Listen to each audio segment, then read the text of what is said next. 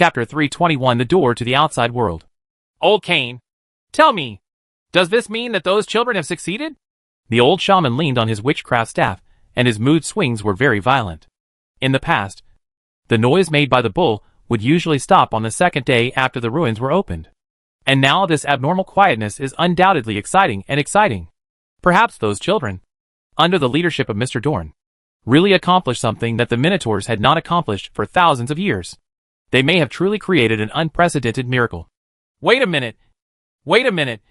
Tamara. They haven't come out yet. If they can come out. Chief Kane tried to maintain calmness in his tone, trying to maintain his majesty as a chief. But that callous face with crisscrossed ravines was trembling uncontrollably. Anyone can see the excitement and expectation that the old chief is feeling now. Others at the scene, perhaps influenced by the emotions of the two most authoritative elders in the clan, also became excited, with various thoughts flickering in their hearts. Moo! If you are Brother Dorn, you can do anything! Perhaps Mr. Dorn has really accomplished the impossible? In this case, Beneatha can return safely? Oh, the original god. Bless them. Everyone's hearts are full of expectations. But after waiting, Dorn or any Tauren warrior never came out of the ruins. Chief Kane and others could not have guessed that Mr. Dorn, who they had high hopes for, was currently in the temple seriously considering his newly acquired profession and abilities. After waiting for a while with anticipation and uneasiness, a blue light flashed directly in front of the temple, and a teleportation array with complex magic patterns slowly unfolded. And the person who walked out of this teleportation array was the black-haired human young man that the Tauren missed most. Mr. Dorn? Moo! Mr. Dorn! The Tauren immediately surrounded him. Even Chief Kane, who had been uptight just now, was completely relaxed at this time. The old chief rushed to Dorn's side with an explosive speed that was not inferior to that of the young people. At the same time, he threw away his arm and gave Dorn a tearful hug. You really did it. Really did it. Moo! You are really the savior that our Minotaurs have been waiting for thousands of years. Wait a minute. Old chief, you hit me and hurt me. Dorn struggled to get rid of the chief. At this time, other Tauren were equally excited. However, after hearing that Mr. Dorn was injured, they no longer stepped forward to hug him. Instead, everyone gathered around Dorn with flushed faces, smiling, rubbing their big hairy hands, and asking questions. This scene was so heated that Dorn was really overwhelmed. So he immediately communicated with Long Yang Minley, and sent out all the Tauren warriors in the story world to distract everyone's enthusiastic firepower. He had just noticed that there seemed to be an area for the wounded outside the temple. Now the wounded soldiers in the book were moved out as soon as possible, so that they could receive witchcraft treatment from the shaman and her disciples on the spot. The figures of more than 50 Tauren warriors were outlined out of thin air.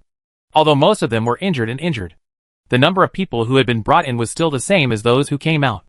Not a single Tauren warrior died in the battle against the bull. Such a result is another unexpected joy for Chief Kane and others.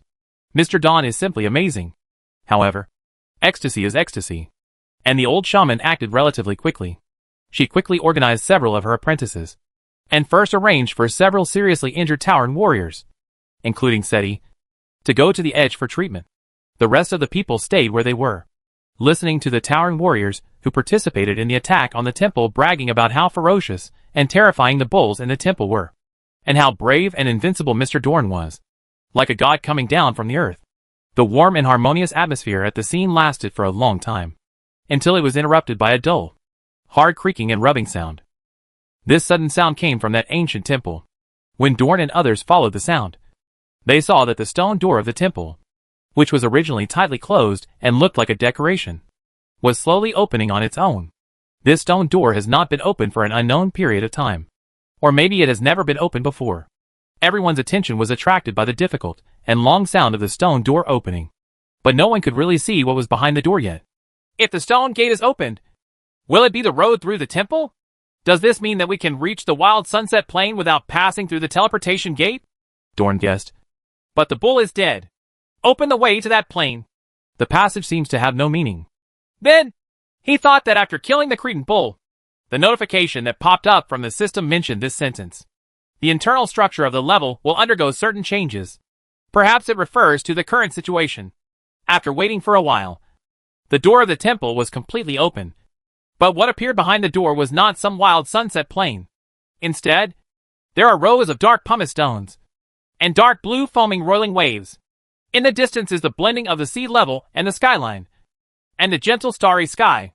The sea breeze with a moist and salty smell blows out from the stone door, bringing the waves to the coast with a rhythmic rushing sound.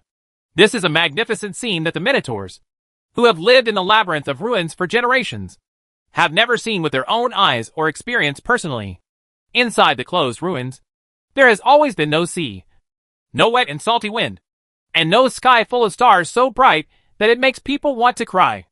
As a result, everyone from Kane and Tamara, who were in their 80s, to Bane in his teens, all froze and remained motionless after seeing the scene behind the door. At this time, Dorn's system reacted again. System prompt: the Great Labyrinth of the Minotaur has completed its internal composition changes. Please leave the ruins through the Temple Gate passage within 1 day. After 1 day, the replica will be permanently closed. The element composition in this single-player dungeon is really much richer than that of an ordinary dungeon. Dorn glanced at the prompt, and then looked at the scene behind the temple door. Defeating the Cretan Bull is the only way for the group to leave the ruins and go to the outside world. It seems that the saying that has been passed down from generation to generation within the Minotaur, and that generations of warriors have sacrificed their lives for it, is correct. After a long time, those dull towering were still looking at the scene behind the door in a daze. And old Kiz, who also entered the ruins from the outside world, was the first to speak to break the silence. His words were addressed to Don. Mr. Don, behind this stone door. Is it? The old adventurer was trembling. His chapped lips were trembling, and he could not finish his words. Yes. Dorn nodded, then took a step forward, turned his back to face all the Minotaurs and spoke calmly. Everyone, as you can see, welcome to the outside world. Chapter 322: Cutting Bull Meat. After several experiments, Dorn and others have been able to determine that this door to the outside world allows the Minotaurs to pass directly. After passing through the gate, you will directly come to the floating ghost island on the south side of the Storm Sea. If you look back from the island, you will see a wide open, but somewhat illusory door standing out of thin air. Inside the door is the scene inside the ruins. The Tauren can not only go out normally and smoothly through the gate, but they can also walk back to the ruins from the floating island in reverse. What stands out is the ease with which one comes and goes. According to the information Dorn received from the system, the Minotaur Labyrinth will be completely closed in 1 day. By then, the connection between the ruins temple and the gate passage on Floating Island will probably be closed directly. So Dorn simply hinted at the Tauren. If you want to move, you have to move as early as possible. This passage to the outside world may be suddenly closed at any time. Procrastination is not advisable.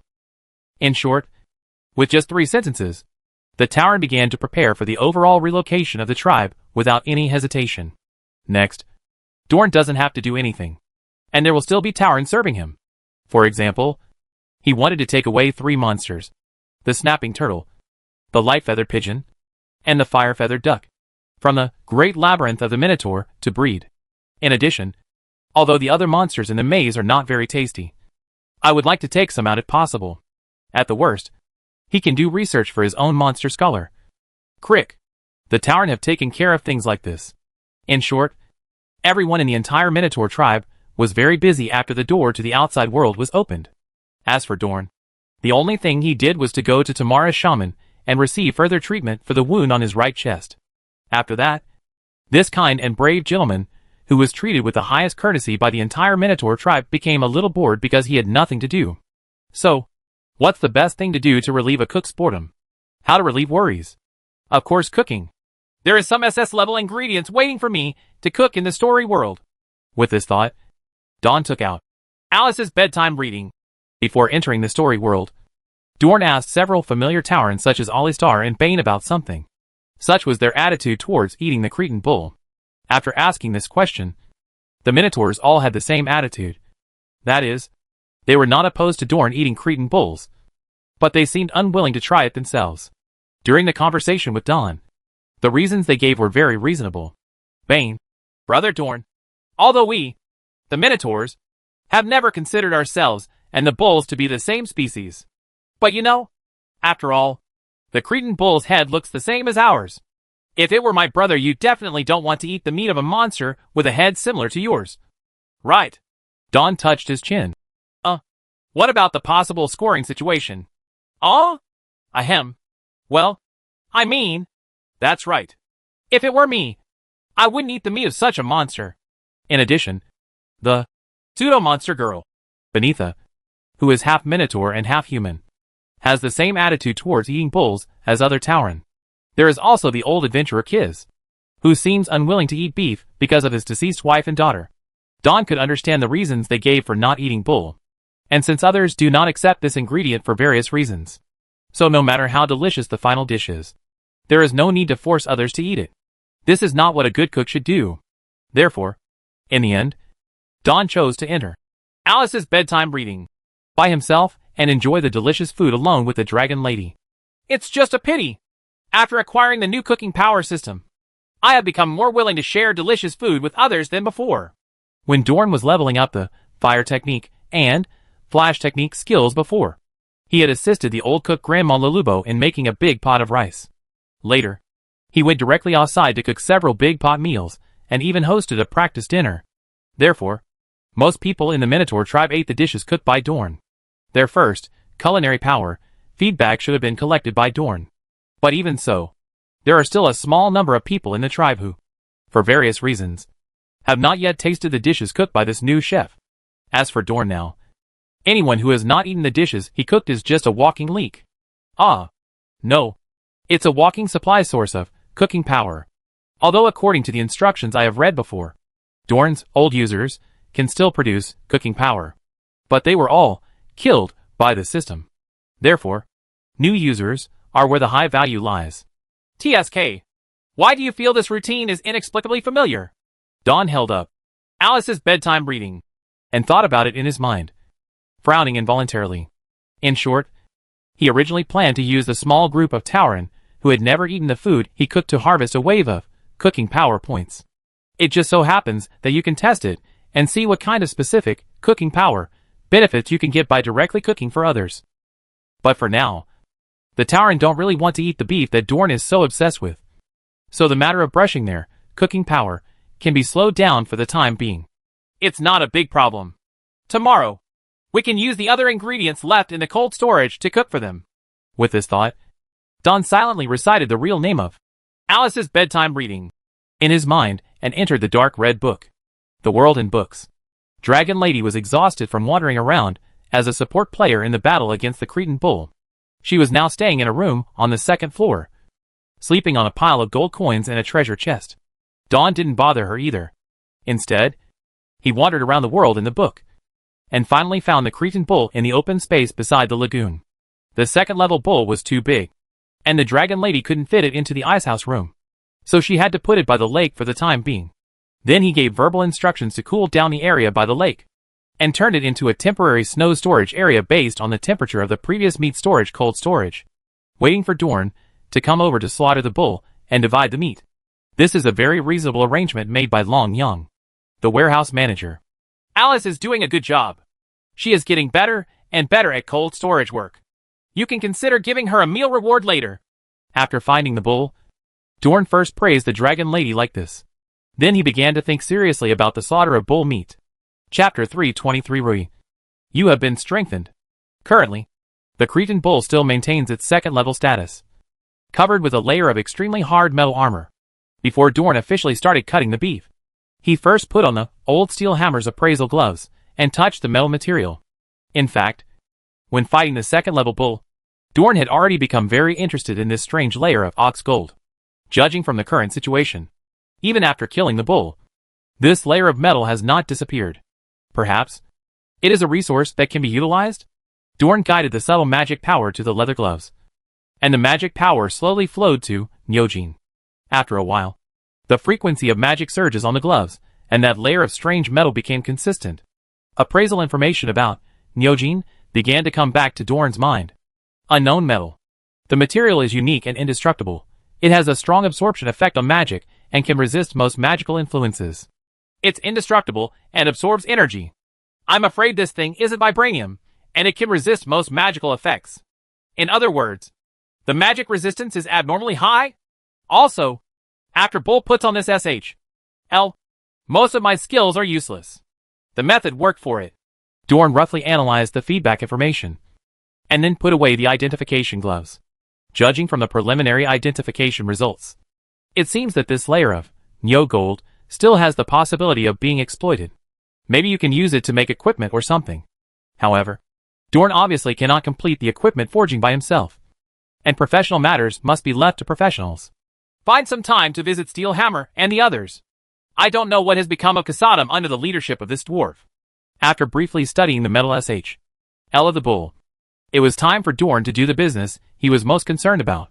This layer of ox gold is indeed indestructible, greatly increasing the difficulty of cutting bull meat. During the previous battle, a big hole was chewed out of the bull's forehead by Dorn, and underneath this hole is normal skin and flesh. With Rui in hand, plus the Powding's ox removing technique that I have mastered, I can use the hole on the bull's head as the starting position to cut and hollow out the bull's meat. Although it is a little troublesome, it should still be possible. Dorn eagerly took out Rui. However, the moment he took out his exclusive kitchen utensils and weapons, his movements suddenly stopped, and his expression was quite surprised. Rui, have you changed? Rui in the form of a dagger trembled slightly, as if responding to his master. However, its slight trembling seemed to contain an indescribable and strange emotion, although it is difficult to put into words. What is certain is that this feeling is definitely not joy.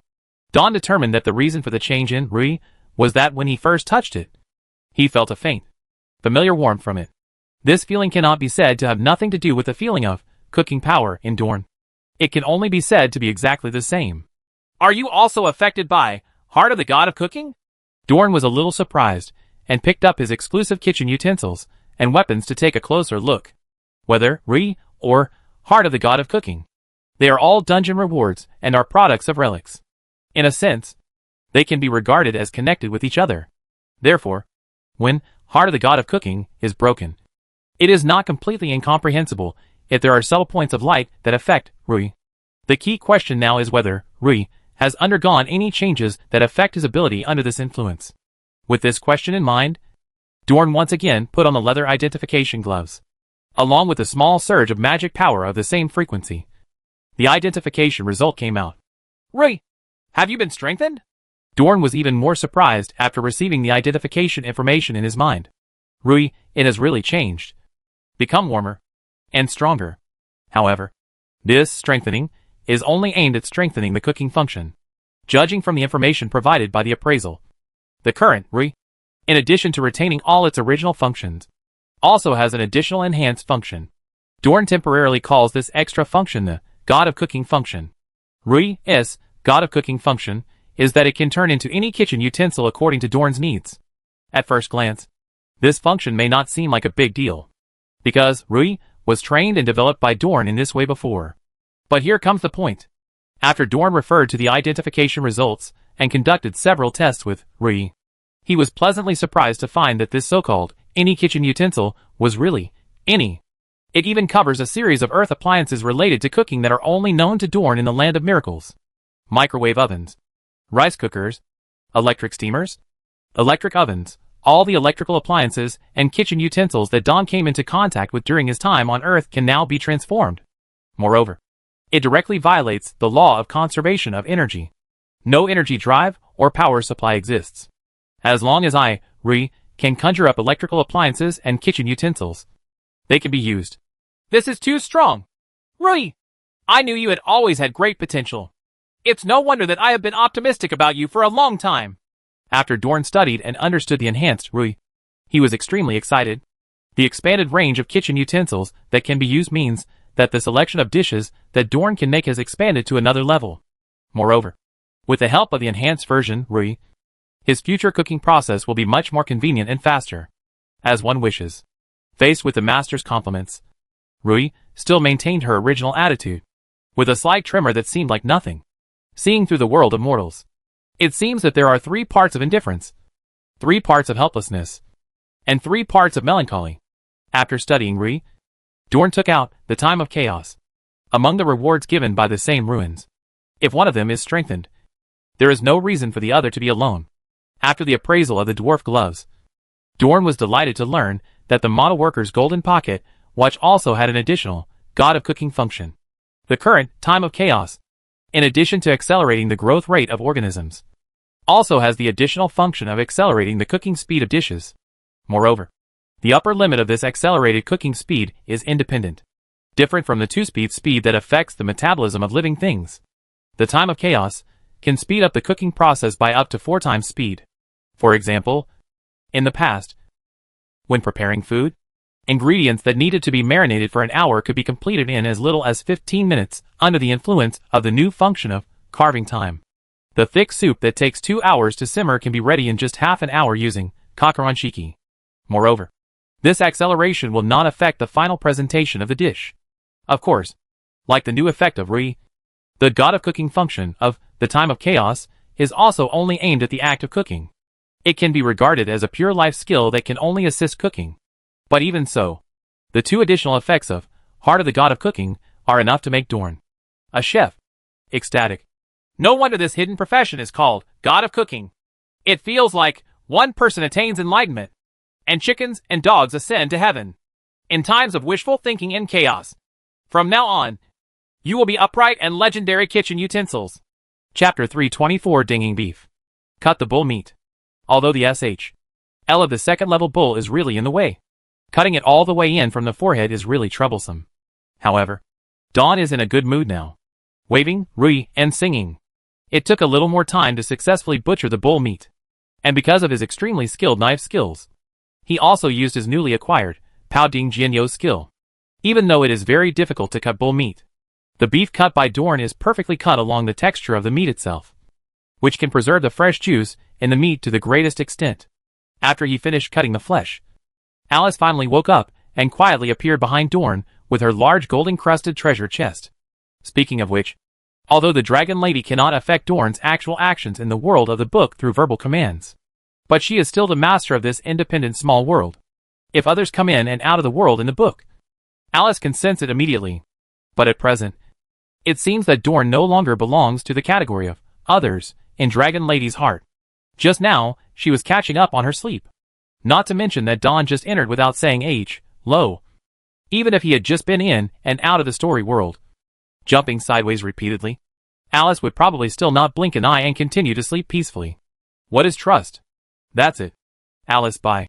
Oh, I feel like I've slept for a long time, but I'm still so sleepy. Good morning, Dorn. Black Alice. Humph. Are your humble followers preparing to prepare delicious food to please Lady Alice again? You are quite thoughtful. The 2 bodies of Dragon Lady each greeted Dorn in their own way. Dorn, who was gradually entering the cooking state, did not engage in small talk at all. He took out a large piece of hind leg meat and tendon meat from the cut beef, handed it directly to Long Yang, and spoke unceremoniously. Let's not talk about the ones that are available or not. Come, Alice, help me put these 2 large pieces of aspic on the jelly. By Long Yang, Black Dragon Lady. Let me tell you, are you getting more and more aggressive with me? Although she was reluctant, Alice finally used verbal instructions to influence the temperature, and obediently helped Dorn freeze the 2 carefully selected pieces of beef. He even spontaneously put other cut meats into the fresh meat cold storage one by one. This little warehouse manager must be becoming more and more skilled and competent.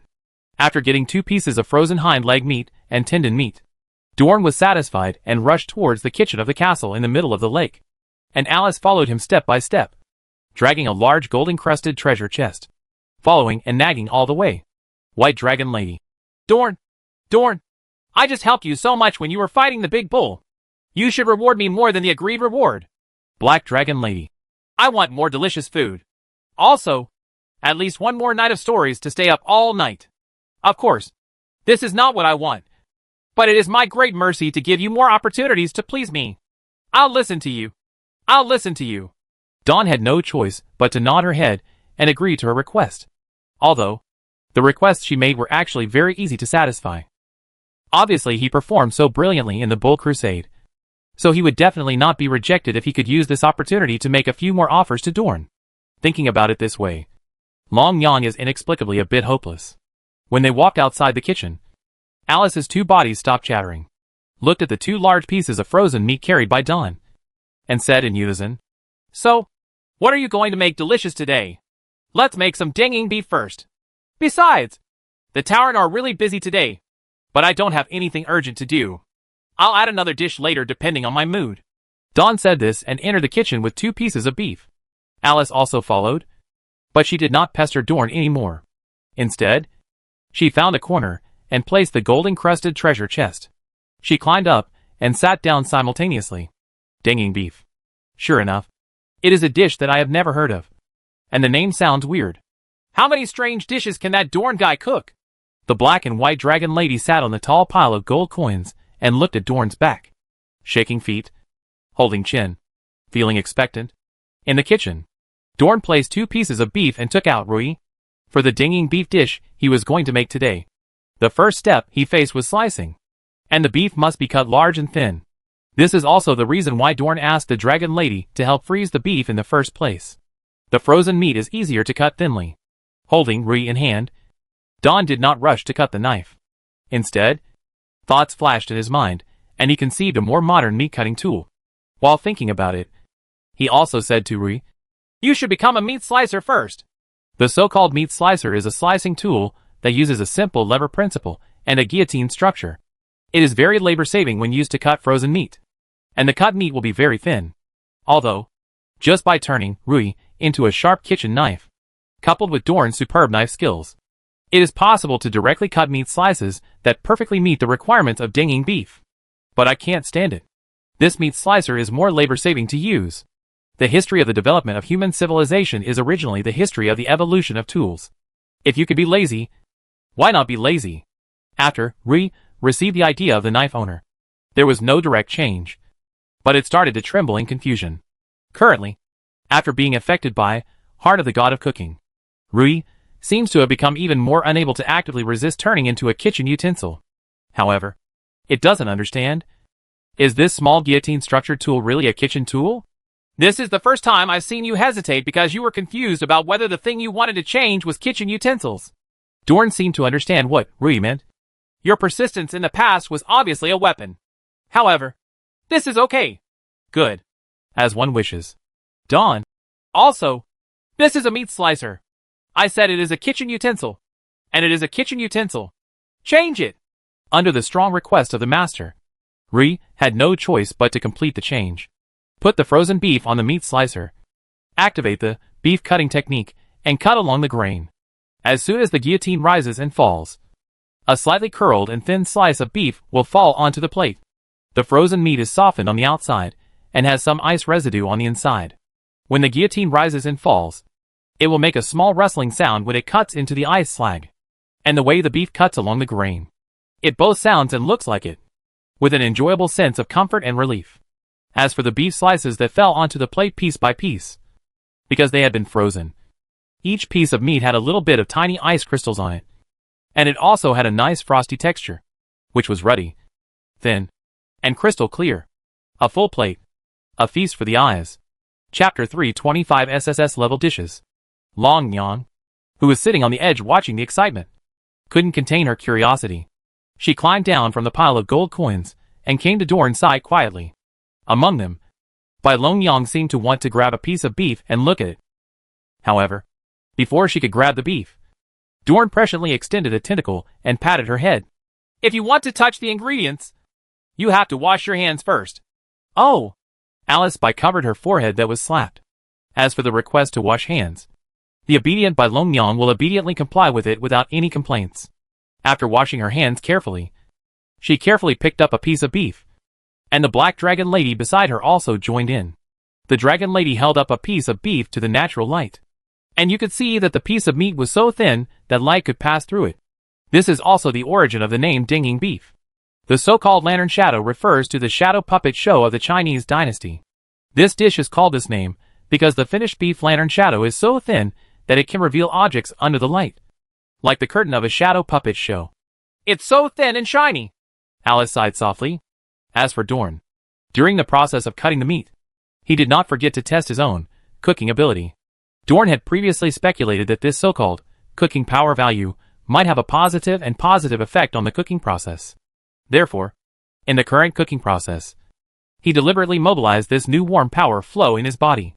Guide, cooking power to act on hands, kitchen utensils, beef and ingredients.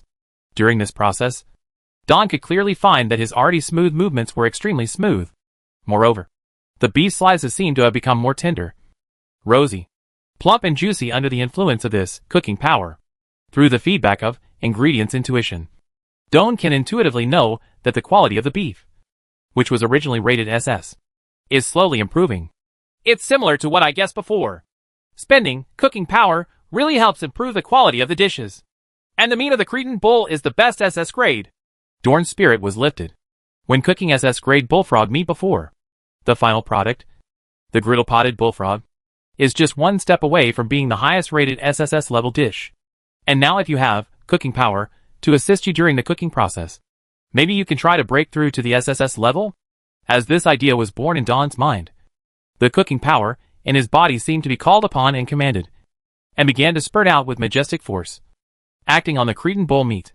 This cooking power dropped so quickly. Dorn was slightly surprised, but then he felt relieved. Making SS level ingredients into SSS level dishes is something that even cheaters like him, who are gifted in cooking skills, have not successfully completed. If cooking power can really help him accomplish this, then the larger consumption seems to be completely acceptable. Anyway, the acquisition of cooking power points is all a cost-free transaction, so there is little need to pay anything. Moreover, if you can really make SSS level lantern beef, the benefits you can get are also extremely high. This benefit goes beyond the opportunity to taste top-notch delicacies. You know, Dorn's, Predator, and Synchronic Stomach skills are all about eating higher-rated dishes. The higher the rewards you will get. If I can really achieve the ultimate quality of this set of dinging beef on hand, I feel that all the efforts are worth it. If you think about it this way, I am really a little nervous. Breathe in, and be normal. Dorn thought this while adjusting his breathing rate, and his black eyes became deep and serious. Cooking continues. Don calmed down and used the meat slicer skillfully to cut the whole piece of hind leg meat and tendon meat into large and thin slices. Okay, this time I'll turn it into an extra large dumpling, big enough to hold all the meat slices. Dorn put the meat away and then patted Rui, who was still working as a meat slicer. The so-called shauke refers to a flat basket made of bamboo, which has good ventilation and is very suitable for drying beef slices. Rui this time, he did not refute his master about the question of whether a dumpling is considered a kitchen utensil. Instead, he followed the thoughts in Dorn's mind and quickly completed the change. Brush a layer of oil evenly on a dry large pot. Then unfold the sliced beef piece by piece and spread it on the pot. Then take some salt, sugar, pepper, chili powder, and Sichuan peppercorn powder and mix them in a certain proportion. Pour in distilled wine and stir evenly to form a secret mixture. Spread the sauce fully onto the surface of each piece of plump and stretched beef. After completing this step, Dorn turned his head and told the two dragon ladies, who were blinking and craning their necks to watch the cooking. Alice, create a moderate wind area outside. I'm going to dry the meat. Calling the wind to dry meat was something Alice had already done once when she was making braised roast duck. And she did a pretty good job. Practice makes perfect. So this time, it was also not a problem for her. On the island in the middle of the lake, the sun is warm and the gentle, steady wind with a forest scent blows slowly. Long Yang turned this place into an excellent drying place. Dorn held the bamboo basket, placed it in the open space on the island in the middle of the lake, and then took out the time of chaos. It's time to take advantage of the new abilities of the model worker gold pocket watch. The god of cooking function of the time of chaos can use up to 4 times the speed to speed up the production process without affecting the final quality of the dish. The airing step is of course part of the cooking process, and you can enjoy the efficient speed up of this new function. I feel that after I return to Eton, I can try to see if brewing various condiments in the basement can be 4 times faster.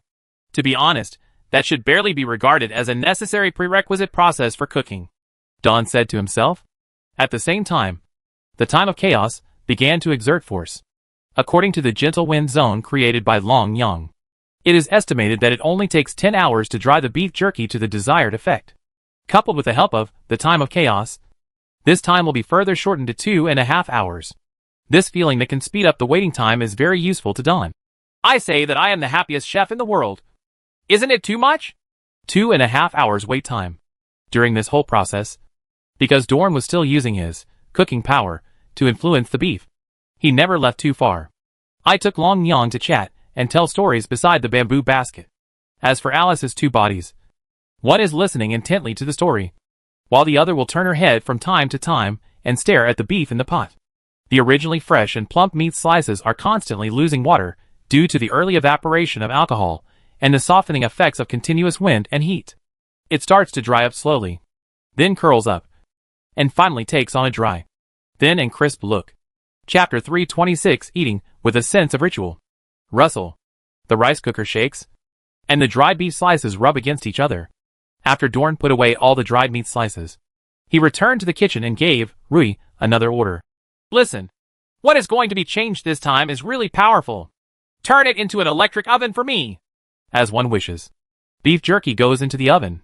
Turn to 110 degrees and bake for 8 minutes. Precise temperature control and the ability to shut down on time. Greatly liberating manpower. For Dorn. After arriving in the land of miracles, there has never been such a convenient cooking experience. This kind of lazy pleasure has really been gone for a long time. This is the power of technology. Both Long Yang and Rui themselves were surprised by the function of this magical kitchen tool, electric oven. Especially the two dragon girls. At this time, they both bent down and raised their buttocks. They put their pink faces against the glass of the electric oven and kept looking in. This thing is a bit like the magic technology made by the dwarves. But it's not exactly the same. It's amazing. The dried meat is slowly unfolding inside, and there is a roasting aroma coming out. Naturally, Dorn did not participate in the dragon lady's curious prying eyes. He has already set up another oil pan in the kitchen. After the oil in the pot is hot, add some cinnamon, cardamom, ginger slices, dried chilies, Sichuan peppercorns, green onions. Fry all these dry spices over low heat until the aromatic substances are completely soaked into the hot oil. At this time, remove the residue of dry ingredients. Pour out the cooking oil. Mix a little homemade red spicy oil in it, and stir. At this time, a ding sound came from the electric oven. The two dragon ladies, who were watching the barbecue process carefully, were so frightened that they suddenly backed away and trembled. It seems that the dried meat is ready to be baked. Stir the roasted beef jerky into the prepared sesame oil, allowing the fresh and sesame-flavored oil to fully soak into the jerky. After this step is completed, the shaping of the taste of dinging beef will be completely completed. At the same time, Dorn could feel that the cooking power that was continuously leaking out of his body had officially stopped at this time. After cooking a meal of dinging beef, there were already more than 15,000 cooking power points, but about 10,000 points were directly consumed. Just a little bit left. I can feel that this dinging beef should have broken through the SSS level. However, the specific extent of the breakthrough can only be determined after eating it. Dorn looked at the finished beef, his eyes flashing and his expression bright. No matter how you think about it, making dishes that reach the ultimate rating makes people extremely happy and excited. Dorn, you seem very happy. Is this beef edible? The dragon lady at the side came over cautiously. No. Let's do some final rituals before eating. Dorn calmed down his heart as much as possible and replied. Take some feathers from a bear dove. Soak in high concentration distilled liquor to kill viruses. After the feathers are dried, subtle magic power is transferred into them. After living in the Tauren's habitat for almost half a month, Dorn has naturally figured out how the light pigeon feathers are used for lighting. As long as a small amount of magic power is introduced into it, the pigeon feathers can maintain a weak soft light for almost a night. A true energy-saving and environmentally friendly light source. After the feather glows softly, place it in the center of the large plain plate. Then attach a clean, hammered glass bowl to it, and a unique night light is ready. Alice, turn off the lights. Just lower the brightness in the castle so I can show you something nice. This lamp shadow beef is very special. Dorn was very interested, but Long Yang followed his instructions without understanding. After everything was ready, Don began to arrange the lamp shadow beef around the glowing glass bowl.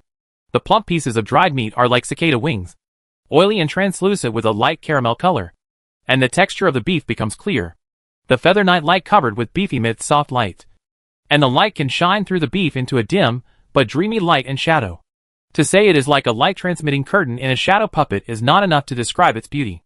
After the plating is completed, the color attribute of the beef has been greatly improved. A dish of danging beef with a unique romantic style is complete, because he had plenty of time. As he said before, Dorn also steamed rice with Rui during the process of making dinging beef. I also made a vegetable cold dish and stir-fried a plate of fresh beef. After all these dishes were served, Long Yang's attention was still attracted by the main dish of dinging beef. Looks good!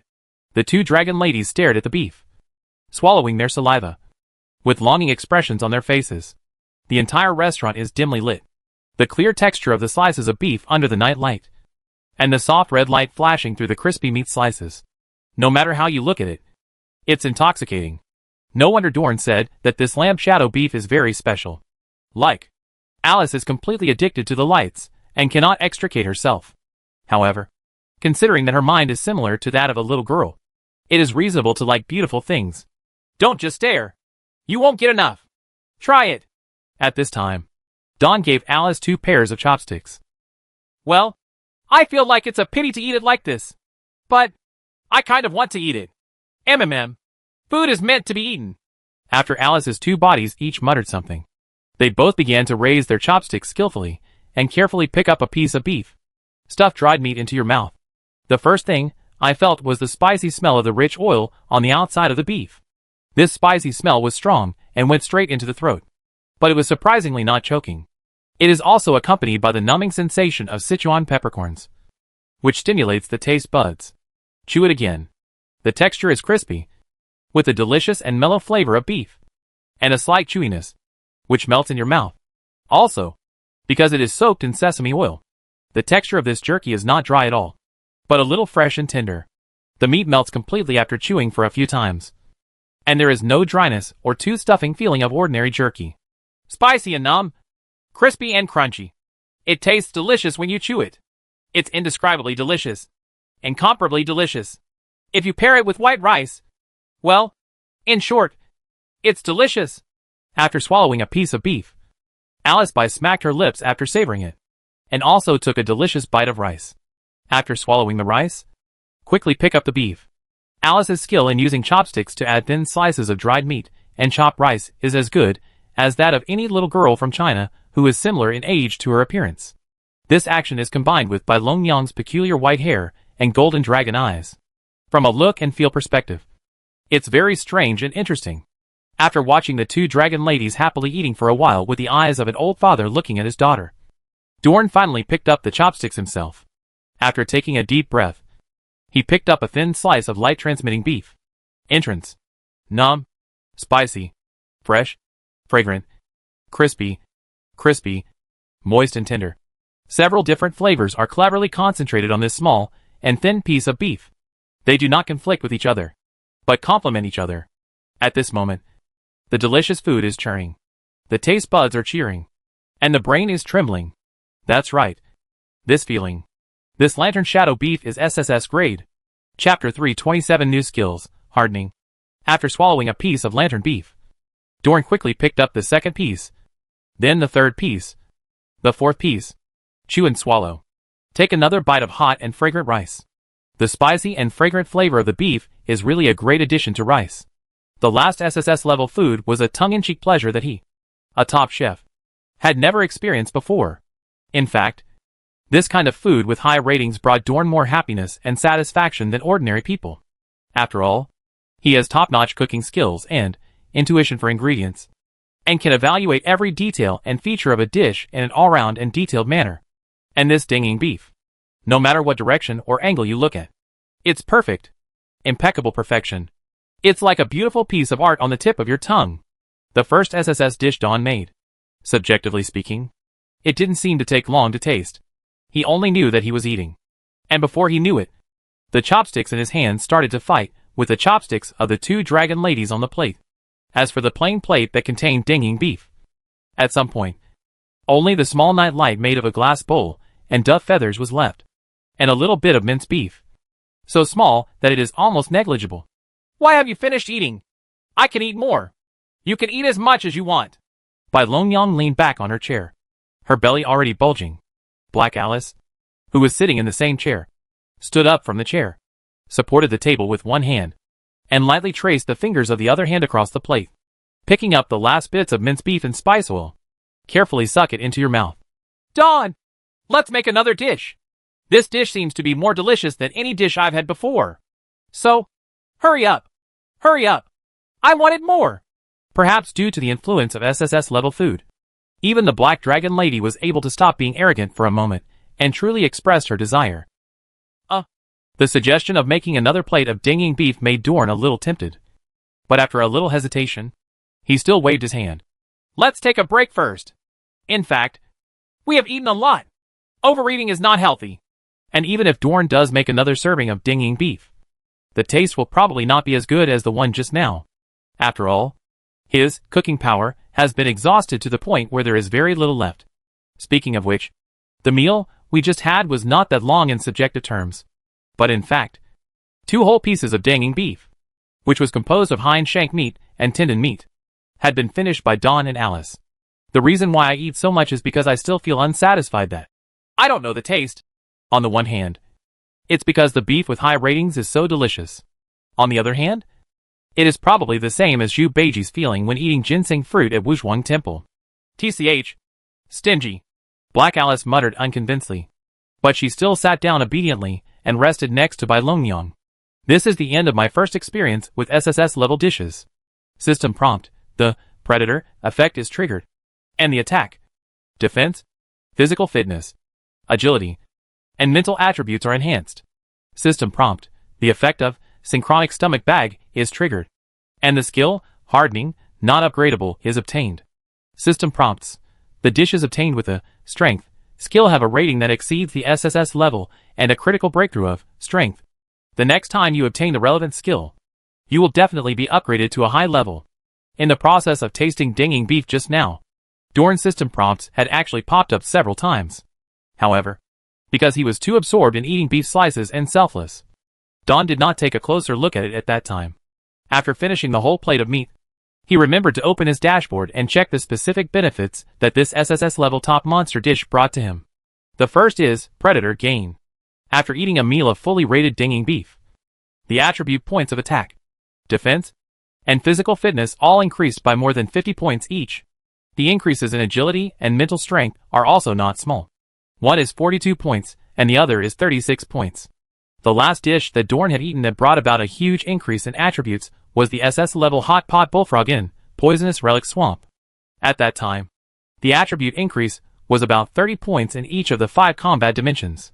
The Cretan Bull and the Giant Bullfrog have similar identities, and they are both the final boss of the same instance. In addition, when bulls are cooked into dishes, they taste much better than bullfrogs. So this large increase is reasonable and predictable. I have to say that the benefits brought by promoting boss are high. Dorn sighed with satisfaction, and then went to check his skills column. Harness. It comes from the tenacious will and vitality of the Cretan Bull, and is automatically used after receiving fatal damage. When your blood volume drops to 0, you will not die, but will be resurrected with 1.5 times the current blood volume and mana limit. Those hardships that can't kill you will make you stronger. Note, after resurrection, the tempering state of 1.5 times the blood volume and mana volume can be maintained for up to 2 hours. 2 hours later, the upper limit of blood volume and mana volume return to normal. Note, after the strength skill is used, it can only be used again after 30 days have passed. Don read the description of the newly acquired hardening skill carefully. The more he read the description, the harder it was to contain his excitement. Is this equivalent to copying the second level state of the Cretan Bull? From now on, I will also be a ruthless character who will automatically transform into the second state as long as I am knocked out of health. The skill, hardening, is equivalent to giving Dorn an extra life. Moreover, the upper limit of blood volume is doubled by 1.5 times, giving a life with thicker blood. This magical skill will undoubtedly greatly improve Dorn's winning rate and survival rate in the dangerous battles he may face in the future. In addition, it seems that because the dinging beef that uses the harden skill is SSS level, Synchronic Stomach Pouch automatically gives this skill a chance to make a critical breakthrough. Now the hardening skill is directly marked with a red mark. As long as you brush up a skill that is more compatible with it in the future, it will be automatically upgraded. Dorn currently has 2 upgrade skills. 1, Poison Frog, and 1, Dream Walker, both of which are powerful and high-level ultimate moves. And if this skill, Sharpening, could be upgraded again, the future would be immeasurable. Your future is bright. However, I just thought that the hardening skill would directly pull skills like hardening to complete the upgrade. Then if I am drained of the first blood tank in the future, I will directly become a low-end version of Career Bull and so on. But now it seems that this skill will not develop in this direction. Don was making some random guesses in his mind, and then closed his system panel without any hesitation. Chapter 328 It's broken. I become a cheat. The Black Dragon Lady across the table went through the following 3 different physical and mental states after eating dinging beef. First of all, after eating a big meal, I still feel unsatisfied with my appetite. Then he finally calmed down and had a good rest with Bai Longyang. Finally, after resting until he had regained a certain amount of strength, Yu Xianqing used ridicule and sarcasm to attract Dorn's attention to him as usual. Hey, let me tell you, when you are alone in a daze, can you stop frowning and pretending to be serious? And then smiling stupidly. TSK. Disgusting. Ha. I'm in a good mood now and won't argue with you. Alice. Don just happened to turn off his system panel at this time. It was the time when he was so proud that he didn't care about Alice's sarcasm at all. Hey! Black Alice turned her head away and raised the tip of her small nose, looking slightly bored. At this time, Alice by beside her spoke again. With 2 bodies, it is extremely easy and natural to change the topic. Don! How do your weapons or kitchen utensils change their appearance and functions? Do you mean Rui? Yeah. Wishful thinking. Especially when it turns into a box that looks like magic technology. The beef is roasted with just 1 click. I want to try it too. Judging from Bai Longyang's excited look, she seems to be very interested in Rui. But Don poured cold water on Alice. That's called an electric oven. However, at present, only I can make Rui follow my wishes and change it at will. Is it like this? Originally, I wanted to give it a try and make some danging beef. Alice Bai smacked her lips in regret. After hearing this, Don raised his eyebrows in surprise. Cooking? You? Alice had seen him cook many times before. However, I have never seen such a high enthusiasm for cooking as I do today. What's going on here? I think I might be able to cook that dish. Bai Longyang nodded seriously. I said, your tone just now is just looking down on people. I can definitely do it. Black Dragon Lady also spoke up to help. Dorn became even more confused when he saw the 2 dragon ladies looking extremely serious. However, he was familiar with Alice's words to the point where he could ask whatever he wanted. So he naturally asked, why do you suddenly want to cook, and are you so confident? You? Stupid Dorn. Mom, you really are looking down on me. Black Alice grinned at Dorn slightly angrily, revealing a sharp tiger tooth at the corner of her mouth. Alice Bai, on the other hand, seemed much calmer. When I watched you cooking just now, I felt that my body was warm and comfortable. And then, I don't know. In short, I just told you about some of the details of how you cook this dish. Note it down. Warm. Dorn tapped his fingers lightly on the table. This description is still very familiar to him, and he has a sense of déjà vu. Isn't that the feeling that cooking power brings to people? After making some guesses in his mind, Don asked, Alice, can you tell me the details of the production of dinging beef that you remember? The more detailed, the better? Longyang nodded, and then really started to repeat the cooking steps she remembered. If you want to talk about the production process of dinging beef, it can be summarized in a few very concise words. It is nothing more than slicing first, then drying, then roasting, and seasoning. But what Alice described is not so general. Rather, it goes into detail. As to how thin the slices should be, drying should be done until the dried meat changes. When roasting, it should be taken out of the oven at the moment when the cooked beef emits a certain aroma. All the cooking details are described in her own words and diction.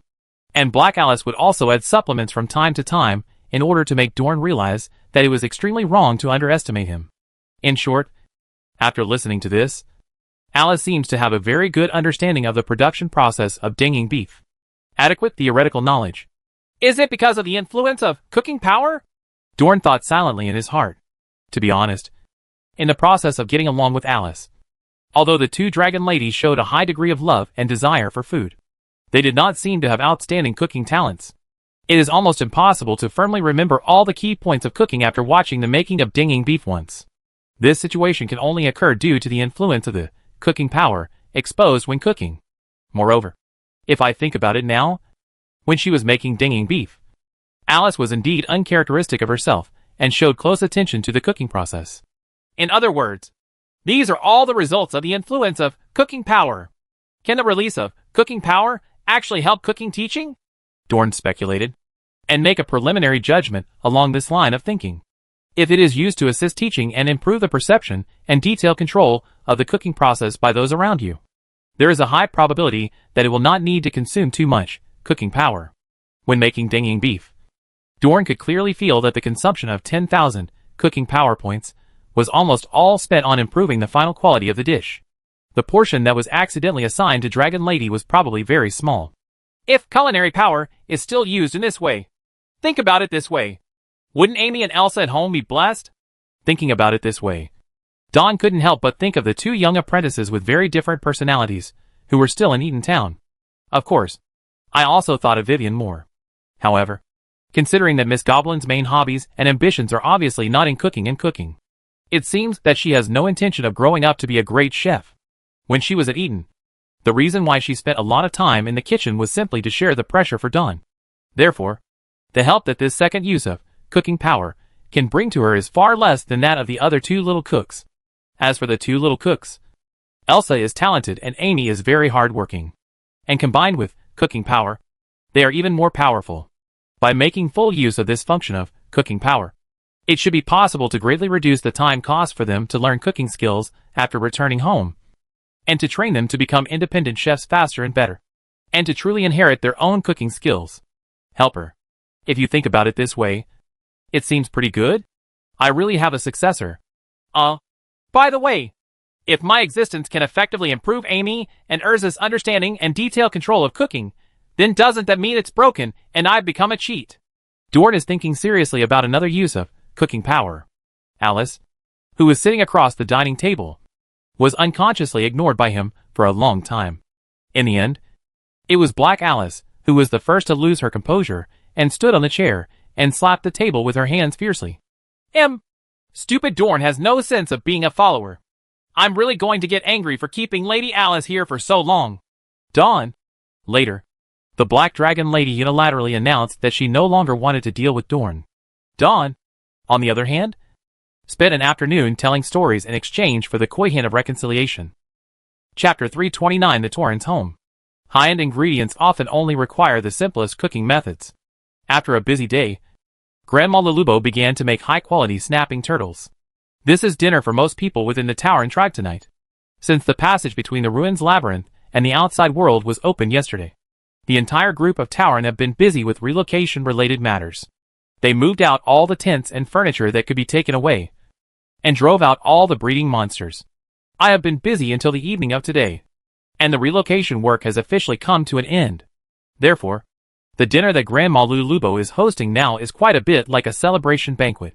After skillfully slaughtering 3 snapping turtles with her 2 helpers, the old cook of the Minotaur tribe began to set up a pot, light a fire, and heated the bonfire until the water in the pot boiled. Grandma Lulubo has done similar things too many times in the ruins maze. But it's obviously the same thing. But doing it outside always feels completely different from doing it in the ruins. The old cook sighed to the 2 helpers while working non-stop. Yes, in the outside world, everything feels different. Grandma Lulubo began to slide the cut pieces of snapping turtle meat into the boiling water in the pot. This technique of making turtles was taught to me by Mr. Dorn, he said. The old cook began to ramble again.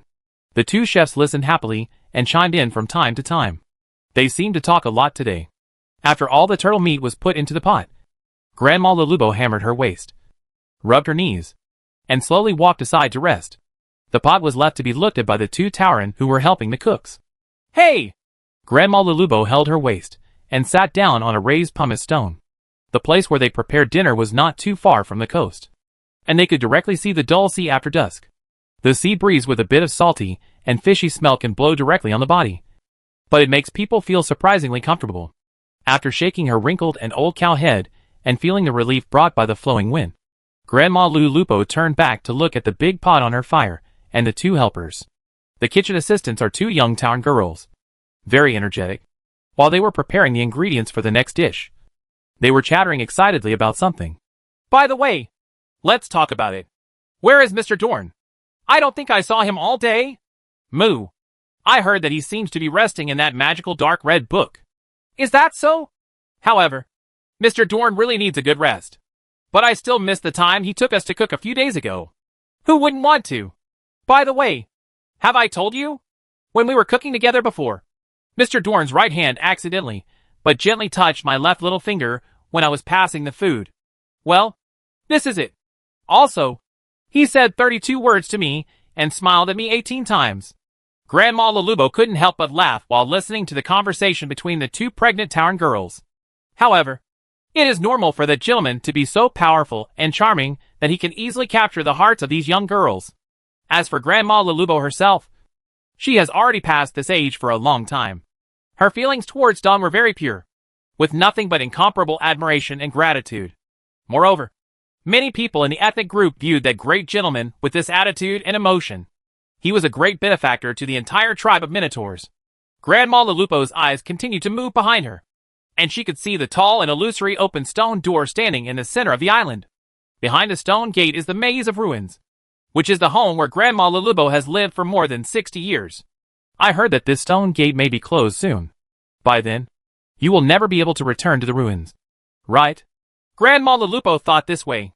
For the older generation of Tauren, even if the life in the ruins labyrinth is not satisfactory, it is still the place where their ancestors have lived for generations, and it is not so easy to give up. With this emotion, Grandma Lulupo's eyes became a little lonely.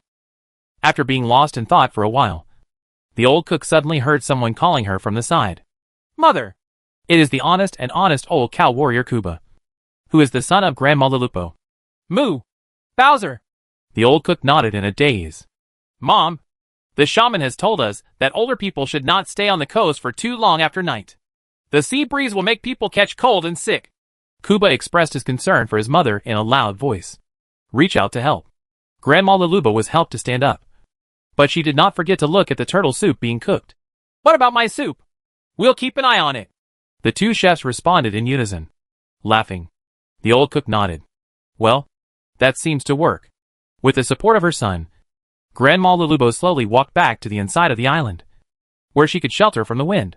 Along the way, her attention remained on her tall and muscular son. Kuba was my pride before. After defeating the bull with Mr. Dorn, he became the pride of the whole clan. Grandma Lulubo thought this way.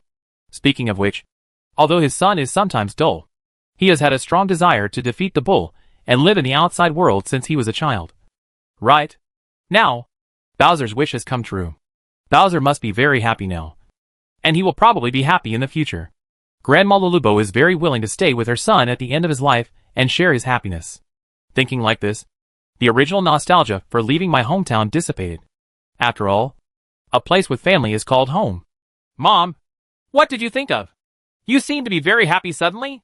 Isn't it worth being happy now? Bowser? Moo! Look over there. Those bright little bits are called stars. Right. They seem to be spinning from the sea to the sky. It's so good. Dawn almost came out of Alice's bedtime reading. After the Minotaurs had dinner, after returning to the floating island, he went to visit Chief Kane and Tamara Shaman, along with Old Kiz. In this large-scale relocation of the Tauren, there is one last issue left that has not yet been formally discussed and resolved. That is, although more than 200 Tauren left the ruins maze and officially came to the outside world. But where should we continue to develop the ethnic group in the future? The ghost island of floating and sinking island is definitely not possible. Because according to Old Kiz, this island is closed at the ruins and will sink back to the bottom of the sea in another 2 to 3 months. Chapter 330 Island and Ship. Inside Chief Kane's temporary tent, a large number of light feather nets brightly embellished this enclosed area. Dorn, Old Kiz, as well as the Tauren chief and shaman were sitting across from each other in this tent discussing matters. The two elder leaders of the Tauren tribe hope to learn more about the outside world from Dorn and Old Kiz. In this way, we can find the correct direction for the future development of the ethnic group. Will the entire Minotaur tribe move outside? Well, I originally thought that there would be some elderly Tauren who were unwilling to leave the ruins and wanted to stay inside. Dorn said this after listening to the chief talk about the relocation of the Tauren. The labyrinth of ruins that trapped the Minotaurs was truly like a siege. When trapped, everyone inside wants to get out. But once the city gates are opened, some people may not be able to take steps out into an unknown new life. Dorn originally thought that this time the Tauren were relocated, there would be new and old iterations. The young Tauren hoped to open up a new life, bravely venture into the world, and actively embrace the outside world. Some old Tauren may want to accompany the Minotaur Labyrinth to die of old age slowly. At that time, the entire sinking island will be a scene of sad farewell. However, what surprised Dawn a little was that this not-so-happy ending did not happen. According to the briefings from the chief and shaman, the Tauren planned to all move out and leave no one behind in the ruins. In response to Dorn's question, the old shaman cleared his throat and responded, "Older people do tend to be reluctant to leave the maze. Even old Cain and I are the same. That maze has indeed restricted the development of our tribe. But for us old people, it carries our memories for almost a lifetime. It is our home. Besides, the world out there is full of unknowns, and we guys are just too old to want to take any risks anymore." Tamara Shaman spoke very slowly and in a slightly melancholy tone. These words and phrases all describe the reasons why people of my age don't want to go outside.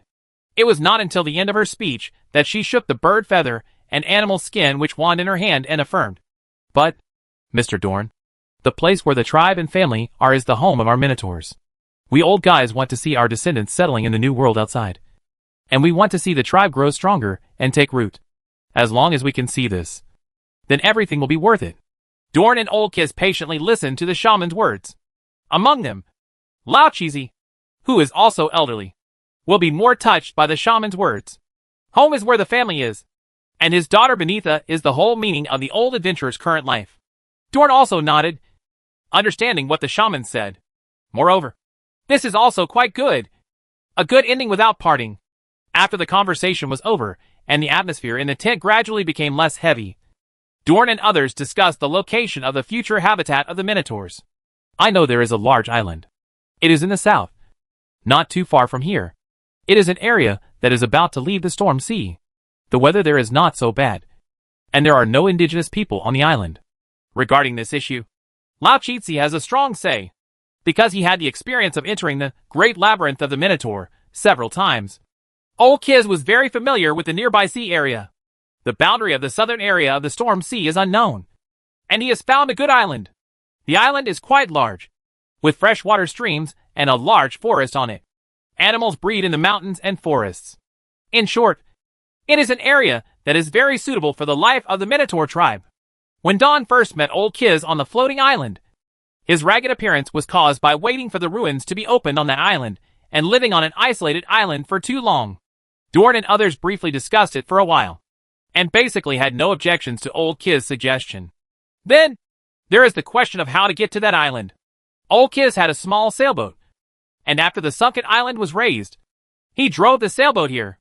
However, the ship is too small, even if it is transported back and forth several times. It cannot carry so many Tauren and farm monsters. As for the ship, I should have something to do. I came to this ghost island on a 3-masted sailboat named Blood Pearl. If nothing else, the captain of that ship has been there in the past few days. Come to Ghost Island and find me again. It was Dawn's turn to speak on this issue. Before entering the ruins, Dorn had misjudged the closure time of the ruins, so Dorn had left signs and carvings on the coast to convey information. After leaving the ruins, he also checked the signs he left behind. In one place, beneath the pumice stone where he carved, a new line of writing was engraved. "Mr. Dorn, I have seen the information you left behind. Then during the 15 days to a month after you land on the island, every 5 days, I will drive the Bloody Pearl and dock near this sign. If you don't show up after a month, then I can only go back and report my funeral to Old Hutto with regret. A worthy captain, Sparrow Lou." In addition, on a relatively flat pumice stone on the side, there is a shorter message. "By the way, Mr. Dorn, you have been delayed on this ghost island for too long, which is different from what we agreed at the beginning. If you can come back alive, you have to pay more. Or Sparrow Lou. It has not been a month since Dorn and other floating islands. Therefore, Captain Sparrow's Bloody Pearl will most likely dock at the island to wait for Dorn. At that time, by using the 3-masted sailing ship and cooperating with Alice's bedtime reading, all the Tauren and supplies can be transported away smoothly." After the transportation issue was discussed, the chief and the shaman had no urgent matters to discuss with Dorn and Old Kiz for the time being, taking advantage of the relaxed atmosphere of the conversation and the last mention of Alice's story world. Old Chizzy spoke more casually, speaking of Mr. Dorn's dark red book. When I was not sure that it could kill the bull, I made this plan to convince Mr. Dorn to use the access ability to directly bring Beneatha out of the ruins.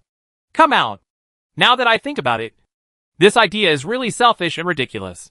Dorn raised an eyebrow when he heard this. I bet this old adventurer has ever had such thoughts. Oh, there are quite a lot of Hua intestines. However, this method should be feasible. Right. I can bring you into the ruins from the outside, and I should be able to bring Beneatha out in the same way. Dorn answered like this. Chapter 331 A Curse. Originally it was just a small topic casually started by Old Chizzy and Don. However, after hearing their words, Chief Kane and Tamara's shaman who were sitting aside, their expressions darkened slightly. The outside world may be able to use Mr. Dorn's magical props to bypass the rules of the ruins and enter the ruins. But the people inside must not leave in this way. The old shaman said this with certainty in his words. Oh, why? Can you tell me a little bit about it? Dorn asked, slightly surprised. Because a curse. Tamara rubbed the animal's skin on the witch's staff with her withered hands, and continued a little erratically. The curse of the ruins. Huh? Don was not simply surprised now. He was surprised by the words that the old shaman added with certainty.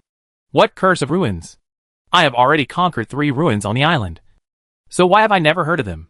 Old Kiz next to him also looked confused and incredulous. He has been to the Great Labyrinth of the Minotaur several times, and this is the first time he has heard of anything like the curse of the ruins. The old shaman did not continue speaking directly, but turned his head to look at Chief Kane. The old towering chief half closed his eyes, nodded, and spoke sincerely. Since our entire group has to completely leave the ruins to survive, it doesn't matter if we tell Mr. Dorn all about the things in the ruins. Whatever you want to know, we will do our best to answer it. Afterwards, the old chief and the old shaman complimented each other and finished telling each other the information they had about the ruins. The ruins have rules for the operation of the ruins. This is a consensus passed down by the outstanding shamans and prophets of the past generations among the Tauren ancestors. As for the simple rules in the Great Labyrinth of the Minotaur, for example, it will be connected to the outside world once every 7 years, and only outsiders are allowed to enter. The number of people from the outside world is limited to 1 person. Dorn and Old Kiz also knew these things, so the 2 Tauren did not elaborate on them. What is really worth talking about is the so-called Curse of Ruins. A long time ago, at that time, the shamans and prophets among the Minotaur tribe could still communicate with the Mother Goddess. Most of the information in this link was told by the Tamara shaman. As for the Mother Goddess of the Minotaurs, this god is served by the shamans and prophets of the Minotaur tribe. It is also the final reference to those colorful totem poles with strong primitive religious meaning. Moreover, Dorn had more or less heard the name of this god when he was dealing with the Tauren before. It was possible to communicate a long time ago, which means that starting from a certain point in time, communication was no longer possible. Dorn listened intently to what the old shaman said, and from time to time he thought about it and mentally jotted down similar important information points related to the ruins. By listening to the voice of the Mother Goddess, the shamans and prophets in ancient times knew a lot of important information directly related to the ruins, and it was passed down to the chiefs and shamans of the ethnic group through the generations. These include, the real way for the group to escape from the ruins is to defeat the bull in the temple, as well as the curse of the ruins I just talked about. The old shaman continued. Don sat cross-legged on an animal skin blanket, listening to this speech. He just touched his chin with his hand, and a few simple thoughts emerged in his mind. No wonder the Minotaurs of the past generations firmly believed that defeating the Cretan bull would enable the whole family to escape from the ruins and go to live in the outside world. This is because there is Oracle to support them. In addition, it has been proven that defeating the Cretan bull can open the door to the outside world. So that relic curse is probably true. On the old shaman's side, the narrating voice did not stop and finally got to the point. The ruins have rules for the ruins, and all living creatures born in the ruins cannot break the rules of the ruins and escape from the ruins. Defeating the bull is the only way for us to escape from the ruins.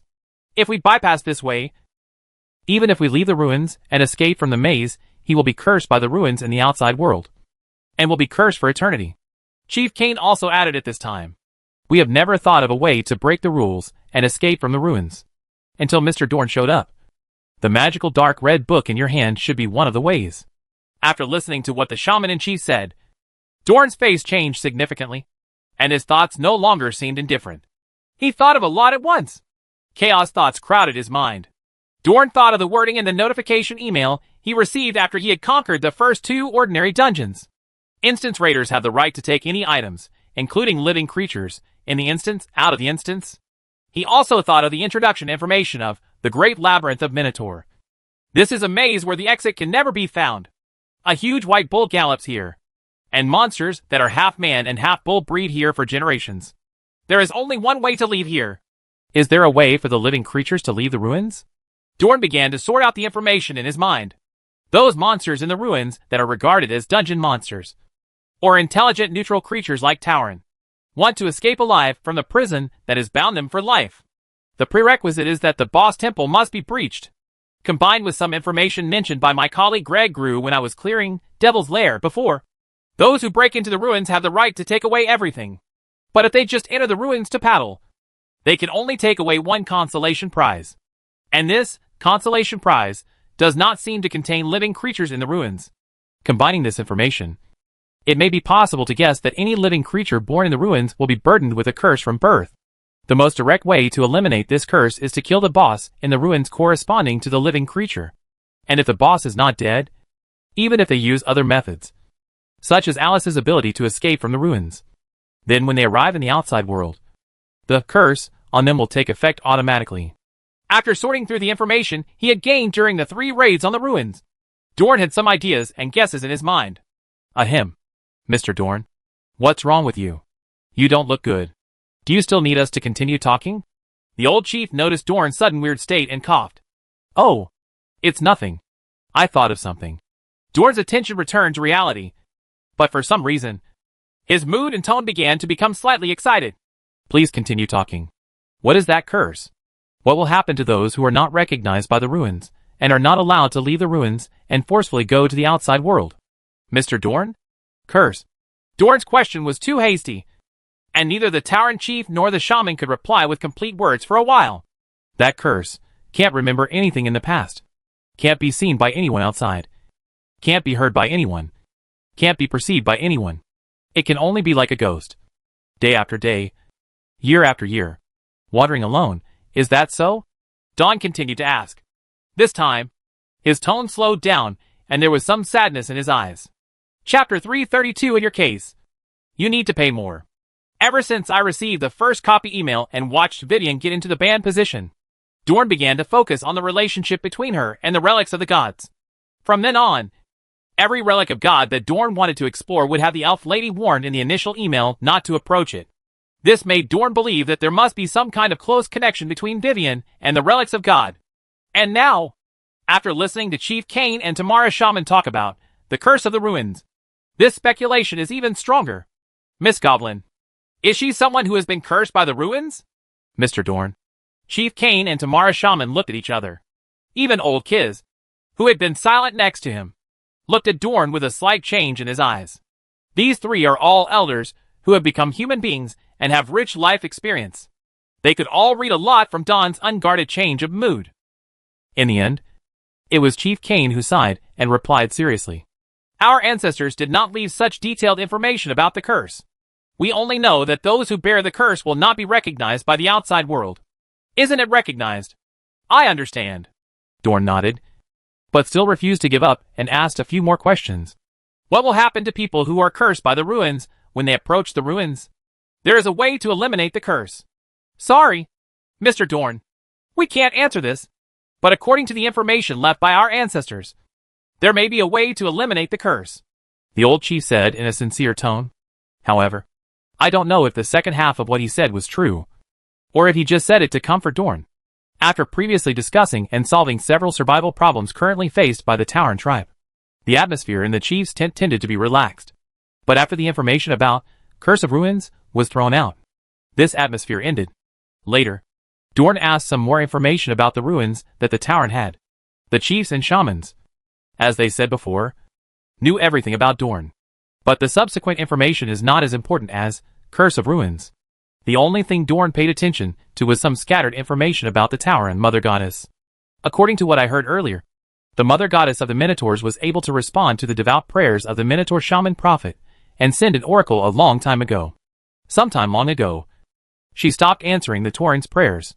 Combined with what the outside world says about the relics of God, most people believe that the relics of God are products created by the original God and left to this day.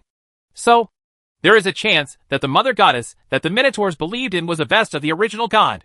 Of course, in a sense, this is not a real vest. It may just be two groups of believers living in different environments.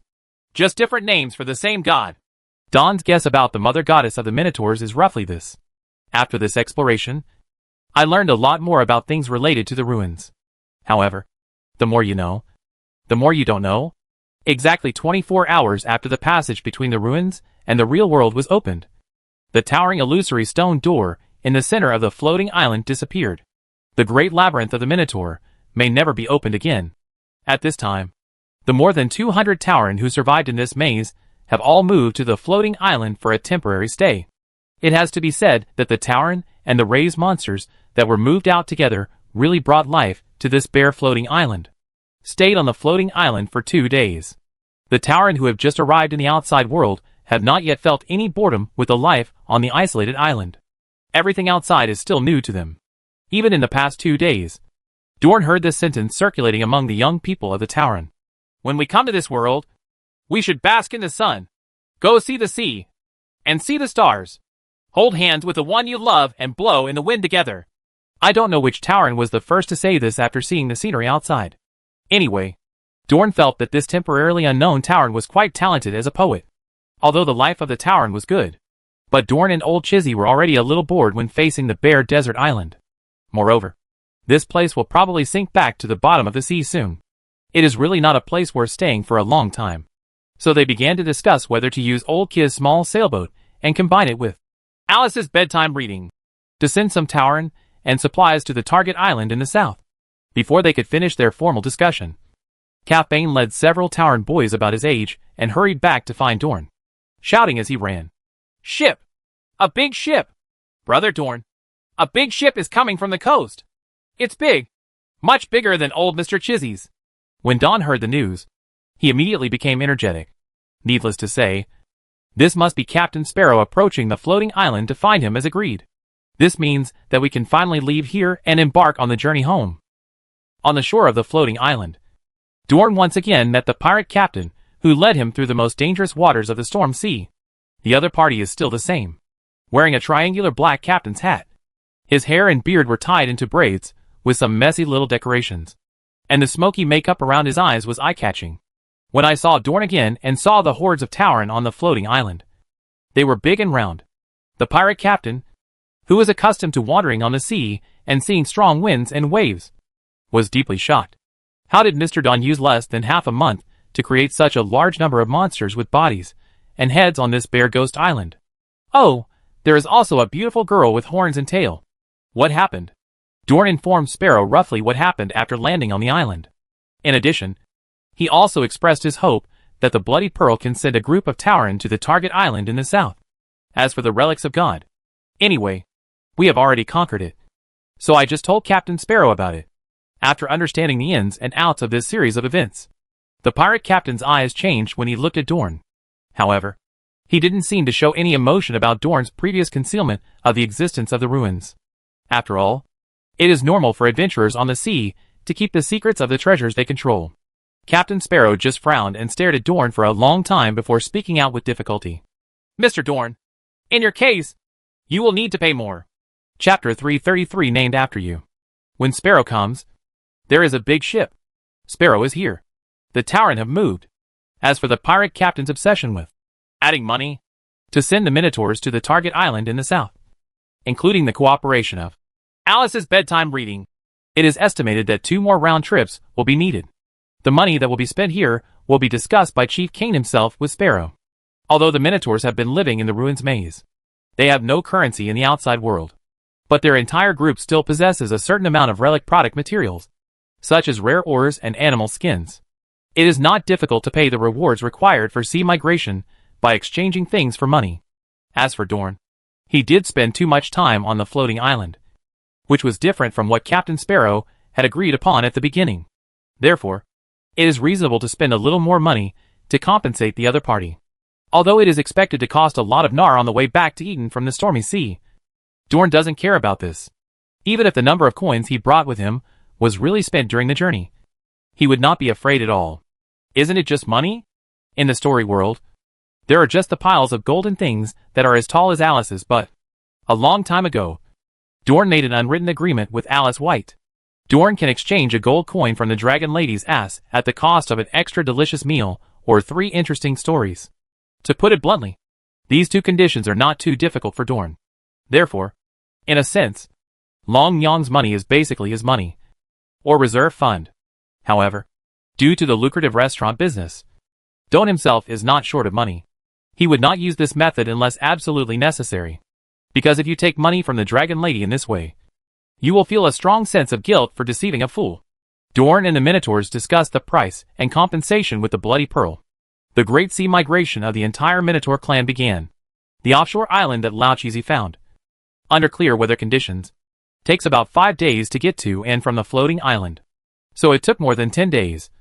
And the Blood Pearl cooperated with Dorn's Alice's bedtime reading to divide all the Tauren supplies and farmed monsters into 2 batches and transported them to the island. Wait for the second group of people to land on the island. The first group of young pioneers had chosen a relatively flat location on the west side of the island. They set up tents there, built wooden fences, hung light feather nets, and placed colorful totem poles.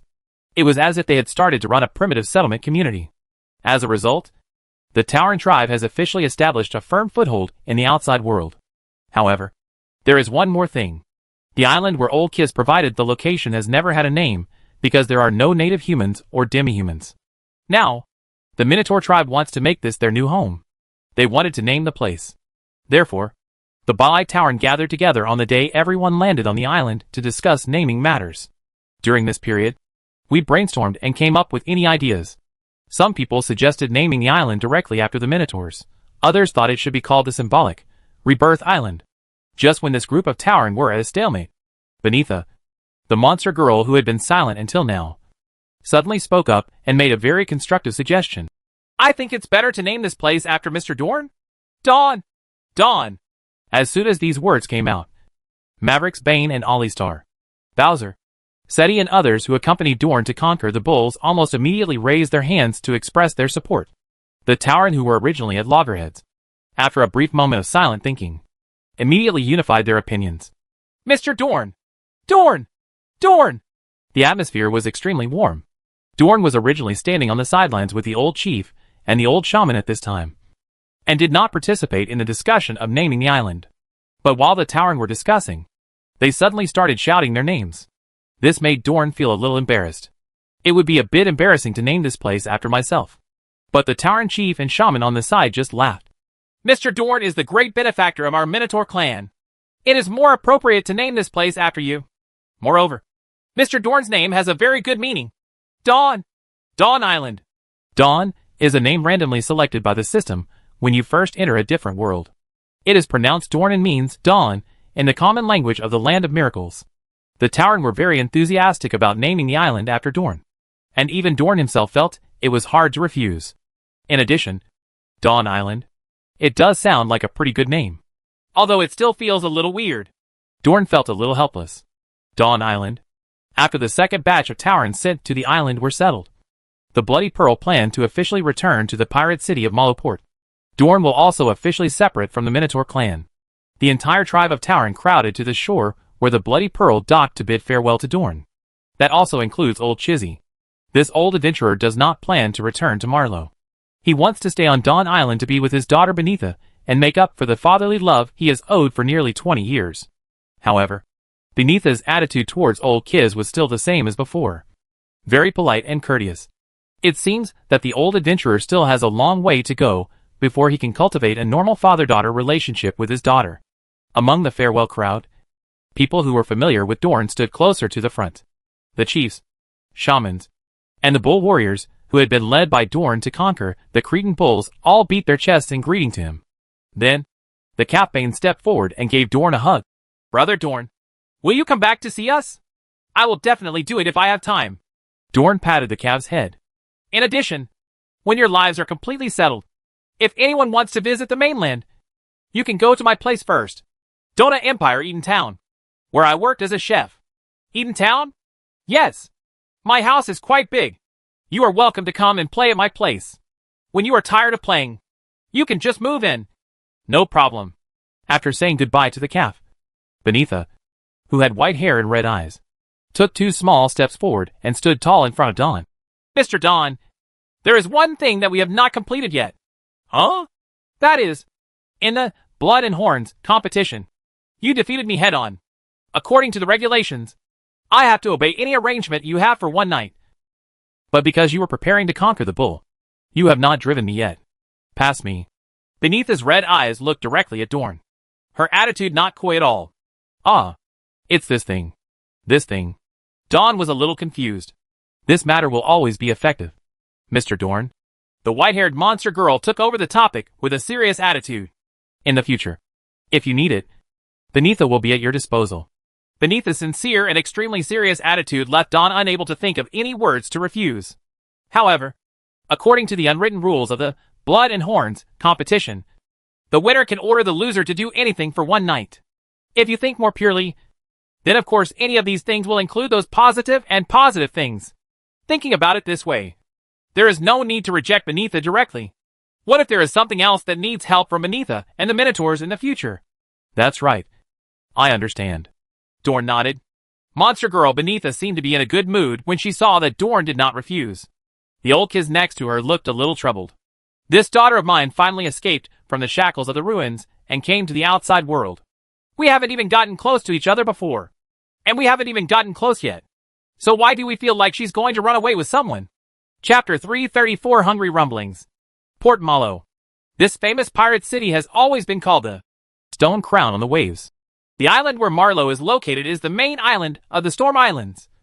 And there are many other small islands dotted around it. These small islands are like crumbs of dust shaken off from the Stone Crown. Compared with the prosperity, bustle and chaos of Marlow, these small islands spend most of the time in a deserted state with no one paying attention. But it is this desertedness that makes these islands excellent hiding places. Many pirate groups will choose small islands on the edge of the archipelago as their bases. In the central area of the Storm Islands, there is an inconspicuous island called Kupa. There was a small village on Kupa Island a long time ago. However, during a battle between different factions of pirates on the Storm Sea, this small village was plundered by the enemy forces and was almost completely destroyed. This kind of bloodbath of the enemy's village settlements was extremely common in the stormy seas decades ago. But now, as Malo Port grows bigger and bigger, the intertwined forces within it have begun to establish chaotic order, and the pirates' bloodbath of enemy villages has been curbed to a certain extent. In short, during the pirates' struggle that year, Kupa's village was destroyed, and the ruins on the island have not been rebuilt and are uninhabited to this day. It was midnight at the moment. As usual, there are no ships moored around Kupa Island. However, if someone with keen insight appeared on the island at this moment and observed carefully, they would be able to find traces of the dragging of a small sailboat that had been deliberately covered up and swept on the beach. If you follow these traces and follow the clues, you can find the small sailboat hidden in the dense forest along the island's coast. These sailboats are very small and can only carry about 3 or 4 people. They are commonly used tools by fishermen or pearl divers on the Storm Islands when they go to sea. There are about a dozen sailboats hidden in various dense forest locations on the island. These sailing ships came from several islands around Kupa Island at several different times today. The people on these sailing boats are gathering among the ruins of the villages on Kupa Island. There is no moon to be seen tonight, and the sea is all gloomy. In the ruins of the village on Kupa Island, several brick and stone houses still barely have their walls intact.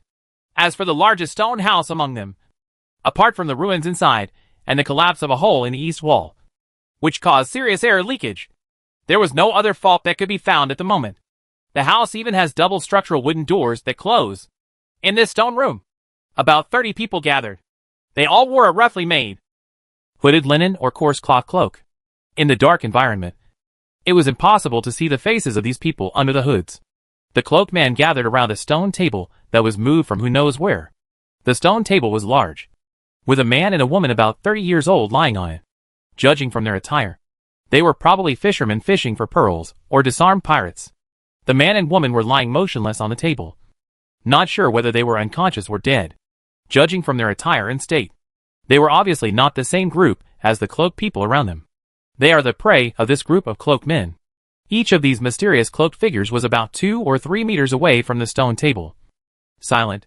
In addition, there was another person wearing a coarse hooded cloak, standing directly in front of the stone table. Just by looking at this position, you can probably tell that this person is the leader of this secret organization. Oracle, salvation, finality, the leader murmured. It was a deep voice of a middle-aged man. The process of his speech seemed to be difficult, but his tone and tone were full of confusion and fanaticism. The 30 or so cloaked men remained silent. The faces that could not be seen clearly under their hoods actually had a somewhat painful expression at the moment, and there was sweat on their foreheads and cheeks. But they still closed their eyes tightly, as if they were trying to listen carefully to something. It was as if something invisible was lying in their ears, whispering. They were forming a group to listen to vague murmurs from an unknown source, as if coming from the void. Flesh and blood, this is God's will. We need redemption. We drink blood. We eat flesh. We welcome the end. The leader of the cloaked man continued. While speaking, perhaps to match his tone, he raised his hands above his head. You can see that he has a pair of rough, calloused hands. And these hands, at this moment, are showing extremely strange and unreasonable flesh twitching. Not only the leader of the cloaked man, there were actually several cloaked men nearby who were all in the same condition at the moment. The skin of their bodies, covered by their cloaks, was twitching and squirming strangely, as if something was scurrying around under their skin. Many people had opened their eyes at this moment. Their eyes were scarlet, and they were staring at the prey placed on the stone table with greedy and insatiable desire. Blood, flesh, give me! Someone murmured in agreement. Hungry, so hungry, blood, meat! More and more people spoke in hoarse, confused and crazy tones. Eat! Eat! We drink blood. We eat meat. We are God's servants. Before the end, these are what we deserve. The leader of the cloaked man opened his hands, and his words were the instructions that everyone had been waiting for.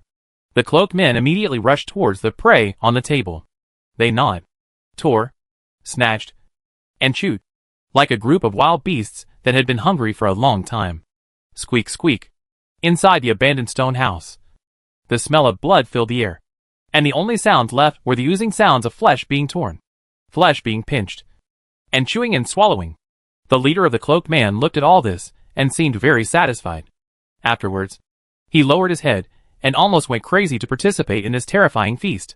While these 30 people were frantically eating half of the prey on the stone table, something strange happened around the dilapidated stone house. First, there was singing. At this time, the snowflakes are falling and the trees are gray. Thrush's sad song is like complaining or crying. My lover is dead. Let me sleep quietly against his ankles, like a white dove with broken wings. This song seems to have an indescribable sad power, and everyone who hears it will be uncontrollably depressed and sad. However, this sadness that only humans can possess cannot dilute the terrifying desire to eat of these cloaked people at all. They are no different from beasts now, and may even be worse than beasts. The singing has not stopped yet, but at the next moment, Priest, open the door! A clear yet dull female voice sounded outside the door. Boom! The wooden door, which was not very strong, was kicked open by an unreasonable brute force, and 2 wooden boards even flew directly onto the cloaked man in the center of the stone house. The night outside the house was thick and dim, but he could still see clearly that there was a short warrior wearing an iron bucket helmet, heavy armor, and holding a huge cross in his hand, standing majestically among the dust that was shaken off. Chapter 335: The Cultist on the Island. A series of changes caused the cloaked people in the room to stop eating their prey. Intruder, blasphemer, eat! Eat her! The leader of the cult twisted his body, pointed one hand directly at the heavily armored soldier at the door, and covered his head in pain with the other hand, roaring angrily and madly. The remaining men in cloaks turned around. Their eyes were blood red. The flesh under their skin was squirming, and they were not human-like. Their cloaks, hands, and faces were stained with heavy blood. Eat, eat! More than 30 cloaked men whispered in response, and a faint black aura overflowed from their bodies like mist. This breath is terrifying, sinful, and depraved. That's why I hate you cultists. The heavily armored girl shook her head, showing no fear in the face of more than 30 strange enemies. She dragged the horrifying cross and charged directly at the group of cultists from the front. The heavy armor on his body collided with a heavy sound. The huge cross dragged across the ground, making a tooth-aching scraping sound. Drink! The holy light will wash away your sins. Along with the girl's violent charge, a strong gust of wind blew from behind her. This strong wind seemed to form a substantial wall of wind, preventing the faint mist-like black aura of depravity from further spreading. There were also a few small, but agile balls of light with green light that flowed along with the wind and attached themselves to the heavily armored girl. In addition, the previous singing has not stopped. However, the originally gentle boy had changed the content of his song, from the original sad tune to an impassioned one. Why silence? Everything is mute? Listen to that ancient heroic spirit, just as noisy as a distant waterfall. They answered, as long as there is one living person. Climb high and call. We will come! We will come! But the living people ignored it. This passionate singing has no real impact on the cultists. However, after hearing the singing, the heavily armored girl moved faster and had a stronger sense of power in every move. With the increase of two different auxiliary effects, the girl is like a tiger among the sheep. In other words, it was like a metal chariot that rushed into the group of cultists, whose flesh was deformed but still mortal, rampaging and crushing them everywhere. Every time she swung her heavy cross and struck it down, there would be a sound of bone shattering on the enemy's body. Blasphemer! Blasphemer! Interrupt the ceremony! Eat! Eat! The sin is unforgivable! The leader of the cult seemed to be extremely angry when he saw his subordinates being scattered by the girl alone. The flesh and blood under his skin was squirming and twitching crazily, and even the coarse cloth cloak he was wearing could not completely cover it. The deformed flesh was exposed, looking terrifying and disgusting, causing him to completely lose the outline of his human form. There was also a black aura of depravity gushing out around him. But unlike those cultists, the black aura of depravity around the leader's body was condensed as if it were substantial, full of danger. Even the heavily armored girl, who was invincible among the cultists like a god of war, took the initiative to avoid the leader's position. Eat! Share! Guilty! Guilty! The cult leader roared wildly, hysterically. However, he had not yet launched any substantial attack. From the broken corner of this stone house, a pale figure flashed in. The speed of this figure is astonishingly fast. Like a white lightning, even the trajectory of its movement can be traced out. In a breathless time, Bai Ying was already standing behind the cult leader. It was a young female swordsman with a stern expression. The female swordsman flipped her wrist without hesitation, and a long sword that looked extremely ordinary, but was actually extremely sharp, cut deeply into the throat of the cult leader. Dirty blood spurted out from the twisted and wriggling flesh. It all happened so fast. In the blink of an eye, the cult leader wanted to turn back in disbelief, but his turning movements were mechanically sluggish. He put his hand to cover his throat, as if he wanted to say something more, but in the end, he could only make a vague sound of, ho ho. Boom. The deformed body of the cult leader slowly fell to the ground, and could no longer move. There was no obvious change in expression on the female swordsman's face. She just glanced at the underground leader indifferently, then bent down, and used the unstained corner of his cloak to wipe off the blood on her sword. The cult leader's body was so deformed that he had to eat enough fresh human or demi-human flesh before he could regain his sanity. For the female swordsman, there is no need to let the opponent live a little longer. When the female swordsman wiped her sword clean and raised her head again, two more men in casual clothes walked in through the broken door of the room. One of them has an unruly face, while the other has a much softer look, with his eyes always slightly narrowed in a kind way. The cultists in this room had been beaten to pieces by the heavily armored girl wielding a huge cross. And now these two men appeared to directly participate in the battle. The situation is completely one-sided. The remaining cultists were quickly brought under control in this sudden encirclement and suppression battle tonight. For clergymen killed more than 20 cultists on the spot. The few remaining cultists are all those whose bodies have stopped deforming and no longer need to eat human blood and flesh. The main purpose of keeping these people alive for the time being is to extract useful information from their mouths. The main investigation purpose of Adele and his team when they came to the Storm Islands was to target the members of the Apocalypse religion. A few months ago, Argo, a Holy See informant active in the Sea of Storms, said intelligence clues. It is said that there are rumors that there are suspected activities of Apocalypse believers around Maluport. The Storm Sea is not under the control of any principality, so there is naturally no legal rule that all people must devoutly believe in the original God. Therefore, this is indeed an excellent place for the Apocalypse religion to grow wildly. But precisely because of this, the Holy See has never stopped paying attention to the Sea of Storms. And just about 2 years ago, The Holy See, which had been planning for a long time, mobilized elite forces, including several archbishops, to launch a decisive battle of eradication against the Apocalypse Order, which was deeply rooted in the Sea of Storms. That great siege went very smoothly, and the Apocalypse Order on the Storm Sea was almost completely destroyed. After that, the power of the Apocalypse cult in this lawless land entered a vacuum period. The Holy See also began to take advantage of this opportunity, and began to place or train informants like Hector and Argo around the complex and complicated Port Malo. Therefore, even if there is a small group of cult forces gathering in the Storm Sea now, it stands to reason that it is just a small resurgence of the remnants of the Apocalypse religion. Can't make any trouble. It was precisely out of this consideration that Ms. Meyer, Cardinal of the Holy See, sent the Adele team here, who needed a period of rest.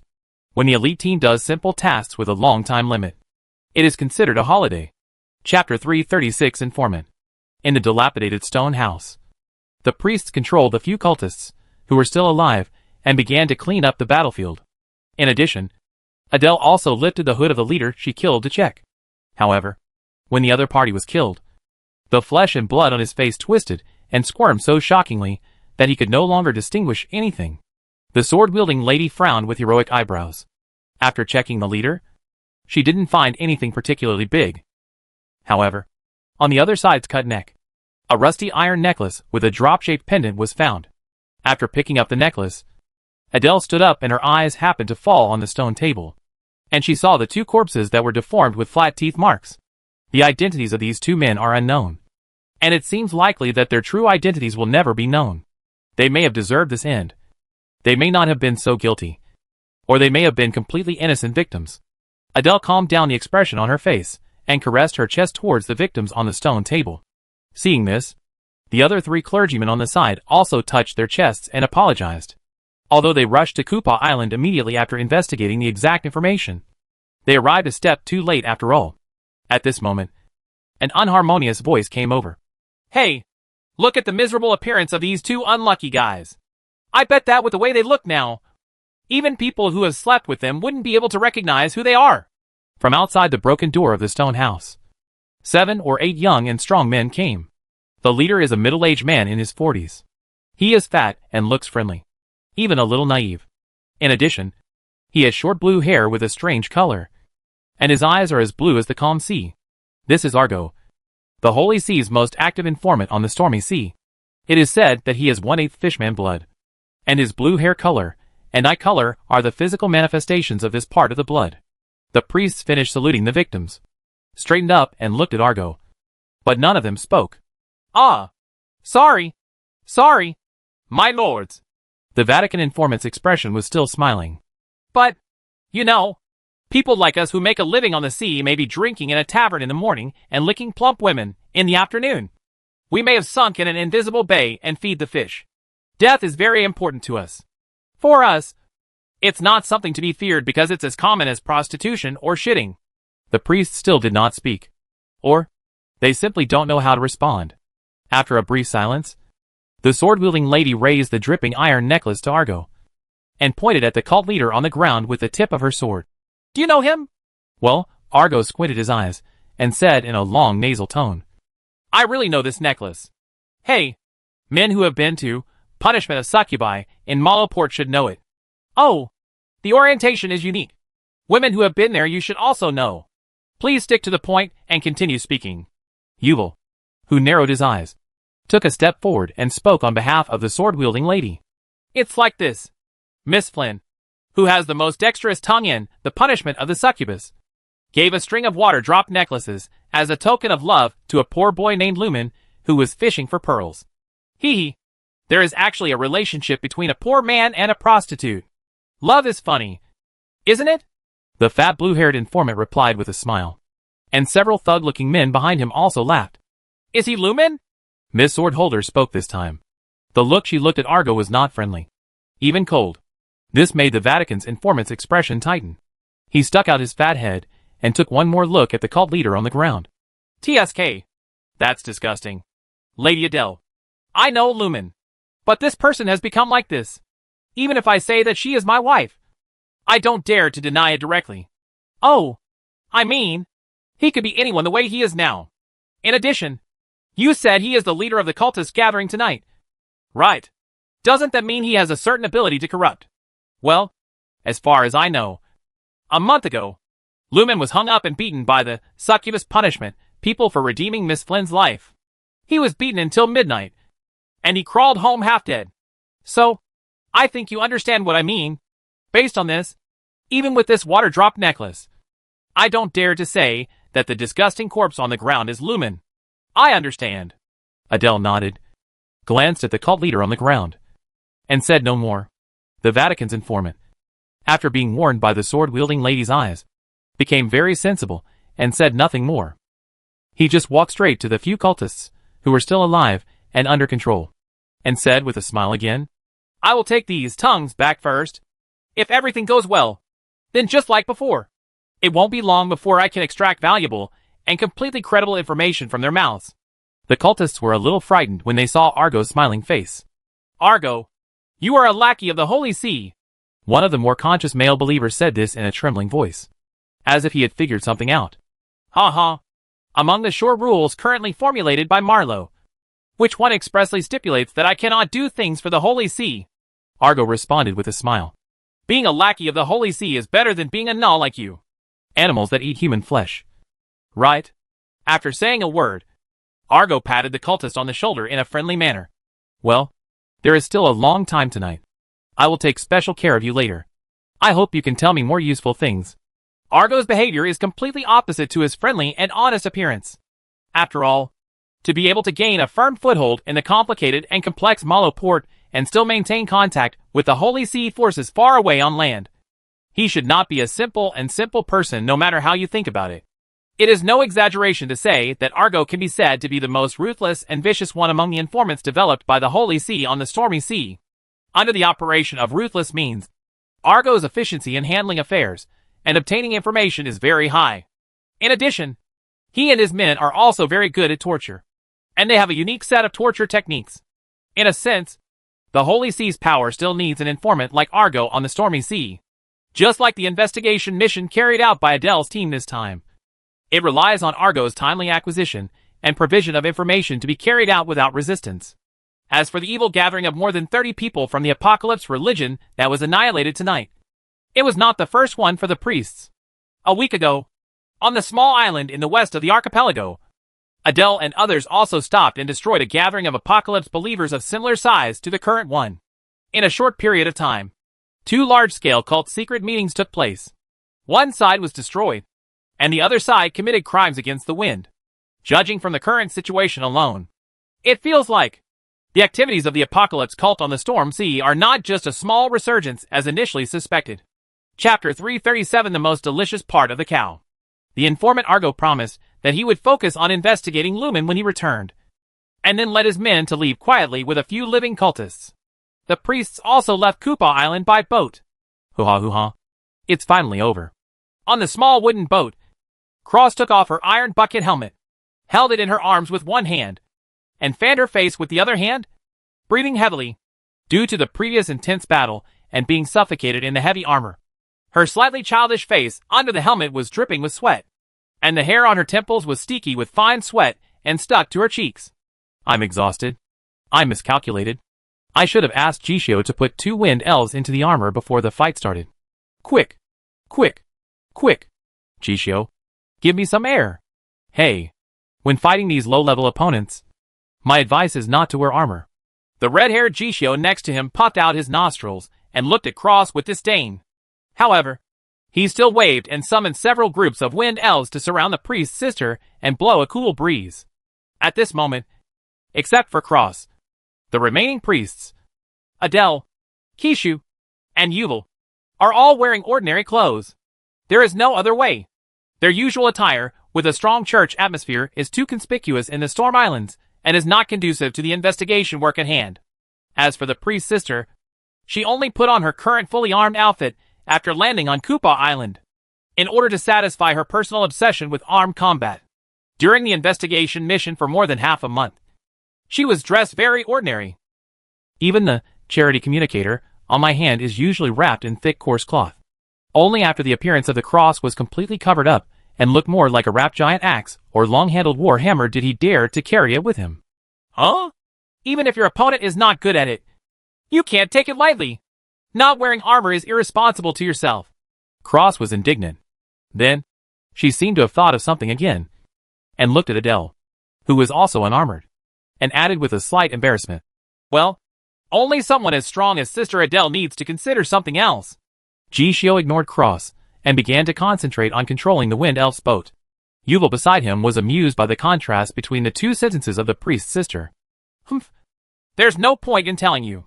If Dorn were here, he would definitely praise me for being cautious, and then ask me to keep up the good work.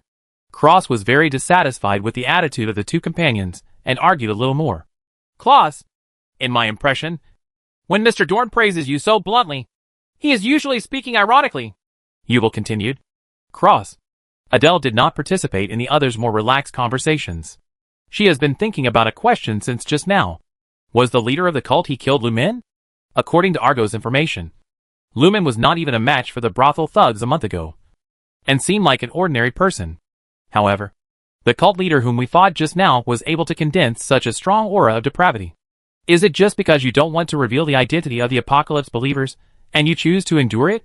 Or is there some incredible way that can make an ordinary person look like that just in a month? However, there should be clues to this problem soon, Miss Swordholder thought in her heart. In fact, it is not difficult to verify the identity of the cult leader. Argo went back to investigate to see if Lumen was still operating in Marlow. If he happens to be missing, bring a worthless iron necklace with him for verification. Coincidence plus coincidence is no longer a coincidence. After thinking about these things, the other clergymen around Adele had already changed other topics. Cross. Teacher Meyer clearly said that we came here to relax and it was a simple task. But I feel that this task is not much simpler than what we usually do. It's more of a headache. It seems that I haven't had a good sleep or a good meal for many days. I feel like my hair has started to fall out in the past 2 days. Oh, I miss Dorn. I don't know when he can come back to Maloport. I want to eat his food. The words of the priest's sister can actually arouse the feelings of other clergymen. The key word is Dorn's cooking. It was a good thing that this was not mentioned before.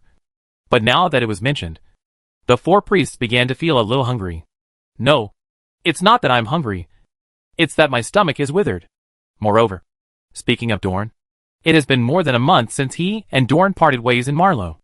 I don't know how he is doing now. The 4 priests stopped talking, each thinking about the same thing in their hearts. In the lightless night, the wooden boat driven by the artificial wind silently broke through the dull sea and moved forward. Storm sea. After a night of stormy weather, this violent and unpredictable sea finally ushered in a rare sunny day. The Bloody Pearl sailed much faster in such clear weather. Today is just the 2nd day since Dorn left Dawn Island. According to Sparrow's estimate, it would take 14 to 5 days to reach the destination of Port Mallow from the current sea area. Unless something unexpected happened. If nothing unexpected happens. In the early morning of this day, Dorn got up very early. The rare good weather at sea made him feel good. And what does a cook do when he's in a happy mood and doesn't have much to do? Everyone who understands understands. A good day starts with cooking. Dawn took out Alice's bedtime reading and held it in his hand. Also, it's worth mentioning, on the way to the floating island, Dorn did not cook for Sparrow's ship of pirates. Even when he was on the inn, Captain Hector had the honor to eat the dishes he cooked. In other words, the entire pirates on the Bloody Pearl are all new users who have never tasted the dishes prepared by Dorn himself. How could this be a pirate? This is a lump of moving cooking power. With the idea of harvesting a wave of cooking power, Dorn entered the story world. In fact, not long after boarding the Bloody Pearl yesterday, he went into the book and initially prepared a special ingredient from the Cretan bull. Some people describe this part as the most delicious part of the cow. It has a wild and uninhibited coat, a daunting size, and only one cow. That's right. It's beef tongue. The beef tongue prepared by Dawn has been soaked in salt water overnight. After taking it out, cut off the excess meat at the base of the tongue and the barbs on the tongue coating, so that the appearance of the beef tongue is no longer wild. And what is left is a pink, tender and excellent barbecue ingredient. This tender meat is perfect for charcoal grilled beef tongue. Chapter 338 Grilled Beef Tongue. The whole beef tongue. Compare it with yourself. If you choose the taller one, the tongue meat in the front section is too tough, and the muscles at the root are too developed. So the meat in the middle section has the best taste. So Dorn only planned to cook part of the meat today. As for the question of whether there is enough to eat. After all, the Cretan bull is a monster with the size of a small mountain. There's no doubt it's huge. Just cutting the beef tongue in the middle is enough to make a lot of barbecue. Slice the beef tongue midsection. And it's thick cut. After it is cut and put together on a plate, you can tell with the naked eye that it is a plate of beef. But it is much more tender than other parts of beef. Sprinkle the beef tongue with coarse salt, and sprinkle with a little rosemary. Pickled. Immediately afterwards, Dorn took out his good cooking helper, Rui, as usual. Become a charcoal basin, Dorn thought in his mind. Rui complied with the owner's ideas without complaints, and completed the change. Use charcoal to burn the stove vigorously. Wait until the charcoal fire is red and peeling, and then cover it with an iron grilling net. In this way, the preparatory steps for eating charcoal grilled beef tongue are over. Alice, come over and eat. After the beef tongue was marinated, Dorn casually greeted the air in the kitchen. Anyway, in the story world, no matter what, as long as Long Yang wants to, she will definitely hear her call. Sure enough, as soon as Don finished speaking, Alice appeared directly behind him with her large gold-encrusted treasure chest. It felt like the old father at home had just finished cooking and called his daughter in the kitchen. When the daughter heard it, she immediately came out of the bedroom to eat, being well-behaved and making people worry-free. There was a squeak. The large gold-encrusted treasure chest was opened. Alice poked her head around. Wow, wow, wow. It's so fast this time. You obviously just came in not long ago. Is it over now? The black dragon lady stood up from the pile of gold coins and put her hands on her hips. Could it be that this time you just did it casually to deal with me? If that's the case, Lady Alice will not approve of you. Charcoal grilled food doesn't require complicated production processes. Don shrugged. Rather than discussing this with me, I'd better help me move this big fire pit and all the beef tongue I've cut into go to the restaurant, and you'll know after you taste it. The dragon lady didn't say anything else. She stared at the burning charcoal pot and the pink beef tongue on the flower-shaped plate. And then she obeyed Dorn's instructions. The restaurant at the castle in the middle of the lake. Alice easily moved all the barbecue ingredients and tools here just by using her words. Then her two bodies, one black and one white, climbed onto a large red velvet dining chair in a familiar way, put their legs together without their feet touching the ground, and sat close to each other, sitting in rows. So Dorn, what are you going to eat today? After sitting down, Long Yang leaned forward, leaned slightly on the table, and raised her hands. Grilled beef tongue. Dawn answered her casually. The black and white dragon ladies looked at each other and nodded slightly. Finally, here is a dish that you can know what it is just by hearing the name. The beef tongue was neatly cut into large, thick slices and tender in color. It was placed on a whole plate, with a small pile of green onion shreds on top. The color combination of tender pink and tender green is surprisingly good in terms of visual appearance and is very appetizing. Dawn picked up the beef tongue and began to place it on the iron grill one by one. The sizzling sound of barbecue began to be heard on the iron fence. And it was a sound that made people move their index fingers just by listening to it. Beef tongue meat begins to lose water the moment it comes into contact with high temperatures, becoming slightly tightened and wrinkled. During the roasting process, the gravy and fat spread out unscrupulously, and a rich meaty aroma also wafted out. This is a smell that even gods can't resist. Long Yang, who was sitting next to her, raised her head slightly, her nose twitching, and the cooked aroma of barbecue in the air hit her nostrils. Sure enough, as Dorn said before, the meat of this Cretan bull is very tender and of high quality. As long as it is put in the oven after simple processing, it can emit such an attractive and intoxicating fragrance.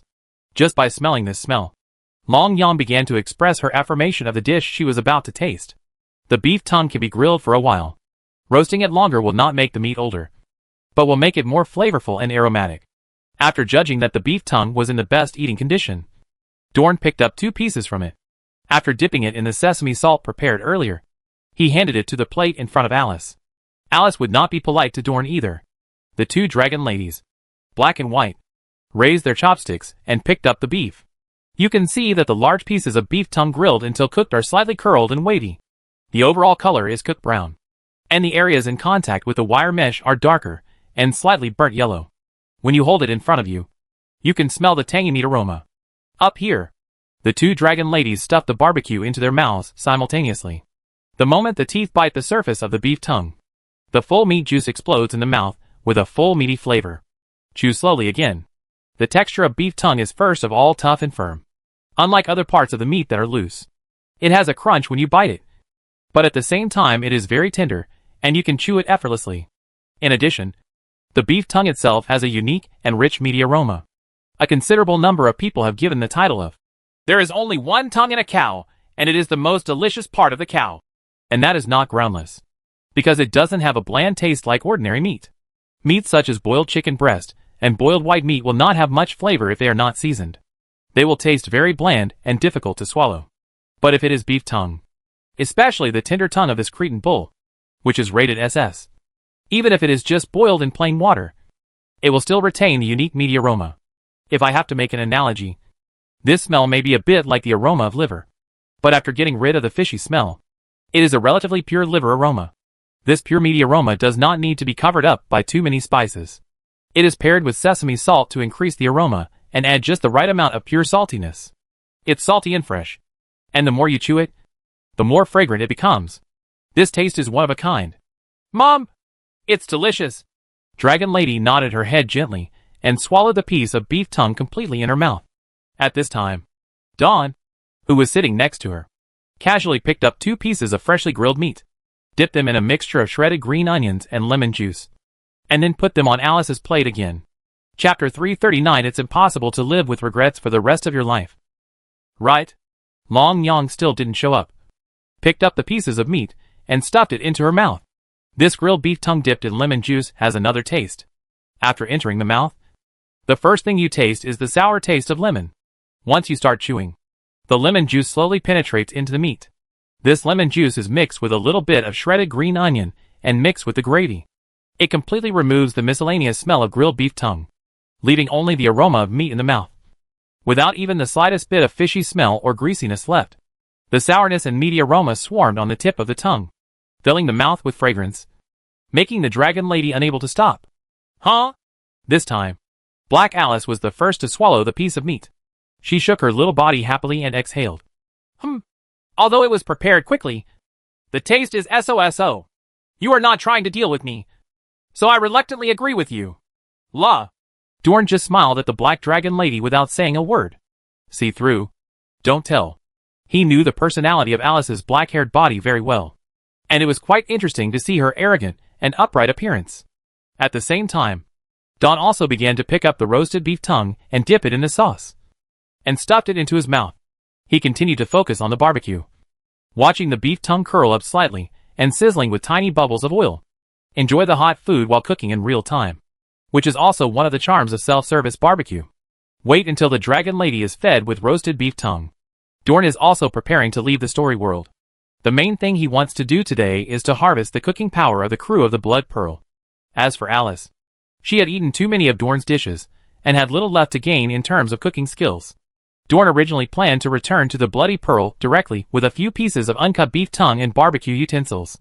But then, he stopped again. Speaking of which, although the midsection beef tongue, which is most suitable for grilling, is large in quantity, my stock here is fixed. There is only one Cretan bull with SS-level meat quality. Don recalled how Alice was so happy that she was shaking her head while eating beef tongue just now. He also thought that it is rare to have a cold storage with precise low-temperature refrigeration. Beef parts of this quality should be brought back to Vivian, his apprentices, younger brothers, and the store manager to try them out. Also, if Adele and the others are still staying in Maloport and they meet again when they go back, they can also treat them to a meal. So, in the end, he only took a piece of beef tongue, took some beef belly from the cold storage, and cut off some beef brisket. Such a little beef is definitely not enough for the pirates. Let's kill some pigeons. Ducks were snapping turtles for them later. Anyway, I got a lot of these 3 monsters from the Torrance farm and brought them back to Eden to let carry if you cultivate it. It is a renewable resource. With this thought, Don left the story world, aboard the Bloody Pearl. It was noon, just in time for lunch. The weather is still good on the storm sea, and we can still see the sun. Near noon, Captain Sparrow announced a temporary good news to the whole ship on the deck. Listen to me. Listen to me. Everyone. Today we all have a special opportunity to eat fresh meat. And Mr. Dorn is in charge of all the food today. Special extra meal activities are relatively rare for the Bloody Pearl, which has always maintained strict discipline at sea. And all the pirate sailors were naturally very happy after hearing the news. However, what they were happy about mainly revolved around the key word, fresh meat, mentioned by their captain. As for who was responsible for the food, they really weren't very concerned at first. Did you hear that? There is actually fresh meat to eat today. But speaking of fresh meat, didn't we just eat the duck meat made by the Tauren 2 days ago? Are you stupid? There is fresh meat provided. So if you don't eat it, it will be free. If you prefer to eat bacon with white hair, then give me your share. What do you mean by the captain? That Mr. Dorn will cook for us today? I heard a Tauren on the boat say before that Mr. Dorn's cooking skills are so good that he will shed tears after eating them. Oh, I'm not throwing cold water on you. Just think about it. Those Tauren have lived in ruins that never see the light of their lives. What kind of delicious food can they eat? TSK. What you said seems to make sense. However, even if Mr. Dorn's cooking skills are not as amazing as the Minotaur boasts, but since he is willing to be responsible for the food, then he will always have an average level. Right. It's better than chewing those moldy things. The bacon is always 1,000 times stronger. The pirates were still talking among themselves. Dorn, on the other hand, looked nonchalantly and found a shaded spot on the deck, where he set up the tools he brought from the story world and prepared to barbecue. There is no restaurant on the Bloody Pearl, only a warehouse for storing food. During normal meal times, the pirates would each receive a portion of food, and then eat on the spot as they pleased. Not so particular. Sparrow, at least, agreed to Dorn's proposal to give the pirates extra meals. However, even if extra meals are provided, it cannot break the rules of the pirate ship. Some people still need to continue working in the most basic positions such as ship navigation and lookout. So Captain Sparrow then called over to his capable first mate Gibbs. As usual during meals, you and others will continue to maintain the basic duties of the ship. After the people in front have eaten, I will replace you. Oh, but looking at Mr. Dorn's current posture, it seems that he is preparing a barbecue. Then you may have to wait longer than usual. Facing the captain's instructions, Gibbs, who had always been reliable, just patted his chest and said, "Just leave it to me." For the first mate, eating fresh meat at sea is certainly a good thing. However, after all, it's just a meal. What does it matter if you eat it earlier or later? Moreover, when he was transporting the Tauren to Shiwan Island these days, he also ate some of the Tauren's farm monsters. I'm not so hungry for fresh meat for the time being. In addition, Mr. Dorn seemed to have heard the Tauren bragging about his cooking skills.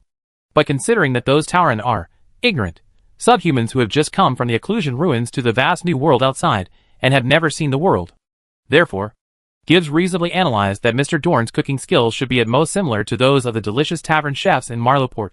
In this way, even if I miss this meal due to work, it won't be a big problem. There's no way it's going to be something you'll regret for the rest of your life. Right? It's all small things. It's all small things. With this thought in mind, First Mate Gibbs stuck to his job on the ship. Chapter 340 Roasted Beef Belly and Roasted Butter. On Dorn's side, the charcoal basin and iron grill net were set up again. And lay out the ingredients you prepared, and put them on the grilling net one by one. The middle part of the beef tongue that Dorn prepared to give to the pirates was the most suitable part for grilling. The other half is slightly closer to the base of the tongue and has more developed muscles. As usual, the tender half is thickly cut and marinated with salt and a small amount of rosemary. After baking, dip it in salty sesame salt and refreshing lemon juice. What you eat is the pure meaty aroma of beef tongue, as if you were chasing the cow directly on the green grassland to gnaw hard, pursuing an authentic taste. For the other half, Dorn chose heavy seasoning. The tongue meat cut into small pieces is covered with rich minced onions and garlic, and it looks full of energy just by looking at it. It is very suitable for pirates and sailors who do physical work. Dip the rich tongue meat, and before putting it on the grill, first skim off some minced green onion and garlic. Otherwise, the high temperature will easily burn the onions and garlic, giving the barbecue a slight burnt flavor. Pieces of tongue meat are sizzling on the grill, sizzling with an appetizing oily sheen, and the deck is filled with a rich aroma of garlic and meat. Wait until the tongue meat is cooked. The meat is cooked brown, with a light layer of grease on the surface, and the right amount of minced onions and garlic are roasted until golden brown. Then cover it with the minced raw onions and garlic that were left out earlier. The rich and oily golden color and white and green colors are mixed together, which is particularly attractive. At this time, the attention of the sailors and pirates, who were waiting to eat meat, as well as Captain Sparrow, had been completely attracted by Dorn and his barbecue. This smells so good. It's several times more fragrant than ordinary barbecue. I can't wait. Hey, you just seriously analyzed Mr. Dorn's cooking skills as nothing more than this.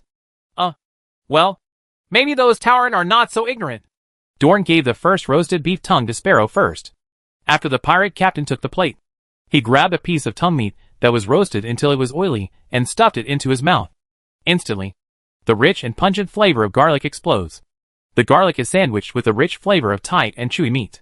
One bite is so refreshing that it fills your intestines with a feeling of hot happiness.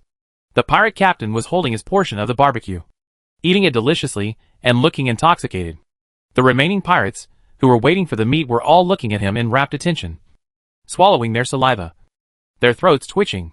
Captain, he eats so deliciously. Okay, for the second portion, who's coming? Or should you all line up? Dorn's greeting brought the crew back to their senses. I'll do it. A bald pirate in the crowd reacted the fastest and couldn't wait to push forward. And just as he squeezed in front of the small barbecue stall, Sparrow, who was holding a plate and eating barbecue with his hands, reacted quickly and gave him a blow on his shiny bald head. Why are you here? Didn't you hear Mr. Dorn say you have to line up? Line up for me. The behavior of queuing is not unfamiliar to the crew of the Bloody Pearl, who are relatively disciplined when sailing at sea. Moreover, they usually queue up when receiving food. If it is messy, it will easily cause conflicts. Just like that, a long queue quickly formed in front of the temporary barbecue stall on the deck, which was full of the aroma of barbecue. Don didn't bring much beef tongue from the story world. Just one piece. In the blink of an eye, it was almost consumed. But in addition to beef tongue, he also brought out beef belly and beef brisket. Placed the cross-section of flour white beef belly on the grilling net. The contact between the thick pork belly and the grill net makes a wonderful sound. A crisp tone. The sound alone is simply criminal. It was a seductive technique used on the pirate, who was watching the barbecue process from the nearest distance. Flip the large pieces of pork belly again. The sizzling fat slips off the surface of the meat drop by drop in the process, which is particularly delicious. After it was roasted until the oil was blooming, Dorn neatly took out the meat, divided it into two halves with a knife, and generously distributed it to the two pirates, who were holding plates and waiting for the meat to be eaten. It only made the crew members, who were still queuing behind the ground, jealous. The barbecue stall had just been set up for a while, but the rich aroma of meat and Dorn's smooth and highly entertaining cooking movements had already deeply captured the hearts of the pirates. No one on the Blood Pearl's crew dared to question Dorn's cooking skills anymore. They just stood in line, anxiously poking their heads, swallowing their saliva, and taking the trouble to count how many people there were before it would be their turn. Barbecue stall here. In addition to beef tongue and pork belly, Don also cooked beef brisket. Speaking of the breasts of the Cretan bull, they are indeed a pair of fine breasts. Of course, this is Don's judgment from the perspective of ingredients. In their culinary world, bull's breast is called butter, according to feedback from Food Intuition. The butter meat of Cretan bull has a high fat content. If you bake it, as long as you control the heat properly, it will definitely be fragrant, sweet and delicious. Cut the butter into small pieces. Skewer them with a skewer. Put them on the grill and roast them over low heat. Bake until the fat is fully penetrated and the butter is soft and hard to the palate. Sprinkle a handful of chopped green onions and instantly roll up a handful of butter in your hand. The high temperature will allow the fragrance of the green onions to penetrate into the meat just right. After the first bunch of butter was roasted, Captain Sparrow just finished his plate of roasted beef tongue. I just feel like I haven't finished it yet. Dorn glanced at him and casually handed 2 sticks of freshly roasted butter in front of him. Mr. Dorn, I just said it. There are rules on the ship. Although I do have privileges as the captain, under normal circumstances, I still... Sparrow hesitated and did not take the butter skewer immediately. Oh! Dorn, who was seriously grilling meat, didn't think much about it and took back the roast butter and planned to put it on the next pirate's plate in line. Now Sparrow was a little anxious. Actually, it's not impossible to use the captain's privileges occasionally. Well, bring it to you. After receiving the butter skewer with a shy face, Sparrow directly put it into his mouth. The first thing you feel when you enter your mouth is a rich frankincense of milk and oil. When you bite it in your mouth, you will feel the wonderful pleasure of oil bursting out and flowing between your teeth. As you chew it further, you will find the aroma of green onions and delicious salty taste, as well as a mouthful of oily aroma. Tasty! These small sticks of roasted butter were not eaten at all. Sparrow had not fully recovered from the taste, and all that was left in his hand was the clean skewers. Well, Mr. Dorn, barbecue, cough! Give me another one! First Mate Gibbs naturally saw the scene of the pirates having a hot barbecue in front of the small barbecue stall on the deck. At the same time, he could also clearly smell the increasingly rich scent of meat in the air. Look how delicious everyone is eating! Gibbs thought to himself, his throat twitching. But he still had work to do. That Mr. Dorn's cooking skills, maybe I was wrong at first. The Tauren are right. Those chefs in Malo Port who cook delicious food cannot make barbecue with this kind of aroma. Gibbs felt a little remorseful. Why did you agree to the captain so naturally and so confidently just now? And he also promised to wait until the others have eaten before changing the guard. Just bear with it a little longer, and someone will probably replace me soon. Gibbs could only comfort himself in this way now, waiting left and right. The person changing the guard was delayed in coming, but the aroma of barbecue in the air seemed to be stronger. His stomach was rumbling in protest, and his will was constantly fighting against his appetite. I want to eat! The waiting process was long and painful. Gibbs felt like there were ants crawling on him, and he couldn't stand it anymore. Chapter 341 Harvesting Cooking PowerPoints. Gibbs was now responsible for the lookout at the mast post, and the aroma of the barbecued meat produced by Dorn has not been diluted at all, even from the high position where the first mate is now. He tried hard and carefully looked at the sea surface. When he lowered his head again, the ship replacement still hadn't arrived, so Gibbs could only place his hope in Captain Sparrow. After all, the captain had a close relationship with him. Besides, the bastard words that I just said, I'll take his place after the others have eaten, which I didn't think carefully about, also came from the captain's mouth. As long as Sparrow realizes that Mr. Dorn's barbecue is a rare delicacy, he will probably think of me, right? Gibbs thought like this and began to look for Sparrow in the lively crowd below. Then, he found his captain wearing a three-cornered hat, who was at the barbecue stall, holding a piece of oily roasted pork belly with his orchid fingers, eating it deliciously. Gibbs. Wait. The conscientious first mate forced himself to look at the sea for a while. When he lowered his head again, he found that Sparrow had joined the end of the queue in front of the barbecue stall. Judging from what he meant, he seemed to want to queue up for another barbecue. Gibbs. The people waiting to eat in front of the barbecue stall rotated round after round. There were not many people around, but the meat was almost completely consumed.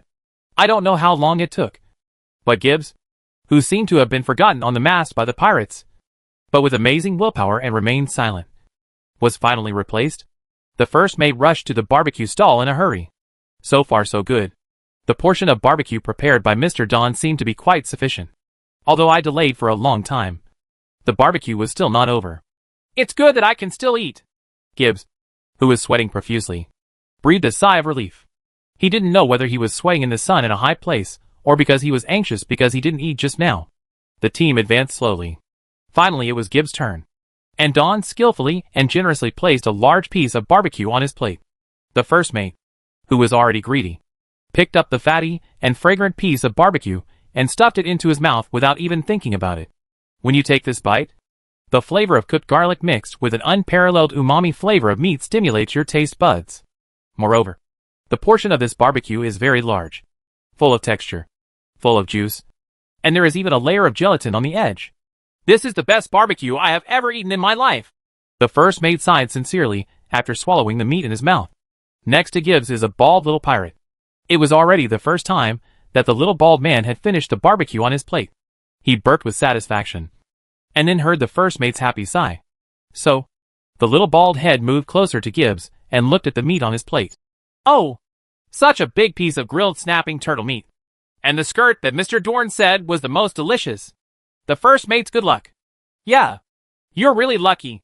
Gibbs picked up the meat and took a second bite. Halfway through chewing, he seemed to have thought of something. Wait a minute. You mean snapping turtle? Yes, what's the matter? I remember it wasn't roast beef. Gibbs swallowed the roast in his mouth. Speaking of which, the piece of barbecue I ate did not look like beef. However, in terms of taste, it is impeccably delicious. Not a loss. Beef? You finished eating it a long time ago. The little bald man replied matter-of-factly. Mr. Dorn said that it was the most ferocious monster in the ruins. There is only one Cretan bull whose meat is available. Eat a piece of its meat. Just one piece missing. It's no longer available. Only one? Eat one piece less? No more food. Gibbs' eating movements froze. Yes. And? I feel it. Although the pigeon meat, duck meat, and snapping turtle meat currently provided are also very, very delicious. However, compared with roast beef, there is still something missing. Huh? Gibbs almost couldn't hold the plate steady. What's missing? You tell me? Don't talk halfway. I can't describe it. First mate, you know I don't know many words. The little pirate scratched his head. Anyway, I think roast beef might taste better. More. Is it delicious? The first mate couldn't believe his ears. He really couldn't imagine that this piece of roasted snapping turtle meat was already so delicious. What should the more delicious roast beef taste like? However, from what the little bald man said, he probably wouldn't have a chance to taste it. At this time, the first mate inexplicably thought of a sentence he had thought of when he was joking before boarding the mast. It can't be something that you will regret for the rest of your life. Right.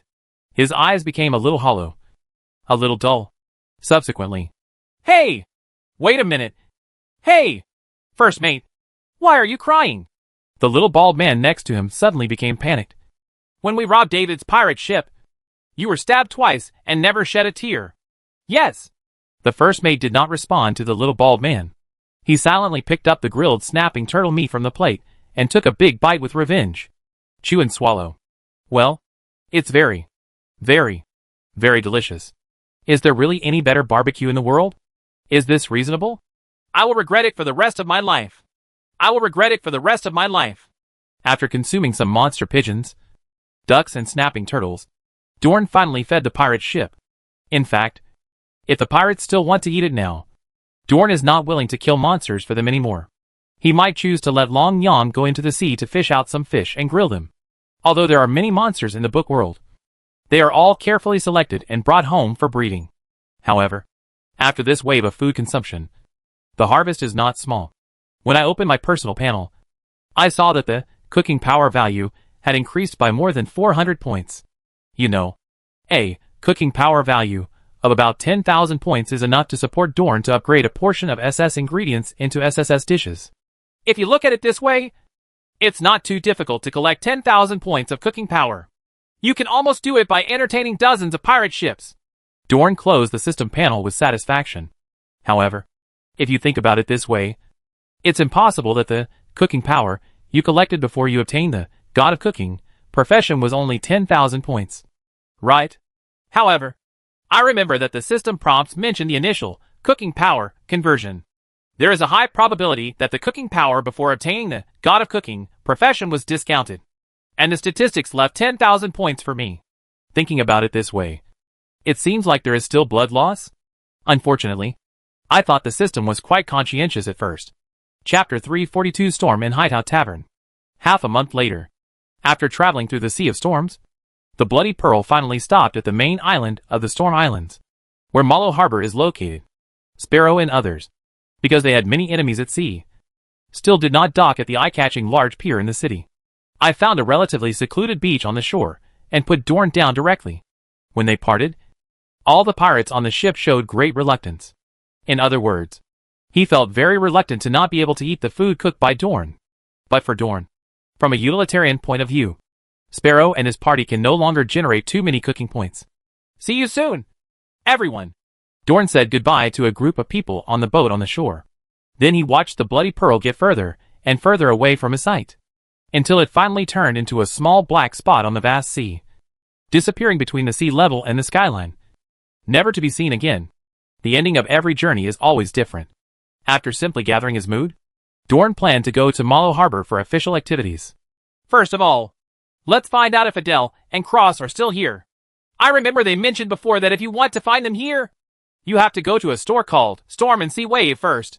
As Tavern, Port Mallow, a pirate's paradise. In the bustling central streets here, you can see drunken pirates lying on the streets without paying attention, and women wearing heavy makeup and posing on the streets.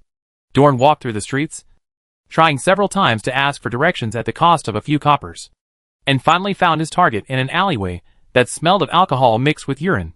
Storm and Waves Tavern. It's noon now, and there are many drinkers dressed as pirates in the small tavern.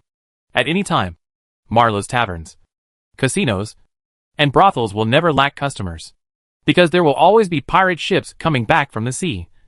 And on every pirate ship that can come back, there will always be pirates still alive.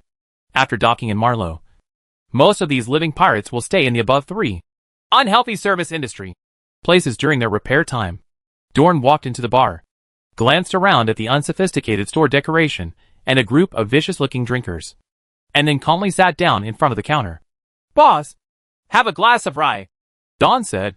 The owner of the tavern is a middle-aged man, slightly fat, with rare blue hair, and his eyes are also blue. "Oh, look, a handsome young gentleman in well-dressed clothes walked into a dangerous bar." The blue-haired boss did not directly serve Dorn a drink, but instead teased him like this. Along with the boss's laughter, the drinkers around him also started laughing drunkenly. Many people smile with malicious intent. Dorn grinned in agreement with them, and gently tapped his right hand on an unoccupied chair beside him. Subtle mana consumption, fire technique, is activated. The maxed out fire control skill, combined with a fire affinity passive, made this simple high-legged wooden chair burn silently. Moreover, this flame is extremely strange.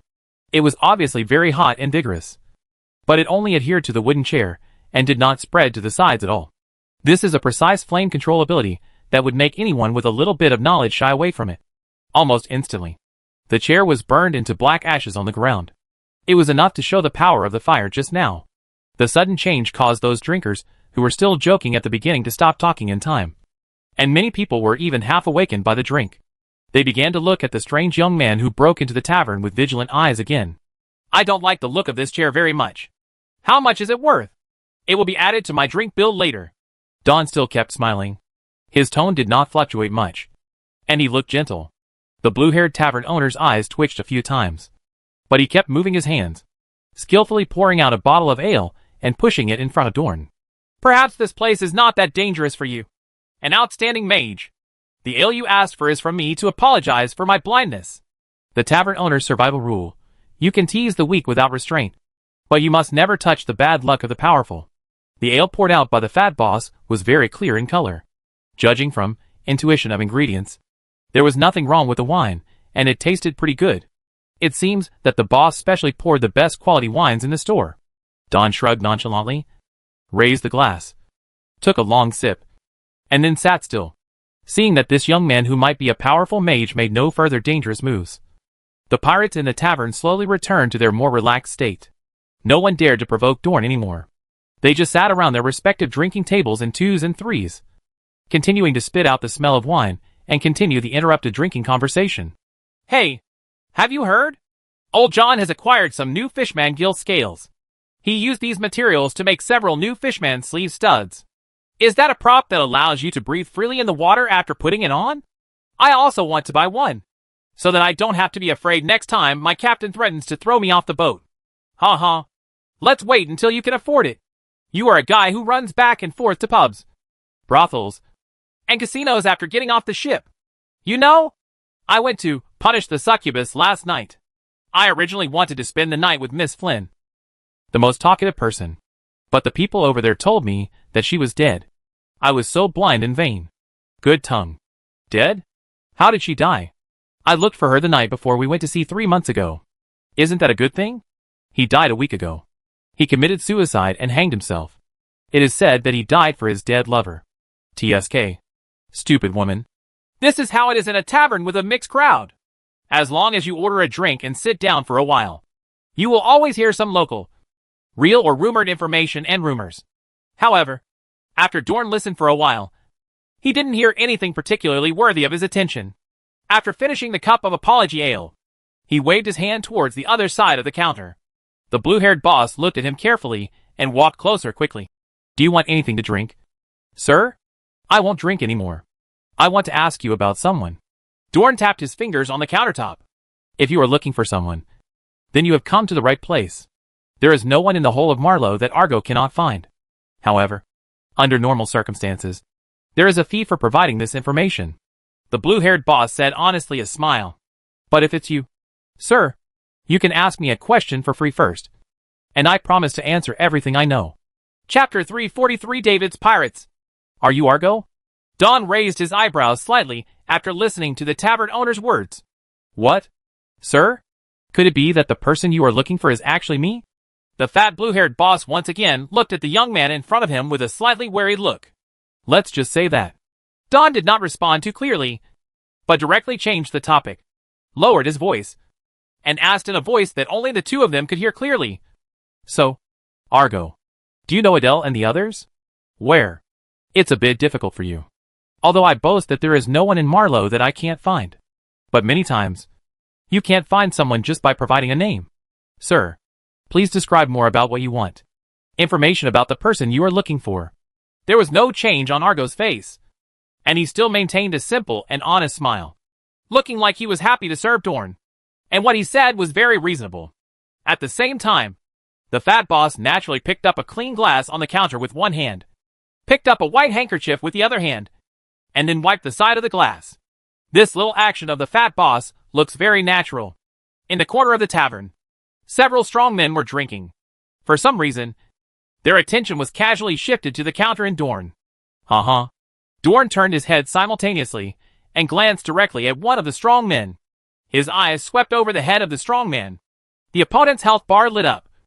More than 1,200 points. A sense of tension that was not noticed by ordinary drinkers instantly arose in this small tavern. Argo's smile was slightly stiff this time, but the unnatural facial expression only lasted a few tenths of a second. Sir, won't you say anything more? Dorn's grin widened even further. The Vatican's informant is really interesting. He put his right hand on the counter, and the Alice's bedtime reading in his arm shone brightly. Of course, the light of this dark red book was blocked by Dorn's clothes and could not be seen by others. Then, a clean white envelope with high-quality paper was sketched out of thin air on Don's right hand. This envelope was given to Marlowe by Adele when he was parting with the clergy. On the envelope, there is a wax stamp with the cryptic symbol of the Holy See. Don put the letter upside down on the counter and pushed it in front of Argo. The tavern owner picked up the letter and stared at the paint for a while. Then, the look he looked at Don became suspicious and uncertain.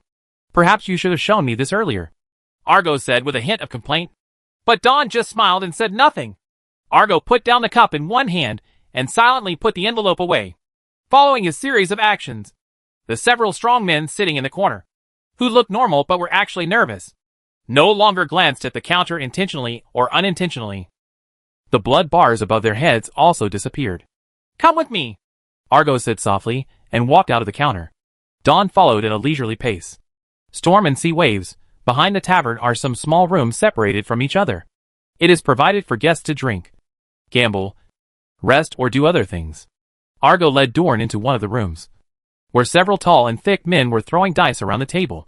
Seeing the tavern owner leading a stranger into the room and closing the door, none of the gamblers had any special reaction. It seems that he is still focused on the gambling game on the table. Past the gambling men, Argo fumbled in a corner of the room, opened a secret door, and walked in sideways. Dorn still kept up without much psychological pressure. After they entered, the secret door was closed again, but the gamblers in the room still acted like nothing happened, as if they didn't notice anything. However, their voices clamoring for bets became louder. Behind the secret door is a large, hidden room. The lights inside were bright. The team of priests headed by Adele were discussing something around a large round table in the room. On top of the round table is a chart of the Storm Island spread out. There are also some handwritten papers scattered around. The materials of the paper are different, and the handwriting on them is also different. It seems that the information collected by many people has been summarized here. Among these numerous paper documents, there are a few that should be the focus of the clergy's attention. These documents are neatly coded, and many marks and scratches can't be seen on them. One of them is about a pirate named Vander. It has correct annotations in Yuval's handwriting. Vander, a common sailor from Davy's pirate faction, is dead. It has been confirmed that Vander was the leader of the first group of cultists annihilated on the unnamed island on the west side of the archipelago. He was highly corrupted before he was killed. According to various intelligence collection and verification, Vander has been unknown among the Davy pirate forces before, and his physical fitness and combat capabilities are close to those of ordinary people. It is currently unknown when he will interact with the Apocalypse religion. There is also one about a pearl diver named Lumen, which also has annotations and summaries made by Yuval. I guess he made these annotations with his eyes in order to facilitate the collection of information and report back to the Holy See. Lumen, the pearl diver of Marlow Harbor, is dead. It has been confirmed that Lu Min is the leader of the second group of cultists that was wiped out on Kupa Island. He was highly corrupted before he was killed. According to multiple intelligence collection and verification, Lu Min was previously an ordinary pearl diver in Marlow, and no abnormal information has been verified. Another informant provided information that Lu Min wanted to join David's pirate force after the conflict with the Marlow brothel, punishment succubus, a month ago. It is currently unknown when he will interact with the Apocalypse religion. After excluding the information about these two people, there is still a pile of information about David's pirate power group.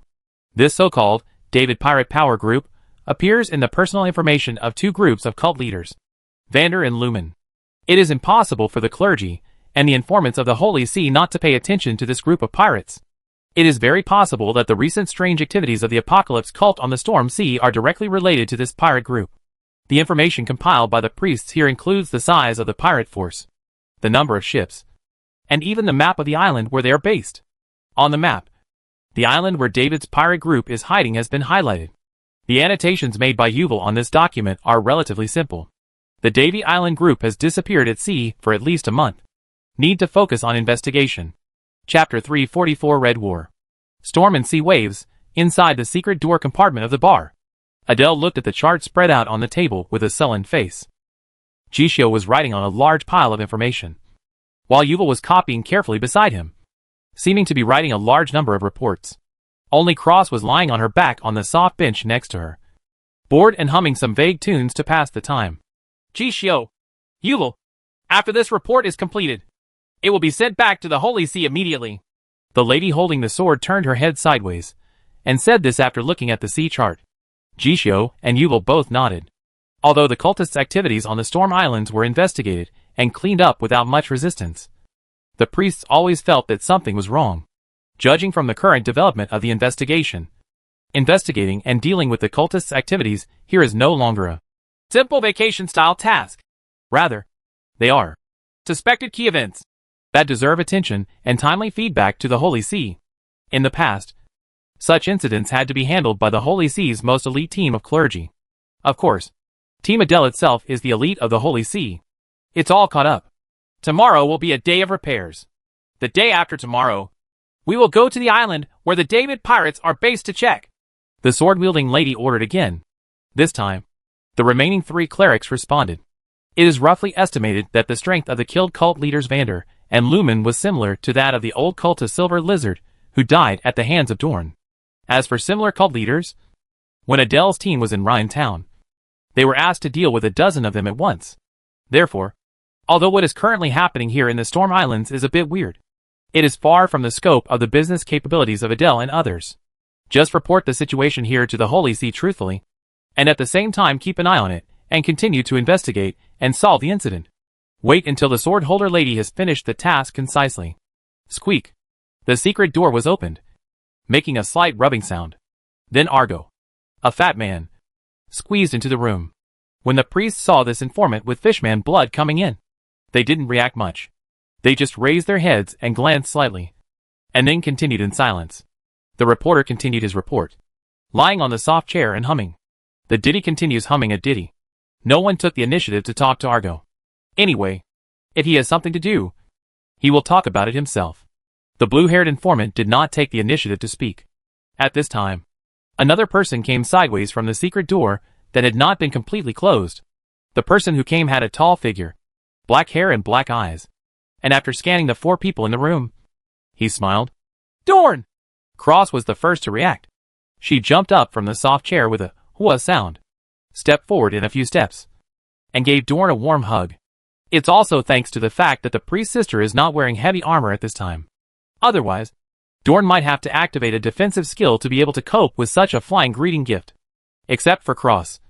The rest of Adele and others also stopped what they were doing and each came forward to offer condolences. This is how much difference Argo, a co-conspirator from Dorn, received from the clergy, in the room behind the secret door. After the informant Argo finished leading the way, he returned to the tavern hall. Dawn sat at the big round table, chatting with the clergy. Basically, It was through Yuval's detailed and objective description, and Cross's occasional embellishments and artistic processing. He roughly understood what the priests encountered in Port Malo during the time he was clearing the great labyrinth of the Minotaur. I understand. What you mean is that the apocalypse religion that has been eradicated on the Storm Islands is about to make a move again? Dorn touched his chin. Speaking of which, if you tell me all the intelligence you have collected, it's true. Is it okay? The clergymen were gathering around, sharing the Cretan bull beef jerky given by Dorn. It doesn't matter. It doesn't matter. The activities of eradicating the cultists here have not been classified as strictly confidential, as long as we don't tell you the identities of the hidden informants. It won't be a big problem. Cross waved her left hand nonchalantly, while her right hand kept stuffing the stored version of dinging beef jerky into her mouth. Hey, it's delicious. This jerky looks dry, but it tastes surprisingly delicious. It's just a little spicy, Dorn. Give me another glass of water. Dorn reluctantly handed a glass of ice water to Cross, then thought about something and spoke seriously. Speaking of which, do you need help when you go to the island where the Davy Pirates are based the day after tomorrow? More people means more effort. Anyway, I have nothing to do until I return to Silver Shield Port. This kind of team invitation seemed to have been mentioned by Don when he first met the clergy. However, that time it was to follow the car and download the copy, which was profitable. And this time the purpose is much more pure. If your friends are in need, try to help them. The priests who were holding or chewing beef jerky stopped and looked up at Dorn. The four of them stood still for almost 2 seconds. As for Dorn's advanced strength, it was already demonstrated when he encountered the Nightmare Siege, L on the end. Everyone present knew that if Dorn went to the Davy Pirates' stronghold together, he would become a great source of foreign aid. Adele. Jishio. Hey, those cultists are not our opponents, so you don't need to worry about it. Just stay in Morrow and wait for news of our victorious return. Cross. I think Dorn is right. One more person will help us a lot. And it's not the first time that he has accompanied us to fight against cultists. Among the 4 people, only you will seem to have thought a little more about something. He hesitated for a while before speaking. Mr. Dorn, you have a strong ability to control dreams. There is something, maybe. When the squinting priest said this, he stuffed all the beef jerky in his mouth into his mouth, then quickly wiped his fingers clean and rummaged through a pile of information on the big table. Finally, he slapped a note with poor quality and illegible handwriting on a conspicuous place on the table. Dawn glanced at it. The note read, "Many people on several inhabited islands around the western part of the Storm Islands have had similar dreams recently. There are only a few words like this, and they are gone below. However, it is worth noting that there are several small islands in the western part of the so-called Storm Islands, most of which are around the island where the Davy Pirates are based." So Dawn asked, "Many people have similar dreams? What kind of strange dreams?" Yuval swallowed the dried meat in his mouth. I took the time to investigate more about this matter. Those people dreamed of war. A red war. Chapter 345 White Light Underwater. Red war. Dorn repeated the key words Yuval said. Although it is indeed reasonable and understandable to use the word red to describe war. War. Blood. Scarlet everywhere. However, in the context just now, I reread this phrase deliberately, and I always feel that it has some special meaning. Well, people who have had similar dreams on those small islands will describe the Red War in that dream in this way. Everyone will use such words. Everyone. Yuval's narrowed eyes opened slightly, and he emphasized again. Obviously, he is very familiar with the intelligence collected by informants around Marlow. Do you suspect that this matter is related to possible changes in the stronghold of the David Pirates? Dorn asked. Yuval just nodded. This matter did not bring any special practical impact. Those who have had this dream have no changes or abnormalities so far. Therefore, this was not the first intelligence to pay attention to. But now that Mr. Dawn has returned to Marlow, the priests all know that Dorn has excellent dream control abilities. If there are indeed dream-related anomalies around the Davy Pirates' stronghold, even if this anomaly has not brought any real impact, there are always advantages and disadvantages in bringing Dorn. A professional. Jishio beside him deliberately curled his lips. Hey. During this period of time, we have recovered hundreds of pieces of information from various informants. Some of them are true. Some are false. And a lot of them are useless information. As the red-haired Jishio said this, he casually pulled out a piece of paper from a large pile of papers that had been randomly stacked and were probably screened as unimportant information. and pressed it on the table. It says, "A few nights ago, when I went out to sea with a fishing boat near the pirate island, I accidentally lost my footing and fell into the sea. You will never believe how cold the water was back then. Also, for a moment after falling into the water, I seemed to see a flash of white light underwater. Of course, it's also possible that I was too frightened and saw it wrong. Anyway, God be damned. I almost died, but in the end I survived, and my companions fished me out. Oh, God bless. Sorry, although the above matter is very important to me. It is not the focus of my report. It is just the premise. The premise. The really evil thing is this. My knees have always been sore every time it rains. After falling into the water this time, I originally thought that this problem would get worse. But oh, my God! Can you believe it? I recovered inexplicably. After falling into the water, my knees no longer hurt no matter if it's windy or raining. On the whole note, there was only the word Pirate Island, which was randomly drawn in a circle. When informants who send intelligence write this word, they generally use it to refer to the island where the Davy pirates are based. Except for the mention of Pirate Island, there really seems to be nothing worth paying attention to in this entire piece of information. So, this is a story about someone who was inexplicably cured of rheumatism after falling into the water near the island where the pirates of Davy were based. Don briefly glanced at the contents of the note and complained a little helplessly. Although, the rheumatism is somehow cured, which is indeed a bit miraculous. However, this doesn't really seem to have much reporting value. The intelligence network set up by the Holy See here may need to be updated and upgraded. Let the people below stop micromanaging everything and report everything to the police. Chishio continued. Did you see it? There are a lot of useless information like this that is strange, inexplicable, and whose authenticity is unknown. There are hundreds or even thousands of them. In fact, some of the information is even more outrageous than this one. If you ask me, including the Red War dream that you will just mentioned, it did not have any impact. And there was no follow-up discovery after the investigation. Although it is a bit weird. No matter how you think about it, there is a high probability that he disappeared with that gang. It has nothing to do with David the Pirates. Right? Dorn and Yuval with narrowed eyes were both speechless after hearing what Jishio said. Because what the red-haired cleric said was actually correct. What, Red War dream? Maybe like the rheumatism recovery incident after falling into water.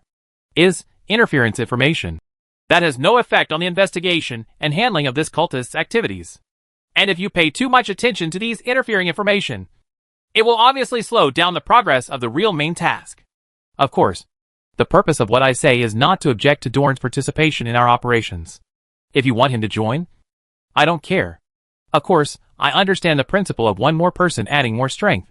I just want to say, don't waste too much time on irrelevant information. Finally, Chishio added this sentence. Don! This red hair. Although the priests discussed it for a long time.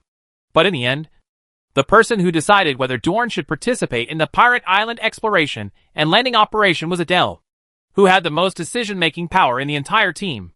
The sword-wielding lady's decision was very simple. Just a few words. Thank you, Dorn. Be concise and to the point.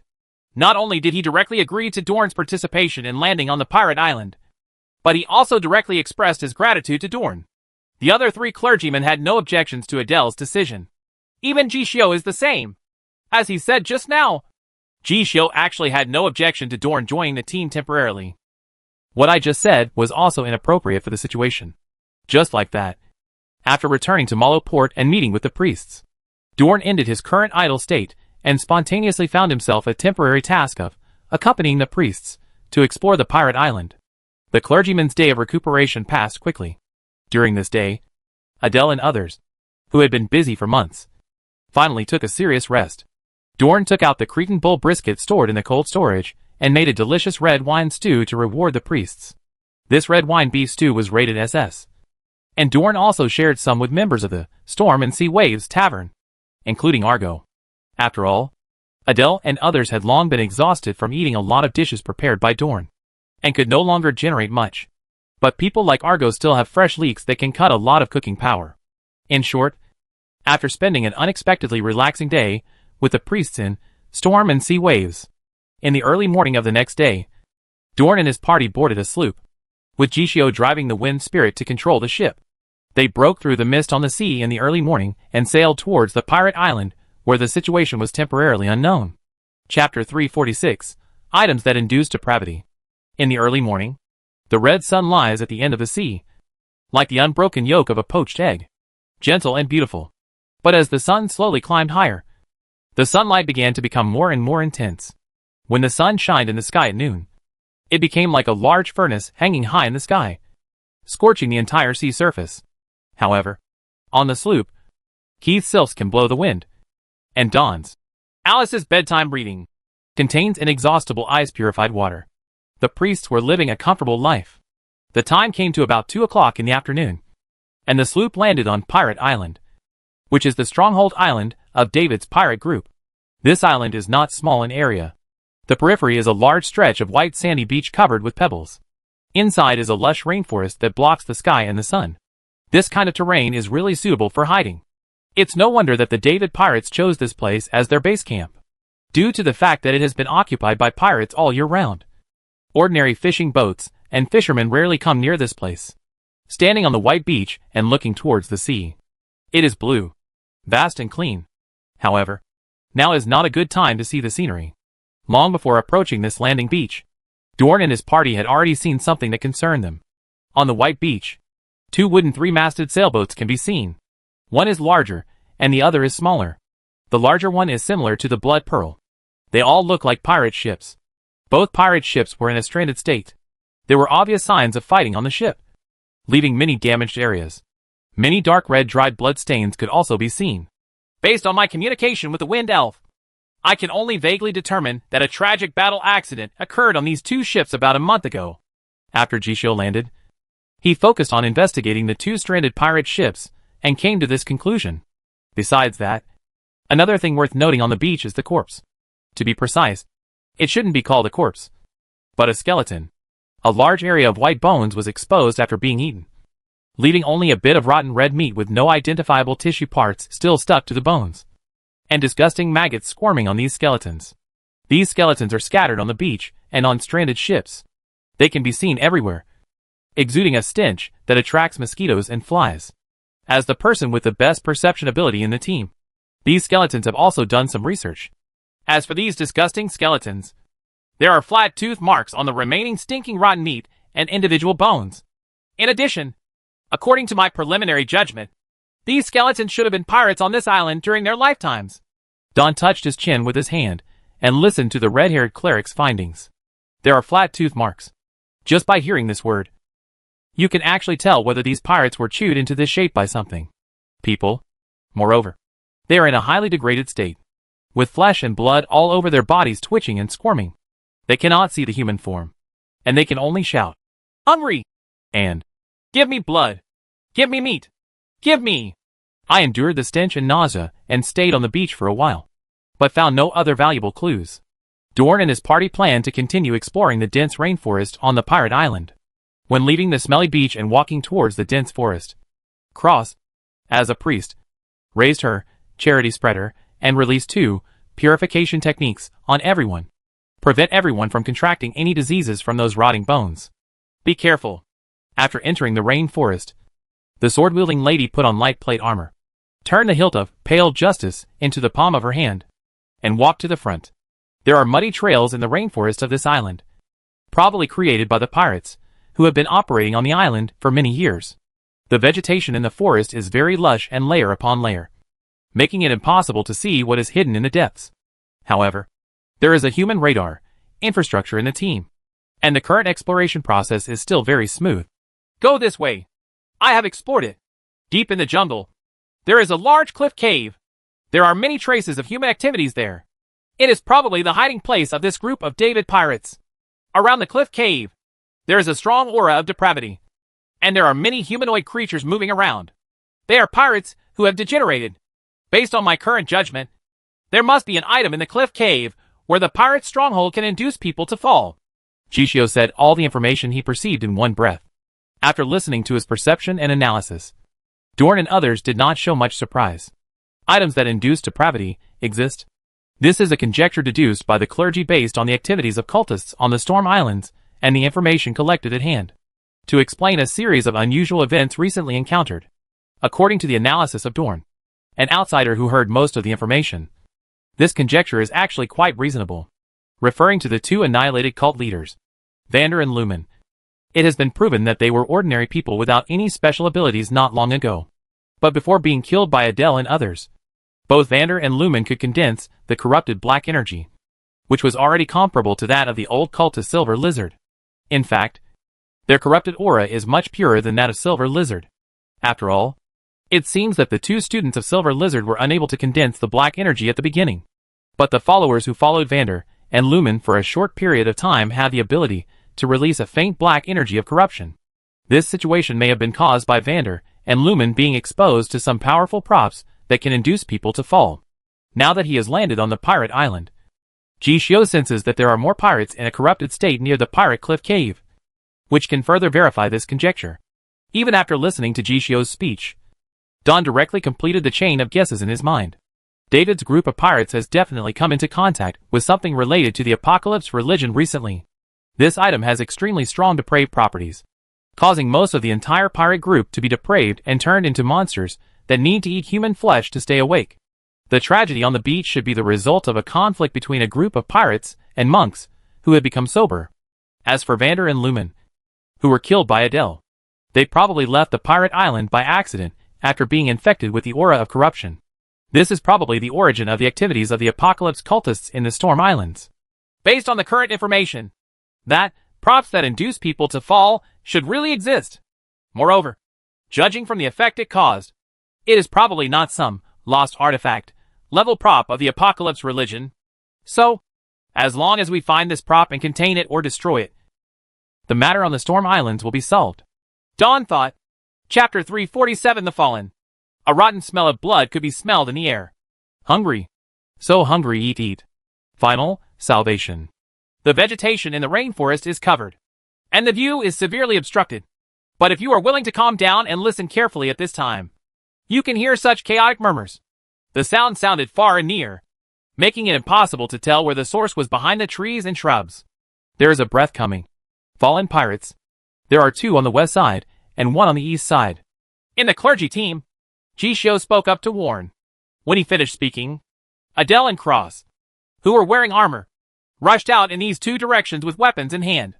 Yuval also chanted quickly and put buffs on the two of them. Dorn stayed where he was and did not move. This was not because he was pretending to be an expert, but because he really had no chance to take action. Only Adele and Cross were seen. Not long after they rushed out, inaudible sword slashing sounds and heavy smashing sounds were heard from both directions.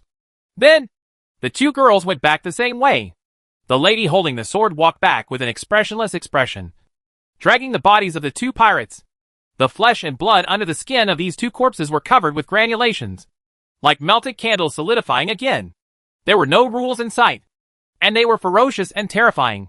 The pastor's sister also dragged a similar corpse back and threw it to the ground with a bang, in disgust. Along the way, the clergy and his party cleared away more than 20 degenerate pirates who had no human form. Counting this wave, there were already more than 20. Jishio used the wind elf to search the bodies of the three pirates, but found nothing useful. Then he sensed the surrounding terrain again. We should be very close to that cliff cave. No one else spoke. He just remained vigilant and continued to walk through the rainforest under Jishio's guidance, trekking through lush and moist bushes. The cliff cave mentioned by Jishio appeared in front of everyone. This is a huge cave with some traces of artificial excavation. The entrance of the cave is located on the leeward slope of a hillside. The cliff cave is very big, and it seems to be bottomless inside. I don't know where it leads to, and it is pitch black in the depths.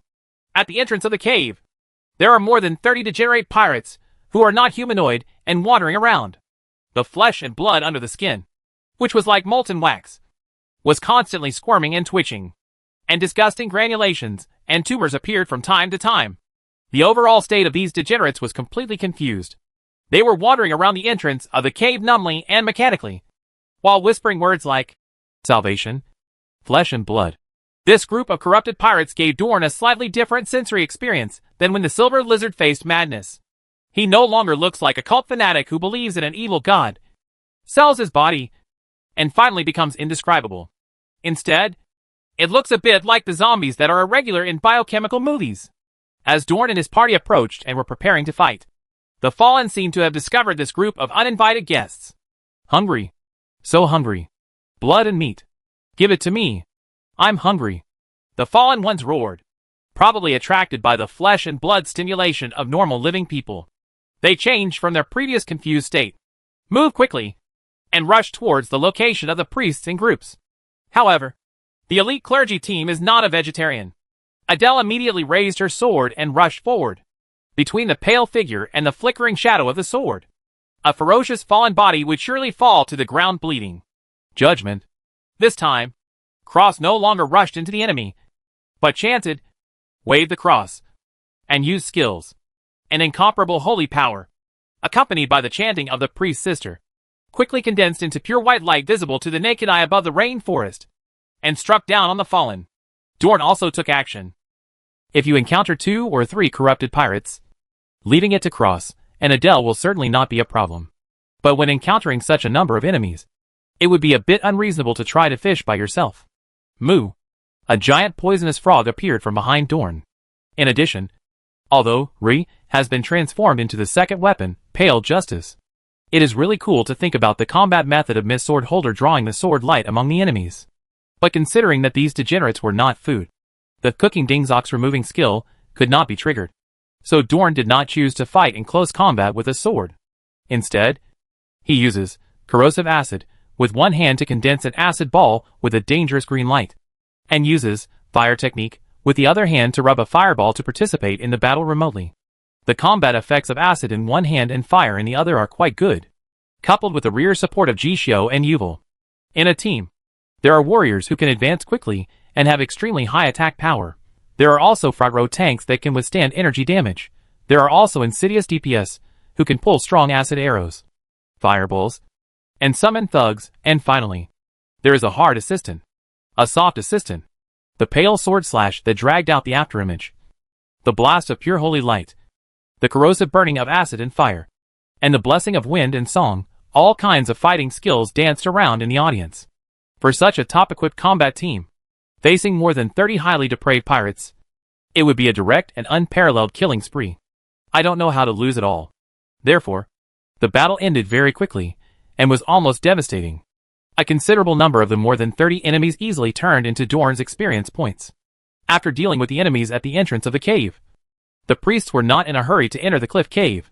Instead, Jishio will do some sensing and exploration as usual. The red-haired Jishio first sent strong winds around the cliff cave and inside the cave. After receiving feedback, he spoke. The strong degenerate aura comes from the cliff cave. There must be what we are looking for inside. In addition, the noise of our battle just now was too loud. There may be some degenerate pirates around, who are attracted towards this direction. Coming. We will fight as many as they come. Have you noticed that after Dorn joined, the combat efficiency of our team has been much higher? No matter how many pirates come, we are not afraid. The priest's sister waved the publisher of kindness in her hand nonchalantly, and then said in an excited tone, Dawn, maybe when you get old and can no longer cook, you can consider becoming a priest in our holy see. Dawn, are you telling this process the other way around? Normally, when you get old and can no longer be a priest, you go back to your hometown to be a cook or something. Right. Jishio did not participate in the playful conversation between Dorn and Cross to adjust their mentality after a battle. After he explored the situation inside the cliff cave, he drove the wind elves to find out the belongings of the fallen pirates on the ground. Huh? After checking out more than a dozen people, Jishio wrinkled his unruly eyebrows. It seems that this routine search has yielded something worth noting. Chapter 348, Who is a serious person who keeps a diary. Hey, I really don't want to dig through such a disgusting corpse. Jishio stepped forward, squatted down, and started rummaging around the target fallen person.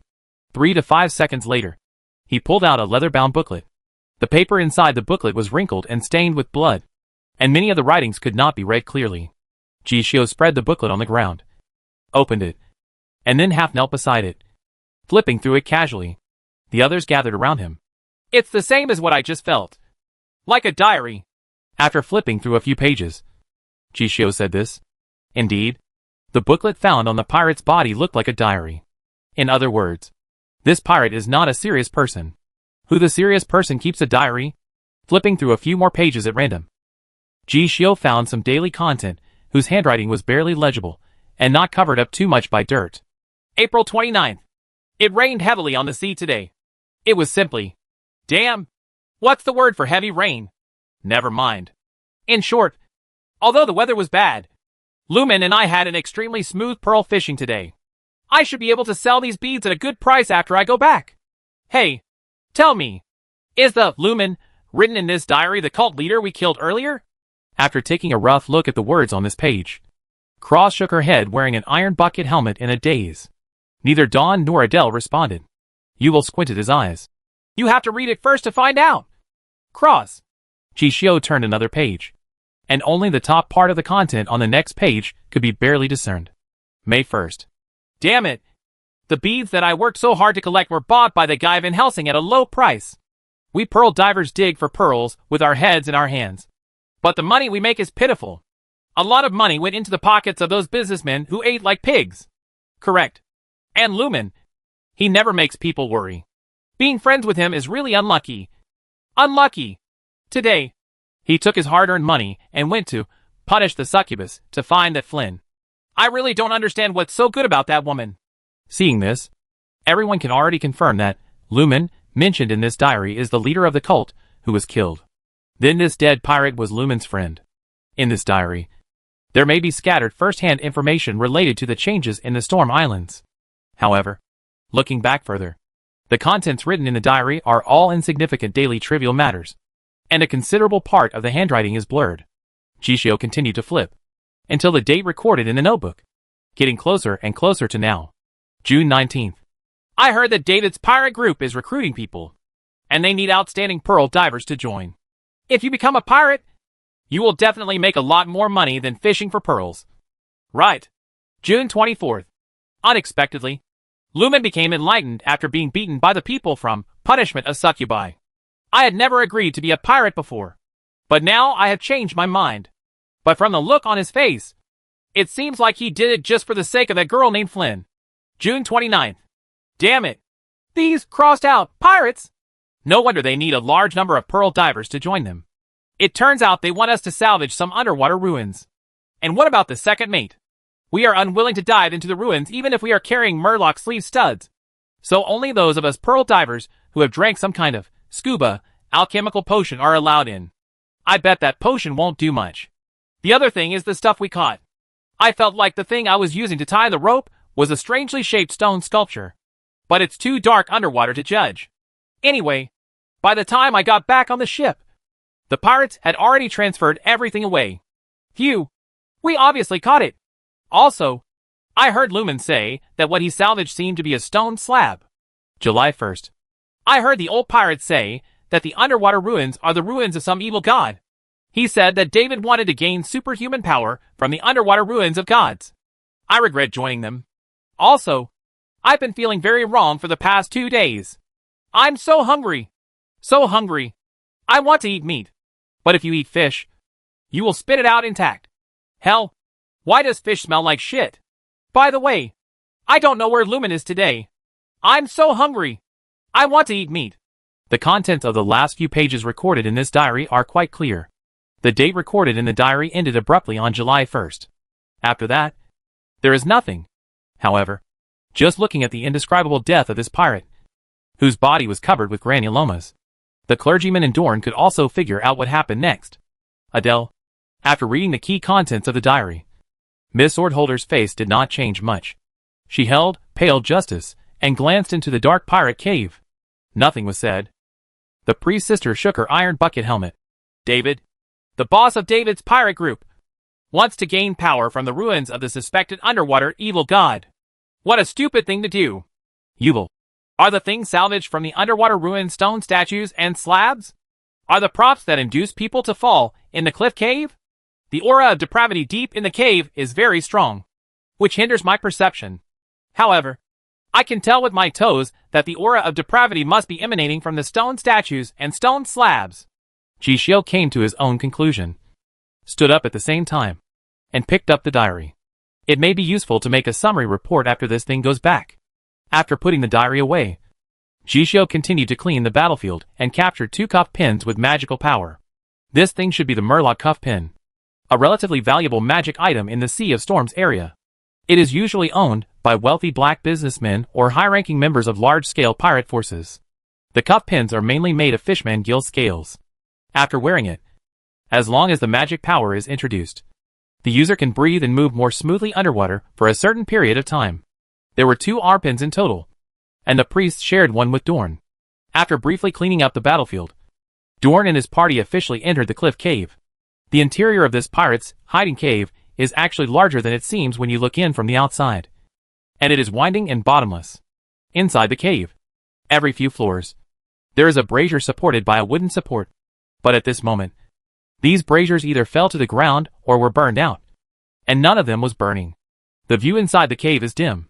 "Come closer to me," Dorn said this, took out Rui, and flicked his right wrist. Lighting technique is activated.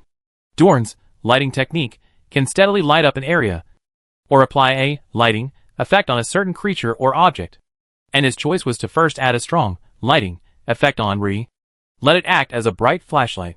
Needless to say, this operation is quite useful. The view around him suddenly brightened up. Chapter 349 for Stone Sculptures. Dorn also applied the lighting technique to several items carried by the priest, such as Adele's left glove, Cross's iron bucket helmet forehead area. With the help of these items that act as temporary bright flashlights, it is much easier to explore the pirate cave. Before officially starting to move in, at Adele's signal, Yuval took out a small, delicate tin box from his arms. After opening the box, you can see a small jar of golden potion tablets. "This is Holy Essence Medicine, a medicine used within the Holy See to resist the strong aura of corruption," as Jishio said. "If you go further inside, the aura of corruption will become very strong. This will prevent us from being affected. You must first swallow this pill." Yuval explained this. Of course, the only person he was explaining to was Dorn. After finishing his words with narrowed eyes, before Dorn could say anything, Adele, who had been silent beside her, spoke, still concisely. "2 pieces, Yuval." Okay, Lord Adele. Then let's take 2 pills per person. Although this sacred medicine is valuable and rare, the bishop and others will not blame us for being cautious." Each person is given 2 pills. The priest swallowed the medicine simply. Speaking of which, when he was fighting Boss Bullfrog, Dorn had already learned that the priests, who were backed by the Holy Sea's wealthy families, seemed to have some magical potions in their hands. For example, the Divine Grace potion that can whiten bones and regenerate muscle. This can be regarded as the innate benefit of the priests, as the largest religious organization in the entire land of miracles. As for the existence of this Holy Essence medicine, Yuval and others also mentioned it to Dorn before landing on the island. This kind of pill was used by the priests when they made the battle plan in the early stages. Even though they knew that there might be depraved props on the pirate island, they still fearlessly landed on the island. Yuval seemed to have mentioned before that after landing on the island, he might take Holy Essence medicine to resist the aura of corruption. He asked me to be mentally prepared. In addition, Cross said that this Holy Essence medicine is rare in the Holy See. It is more precious than Divine Grace potion, and ordinary clergy teams will not be equipped with it at all. Don held the pill on his fingertips, looked at it for a while, and then quickly took the pill. After swallowing this potion, there was no strong reaction. There is a faint feeling of purification and clarity from the inside out. It's light and airy, with a sense of sanctity. It was like seeing the big bell on the Vatican bell tower ringing in the dusk at sunset. My nose is slightly sore, and my heart is slightly itchy. All in all, it feels quite comfortable. According to the clergy, Holy Essence medicine is different from Divine Grace potion in that it does not require long-term preparation for drinking the medicine. It can also take effect even if ordinary people with a strong volume drink it. And the reason why Dorn took the potion without warning, on the one hand, it was because, based on the trust he had established with Adele and others through life and death twice, there was no need to worry about the priests coming up with questionable pills to deceive him at this time. In addition, after obtaining the profession of God of Cooking, Dorn's ability to perceive things that can be eaten has further improved. Although he has no way to see the ingredients and specific effects of this sacred medicine now, after holding it on his fingertips and observing it for a short time, he can rely on the perception of the God of Cooking to judge with certainty. After taking this pill, it will not bring any disadvantages or side effects to his body. The sense of trust and the double insurance of self-verification were enough for Dorn to take the medicine without any worries. It's not too humid in the cave, but it's very cold. It's hot summer outside, but it's like a low-temperature cold storage inside. Inside the cave, there are also some highly depraved degenerates who crave the blood and flesh of living humans. However, these enemies are no match for Dorn and his party. Their progress in the cave was as smooth as a rock. In fact, even this entire operation of landing on the pirate island, and even the previous process of the priests investigating and annihilating the cultists' gatherings, went very smoothly. In this way, under the guidance of Jishio, Dorn and his party came all the way to the inside of the cave, in front of a large wooden door that looked very strong. This is a rare partitioned space with a door inside the pirate cliff cave. Moreover, there is a big lock on this huge wooden door, which looks very strong. Dorn and his party stopped in front of the door. Several strong beams of light from different items shone on the door, shaking and intersecting. Yuval, this looks like a pirate's treasure trove. Cross. So, are those stone statues and stone slabs, or other evil props fished out from the ruins of the evil god behind this door? Jishio paused his perception and nodded. This is the place with the strongest aura of corruption in the entire cave. After getting rid of those props that encourage people to fall, we have to leave here quickly. I feel that the effect of the holy essence medicine will not last long here. Just do it. Bang! The sound of vibrating metal collision echoed inside the cave. Cross waved the publisher of kindness powerfully, and with one blow, the big lock on the wooden door was smashed down. Humph. The pastor's sister pushed open the door. The inside of the wooden door is actually a warehouse where pirates store their belongings. There were many wooden boxes stacked together. Some of the boxes were open, and you could see stacks of silver coins and some gold and silver utensils inside. Dawn glanced at the open wooden boxes. Well, that's it. It is far less impactful than the big gold-encrusted treasure chest of Long Yang when it is opened. Apart from the stacked belongings, the most obvious things in the treasure house are 4 stone sculptures and a black stone slab. These things are all placed grandly in the center of the treasure house. The 4 stone carvings are all human figures, carved lifelike. According to the description in the pirate diary, these stone sculptures should have been fished out from the ruins of the evil god on the seabed.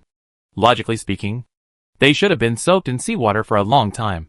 But when the priests shined their light on the stone sculptures, they could not see any trace of corrosion or contamination. In addition, the color of the statues seems a little strange. What is even more difficult to understand is how the colors on these statues were preserved. One of the statues is a burly man with a tall body and a broad-faced sword at his waist. The overall color of the statue is bloody red. In addition, she is the only female character among the 4 figures, and her figure is carved gracefully. The female statue carries a quiver on her back, holds a bow in one hand, and the other hand naturally reaches behind her back to touch the arrow. The overall color of the statue is pale white. Immediately afterwards, the carving was still a male. The image of this male was carved more like a wise man, smiling and holding a scale in one hand. The overall color of the statue is thick black. The final statue was of a man wearing a hood and cloak. His facial features were hidden under the hood and were not carved at all. Only shadows remained, giving people a sinister feeling. What he held in his hand was a long-handled sickle. The overall color of the statue is a dead green. Let's look at the stone slab again. On a large stone slab, there are only a few words in total. Red is war. White is the plague. Black is famine. Green is death. Chapter 350 Recalling Fear. Are these the statues of the evil god? Dorn thought in his mind. Except for the strange color. The 4 stone statues are all normal in appearance, without any sense of evil or depravity. However, considering that these stone statues were all fished out from the ruins of some evil god, Dorn did not take the initiative to approach them. He always felt that doing so would make him unlucky. The 4 statues hold different items, such as swords, bows and arrows, scales, and sickles. Among them, the image of a scale can arouse some of Dawn's thoughts. For example, the symbol of the Apocalypse Order seems to be a scale. I heard from Adele and the others that the gods worshipped by the Apocalypse religion do not have human forms, but are abstracted into the symbol of a scale. Dawn continued to think in his mind. The sages did mention this.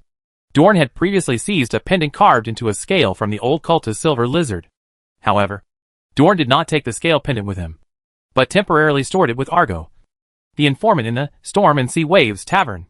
Before coming to the pirate island, Dorn had considered that he might come into contact with the Apocalypse Order's forgotten artifact, level props this time. And the scale happened to be the symbol of this cult organization. When these two things come into contact, some explosive Easter eggs may be triggered. In addition, the scale pendant is just a piece of equipment that comes from a small boss like Silver Lizard. After his strength has increased to the current level, Dorn has not used that item for a long time. I originally thought that after returning to Eden, I would give the pendant as a gift to my apprentice or younger brother. But now it seems. Don glanced at the male stone sculpture holding a scale again, and thought to himself, if I really want to give that pendant to Amy and the others, I should first find a craftsman to change the shape of the pendant before giving it away. It is best to change it to something upright and awe-inspiring. For example, hammer and sickle. Not that invasive sickle, but a righteous and simple agricultural sickle. Dorn's thoughts here are a little scattered. And the priests are not idle either. Cross. The scale is the symbol of the Apocalypse religion. But what are these broadswords? Bows and arrows. And scythes? They don't appear in the Apocalypse religion scriptures. Right. The Holy See has suppressed the Apocalypse religion for thousands of years. As an old opponent, it is natural for them to understand the teachings and doctrines of the Apocalypse. As the pastor's sister said, there are only scales in Apocalypse's teachings. Yuval. If you compare the other three statues from all aspects of carving, there is no difference between them and the stone statue holding a scale. The identity symbolized by these 4 stone statues should be equal. I don't understand. Cross shook his head.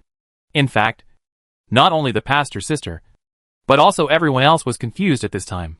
The statue didn't have much significance, so everyone shined the light given by illumination on the stone slab. The content on the slate is concise and concise. Red is war. White is the plague. Black is famine. Green is death. Combined with the strange main colors of the 4 statues, it's easy to get the right fit. Cross, Yuval, and Jishio didn't have much reaction after reading the contents of the slate. Jishio also looked at the male statue holding a scale again. Black. So, this is famine? There was a brief silence. Everyone is pretty much convinced now. These 4 statues should correspond to the 4 heretical evil gods named war, plague, famine, and death. Hey, I have an idea. Do you think the current Apocalypse religion, for some reason, only worships famine? After a while, Cross took over. Yuval nodded. It's very possible. Cross continued. Moreover, think about it. Those cultists of the Apocalypse religion, after listening to those empty whispers, will turn into monsters crying about hunger and demanding the flesh and blood of living people. Isn't this the same as, is there any correspondence to famine to some extent? The pastor's sister's thinking today was particularly clear and quick. According to the idea provided by Cross, the source of those who have been responding to the Apocalypse religion and transmitting nonsense in the void should also be famine. And the power that transformed David and his entire pirate group into degenerates, hungry for living flesh and blood, should also come from famine. To be more precise, it was influenced by the famine statue in front of me. It can be speculated that in comparison, the other 3 evil god statues did not overly display their abilities or authority on the pirate island. Compared with famine, the other 3 evil gods seemed particularly inactive. After reading the contents of the slate, Cross, Yuval, and Jishio made some well-founded reasoning. But Dorn and this sword holder are not like this.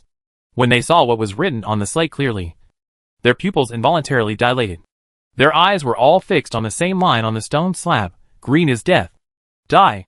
The one who massacred Adele's family just because he wanted to take pale justice. On a whim. Just because his illusions and other people's dreams were erased by Dorn. The Green Crow Man forced his way into the dreams created by the Nightmare Siege, L for Dorn and Adele, and claimed to be death. No. To be more precise, the Green Crow Man described his identity like this. I am a follower of death. But one day, perhaps soon or perhaps a long time later, I will be death itself. In short, the Green Crow Man who gave Adele the fear that could not be eliminated must be inextricably linked to the evil god named Death. Dawn and Adele looked at each other.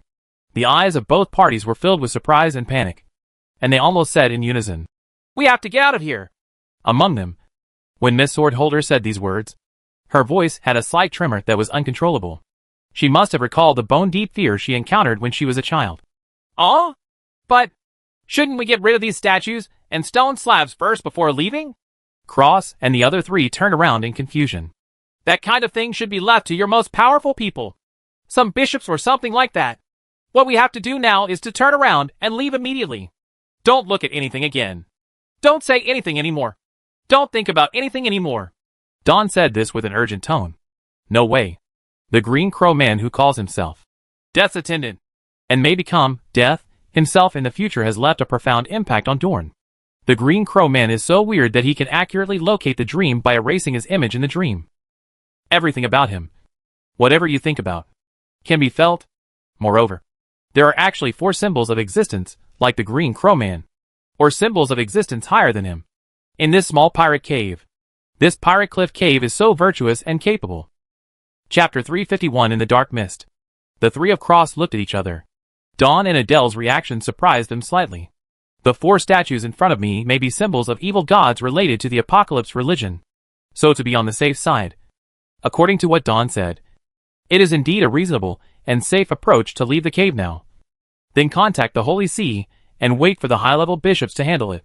But, are Dorn and the others a little too panicked? The lady holding the sword also calmed down a little at this time.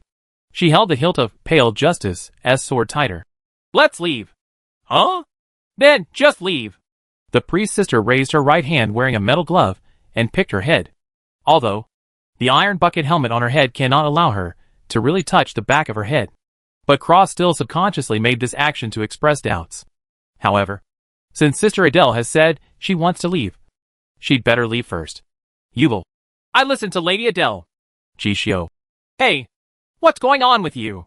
Obviously. TSK. Forget it. I'll just listen to you.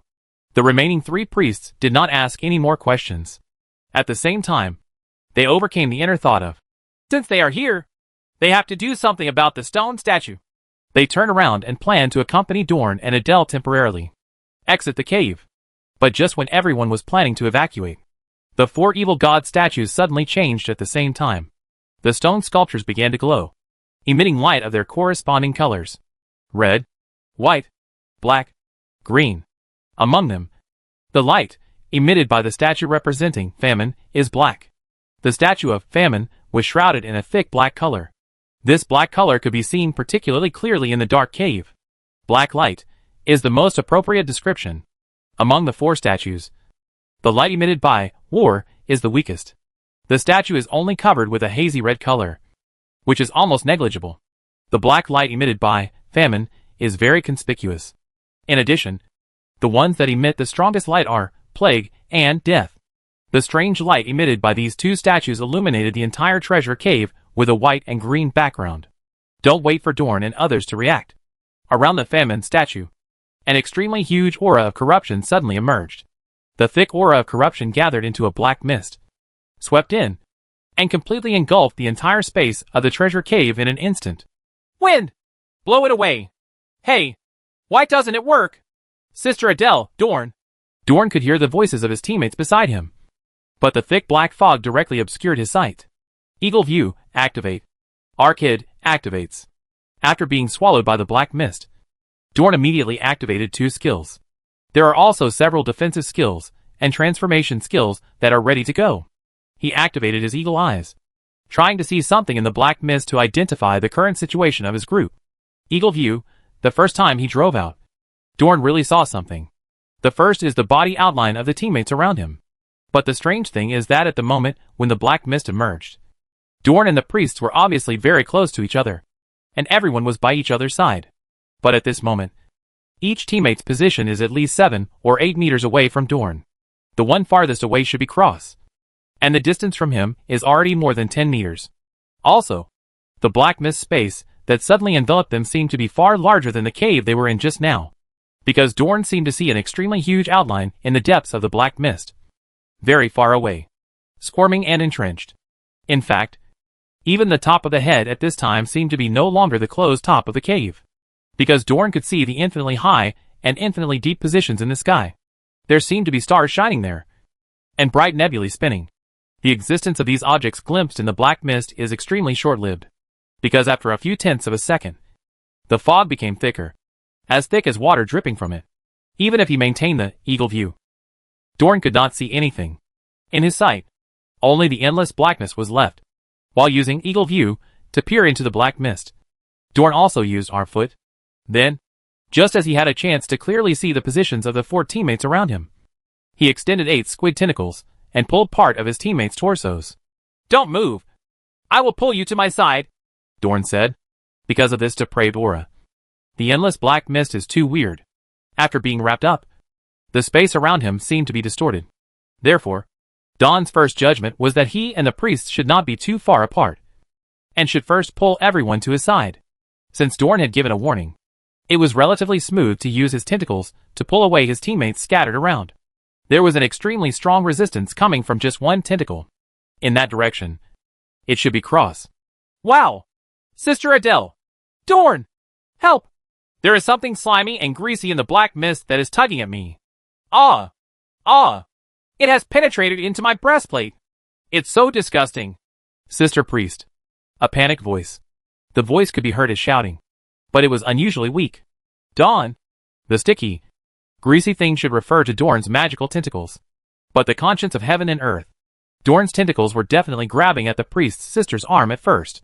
However, due to Cross's desperate resistance, and the later fog that worsened and her vision disappeared, he had to increase his strength and tie her up at will. In addition, the priest's sister must have said something about reaching into the breastplate. With her tin can outfit, it's strange that her tentacles can reach into her breastplate. But you can't blame Cross for overreacting. Judging from the extremely weak shout just now made by the pastor's sister, this thick black fog not only blocks the line of sight, but also seems to block the transmission of sound. Cross, who is the furthest away from Dorn, might not have heard Dorn's warning at first. She must have instinctively regarded Dorn's tentacles as monsters lurking in the black mist. There was no other way. So Dorn could only shout louder. Close! Don't resist. It's me! I'll pull you to us right away! After this shouting, the pastor's sister must have heard it. Dorn could feel that she no longer resisted at all, but cooperated and allowed the tentacles to pull her. In this way, the teammates who were scattered by the black mist gathered smoothly with Dorn as the center. However, in the fog as thick as ink, even if they were face to face, Dorn and the priests could not see each other's existence. This is literally invisible. Chapter 352 Scales. His vision was completely filled with black mist, and he couldn't even see clearly the outlines of his teammates, who were close at hand. Therefore, Dorn did not directly release his arms and legs. Instead, he contracted his tentacles and gently placed the tips of the tentacles on the arms of the 4 priests. This greasy, sticky feeling brought a little bit of indescribable sense of security to the priests at this moment. As long as this feeling of touch is still there, it means that Dorn is still with them, and that everyone is not lost in the black mist. Wind! Damn! There is no way this black mist can be blown away! Shiozai once again tried to mobilize the wind elves to fight against the black mist. However, the result was an understandable failure. The thick mist was like an airtight iron plate that could not be shaken. Is the black mist the ability of famine? But the 4 statues just now. It's not just famine that shines brightly. The light of plague and death is even brighter. Dawn's mind was in a mess, and he really couldn't distinguish the current situation. At the same time, he could still hear the voices of his teammates around him. Cross. Dorn, that slimy thing of yours. Hold me tight, and don't let go. I can't see anything. Yuval. Everyone, stay close to Mr. Dorn and don't move. In addition, the effect of Holy Essence medicine is consumed very quickly. I will divide the medicine for you. Adele, Miss Sword Holder, was the quietest one at the moment. From her position, Dorn could only hear the slight sound of the sword flipping. Adele seems to be preparing for a fight. However, fighting. What is it that they are fighting against now? In addition, it is the situation Yuval mentioned. The effect of sacred medicine seems to be quickly consumed by the black mist. The sacred feeling in my body, in the dusk, overlooking the bell tower bell from a large angle, has completely disappeared by this time. Instead, a crazy and chaotic emotion took root, sprouted, and grew in my heart. Dawn suddenly felt a little hungry. Medicine! I'll get you medicine! Yuval's voice. It seemed that when Yuval said this, he seemed to be shouting at the top of his lungs. At the end of the tentacle, you can clearly feel that his body is shaking hard, shaking to the point of some cramps. But the sound transmitted to Dorn has become minimal. Also, the voices of Cross and Jishio gradually disappeared. The fog around me should be getting thicker and thicker. Start blocking the sound completely.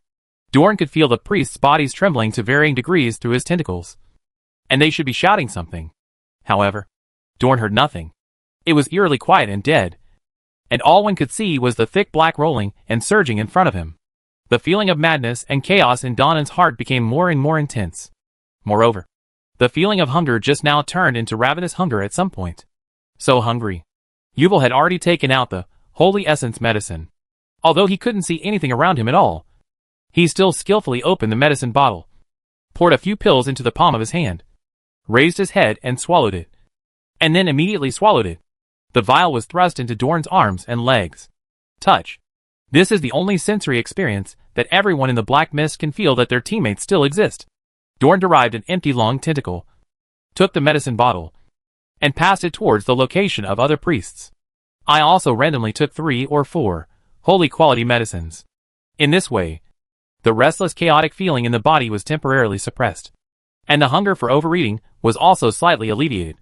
As for the priests, the first time they touched the medicine bottle, their reaction was to take the medicine in the dark, which could be considered to suppress the physical discomfort for a short time. However, the effect of this holy essence medicine can only help Dorn and others survive for a while in this mysterious black mist. As long as the pills are exhausted, they will probably soon be controlled by the madness and chaos growing in their hearts, dominated by the desire to eat, and eventually become degenerates who crave human blood and flesh. It seems that when I teamed up with a priest to play Poison Swamp before, I encountered the same situation of taking drugs and surviving. Just like when he faced the boss Bullfrog, Dorn now urgently needs to find a key to breaking the situation. But is there really a way to break the situation? Dawn didn't know. Famine. Black fog. The stars and nebulae above our heads. The giant things crawling and entrenching in the distance. To be honest, Dawn still doesn't even know what he is facing. Adele was the last to take sacred medicine. After taking the medicine, Ms. Swordholder returned the medicine bottle to Dorn's tentacles. Then she reached out and took hold of Dorn's tentacle and began to write on it with her fingertips. Touch is the only way everyone can communicate in this thick black fog that cuts off sight and hearing. After Adele wrote a phrase twice, Dawn could almost feel it. What she wrote was, "Move." Although moving seems to be futile in this endless black fog, it is better than doing nothing, waiting to die in place, waiting to turn into a monster. Dawn planned to drag everyone to move. Even if you are bumping around like a headless fly, you still need to move. Dorn walked around, and the priests holding the tentacles were also very cooperative.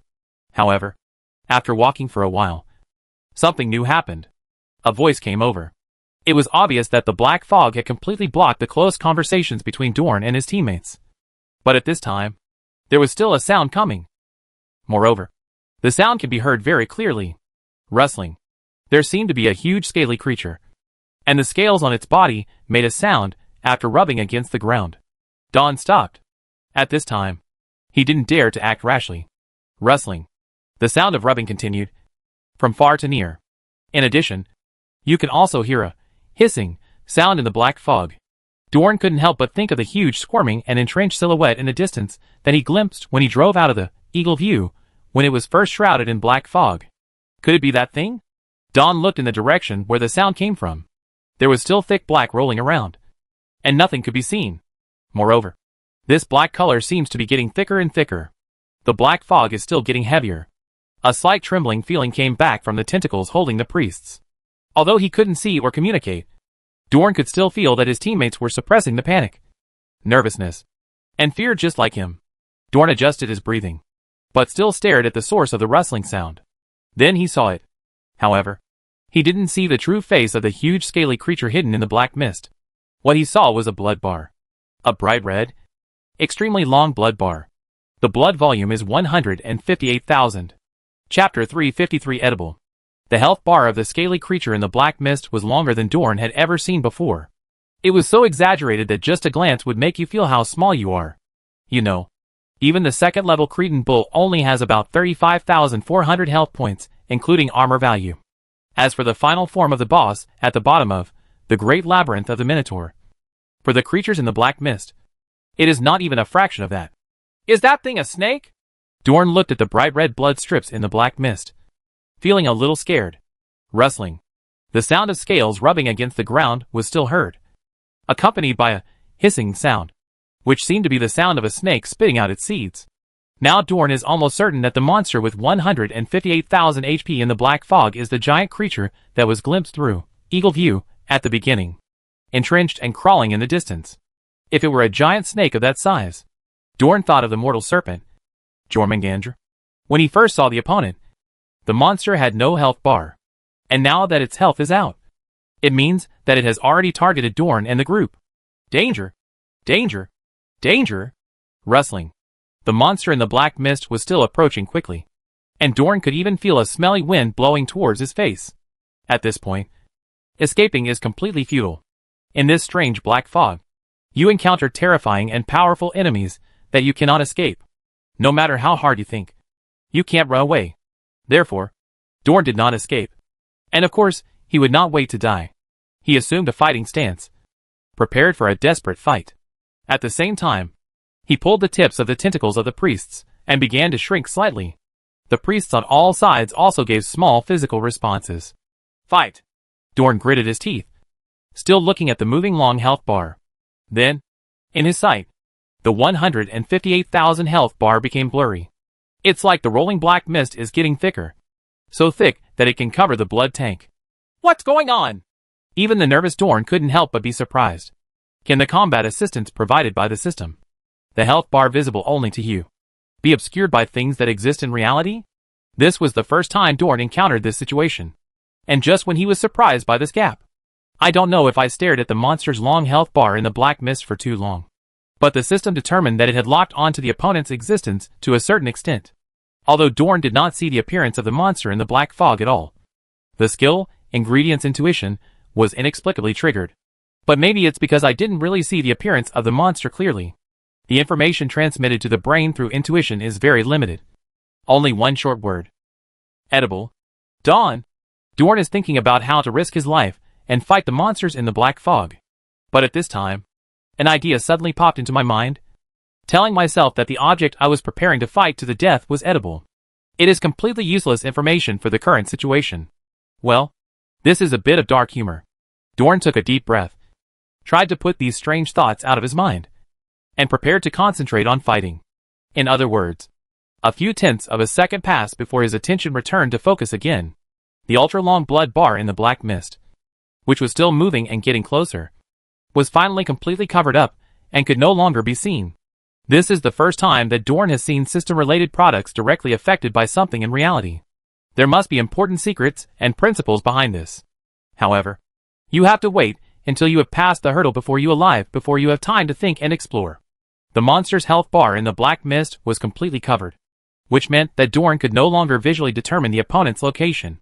The battle, which was already a huge disparity in strength, became even more difficult to fight now. Rustling. The sound of scales rubbing against the ground became louder. Dorn and his party stayed where they were without moving a step. Blessings come in pairs, and misfortunes never come alone. Now, there is a worse situation waiting for them. I don't know that from that moment on. Apart from the rubbing sounds in the black fog, which sounded like spitting messages, Dorn also heard human voices. It was vaguely identifiable as a male voice. Depression, confusion, muteness, madness, pain, depravity, and extremely strong negative emotions and malice. Dorn only felt this endless murmur, which seemed to be coming from the far end of the void 1 second, but seemed to be whispering in his ear the next second. Far away, yet so close at the same time. I will wake up, I will eventually come, all things will eventually fall. Ignorant and pathetic inferior worms, hungry, biting, gnawing, fighting for each other, as you should. The existence of this world, a despicable and ridiculous mistake to be corrected. When the end comes, salvation, salvation, there is no redemption. A series of chaotic murmurs rang in his ears, giving Dorn a splitting headache. In his heart, the chaotic and crazy feeling that had just been suppressed by the sacred medicine was stirred up again, and under the direct influence of the babble.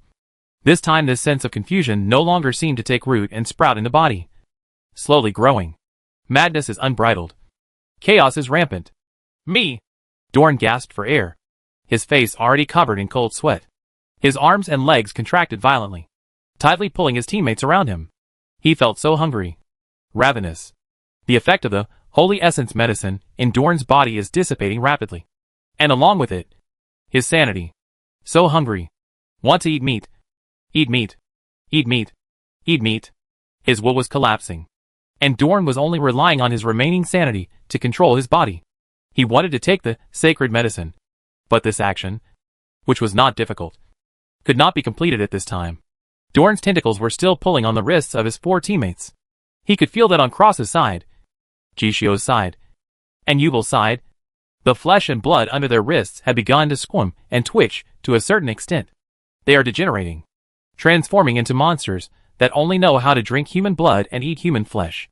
If Dorn could hear the voices of his teammates at this time, he could hear the wails and roars of Jishio and Yuval, the priest's sister crying his name, and the sword-wielding lady clenching her teeth and groaning unwillingly. But he can't. The only thing he could feel was the painful twitching of his teammates' bodies that was transmitted back from the other end of the tentacle. Can't fall. Dorn's remaining reason told himself. You can't die here without knowing anything. You can't watch your friends lose their minds around you. Also, the people at home are waiting for him to go back. Dawn felt that she had to do something. Even if you open a skill, poison frog, demonization, dream walker, no matter which skill. In short, he had to do something to resist, even if he didn't know what kind of existence he was resisting. As a result, the magic power in Dorn began to surge, and began to gather. When his already huge magic power gathered at a certain point in his body, there seemed to be a boom, and the magic power began to collapse and begin to pour out. Dawn's body relaxed.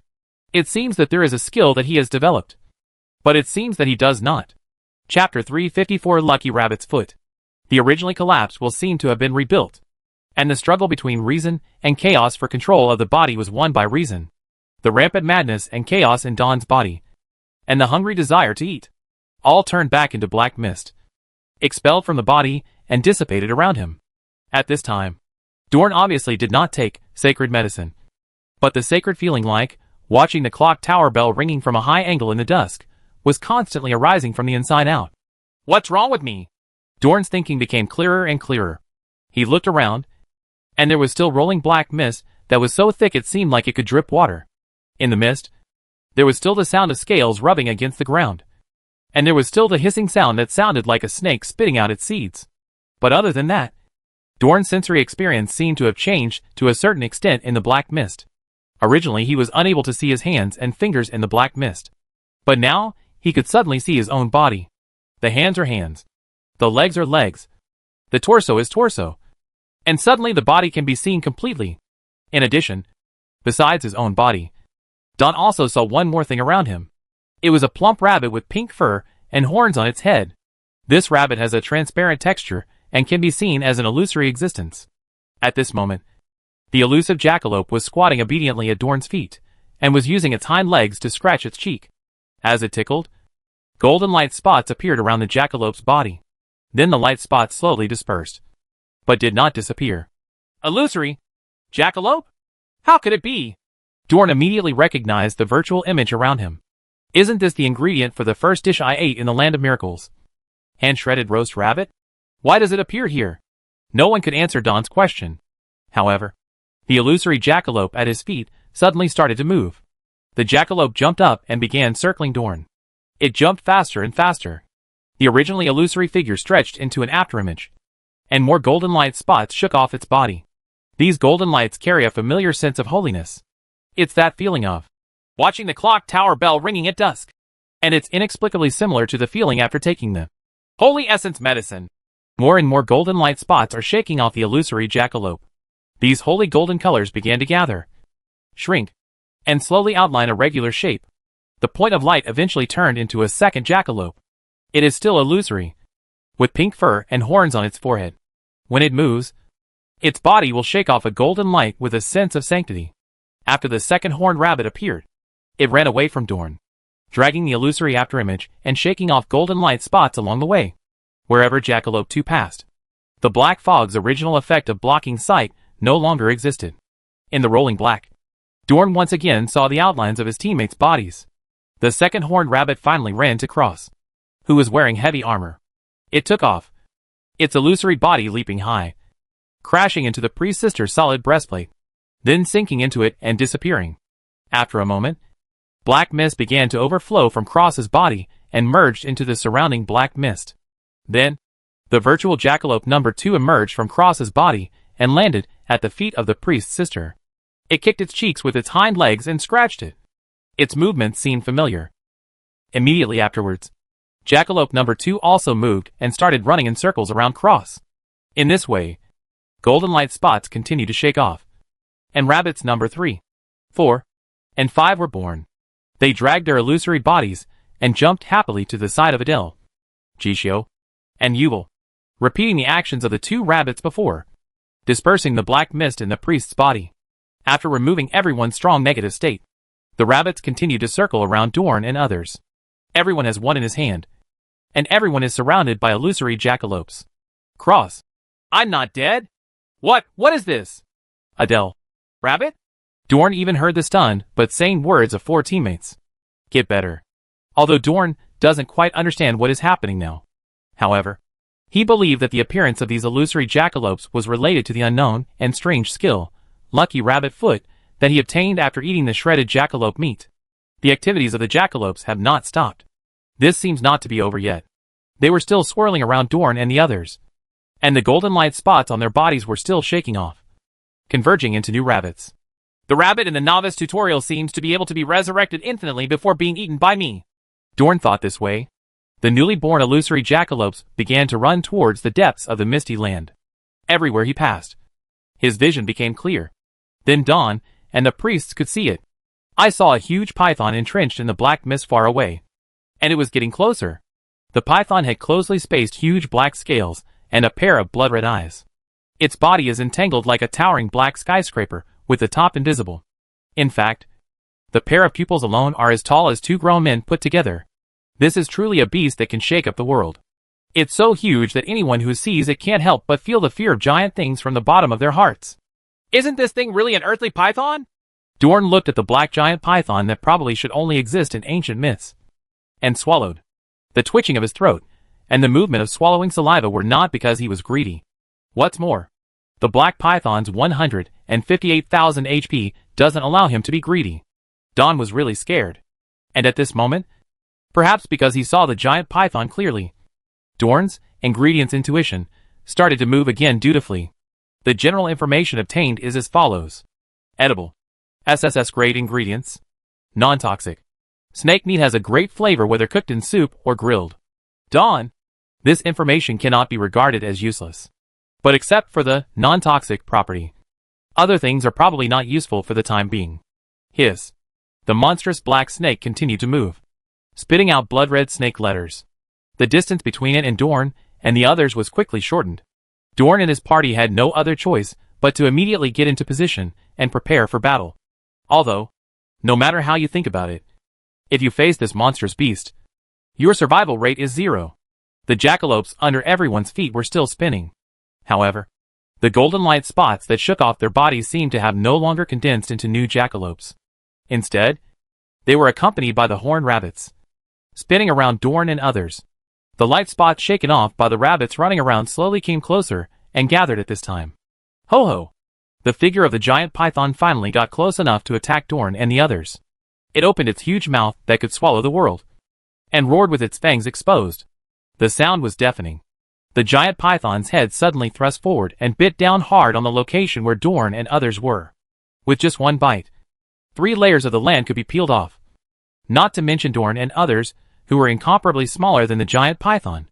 At this moment when the python lowered its mouth, the jackalopes circling Dorn and others turned into light one after another. Together with the original golden light, they turned into a golden holy barrier, surrounding Dorn and others and rising into the sky. Boom! It's too late. It's fast. The huge mouth of the black python fell down, but it only bit a mouthful of lifeless sand, gravel and soil. Chapter 355 Alice's Happy Time. Push back the time by about 20 minutes. Back when Dorn and others first saw the statues and stone slabs of the 4 apocalypse evil gods, the statues had not yet glowed, and famine had not yet spread out the black mist. The story world in Alice's bedtime reading that Don carries with him. The ancient castle in the middle of the lake. Alice's two bodies maintained the appearance of a little human girl, sitting on a pile of treasures in a large golden-crusted treasure chest. The Black Dragon Lady was concentrating on pulling the shiny treasures under her buttocks, counting every gold coin and every gemstone bigger than a pigeon egg. Keep money and count money. This was one of Alice's few hobbies when she was alone. Probably as a dragon, you will have this natural attribute of being obsessed with money. At this time, White Dragon Lady was sitting next to Black Dragon Lady with her legs dangling. There was a small cloth bag, a small earthen jar, and a large glass of flavored ice lemonade beside her. The small bag contains frosting slime. The small earthen jar contains a slightly modified version of dinging beef jerky that is easier to store. These things are considered casual snacks that Dawn left for Alice in the story world. Bai Longyang's hands were constantly busy, scooping out fudge cubes evenly sprinkled with white icing sugar with one hand, and scooping out shiny and spicy beef jerky with the other. Put it into your mouth alternately. One bite is sweet. One is salty. One is sweet. One is salty. After chewing until his mouth is dry, he will take a big sip from a large glass of iced lemonade, then slightly narrow his golden eyes, shake his head, and let out a pleasant and cheerful exhalation sound. In fact, Bai Longyang not only eats it herself, but also passes snacks to Black Dragon Yang's mouth from time to time. Come on! Feed yourself. The Black Dragon Lady, who was busy counting money, refused to accept anyone who came, no matter what was handed to her mouth. She would open her mouth and swallow it, whimpering happily and swallowing it down. Although essentially, Alice is the only one in the castle. But on the surface, the scene of lowly feeding lowly is actually enjoyable and very beautiful. As for Alice's two bodies, one was busy counting money, and the other was busy eating snacks. Naturally, they had no consciousness to observe the real world outside where Dawn was. In fact, since she teamed up with Dorn and no longer needed to be active in the outside world, Alice rarely took the initiative to observe the outside world. Because in the real world, the entity that Alice exists is just a book. She must use the perspective and senses of a book, and spend a lot of energy to gain some vague cognition of the real world. It's laborious and thankless. It's better to stay in the story world and enjoy yourself. Alice's happy time was supposed to last all day long. But a sudden change broke Longyang's happy and carefree mood. Outside at this moment, Dorn and others have found 4 statues of evil gods, and have read a few words on the black stone slab. The 4 statues emit strange lights to varying degrees. In the story world, the entire world in the book trembled violently, because of the strange changes outside. Whoa! Whoa! Whoa! What's going on? What's going on? It's so scary! Bai Longyang was startled. She put a piece of gummy candy and a piece of dried meat in her left and right hands into her mouth at the same time, and then squatted down with her head in her hands. Black Dragon Lady couldn't care less about counting money at this time. Her little body swayed to her feet amid the violent vibrations. She first reinforced all the buildings in the story world with verbal commands, and then cursed and complained. That idiot Dorn! What are you doing outside? Alice's consciousness extended outside the book to check the situation. In the outside world, the first thing she felt was Dorn's presence. This is normal. After all, the Dragon Lady's original form, Alice's bedtime reading, has been carried by Dorn close to her when she was outside. At the same time, Alice also felt the presence of 4 priests. She knew that these 4 were all Dorn's friends on this trip. Apart from these characters, it is worth noting that there seemed to be 4 forces blending and colliding in the outside world. 3 strong and 1 weak. One of the 3 stronger forces seems to have an inexplicable attraction for Alice. What is that? Longyang continued to perceive with difficulty, and at the same time increased the intensity of her consciousness extending to the outside world. She wanted to discern what the power was that attracted her. The 4 forces themselves are blending and colliding, and it is not easy to identify one of them individually. What's more, Alice's perception of reality is relatively vague. Only about 2 seconds have passed, and the Dragon Lady's derived consciousness has not yet officially touched the threshold of screening the 4 forces outside. But suddenly, everything was silent. Alice can't feel or sense anything about the outside world. What she didn't know was that at this moment, the black mist overflowing from the famine statue happened to swallow Dorn and his party. The original space was distorted. Vision, hearing, smell, and even many other normal senses or magic perception are all cut off and blocked by the black mist. Alice's connection with the outside world seemed to be disconnected, and her derived consciousness was blocked back to the book. What exactly happened here? Alice panicked. And at this time, she couldn't think about what the force that attracted her just now was. More importantly than that, what's going on out there? Alice couldn't understand. But if Dorn encounters some strange and dangerous crisis in the outside world, then she will be ready to pull him into the story world for refuge at any time. Therefore, Long Yang tried to derive her consciousness again. The result is failure. The consciousness cannot enter the reality. As a result, the Dragon Lady cannot even feel the existence of Dorn. Not to mention that when Dorn was in danger, he was able to pull Dorn to take refuge with his quick eyes and hands. And this situation also exists outside. Dawn's thoughts could not be conveyed even by silently reciting Alice's name. Even at this time, when he read out the real name of Alice's bedtime reading, in the dark fog, he could not enter the story world as usual. Alice's bedtime reading is wrapped in black fog, and all connections with reality are blocked. The story world in the book is like an isolated island hanging at the end of the world. Alice's bedtime reading was isolated by the black fog for about 20 minutes. During this period, Alice anxiously tried various methods to contact the outside world and Dorn, but all to no avail. It wasn't until 20 minutes passed that Alice became aware of the outside world again. As a result, she saw Dorn, saw the priests, and saw the illusory pink-furred rabbits that kept spinning under everyone's feet. She also saw the endless billowing black mist. He saw a giant black python that could swallow up the world, opening its huge mouth and biting towards Dorn and the others. At this time, at everyone's feet, golden holy barriers soared into the sky. The next moment, there was no black mist or black snake in Alice's perception of the outside world. It was Dorn and his party, all of whom stood confused at the entrance of the cliff cave on the pirate island. It was obvious that the golden barrier formed by the pink rabbit just now led Dorn and the others out of the black mist space. Chapter 356 Temporary Safety. Pirate Island. The entrance to the cliff cave. The corpses of more than 30 corrupted pirates, who had been killed by Dorn and his party, were still lying here. As for Dorn, they all stood at the entrance of the cave at a loss. I wasn't dreaming just now. Right. We were trapped in a strange black mist. And there was a very big black snake in the mist. We almost died. That's it. Right. Cross was the first to speak, her tone a little confused. A group of people like him encountered danger in the black mist, and the process of escaping unharmed until now was too sudden. The pastor's sister even doubted the authenticity of what she just encountered. When Don heard this, he just shook his head, but didn't say anything. With a dreamwalker skill, he knew very well that the series of encounters just now, including seeing the statue of the evil god, being swallowed by the black mist, and being attacked by the giant snake, were all real things that happened. Not a dream, not an illusion. It's all true. And everyone was able to escape from the black mist in the end, and did not turn into deformed monsters thirsty for human blood and flesh in the evil god's whispers. All because of the appearance of the hollow jackalope in the end. So, Dorn calmly opened his system panel. I plan to check if there are any changes to the strange passive skill, Lucky Rabbit's Foot, that is suspected to be triggered. Lucky Rabbit's Foot. Lucky Rabbit's Foot will bless you. The text introduction of this skill is still unclear as always. But the black skill description, which was originally the same as other skills, turned into a dull white at this time. There is also a line of small prints below the skills. Note, this skill is no longer available. Don stared at his panel, thinking in his mind.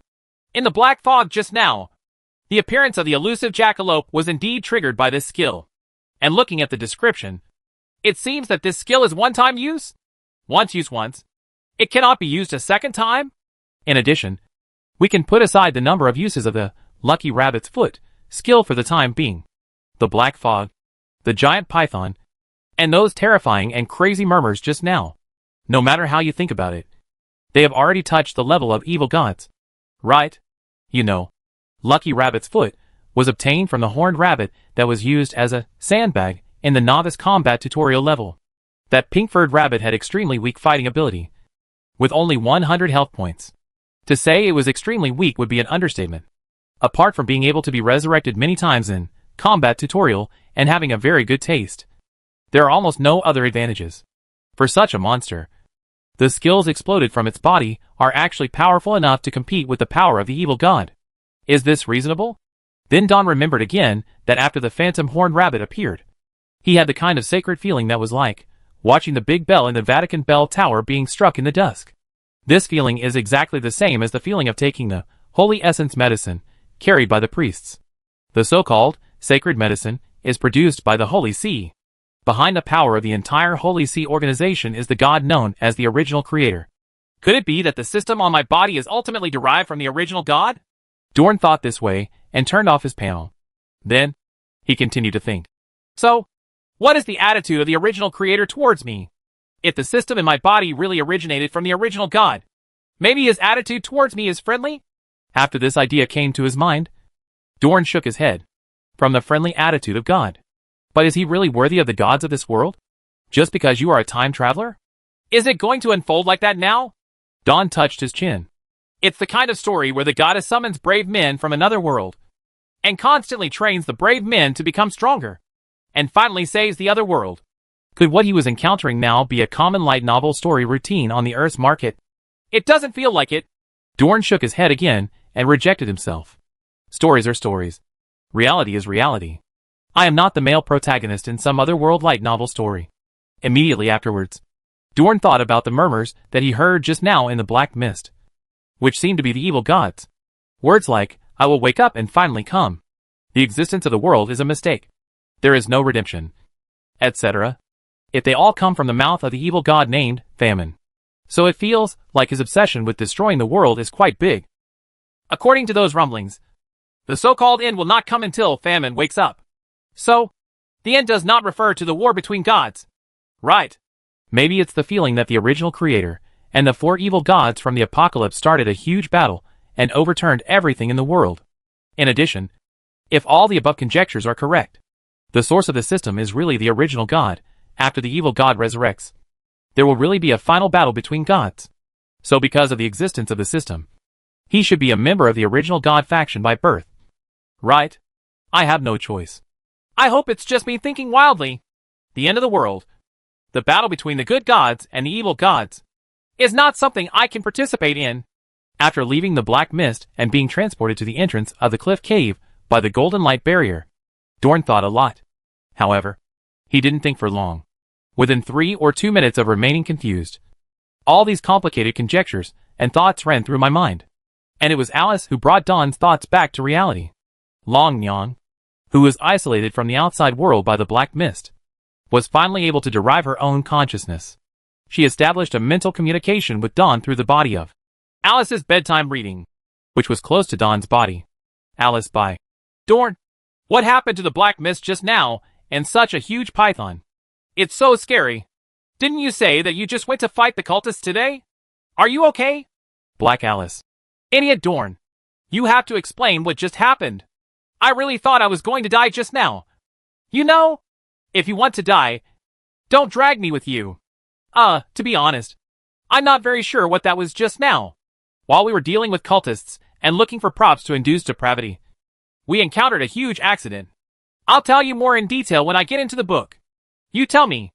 Anyway, it seems to be safe for now. Dorn could only respond in this way to appease the dragon lady. There was soon no movement on Alice's side. I don't know if she is angry, or if she is quietly waiting for Dawn to enter the book to look for her. But at this time, in reality, the pirate cave that Dorn and his party faced suddenly made a rumbling sound. Dust and gravel were blown away. The cliff cave is collapsing. Leave! Miss Swordholder immediately gave the order. The remaining priests no longer thought about the thrilling near-death experience just now. After finally escaping from the strange and dangerous black fog, this pirate island doesn't wait. It is not too late to review the situation we just encountered and the next action plan after we officially return to the safe zone. Chapter 357 Apocalypse. The cliff cave where the evil god statue and stone slabs were stored began to collapse. Dorn and his party immediately chose to evacuate. The priests felt that the encounter here was beyond what their elite team could handle. Matters involving the level of evil gods must be reported back to the Holy See in detail. And then let the most powerful and authoritative bishops in the Holy See handle it. What Adele and others can do next is to monitor the situation on the pirate island before the Archbishop and others arrive at the Storm Islands. Mobilize all the forces that can be mobilized near Marlow and prevent irrelevant personnel from approaching the pirate island. At the same time, it is also necessary to ensure that the dangers in the pirate island do not spill over during this period. Dawn definitely applauded the decision of the clergy. Good guy. The evil gods are starting to make moves. If this matter is not handled by the church, who else can be left to handle it? Isn't that what the church is in charge of? However, there are also some disadvantages to Dorn. That means from now on, he will definitely become the focus of the Holy See. It's different from the last time I conquered Poison Swamp. At that time, the priests considered various factors, plus the fact that someone conquered a god's ruins did not directly violate the interests of the island's Holy See, so they did not take the initiative to pass on too much information about Dorn. Report back to the Holy See, tacitly reducing the Holy See's attention to Dawn. But this time it's not okay. Things on the pirate island seem to be directly related to the evil god and are of great importance. Every detail should be reported to the Holy See in a meticulous manner. In this way, the Archbishop who subsequently arrived at the Storm Islands could handle the matter better. And since we have to carefully restore what happened, the last key to everyone's escape from the Black Mist, the illusory pink rabbit that can shake off the golden holy light, has become an unavoidable topic of discussion. We were led away from the evil Black Mist by an illusory pink-haired long-horned rabbit that came from nowhere. When the clergy report the situation to the Holy See, they will definitely explain it like this. Due to the Black Mist's isolating effect on perception, Adele and others did not see the process of Dorn releasing Lucky Rabbit's foot. Therefore, they cannot firmly say that these rabbits must have been released by Dorn. In addition, Dorn, who is traveling with me, has the power to compete with the evil god. If the clergy recorded such content in the report to be handed back, then the matter would be somewhat bizarre. Think about it combined with the familiar holy feeling of those illusory pink rabbits. The primordial god, whom the priests devoutly believed in, could not bear the direct harm to his followers by the evil god. So he sent illusory rabbits to help and take them out of the sea of suffering. Talk about things, not people. Even this kind of rhetoric seems to be more convincing than Dorn can resist the evil god, right? But even if you say 1,000 words and 10,000 words, after all, Dorn was still one of the fellow travelers exploring the pirate island this time. At present, it can be regarded as an existence that bears the power of the evil god in a mortal body, regardless of whether he released those illusory horned rabbits in the end. The Holy See will attach great importance to him and will further investigate him. Dorn already understands the above situation. Moreover, he was also mentally prepared accordingly. It's a blessing, not a curse. But it's a curse that cannot be avoided. If his previous guess about, because of the existence of the system, he traveled to the land of miracles and was born a member of the original god camp, it would be correct. So for Dorn, if he has the opportunity to formally contact the power of the Holy See at this time, it is actually not entirely a bad thing. It might even be a good thing. As a human being, you should not be too pessimistic and negative. During this period of time when Dorn and his party were taking a boat to evacuate the pirate island, they were discussing the next countermeasures. Inside the pirate cliff cave, there is a treasure cave. The black mist released by the famine statue seems to have completely dissipated, as if it had never appeared. At this moment, a long section of the passage outside has been completely blocked by falling rocks due to the collapse of the cave. In the treasure cave, the collapse is still continuing. Large rocks fell, sending dust and gravel flying. And in this disastrous environment, the 4 stone sculptures of war, plague, famine, and death are still shining to varying degrees. There are still 3 strong and 1 weak. Red. There are layers of red. And the surrounding environment is like a dream. There are many dreamlike small cyclones, which are born and destroyed, rise and die in this magnificent space. In the upper level of this space, a huge figure can be seen surging among the layers of red. It was a huge red carp with scales as neat as armor and long and thin whiskers. In this waterless space, the red carp flipped up and down, swung its head, swung its tail, and its 2 whiskers floated nimbly. This scene is very much like a dream. And far behind the carp, among the deep red layers, there seemed to be a figure. White. A white veil is worn on the head of a young and dignified lady. This lady has a graceful figure and her face is covered by a hazy veil. But her intellectual and graceful temperament cannot be concealed. The lady wearing a white gauze was sitting in a shabby house. In front of her was a small bed, with a dying old woman lying on the bed. Ho, ho! The old woman's breathing was very difficult, and it sounded like an old bellows blowing. Ms. Baishaw was holding a bowl and spoon in her hand, which contained a soup with an ugly color and strange bubbles. Take another sip, Ms. Baishaw said with a nice voice. A spoonful of the soup was fed into the old woman's mouth. Slowly, the heavy and hard breathing could no longer be heard in the room. A moment later, jingle. Ms. Baisha put down the soup in her hand, and the bowl and spoon collided, making a crisp but unpleasant sound. Ms. Baisha raised her head, and her eyes seemed to fall on a wall of the room aimlessly. She stared at it for a long time. It's as if you want to see through the bumpy earth wall and see places far, far away. Black mist enveloped everything. In this mist that was so thick that it seemed like it could drip water, a huge black python was swimming. Its scales rubbed against the ground, making a rustling sound. This black snake, like an earthly python, swam in the black mist for a long time. Finally, it stopped, seemingly reaching its destination in the black mist. A towering stone pillar that seemed to lead to the end of the sky. The giant python spit out scarlet snakes, coiled up against the stone pillar, and swam towards the heights of the black mist, all the way to the top of the black fog.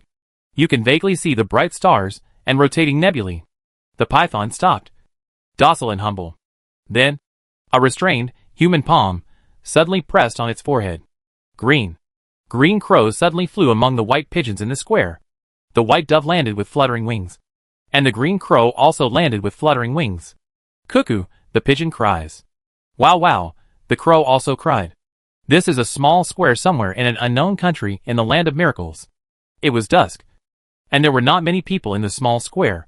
In the corner of the square, you can see a middle-aged man, wearing ordinary clothes and looking ordinary. The only characteristic of a man should be the expression on his face, which is cold and indifferent to the extreme, like ice to the bone. The man was sitting on the bench now, breaking off the baguette in his hand and feeding the pigeons. The pigeons competed with each other, but the green crows did not participate this time. He just stood aside, tilting his head, staring at the pigeons eating one after another with strange red eyes. After feeding a few more pieces of bread, the man's movement slowly stopped. His eyes changed. He raised his head and looked at the orange-red sky at dusk. After looking at it for a while, the man looked away and slowly continued to break bread and feed the pigeons, until all the baguettes in my hands are gone. The man stood up. Then, the originally ordinary appearance quickly changed. The man's originally brown hair turned golden. His nose became taller. His plump cheeks slimmed down. The wrinkles on his face disappeared, and his skin became smooth and younger. The original middle-aged man casually transformed into a handsome-looking blonde young man. The young man took steps and walked towards the outside of the square. Wow wow! Those pale green crows flapped their wings and flew up, following them all the way in the orange-red sky. Ah, original! They whisper. Chapter 358 Thieves and Musicians. Dona Empire. The outer suburbs of Silver Shields Harbor. It's already autumn now. The geographical location of Silver Shield Harbor and surrounding towns has distinct 4 seasons. On the roadside, you can see the vegetation that has turned into red and yellow, and the colors are gorgeous. You can also see wheat fields full of wheat ears, with waves of wheat pouring out in the late autumn wind. This is the smell of harvest. A well-decorated 4-wheel carriage was driving on the road leading to the small town of Eaton. Inside the spacious carriage, a dignified and decent lady, an outgoing girl with short hair, sat. In addition, there are 3 children. 2 girls and 1 boy, all aged 12 or 13. The 2 little girls had timidity in their eyes, while the boy among them was relatively lively. The short-haired girl in the carriage is the female thief Ling. The 3 children sitting next to the bell were all rescued by Dorn and Vivian from the dungeon of the human trafficker Jack the Iron Hand and the beggar's den in Sweet Mulberry Town. Ever since she parted ways with Dorn in Sweet Mulberry Town, the female thief has really been carrying out the baby returning plan she promised. In the past half-year, she worked conscientiously and worked tirelessly to return the children who were rescued from Iron Hand Jack's dungeon and several beggars' dens back home one by one. Speaking of these rescued children, although a large number of their homes are in the towns and villages within a large area surrounding Tiansang Town, but some children, especially those rescued from beggars' dens, have been trafficked and controlled for so long that they no longer remember where their homes are or what their parents' names are. Finding relatives for these children really took a lot of effort from Ling. Fortunately, before leaving, Dorn divided the coins he looted from Iron Hand Jack's treasury between 2 gold nuggets. Without the support of this huge amount of money, the female thief's baby returning home plan would probably have died long ago. At present, Most of the rescued children have been sent back to their relatives by Belle. The remaining small number of children are those who cannot find their relatives, are homeless, or have been sold to human traffickers by their relatives. In the later stage, Ling traveled almost all around Sweet Mulberry Town and Golden Oak City. She found all the restaurants, pubs, cobblers and blacksmith shops, theaters that were familiar to her and had good owners, and arranged for those poor children who could not return home to work as apprentices or followers in these places. It can be regarded as finding them a shelter that can protect them from wind and rain, and have enough food to eat. In the future, when these children grow up, they will also have a craft that can make a living. The fact that Ling can do this is enough to be regarded as dedicated to these children. As for why this female thief is so interested in poor homeless children, it has to do with her own life experience. Ling knew very well that if she didn't do her best to help these children, they would only end up back on the streets and be controlled to be beggars or prostitutes, or become pickpockets or thugs. Children who grow up on the streets never find a way to live a good life.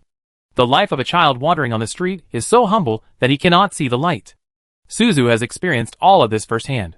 So, she can empathize with these poor kids, and she wants to try to make their lives a little better.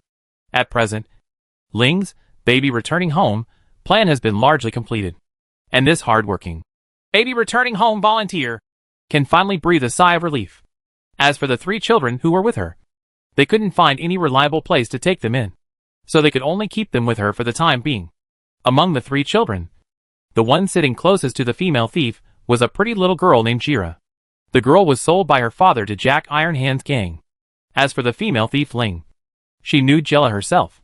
When they were in Sweet Mulberry Town, Ling sneaked into Ironhand Jack's mansion.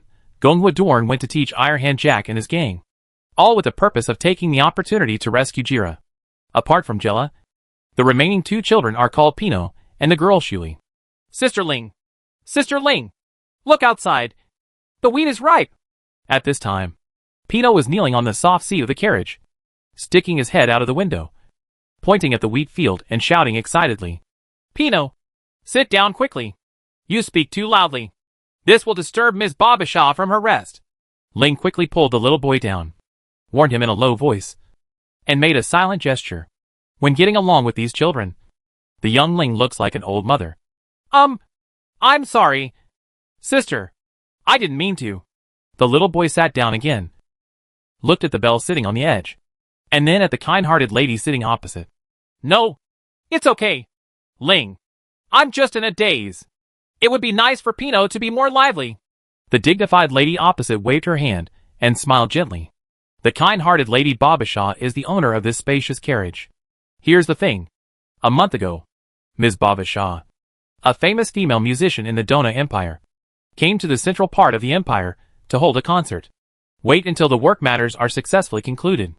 Babasha then thought of the benefactor who saved her from the strange book world. Mr. Don?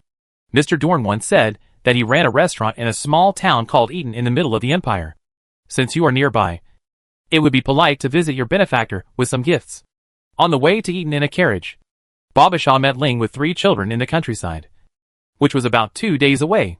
At that time, Ling had placed all the children she could place, and she had not forgotten her promise to Dorn. For example, from now on, he will no longer steal. After finishing the work at hand, he has to go to Eaton Town to make wine for Brother Dorn to make amends. Therefore, the female thief, who decided to wash her hands in the golden basin, took her 3 children on a journey to Dorn. To be honest, according to Ling's own understanding, she and Dorn can only be regarded as a chance meeting, not even ordinary friends. If I insist on talking about a relationship, it seems that I have some unilateral debt compensation relationship with Brother Dorn. With such a fragile relationship, Ling was really not sure what would happen after she found Dorn with her 3 children. Along the way, she could only carry 3 children on her back, silently hypnotizing and comforting herself. It was the nosy little Brother Dorn who told me not to steal anything in the future. If I obey, if I don't steal anything, he will take care of me. Relax. Relax. He is a good person. I definitely can't get paid for making him whine to apologize. But it shouldn't be too much to change some food for me and the 3 children every day. Right. The children don't eat much, so I can eat less. Well, so do I. There is really nothing we can do. Chapter 359. Sister Vivian is still very beautiful. Because before, Ling had to take care of the food and daily life of a large group of children, while at the same time finding relatives and arranging places for them to go. It all costs money. By the time she decided to go to Dorn, she had almost spent all her money. Ling planned the use of the last few remaining silver coins. First, he took the children on a caravan carriage from near Golden Oak City to the center of the empire. On the way to Eatontown, you can save money. Finally, near Nwanfeng Town, while Ling was driving on the road with her 3 children, she met Ms. Babashaw sitting in a carriage. The kind-hearted Babashaw saw a girl of 17 or 18 years old with 3 children of 12 or 13 years old on the road. She took the initiative to stop the carriage and asked if she needed help. After learning that Ling and his party also planned to go to Eatontown, the female musician gave them a ride. On the way, Babashaw learned through chatting that Ling and others were closely related to the benefactor she was visiting. Mr. Dawn? This wave is kissing and kissing. Because of the relationship derived from Dorn, it seems more reasonable and natural for the female musician and the female thief to go together. Eden. Early morning. The entrance of the Wishing restaurant, which has not been open for a long time. Good morning. Amy! Yeah. Morning for you too. Elsa. Amy, who slept upstairs in the hot pot restaurant last night, and Aisha, who lived in the staff dormitory, met here and walked into the Wishing restaurant together. There was no one in the restaurant lobby. Mr. Gonzalez, probably after opening the door, went to the hot pot restaurant to look for Bear Claw and Fat Fox. The 2 little cooks walked to the kitchen door of the Wishing restaurant in a familiar way. During Don's absence, his 2 young apprentices all lived very disciplined lives. I will come to the restaurant kitchen early in the morning to practice and make the Cantonese recipes taught by Don. I kept practicing until noon, and after distributing the practice dishes as staff meals, I went to the hot pot restaurant to help, and occasionally stir-fried hot pot base ingredients. In the afternoon, I will practice Cantonese cuisine again and make staff meals. In the evening, it depends on personal circumstances whether you need to practice more. Such high-intensity practice will naturally bring rewards. Elsa, who is very talented in cooking, has already mastered the Cantonese recipes left by Dorn through long-term hard work. Even for extremely familiar dishes, she sometimes makes small innovations based on her own inspiration without deducting points. If Du and Lei were to review and evaluate the Cantonese dishes she currently produces, the score would probably be as high as a mango. Big in the middle and small at both ends. She can cook most Cantonese dishes to an A-level level, and a small number of them are B-level, which is not satisfactory, or S-level, which breaks through the delicious threshold. What's even more surprising is Amy's progress.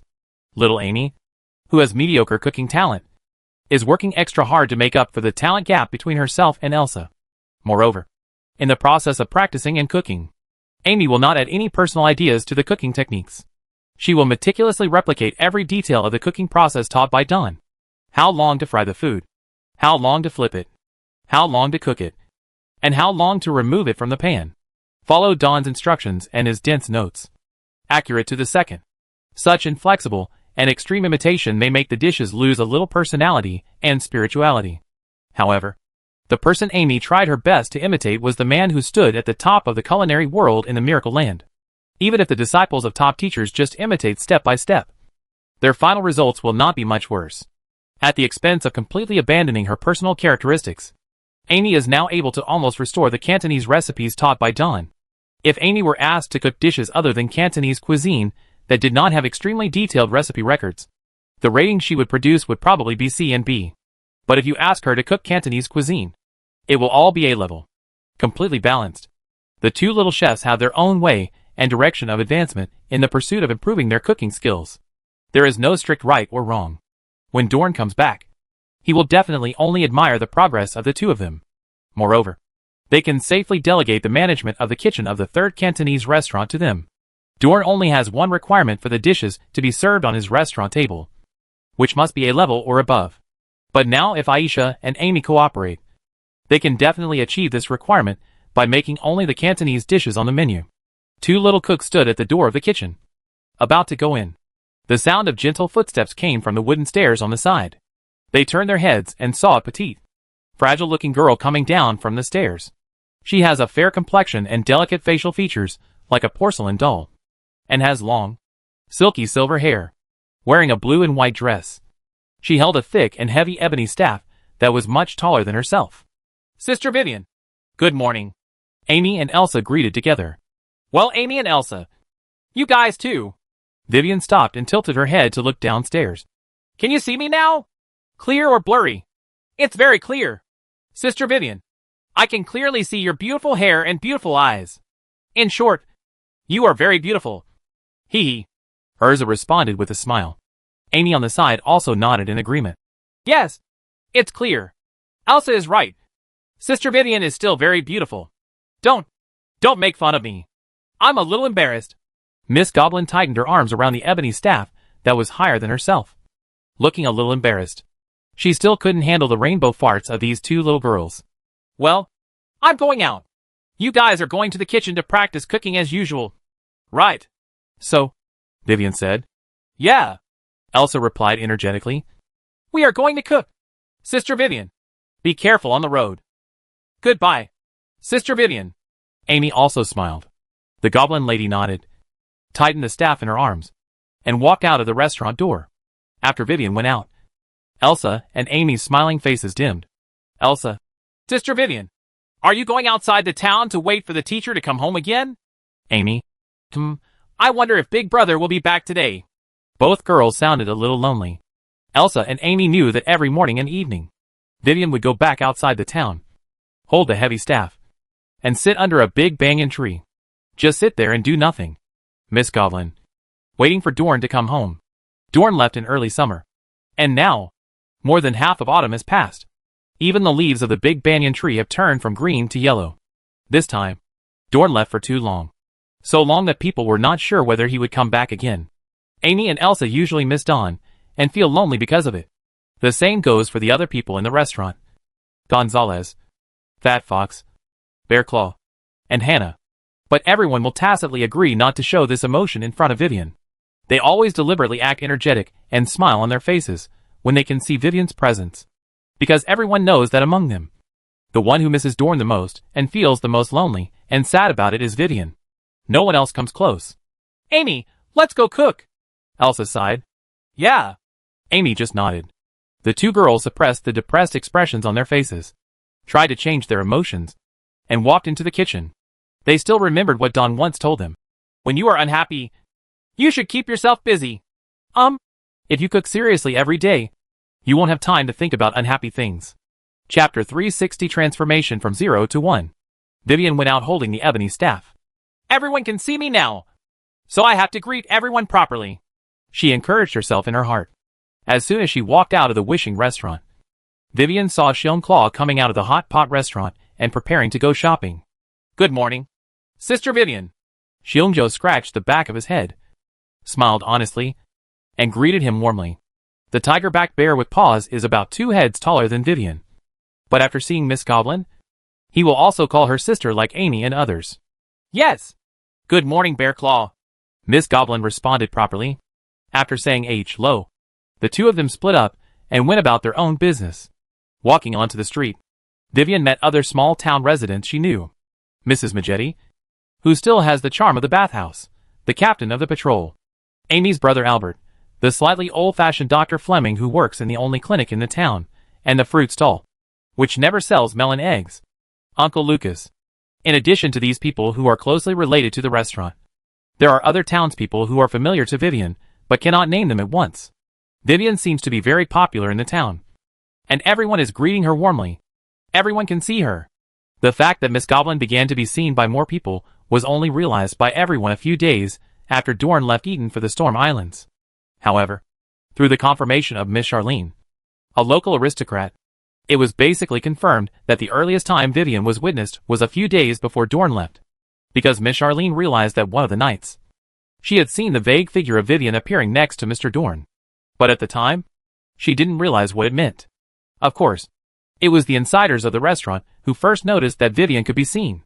During that time, when the store manager, Amy, Aisha and others were active in the wishing restaurant, they would occasionally see a petite and blurry figure appear. Usually they disappear in a blink of an eye. At first, everyone didn't understand why and just thought they were wrong. Some of the more timid ones suspected that they had bumped into something unclean, like a ghost in the restaurant. As the number of encounters with this vague figure increased, everyone started an internal discussion on the matter. That special internal meeting of the restaurant staff ended with Gonzalez slapping his forehead and making a key guess. Oh, my original god. I understand. It's not that we have been too tired from work recently, nor is there any supernatural incident happening in the restaurant. I should have figured it out from the beginning. What we saw during this period, it's Miss Vivian. At the beginning, the image of Vivian that everyone could see was usually vague, and they could only see a rough illusory figure. In addition, the fairy lady exists in front of everyone for a very short time, and usually disappears in a blink of an eye. Recently, Vivian's image in front of everyone has begun to change again.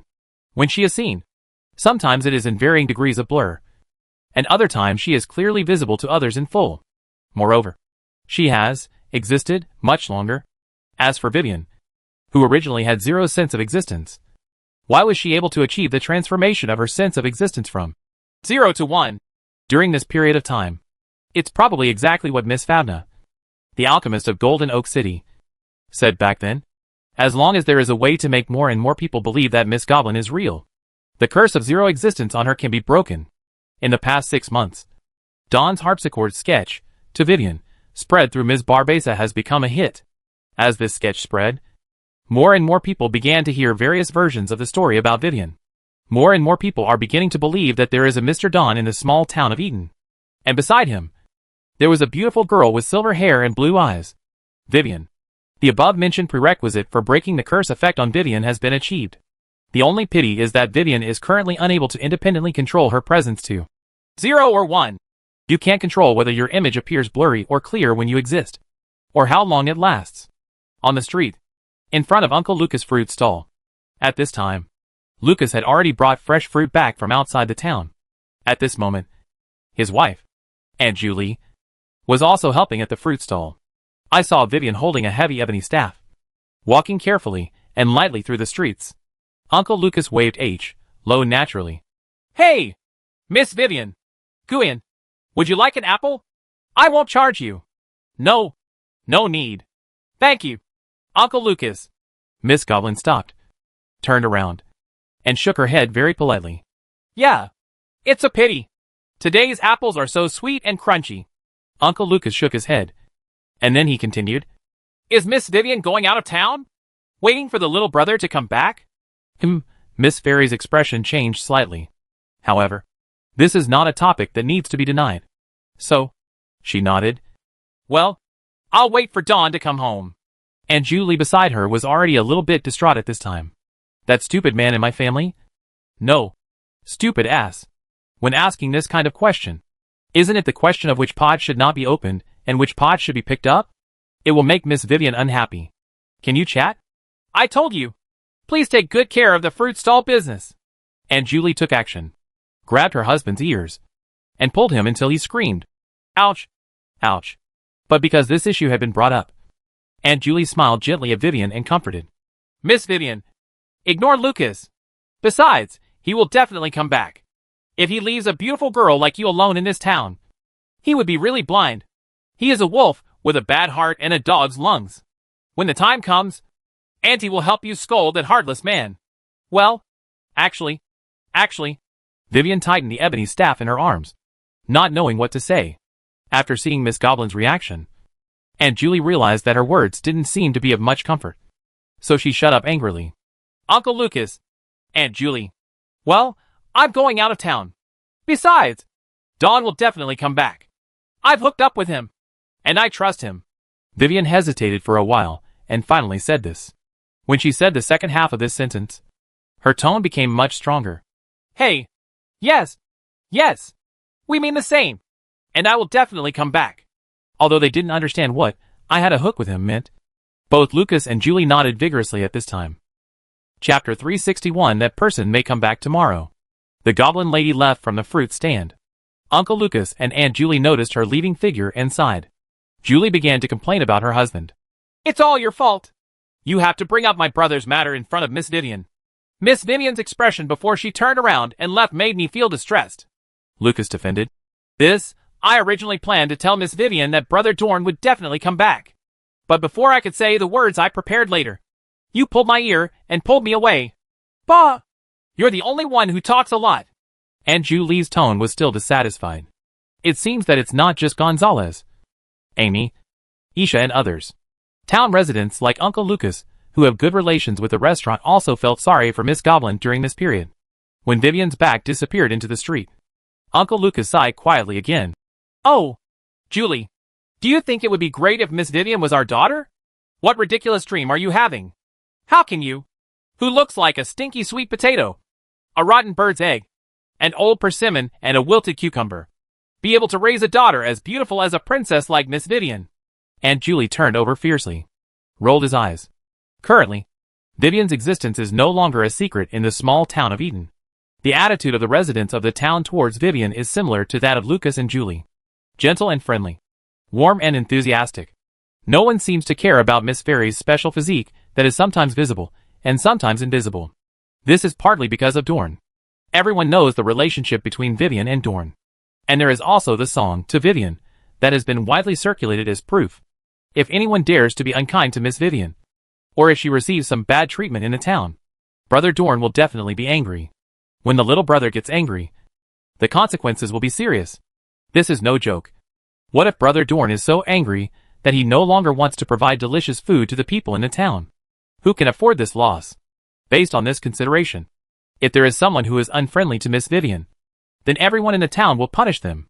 On the other hand, it has something to do with the fairy lady herself. Appearance is justice. There is no shortage of yin dog in any era or world. Let me ask, who can refuse to get close to a beautiful, cute, petite and charming girl who makes me feel pity for her? Of course, if the residents of the town have the opportunity to see with their own eyes how the petite, cute and frail Miss Vivian wields the thick ebony staff and hits the enemy on the head, then the impression in this aspect may change. Finally, there are two friends of Dorn. Crick, a young aristocratic boy who raises monsters, and Charlene, a young aristocratic girl. It also took some effort to explain Vivian's existence to the residents of the town, although they take the initiative to do this for different purposes. Crick is purely because of his close friendship with Dorn. Well, at least Crick unilaterally regarded Dorn, who had many unique insights into monsterology, as a confidant. Miss Charlene probably had some selfish motives and wanted to get closer to Dawn and the restaurant. This is understandable. No matter what their original intentions were, the final results were good. After all, the Land of Miracles is a world where magic exists. After Crick's professional knowledge explanation and Miss Charlene's aristocratic speaking skills and public opinion guidance, currently, residents in the town generally understand Vivian's peculiar physique as a poor girl who is cursed by an evil witch, or a poor girl who is out of balance because of her special magic power and her inability to control the flow of magic power. No matter which explanation was given, it was easy for the people in the town to accept it. Vivian came outside the town and carried her staff to the big banyan tree standing alone on the grass. Hey! She laid the ebony staff flat, sat down carefully, and smoothed the hem of her skirt. Then I just sit and do nothing. After sitting with her knees in her arms for an unknown amount of time, some thoughts began to flash in Vivian's heart. She suddenly thought of a sentence Don once said. That person may never come back. Maybe he will come back tomorrow. A sentence that fits Miss Fairy's current state of mind. After spending a long time with someone who is very important to you, and after a sudden separation, no matter what you see, what you encounter, or what kind of state of mind you encounter, you will always think of that person's corresponding words and deeds. This is how important Dawn is in Vivian's heart. Dawn seems to have said that this sentence is the end of a literary novel he likes, Vivian whispered to herself. Although Miss Goblin doesn't know which literary novel ends with this sentence. I just remember that Dawn said that the novel was about a story in an inconspicuous small village. And the people in the story were very simple and honest. Sounds a bit like Edentown. The story is beautiful, but the ending seems to be a tragedy. So, when will Dorn come back? Vivian thought again. The whole morning, Vivian didn't wait for Dawn to come back. Maybe Dawn will come back in the afternoon. Finally, the elf lady told herself, then picked up the ebony staff and stood up, returning to the town, after helping out at a hot pot restaurant in the afternoon. In the evening, the goblin lady held the heavy staff again and sat under the big banyan tree to wait. When the sun sank halfway below the horizon, a strange and expensive-looking spacious carriage drove into Eden. However, Dawn should not be in the car. If Dorn was on the carriage, he would definitely see me. Vivian thought so. So she continued to wait. Wait until the sun is only a small golden dome on the horizon. And wait until a few old crows on the banyan tree return to their nests with their cries. Maybe Dorn will come back tomorrow. Hey! Vivian stood up with the ebony staff as usual. Her expression was neither sad nor happy. And she did not show too much loss. After all, she had gone through too much in the past few months with no results in waiting. The greater the hope, the greater the disappointment. Well, this is also what Dorn said. Vivian patted the hem of her skirt and prepared to go back to the town. It's time to go back. Everyone should be waiting for me to have a meal. After taking 2 steps towards the town, Vivian stopped again. She turned back and looked at the very familiar road outside the town. The sun is already sinking completely below the horizon. And soon there will be no light left. The late autumn wind blows, mixed with a few withered yellow leaves. A bit desolate and a bit cold. That person may never come back. Maybe he will come back tomorrow. Vivian's nose suddenly felt a little sore. And she didn't know why she was suddenly sad. Or maybe she was sad all the time. Dawn! You know, everyone can see me now. Even if it's only for a while. But I'm very happy. Everyone is very nice to me. If only you knew. Vivian was about to turn around and leave. But at this time, she saw a very familiar figure appearing at the end of the road. The figure is tall and straight, with the last remaining rays of the setting sun draped on his shoulders. Vivian! The man obviously saw Vivian standing alone outside the town, and shouted with joy. Vivian held the ebony staff that was taller than herself tightly with both hands and shook her head slightly. For a moment, she was not sure whether she had seen an illusion. That person may never come back. Maybe he will come back tomorrow. This sentence popped into Miss Goblin's mind again. And then she looked straight at the man approaching. She heard a familiar voice. Sorry, Vivian. This trip took a long time. And a lot of things happened. I will tell you slowly when I get back. Uh-huh. Miss Goblin's expression remained unchanged, even a little stiff. She stared at the other person's face, then held the staff tightly, her thin shoulders trembling, and nodded vigorously. Well, anyway, I'm back, Vivian, the man said again. Vivian finally couldn't bear the emotions rolling in her chest. She threw away the ebony staff, whimpered, and then stretched out her arms to hug Dorn, who had returned from the journey. Chapter 362. Dorn is not surprised. Dawn returned to Eden alone.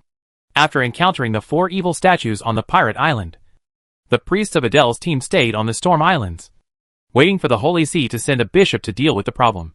There was no need for Dorn to wait for the bishop of the Holy See to arrive. So he simply took Captain Hector's and then returned to Silver Shield Port. However, as one of the parties who faced the power of the evil god and survived, there is a high probability that Dorn will be interviewed and summoned by the Holy See. The time for being interviewed by the Holy See was most likely after the matters on the Storm Islands were settled, and after Adele and others returned to the Holy See. Dorn himself didn't have much to say about this. In this situation, finding an opportunity to formally contact the Holy See is not necessarily a bad thing. What's more, Dorn himself may have been personally selected by the original god enshrined by the Holy See. A brave from another world gives people a feeling of authority. With such a mood, Dorn returned to the Dorna Empire without much psychological burden. When he bid farewell to Captain Hector from Silver Shield Port and rushed back to Eden, he happened to see the Goblin Lady wandering outside the town. The two reunited after a long absence. Vivian slowly came to her senses after hugging Dawn and sobbing for a while. Then he blushed, lowered his head, and let Dorn hold his hand, slowly walking side by side in the night, back to the dimly lit town. On the way, Vivian began to tell Dawn about the big and small things that had happened in Eden in the past few months. The most important thing is about Miss Goblin herself. Dorn, everyone, you can see me now. Not long after you went to sea. When Miss Goblin said this, there was light in her blue eyes, and she couldn't help but feel excited when she held Dorn's left hand. Hold on tighter. After hearing the news, Dawn was overjoyed, but he didn't show too much surprise. Obviously, he had some expectations for this. The thing is like this. One night, while sailing back to Silver Shield Harbor on the Annie, at bedtime, Dawn went to Story World to tell Alice a bedtime story as usual. What he told at night was about a love story between an aristocratic lady and a commoner young man that broke through class restrictions. The ending of the story is a tragedy. In the end, the protagonist dies, and both of them turn into butterflies and fly away. A magically modified version of Butterfly Lovers. Dragon Lady is always very attentive when listening to love stories. After telling a story, she began to talk nonsense with Dorn. As he talked, the topic gradually went off the rails. And finally Alice said something that made Dawn's pupils tremble. Alice by. Compared to tragic love, I actually prefer to hear love stories with happy endings. Dawn! When you tell me stories, you should think more about this. Black Alice. Exactly. For yourself, you also hope that your love story can have a happy ending. Right. With the little silver-haired girl who kissed you in the Tower Bell. After hearing these words, Dawn immediately realized that Alice seemed to be able to sense Vivian's existence. So he quickly started asking questions about it. Later, it was learned that on the high tower in the bright night of Golden Oak City, Long Yang happened to have a derived consciousness to observe the outside world. So I happened to see the whole process of Vivian kissing Dorn forcefully. That was also the first time Alice saw Vivian in the outside world. Exciting. When the two dragon ladies said this, they smacked their lips and shook their heads. After that, Alice began to live with Dawn. According to what Long Yang said, when she took the time to derive her consciousness to observe the outside world in Eaton Town, she could normally perceive Vivian's existence. Dawn pondered for a while before speaking. Did I just explain it to you? Vivian has always been living in a strange state of zero existence. No one except me can see her. I'm wondering if it's because Alice, you are in the real world, the body here is a book, and the way of perception is different. So you can detect her existence? In response to this conjecture, Dorn and Dragon Lady discussed for a long time. The final conclusion is that Alice's unique way of observing the outside world is not the primary reason why she detects Vivian's existence, but is at most a secondary reason, is such that Dawn first met Alice in the Gothic mansion where Miss Henrietta lived temporarily in Golden Oak City. At that time, after Alice pulled Miss Henrietta from the study room of the mansion into the story world to play the role of a princess, she had a derived consciousness and observed the study room. According to Dragon Lady's own recollection, she later saw Miss Veronica and Dawn breaking into the study, but only Vivian was not seen. This is very telling, because Dawn knew clearly that Miss Goblin entered the study with him. It can be inferred from this that Long Yang was unable to sense Vivian's existence when they first met. With that, things become clear. Alice saw Vivian for the first time on the tower of the theater after Ms. Babash's concert. The only possible reason for this change is that the song, To Vivian, played at the concert had an effect. Most of the audience at that concert believed that the beautiful girl Vivian with silver hair and blue eyes is real. After this, the equilibrium state where Miss Fairy had zero sense of existence officially began to tilt. As for why Long Yang was able to quickly detect Miss Goblin after that, this is probably really related to her unique way of observing reality. Alice, why didn't you tell me about Vivian earlier? After spending a lot of time figuring out the ins and outs of the matter, Dorn seemed quite upset. In response to this, Black Dragon Lady just used an extremely simple sentence to pass the blame.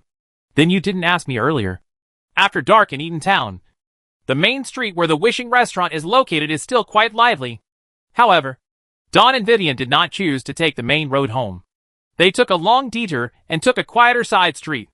In the deserted alleys, the lights were dim and the bricks on the ground were also dimly reflected. Nice atmosphere. Dawn, everyone is very nice to me after seeing me. Vivian concluded this way. Dawn was sincerely happy for her. Congratulations, Vivian. From now on, you will no longer be alone. After hearing this sentence, Miss Goblin just blinked her blue eyes, puffed up her face slightly, turned her head away, and muttered in a low voice. It wasn't the case a long time ago. Idiot. The walk back to the Wishing Restaurant from outside the town was not too far, but it took a long time for the two of them. Chapter 363: The Woman Who Came to the Door with Her Child. During the time when Dawn and Vivian reunited after a long separation and were alone, over at the Wishing Restaurant, something not too big or too small happened. A spacious four-wheeled carriage that looked expensive parked at the door of the Wishing Restaurant as the sun set. A mature lady with an elegant temperament, an outgoing girl with short hair, and 3 children aged 12 or 13 got out of the car. After the group got off the carriage, they stood on the busy street for a while and looked at the bustling hot pot restaurant and the unopened Wishing Restaurant. Finally, they politely knocked on the ajar door of the Wishing Restaurant. At this moment, in the Wishing Restaurant, there were only Amy and Aisha who were busy practicing cooking in the kitchen. The hot pot restaurant is decorated with red elements to make it extra fiery and festive. Because it is late autumn and the weather is getting colder, it becomes more pleasant to have hot pot dinners together. The regular and new customers in the store were busy sitting at their tables, cooking various ingredients in front of the boiling soup pot. It was a great pleasure to eat. Gonzalez and Fat Fox were behind the counter, doing accounts and taking care of the overall business of the hot pot restaurant. In the lobby, Hannah, who is the lobby manager, is very active. She is very skilled in both management and service. The experienced hot pot restaurant waiters provide warm service with smiles and warm hospitality, making you feel at home. For everyone in the store, it was another ordinary but fulfilling night. Then, Aisha ran into the hot pot restaurant in a panic, briefly breaking the lively and peaceful feeling in the hot pot restaurant. Aisha rushed into the hot pot restaurant in a hurry. She seemed eager to say something, but looking at a room full of diners, she seemed a little hard to say. Finally, she took a deep breath before speaking again. Mr. Gonzalez, I have something to tell you. Okay. The store manager nodded. The two of them went to the second floor corridor of the hot pot restaurant together. There are no outsiders here. You can say whatever you want. What's wrong? Little Elsa? You're in a panic. Can you tell me something slowly? The store manager asked first. Something bad is going to happen. Mr. Gonzalez. Urza paused briefly, seeming to have found the same speaking state as when she just rushed into the hot pot restaurant. Two women came over to the wishing restaurant. No, one was a mature lady, and the other was a young lady about 17 or 18 years old. Both of them were quite beautiful. Then, they also brought three little ones. My child. I said I need to ask the teacher to take responsibility. Gonzalez? Even though he is a store manager who has rich social experience and is used to big storms. After hearing Elsa's description, they were all stunned for 3 to 5 seconds, and they didn't recover for a while. What kind of earth-shattering revelation is this? What on earth did little Dawn do outside? Why would a beautiful woman come to my home with her child? No matter how you think about it, it is more reasonable that this kind of thing should happen to Mr. Greg. Right?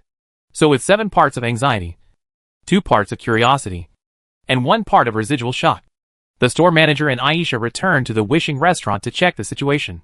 When the two of them arrived at the wishing restaurant, I saw Amy in the lobby, hesitating and explaining something to 2 strange women.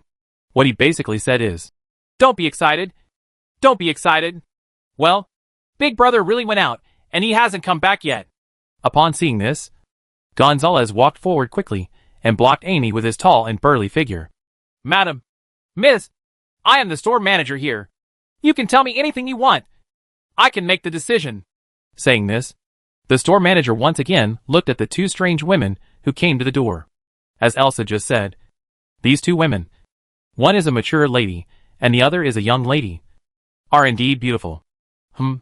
Also, it is true that they have 3 children. However, these 3 children seem to be a bit older, only a few years younger than Aisha and Amy. They are probably 12 or 13 years old. It was far different from the scene that the store manager originally envisioned. A beautiful lady and a beautiful young lady, holding 3 crying babies who looked like Dorn. Looking at the short-haired lady who came to the door, she was only 17 or 18 years old. She should not be the mother of 3 children. As for that lady, 12 or 13 years ago, she might have looked like 15 or 16. It's possible that she... However, little Dorn was only in his early 10 years old 12 or 13 years ago. Misunderstanding resolved, the store manager felt less anxious. As for the ladies and young ladies who came to the door with their children, Ms. Babashaw is actually very calm. But Ling wanted to defect to Dorn. Now that I couldn't see him in person, I felt sad and a little excited. Mr. Store Manager. Right. Well, why is the little brother not here? We came all the way to find him. If he is not here, what will the 3 children and I do? You can't talk like this. Big Brother. How could he have such a big child with you? Amy poked her head from behind the store manager, blushing a little, and protested in a low voice. That's right. The teacher is not that kind of person. Aisha also echoed from the side. The 2 little cooks' arguments successfully made the scene become more chaotic. Wow! Little sister, what are you talking about?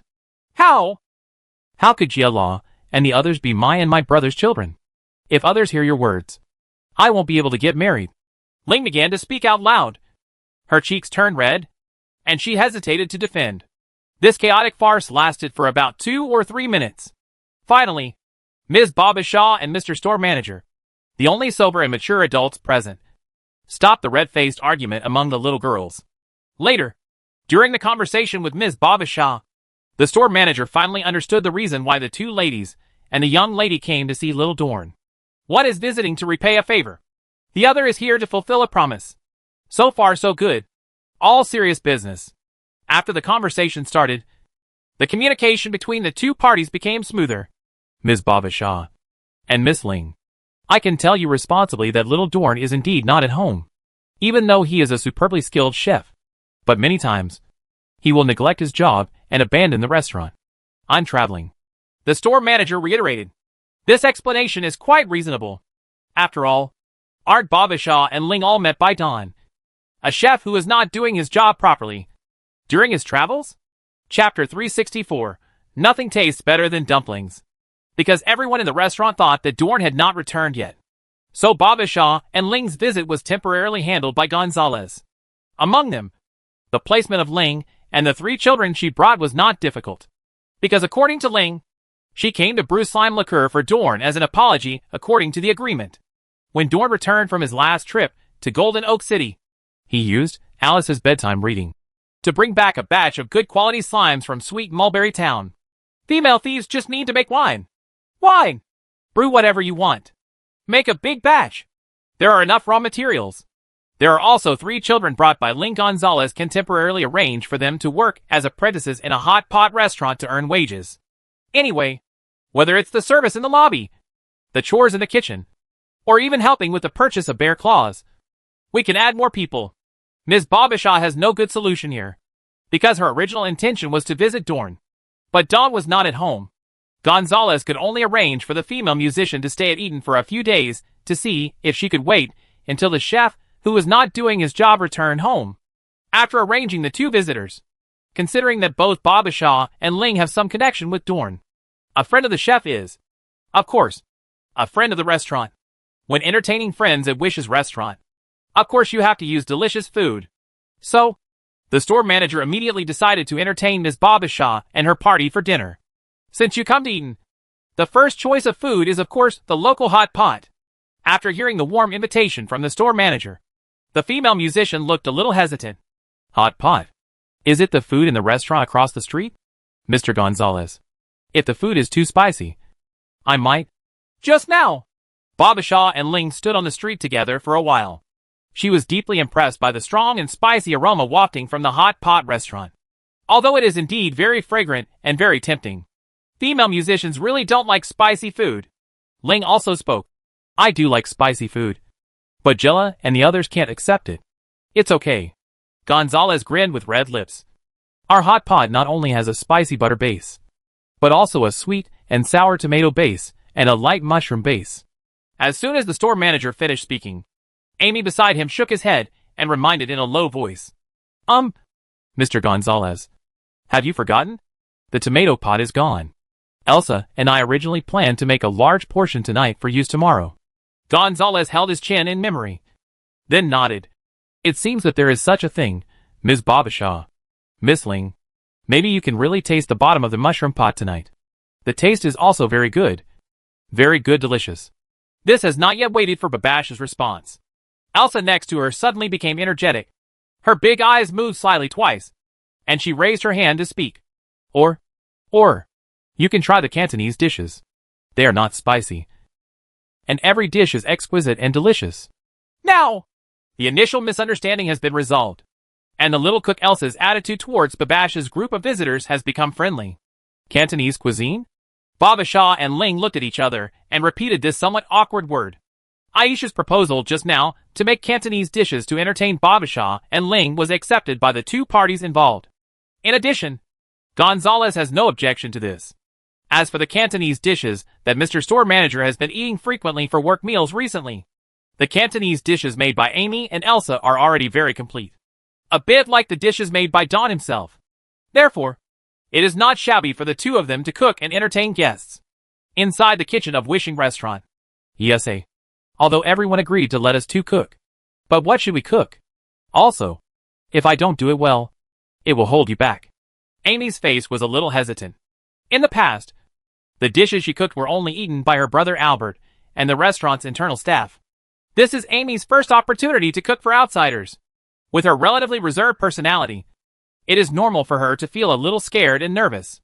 In addition, through the conversation between Gonzalez and the visiting guests, Amy also learned that Ms. Bob Shaw, who has a dignified manner and temperament, is a well-known person in the empire. Musician, considered an upper-class person. Since you are in the upper class, you will definitely have eaten a lot of delicious food. Do people really appreciate the dishes made by a little girl from a small town like me? Oh, Amy, don't worry. Elsa must have noticed her companion's nervousness. She stretched out her hands and patted Amy's slightly baby-fat cheeks twice.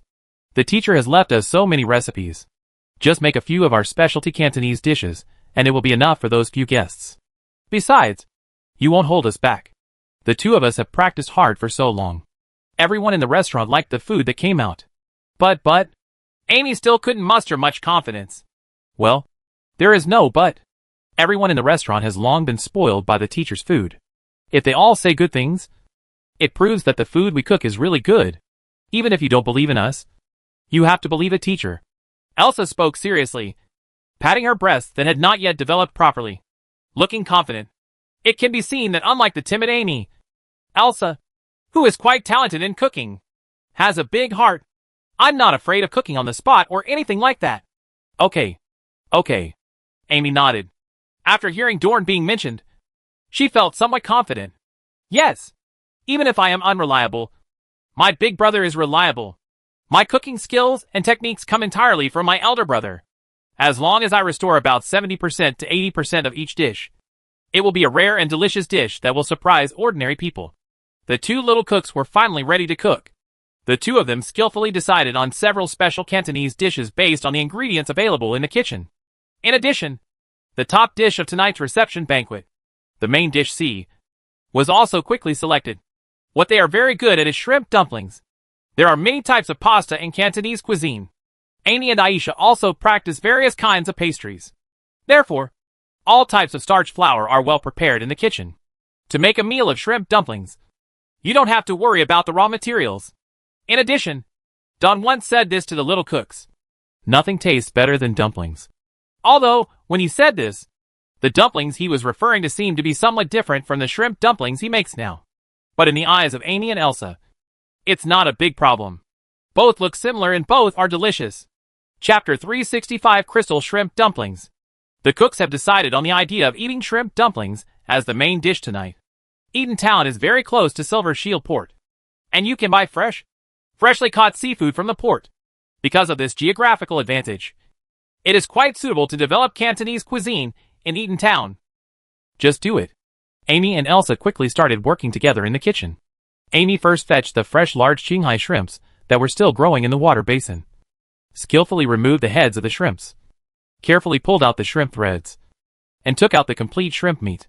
When she first entered the kitchen, Amy was a little submissive and restrained. Once she got into the cooking mode, she really had a bit of Dawn's selfless energy. Soon, a basin of Qinghai shrimps was all processed. The green shrimp meat is arranged on a plate. The meat is plump and crystal clear, and it is of high quality at first glance. Amy handed all the processed shrimps to Aisha, and after washing her hands, she went to prepare the dumpling wrappers for the crystal shrimp dumplings. Add half the potato starch and half the wheat starch. After mixing, add a little salt and stir evenly with chopsticks. While stirring, continuously add boiling water to scald the noodles. Let the mixed starch be completely blanched. After the noodles are fully blanched, take them out. Place them on the chopping board. Pour some pig lard on them, and sprinkle with cornstarch. Then came the compressions. The above slightly troublesome dough-making operations are the key to making crystal shrimp dumplings crystal clear and soft and chewy in texture. Big Brother said that when making crystal dumplings, you must not knead the dough. You have to press it continuously to form a ball. Yes, I did it right. While pressing her face, Amy furrowed her brows, which had become more delicate with age, mentally recalling and comparing the details of Dawn's original teaching. In short, the little girl is very serious about cooking. As for Aisha, after taking all the shrimp meat handed over by Amy, simply clean and squeeze out all the moisture. Add salt and cornstarch. She used her clean white hands to rub and beat the shrimp meat. This is done to allow the fresh shrimp meat to be fully mixed with salt and cornstarch. More importantly, let the shrimp meat gel. Snap, snap, snap. In Elsa's hands, the shrimp meat collided with the bottom of the bowl regularly and rhythmically again and again. Just like the teacher taught you. Rub it, rub it, rub it, rub it, and throw it again. Elsa kept moving her hands while mumbling something on her lips. If we say that Amy is serious and rigorous when cooking, then Elsa is relaxed and enjoying herself. Slowly, the shrimp meat in the bowl shredded and turned into shrimp paste. And the whole became sticky, which meant that the gelatin in the shrimp meat had come out. The shrimp filling made in this way will be strong and taste very good. At this time, add a little bit of bristle pork fat cubes. Add a little minced water chestnuts to enhance the crispiness of the filling. Finally, add a little sugar to enhance the freshness and a little pepper to remove the fishy smell. Then, continue to knead, beat, and mix well. After Aisha's shrimp filling was ready, Amy, who was very quick in her movements, had also prepared the dough and could start pressing the dough. Amy first rolled the dough into a long strip and neatly took out a dough ball. Then roll the dough into a ball and flatten it with your hands. Serve the kitchen knife. Press the blade of the knife onto the dough. Hold it down with your left hand and turn it slowly. Lift the knife. Press it on the opposite side and then turn it back in the opposite direction. After 2 rounds of pressing, use the blade of a knife to lift the dough. The method of pressing the dough with a knife is unique to making crystal shrimp dumplings.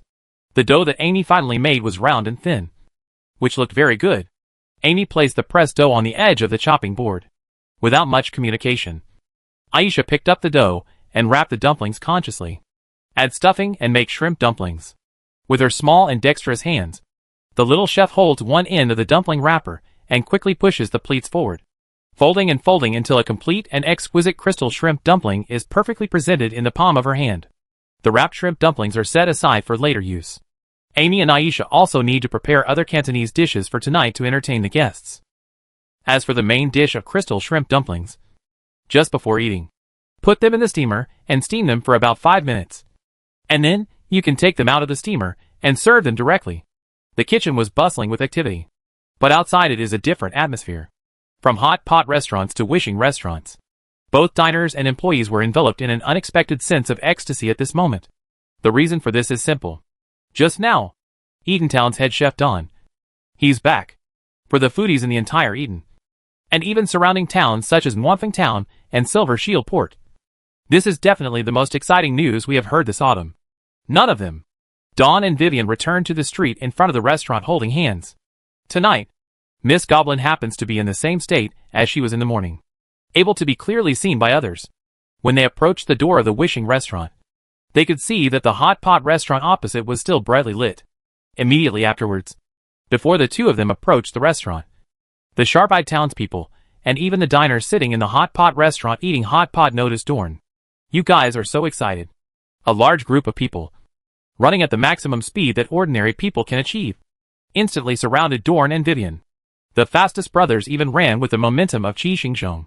This movement naturally attracted the attention of Gonzalez, Baba Shah, Ling, and others in the lobby of the wishing restaurant. Everyone came to the street. As for Amy and Elsa, who were engaged in cooking in the kitchen, they were not attracted by the faint noise coming from the street. They ignored what was going on outside the window, and were doing the cooking work at hand seriously. After being surrounded by enthusiastic and excited townspeople and diners for a long time, Dorn managed to escape with the help and guidance of the restaurant employees and returned to the wishing restaurant. When they were surrounded on the street, Dorn saw Baba Shah and Ling, who couldn't squeeze into the crowd. Although the combined visit of the female artist and female thief was a little surprising to him, it was still within reason. In the lobby of the wishing restaurant, Dorn briefly chatted with Baba Shah and Ling, and also said hello to Jella, Pino, and others.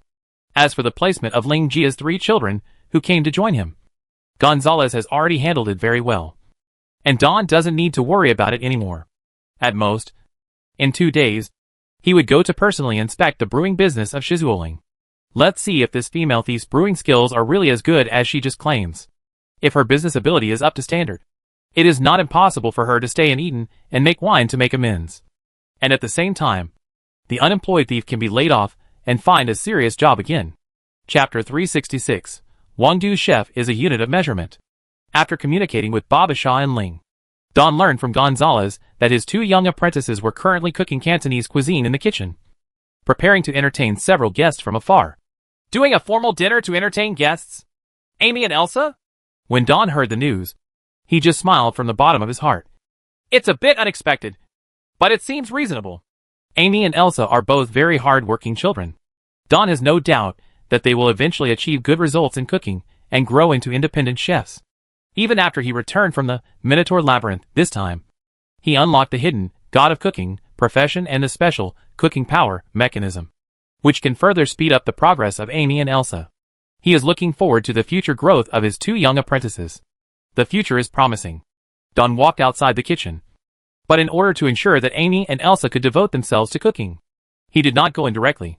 Instead, he leaned against the wall beside the door, listened to the clatter of pots and pans inside, and smelled the aroma of food wafting out. Don took out some fresh seafood from Alice's bedtime reading, and a portion of good frozen Cretan bull meat. Then, he stretched out his hand to call Bear Claw and whispered, "Send these ingredients to Amy and Aisha. Don't tell them I'm back first, so as not to affect their cooking status.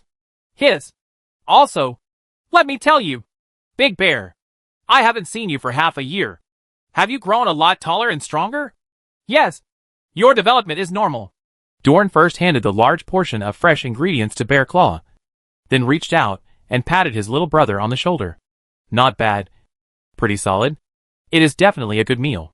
And it also proves that the staff meals at Wish's restaurant are very good. Perhaps it was just in time for the child to grow." Dorn had been out for only half a year, and when he returned home, Bear Claw, who was originally slightly shorter than him, was already half a head shorter than him. This figure tends to be closer to that of store manager Gonzalez, who is over 1.9 meters tall. Faced with Big Brother's cordial greetings, Xiongjiao scratched the back of his head and smiled honestly, then took the large portion of ingredients and rushed into the kitchen. "Amy, Elsa, I'll bring you some new ingredients." A voice full of breath came from the kitchen. Then came Amy's slightly confused voice. "But why did you get so many ingredients this late at night?" Next was Elsa's. The little girl's voice was a little excited. "Wow, these crabs and mussels. How come they are so big? And this piece of beef, this frost, and this texture are perfect. Brother Big Bear, where did you get these? You must get more in the future." Don't worry about where it's coming from. The guests outside are getting impatient." Xiongjiao made a few random remarks and left the kitchen as if he was running away. When he walked out of the door, he gave Don a successful completion gesture. In the kitchen, the conversation between the 2 little cooks continued to be heard. "Amy, I'm still a little surprised. Where did Brother Bear get so many good ingredients?"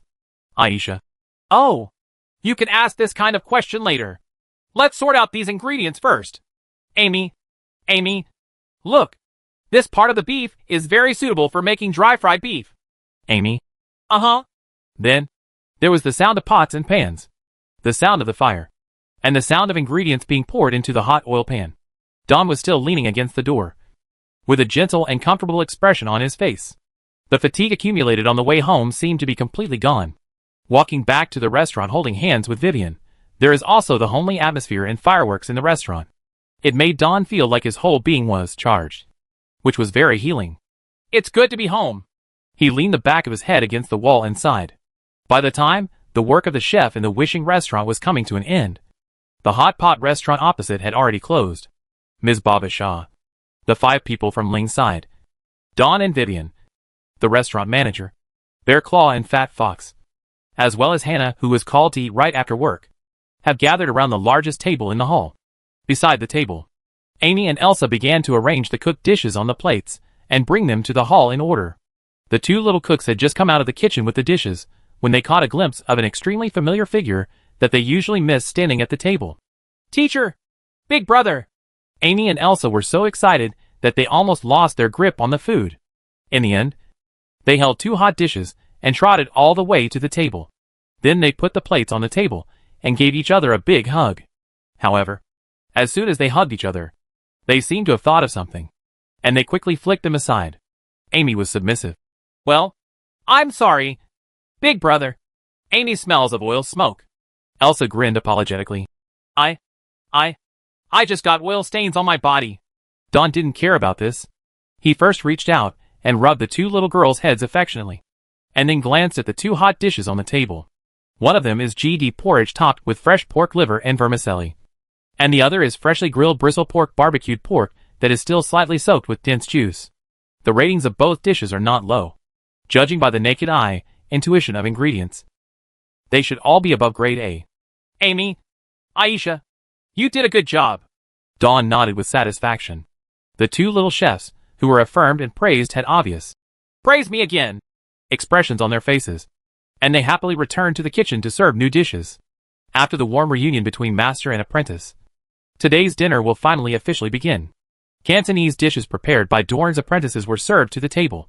In addition to the GD porridge and barbecued pork at the beginning, there are also sunflower chicken made with the third-generation poisonous feather chicken produced on the farm, Amy and Aisha's best shrimp dumplings, and the newly obtained top-quality Cretan beef, the dry-fried beef river.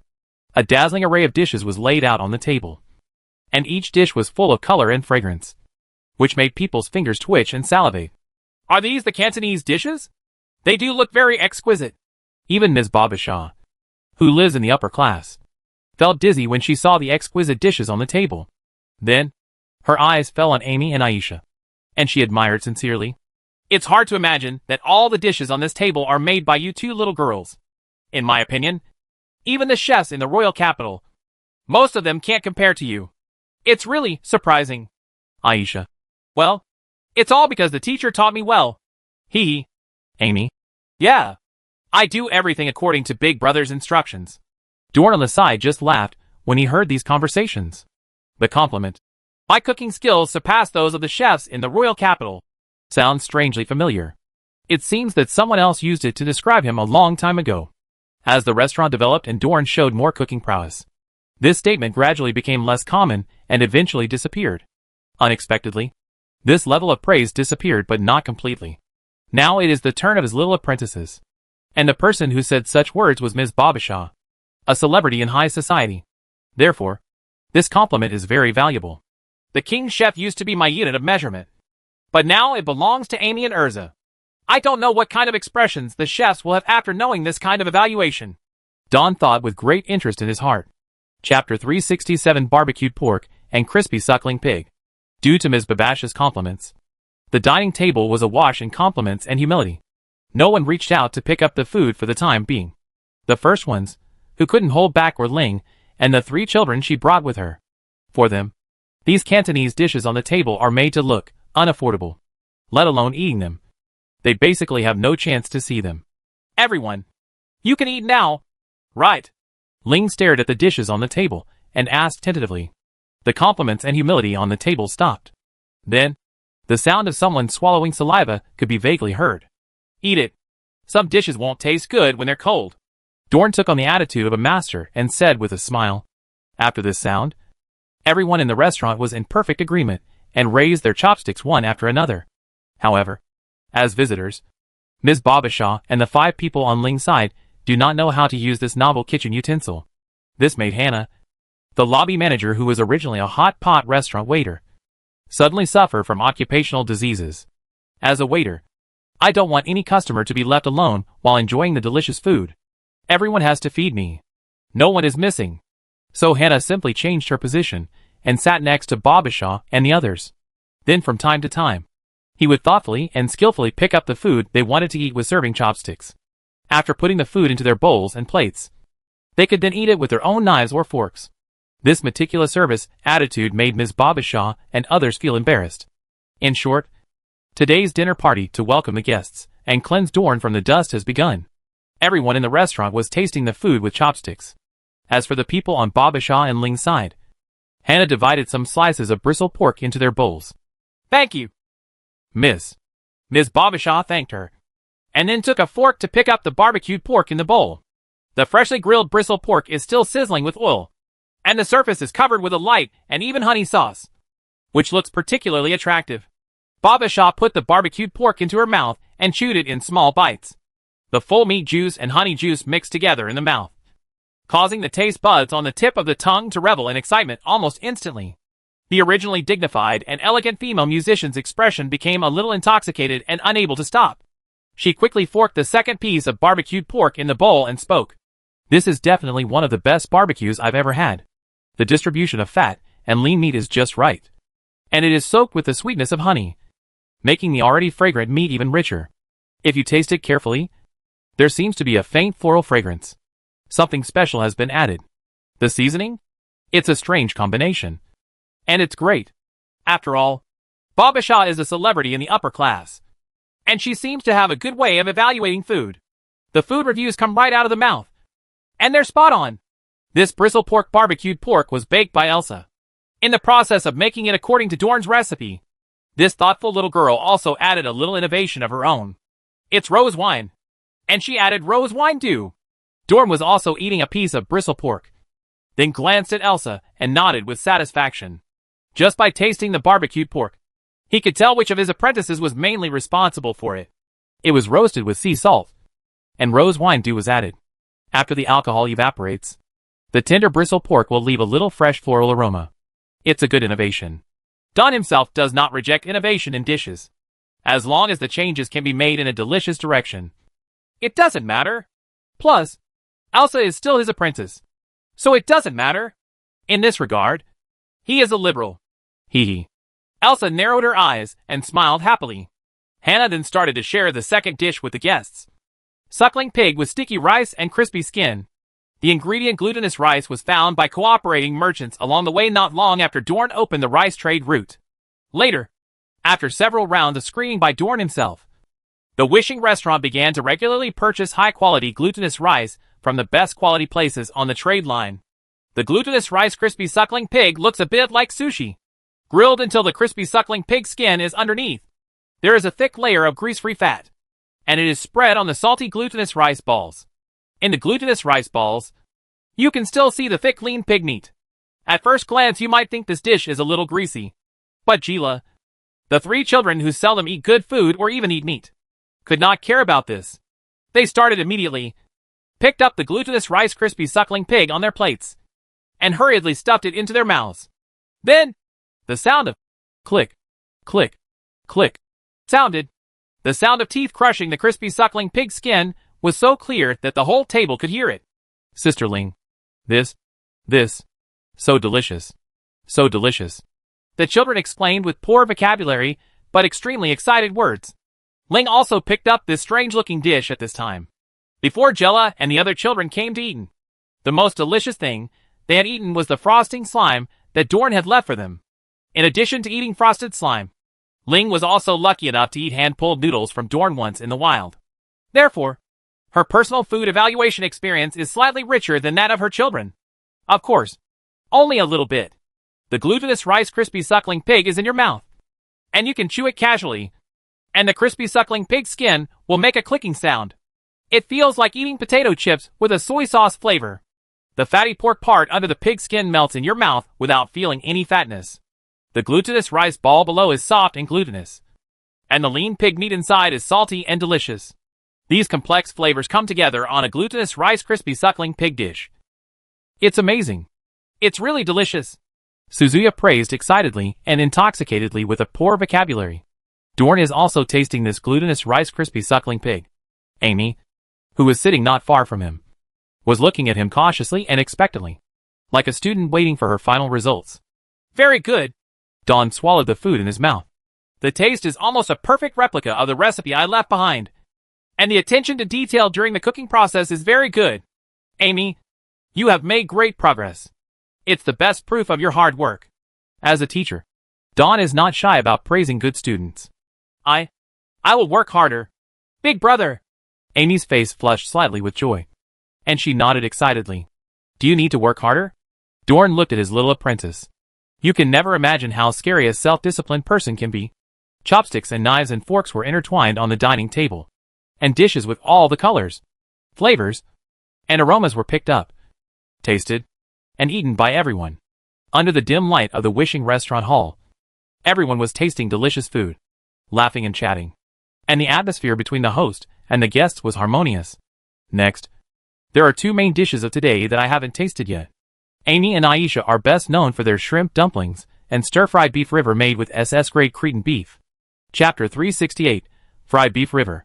Several crystal shrimp dumplings are placed in the restaurant's special wooden steamer, steaming white. The skin of the steamed shrimp dumplings becomes more crystal clear, smooth, moist and crystal-like. Through this translucent skin, you can directly see the tender shrimp filling inside. The shape of the crystal shrimp dumplings fits its name very well. In addition to the ones placed directly in the steamer, there are also a few shrimp dumplings soaked in golden soup. Ms. Babasha used a spoon to scoop up a golden shrimp dumpling. Her movements were cautious, as if she was afraid of destroying some unique treasure in the world. Then, as the shrimp dumplings enter the mouth, the female musician gently closes her lips. The outer skin of the shrimp dumplings is soft and glutinous, very elastic, and the shrimp filling inside is full of large particles. And the taste is very fresh. Chewing these large pieces of delicious shrimp is a pleasure in terms of taste. Not to mention that the delicious taste of seafood will burst out with every bite. Finally, it is topped with the sweet and delicious golden soup wrapped around it. This taste experience is amazing. There was also the extra dry-fried beef river. And now Ling and her 3 children were enjoying their portions. In order to prepare Cretan beef and this dry-fried beef river, the 2 little cooks Amy and Aisha put in a lot of effort.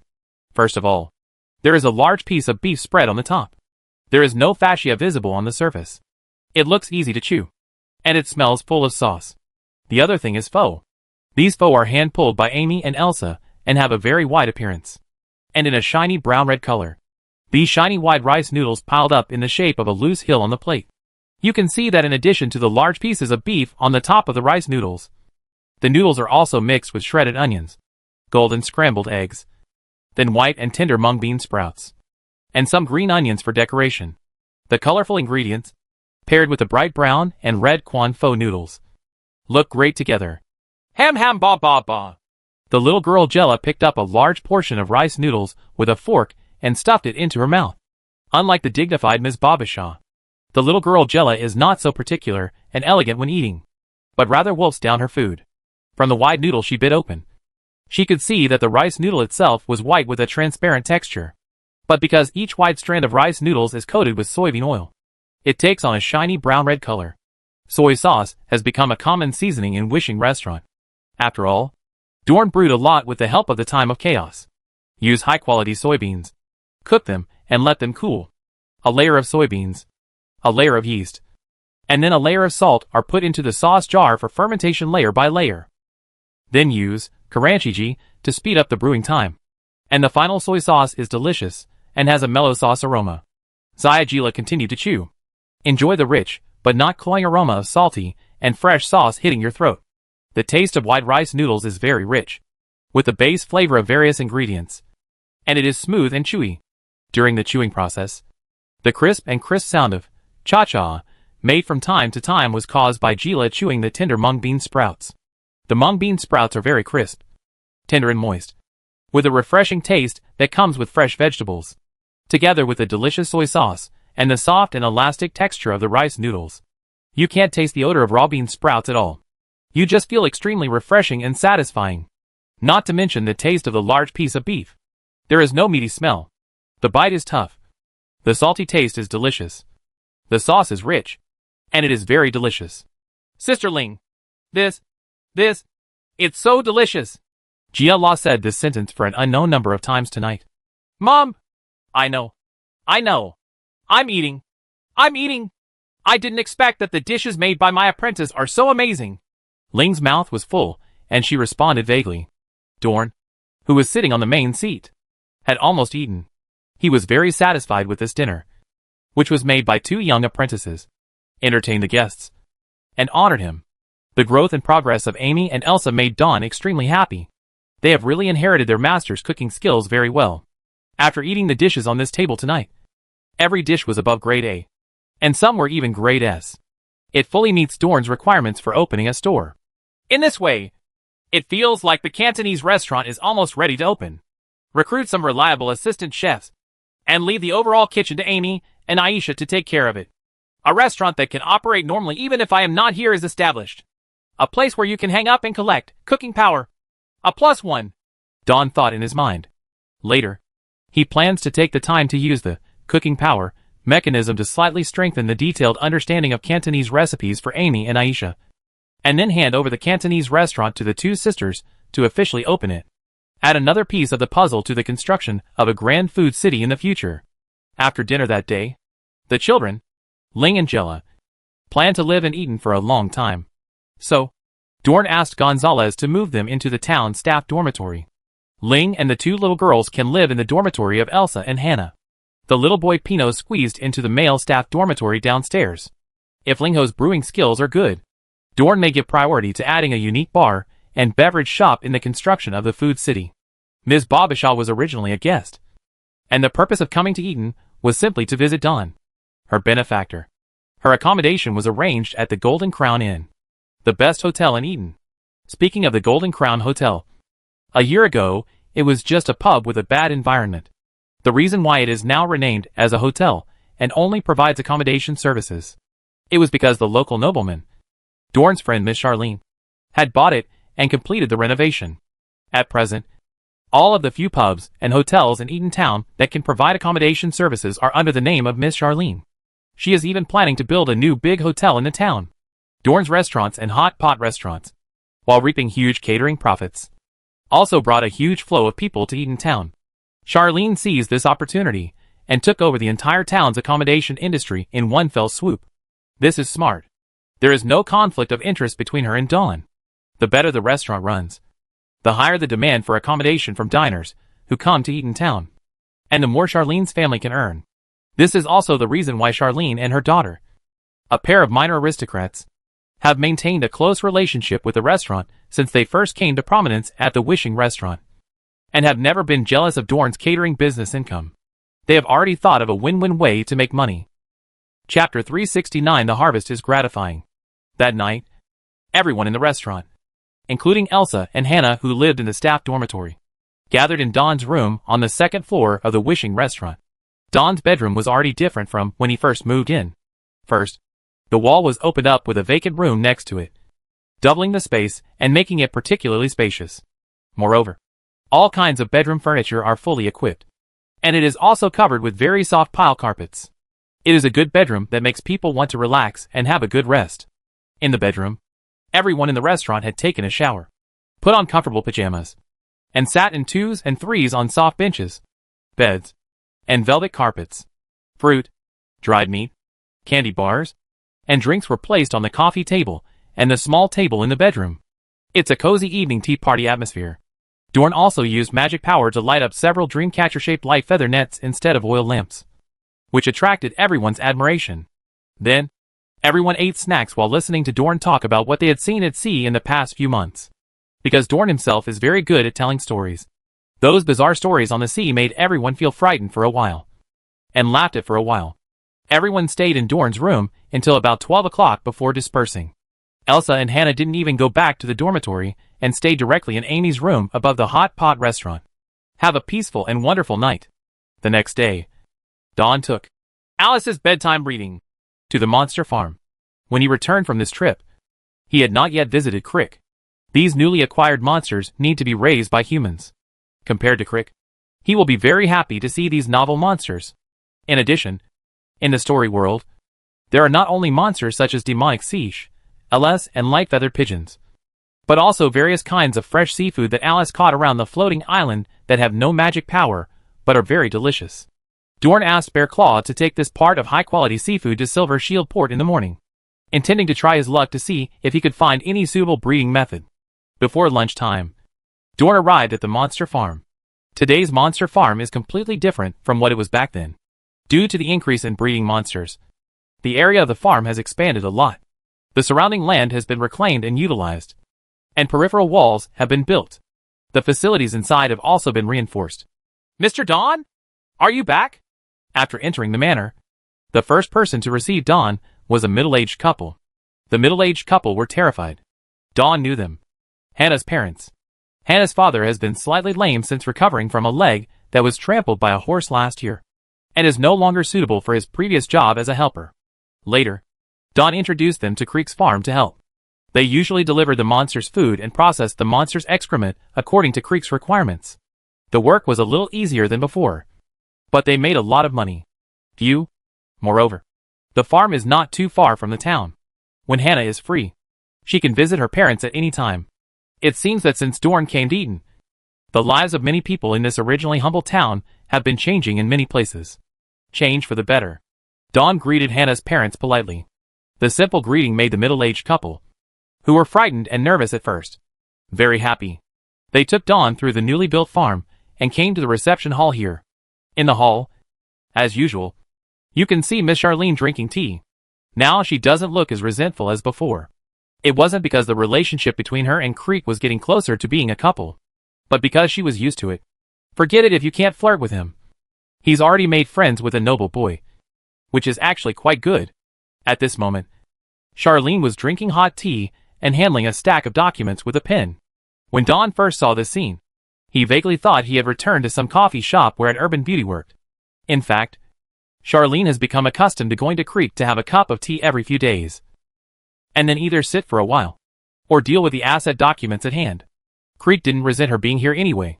Even if Charlene doesn't come here for a long time, she will feel that some important ritual in her life has not been completed. Mr. Don. Sir, I heard about your return this morning. I originally planned to visit you after having a cup of tea here in Creek. Charlene stood up and made a ladylike salute to Dorn.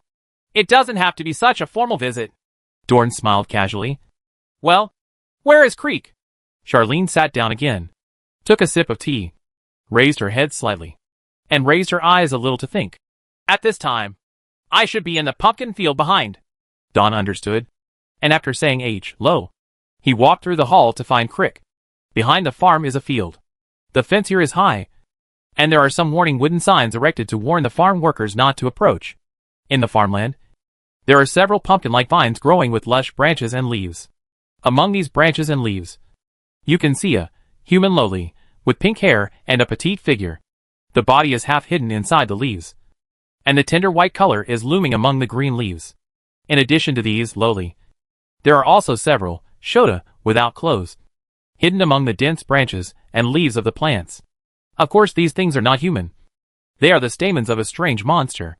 The charm pumpkin was brought out by Dorn from the devil's lair. In the spring, Creek sowed the seeds of this monster here, and now in the fall, he has harvested a field full of Lori Shota. The harvest is gratifying. The short, red-haired Creek was standing in the pumpkin patch, holding a densely written notebook in his hand, recording something to the lowly ladies. On his chest hung a glowing blue crystal. This is a prop used by Creek to ensure that he is not affected by the charm effect of these pumpkin stamens. In addition, I don't know what method this young monsterologist used to make the charming pumpkin raised by this family have no intention of attacking him at all. No matter how many times I look at them, they are still the same. From the physical characteristics of these flower stamens, they are exactly the same as humans. It is very confusing and really magical.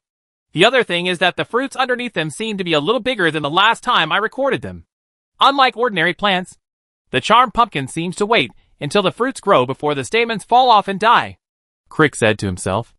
Then, he heard someone calling his name behind him. Turning around, he saw Dorn standing at the door of the melon field with a smile. Crick learned about the news of Dorn's return from Miss Charlene when they had breakfast this morning. Chapter 370 The Taste of Money. Crick reached out his finger to the blue crystal on his chest and touched it lightly.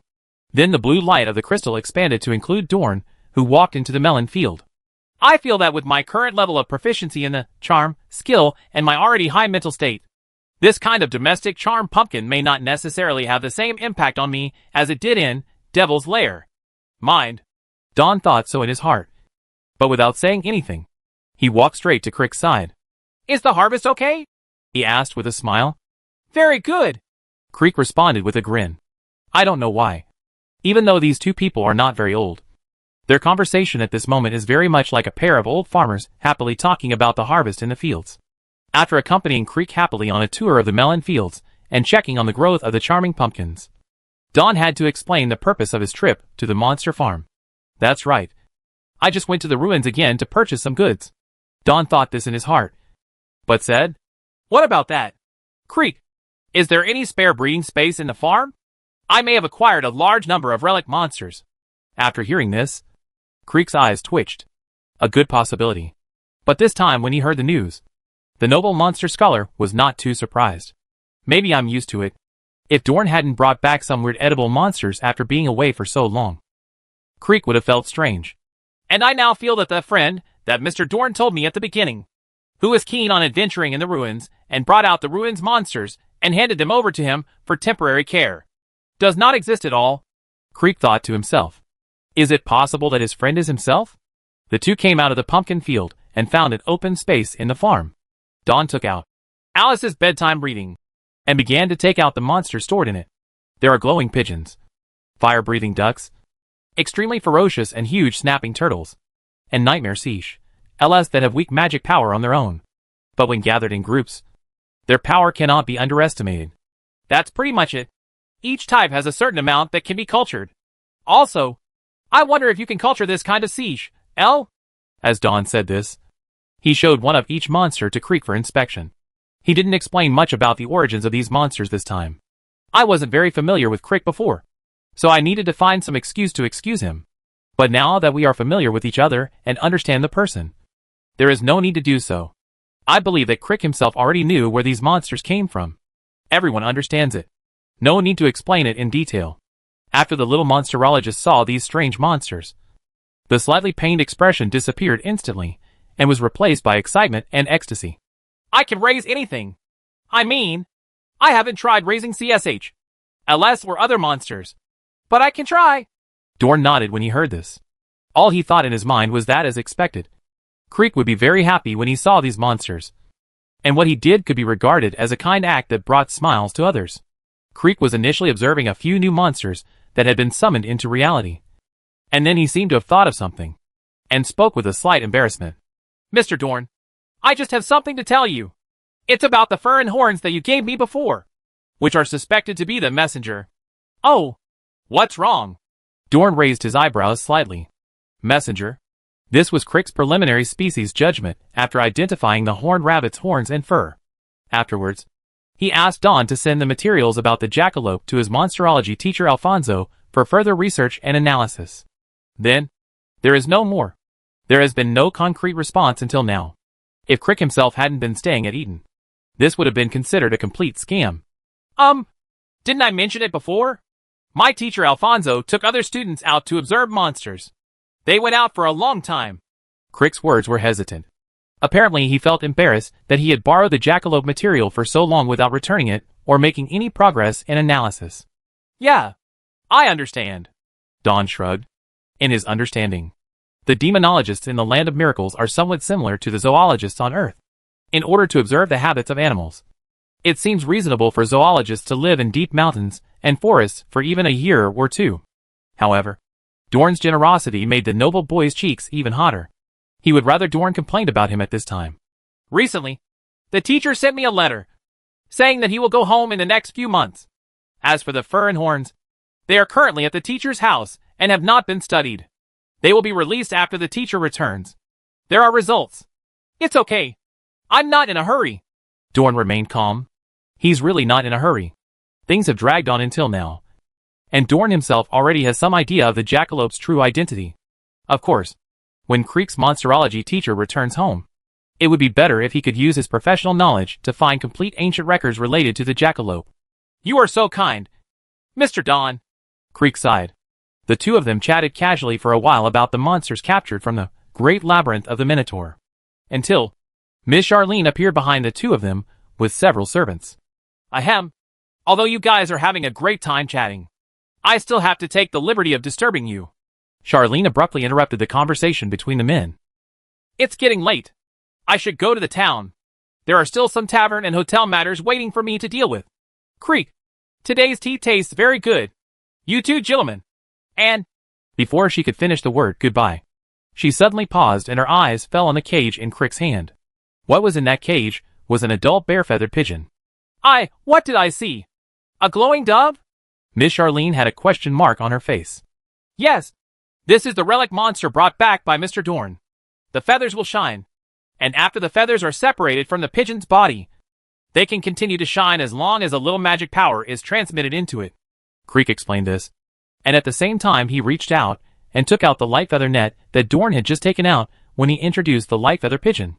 The light feather net in the shape of a dream catcher is emitting a soft and bright light in Crick's hand. Miss Charlene stopped talking. Her eyes fell on the confused Creek for a while, and then on Dorn, who smiled and said nothing. In the end, After looking around, it fell back to the glowing dove and the light feather net. This little aristocratic girl with a sharp mind smelled a business opportunity. That glowing white goo goo goo goo exudes the smell of money. Chapter 371. I just want to make money now. Mr. Dorn, if this light feather net is used as a lighting tool, it will definitely sell well among the nobles and rich people of the empire. For the next 10 or 20 minutes, Charlene was extremely excited, holding the Guangyu net and telling Dorn her business idea. Really? In this era where oil lamps are commonly used for lighting, Guangyu net, a lighting tool that is completely smoke-free, very beautiful and elegant, and can show off status, may indeed become a phenomenal product among the rich if it is managed properly. The more Charlene talked, the more excited she became, and she asked Dawn many questions at once, including the current. How many pigeons are there? Can they be bred on a large scale? How easy is it to obtain feathers? What is the expected price if the light feather net is sold? And so on. Judging from her meaning, it seems that she is very interested in cooperating with Dorn to develop Guangyu.com for sales. Moreover, Charlene does have the capital to cooperate. As the most versatile and well-rounded nobles, Charlene and her daughter have accumulated considerable network resources despite their low aristocratic status. Connections mean sales. In the process, Charlene completely left Creek alone. After this aristocratic lady experienced a long period of ups and downs in love and was discouraged. She may have seen through it, and seen through the world of mortals. So much so that she even opened up the world. In addition to fishing for a son-in-law, constant self-improvement and continuous struggle are also one of the ways to make one's family prosperous. Moreover, how can there be happiness in making money while falling in love? I'm not in the mood to listen to bullshit love stories now. I just want to make money. JPG. Well, you actually have to ask Creek about the breeding issues. And for other questions, maybe it would be better if I talked to Gonzalez and the others. You know, after all, I'm just a cook. Dawn waited until Charlene calmed down a bit before giving this reply. Raising light-feathered pigeons, and using their feathers to turn into light feather nets, and selling them as high-end lighting tools is indeed a way to make money. As far as the restaurant is concerned, the only thing that is greedy is the body of the pigeon. As for the ingredients on them, they can't be eaten anyway. Of course, it would be great if it could be developed into a product and generate additional profits. The cooperation with Xiao Lin and her daughter to develop Guangyu.com is indeed successful. It is estimated that the father and daughter can also use their own aristocratic status and connections to handle some things that are very troublesome for civilians to deal with. Although Dorn is not very short of money at the moment, he doesn't mind having too much money either. If you really want to build a food city in the future, you may not know how much money you will have to invest. In fact, not only the light-feathered pigeons, but other monsters raised in the monster farm may also have development value for their materials. This wave is a diversified upgrade of the industrial chain. After briefly discussing the possibility of mass production of the light feather net with Charlene and Creek at the monster farm, Dorn returned to the restaurant and informed Gonzalez of the incident. As a competent businessman, the store manager was particularly interested in this matter. He immediately took his apprentice Fat Fox and rushed out to talk to Miss Charlene. Let the businessmen discuss the business matters. I, the cook, will not get involved. Besides, I am very busy. Watching the store manager and the Fat Fox leave happily, Dorn shrugged and said to himself, the question of whether and how to produce optical feather nets is left to Mr. Gonzalez to deal with. Don trusted the macho store manager's business ability. If he takes action, the restaurant will definitely not lose money. The days when Don returned to Eden passed by in a flash. During this period, the Wishing Restaurant, which offers special dishes in a blind box every day, reopened, and the number of diners in Edentown doubled. The entire Edentown is back to a long-lost food carnival. Every day, you can see people coming and going on the main road in an endless stream. In short, it is very lively.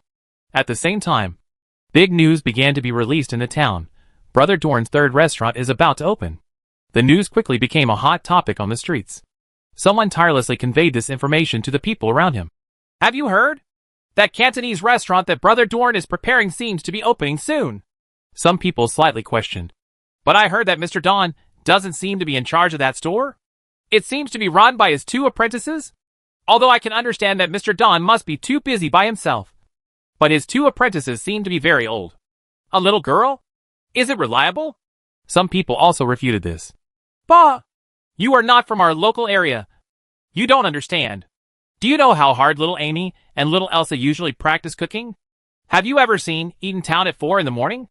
In addition, perhaps because the flow of people in Eden Town has become larger and larger, the woods are bigger, and there are all kinds of birds. Some people's remarks were strange and dangerous. What's the matter with you people? Don't you know how cute Miss Amy and Miss Elsa are? Cute little girls like them are treasures of the world. The dishes cooked by Mr. Dorn are of course delicious. But the dishes made by Miss Amy and Miss Elsa themselves, even the plates on which they are placed, I can happily swallow. I will always love Miss Amy and Miss Elsa. Many days later, it was an ordinary morning. The basement of the Wishing Restaurant. Dawn stood in front of a large sealed wine barrel with a bell. After the female thief Ling came to Eden Town, it seemed that she really wanted to wash her hands of herself and live an ordinary life. Every day I study seriously how to make high-quality slime liqueur for Dorn. Seeing that she was still sincere, Dawn conveniently helped her place her 3 children, including Jira. Currently, the 3 Gisilas are all assigned to the Cantonese restaurant that is about to open, starting as apprentices. However, whether the 3 eldest children will be apprentice cooks or try to be waiters depends on the assessment decisions of Chef Aisha and lobby manager Hannah. Dorn turned his back on the shopkeeper.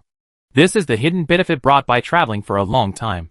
Those capable employees under my command are really growing independently during this time. It has almost grown to the point where the entire restaurant can run smoothly without the need for a boss. The large wine barrel in the basement now contains the wine liquor that Ling worked so hard to brew during this period. Originally, the brewing time of this slime liqueur took about 2 to 3 months. However, since the hidden profession, god of cooking, chicken dog ascended to heaven in time of chaos, the waiting time related to cooking and brewing can be tripled to speed up. Today, the sweet wine has almost been ripened and ready, and Dorn is here to inspect the results. Chapter 372 Sweet Wine. When you open the sealed wine barrel, you can smell the refreshing aroma of wine. Smells a bit like fruit wine. In fact, when Ling brewed slime liqueur, the specific steps were similar to those of brewing fruit wine. First, cut the gelatinous parts of the slime into pieces. Clean them. Place them uniformly in a wooden barrel. Add sugar, and blend with distilled wine. Then seal and store them, waiting for fermentation. Wow! Dawn poured a glass of wine into a thick-walled glass. Through the transparent cup wall, you can see that the liqueur is generally a translucent wine red, more like the color of mulberry wine than the blue appearance of slime. The color of the wine is beautiful, and its composition is complete and balanced. If Dawn judges it based on his intuitive sense of ingredients, the wine has a plump, full, and soft feeling. Surprisingly not bad. Dorn nodded. The bell beside him raised his fists. Of course. I wasn't bragging before. My master and I also learned winemaking very seriously. Dawn shrugged, said nothing more, picked up the wine glass, and put it to his mouth. Translucent liqueur liquid in the mouth. The initial taste is sour and sweet, and the aftertaste is sweet and warm. The alcohol content is high, but overall it is not strong. There is no irritating taste or strong alcohol taste. It has just the right light fruity aroma. Drinking it gives people a pleasant and gentle feeling. I feel that if you drink it with ice cubes in the summer, it will taste better. It is refreshing and relieves greasiness and spiciness. Dorn smacked his lips and thought about it. Generally speaking, Ling Yang's sweet wine tastes like refreshing fruit wine, but it is mellower than ordinary fruit wine. The fruity aroma is even heavier than pure fruit wine, and the taste is very good. I don't know if the slime gel plays a unique role in the brewing process, which gives it this wonderful taste. After drinking this sweet wine, it can be rated as a grade, which is a rare high-quality drink. It's very good. I'm very satisfied with this wine. Please stay and help me make it. I mean, you and the 3 children you brought can stay. Dorn said this. Just relying on this craftsmanship of brewing wine, Ling can definitely play a role in the development of restaurants and catering. Dorn planned to accept her and the 3 homeless children she brought with her. Hoo-hoo-hoo, Ling then breathed a sigh of relief. Brother, you are so serious, which makes me quite nervous. The female thief, who was determined to wash her hands in the golden basin, originally came to Dorn with her children. After finally getting a positive answer, the big stone in her heart finally fell to the ground. Don't you have to be more serious when appreciating wine? Dawn shrugged, and handed another clean glass to Ling. Don't you try it yourself? I heard that you order wine. This barrel of wine seems to be taken very seriously. Don't you care if I don't brew well? I might be driven away by the ruthless man in charge here. Ling Zui complained like this. But she still took the cup. She poured herself a full cup. Then took a big sip and wiped the small wine stain on her lips. Don continued to drink the sweet wine he had not finished. And chatted. Speaking of which, did you also learn your brewing skills from your master? She is a very good brewer. A thief? Yes. Ling nodded and continued. When the master was a child, he was the daughter of a plantation family in a neighboring country. The winemaking techniques she mastered were all passed down from her family. As for which country the master is from, she said she forgot. Later, she never seemed to tell me too much about what happened later. Then what? Dorn glanced at Ling and put down the wine glass that was on his lips. Ling, on the other hand, continued to drink by herself. After taking another big gulp, her right hand holding the cup drooped down. Then, there are wars, or attacks by black mercenaries, or famines and epidemics, etc. In short, these are the same old but always present sufferings. The master began to be homeless alone and started to work as a pickpocket. Then she met me, and then she got sick and died, a very ordinary and very common life. The master once told me that he wanted to take me to an ordinary town in the future and open a small plantation. I would make and sell wine every day without having to steal anything or worry. Huh? But how is that possible? Start a plantation gardens cost money. No one can choose how they want to live. When Ling said these words, she didn't seem to shy away from it. But the hand holding the wine glass was groping for the rim of the glass unconsciously. After speaking, she was silent for a while. You can now make wine and sell wine. After a while, Dorn said this, and then he raised his wine glass again and raised it in front of Ling. Here's to your master. Ling was stunned for a moment, then laughed as usual. Clang. 2 half-filled glasses clinked. Respect my master and her unsatisfactory life. Don and Ling stayed in the basement for a while longer. During this period, Dorn, as the boss, briefly discussed Ling's career plans after joining the company. First of all, it is a place for brewing wine. If we want to brew wine on a large scale, this basement will definitely not be enough. I will ask the store manager to find a suitable place. If conditions permit, we may really be able to set up a plantation in the future. Garden. In addition, I plan to open a bar.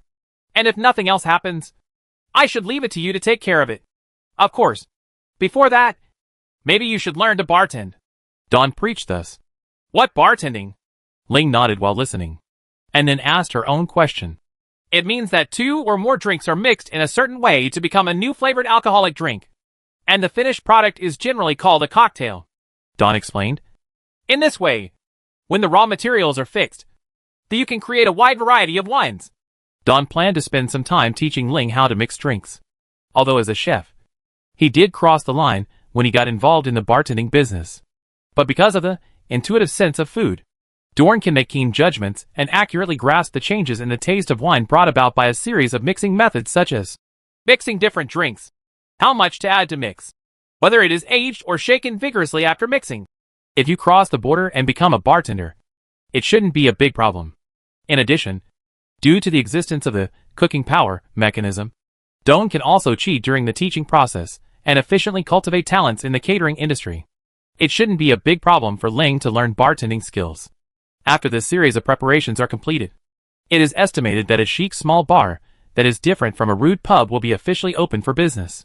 Chapter 373 New Store Opening. The next morning, the lobby of the Wishing Restaurant. At the current time, the restaurant is not open yet. Only Dorn and Gonzalez were in the hall, discussing business-related topics. Gonzalez briefly told Dorn about the preparations for the development and sale of Guangyu.com that he had recently discussed with Miss Charlene. As for Dorn, he was more talking about the next development plan of the restaurant. In addition to the Cantonese restaurant that is about to open, Xiao Don, do you plan to open another liquor store?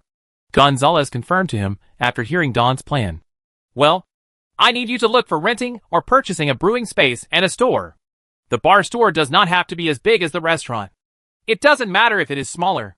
The main thing is that it must be elegant and the environment is good. The lights in the bar can be dimmed, and this can be accomplished by properly arranging the light feather net. In addition, we also need to buy a harpsichord and hire skilled bards to perform in the bar for a long time. In short, it is a place where drinkers can relax and taste wine in a relaxed manner after entering. Don briefly talked about his idea of the bar he wanted to build based on the pattern of a clean bar on Earth. It sounds like a tavern, but it's different from a tavern. Little Dorn, you always have some interesting ideas, the macho store manager said with a sweet smile. I will start decorating this bar soon. Well, in addition to the bar, I actually want to open another restaurant. Don nodded and continued. Since receiving the cooking power mechanism, Dorn's enthusiasm for building a food city has increased a lot. Who said that for every additional restaurant, you can get an extra portion of cooking power idle income? And this cooking power can improve the level of the finished dishes and help Dorn develop better skills. It's hard not to be moved. What kind of restaurant is it? The store manager was very interested. The number of excellent chefs we have in-house is still too small, and the next restaurant will not be able to produce complex cuisine. Therefore, I plan to open another hot pot restaurant with the same idea. Dorn sat at the round table in the hall, tapping his fingers lightly on the table. Let the guests cook by themselves. Gonzalez immediately understood. That's right. A barbecue restaurant that lets customers do it themselves. Dorn nodded. A self-service barbecue restaurant. This is the next restaurant Don is planning. Like the current long-term hot pot restaurants, self-service barbecue restaurants also do not need chefs like Amy and Aisha to sit in the kitchen for a long time. The main tasks of the kitchen are cutting meat, preparing vegetables, and marinating special barbecue ingredients. What a barbecue restaurant should provide to customers who come to eat barbecue is, apart from the ingredients, only attentive service, rich dipping sauces, and professional grilling utensils. In these aspects, Dorn really has everything to offer at the moment. Waiters and rich dipping sauces, all on hand. That is, the oven or something, which may be a little troublesome. But with the evolved version, you can already turn it into a kitchen utensil, or a baking utensil at will, and then take it to the blacksmith shop to customize 20 sets. It must not be difficult. Gonzalez felt energized and empowered after hearing Dorn's vision for the barbecue restaurant. The idea of building a unique food city together in the world that seemed so light at first seems to be becoming reality step by step. And Gonzalez himself was one of the builders of this great business feat. This made the macho store manager feel brighter on his face. It belongs to standing. And I still make money. Well, the idea is wonderful. But the construction of the barbecue restaurant still has to be postponed. Although the restaurant is currently making good profits from its operations, the preparatory investment before the opening of the Cantonese restaurant and the construction of the bar are also put on the agenda, which is another huge expense. If we blindly start preparing for a barbecue restaurant, there may be certain problems in the restaurant's capital chain. Therefore, this kind of thing cannot be rushed. It is best to wait until the Cantonese restaurant has stabilized its income, or after the Guangyu network industry, which is cooperating with Miss Xiao Lin, has become famous, before formal preparations for construction. I know the barbecue restaurant can't be rushed. However, it's just an idea now. I plan to write down a series of preparation plans and dish requirements needed to run a barbecue restaurant and teach it to you, the store manager, and Amy and Isha. In this way, when the time is right, even if I happen to be away from home, you can plan the opening of the new store yourself. Don finally said this. He still has great faith in Gonzalez's abilities. And Fat Fox, Bear Claw, Hannah and others below are also growing further. For example, from the preparation to the opening of the current Cantonese restaurant, Dorn only provided ideas and detailed plans, and Gonzalez and Fat Fox were responsible for the specific implementation. And the results are very satisfying.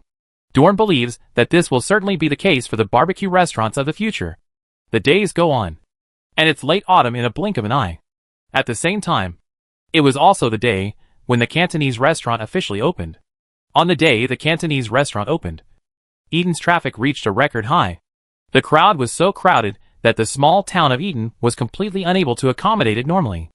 Amy's brother, Albert, one of the chefs at the Cantonese restaurant, as the patrol leader, he almost died of exhaustion at his post that day.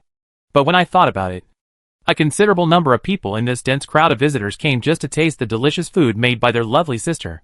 Albert, who was as tired as a dog that day, would feel a little relieved again. Sure enough, my sister is the best. Among the diners who come to Eden to taste Cantonese cuisine, there are many from afar. There were the usual businessmen and adventurers, as well as upper-class people arriving in carriages, many of whom were members of the Musicians' Guild. The presence of these large and small musicians here must have a lot to do with the publicity that Miss Babasha, who had come to Eton for a period of time, would do after she returned. The dishes of the Cantonese restaurant did not disappoint these guests, who came from afar.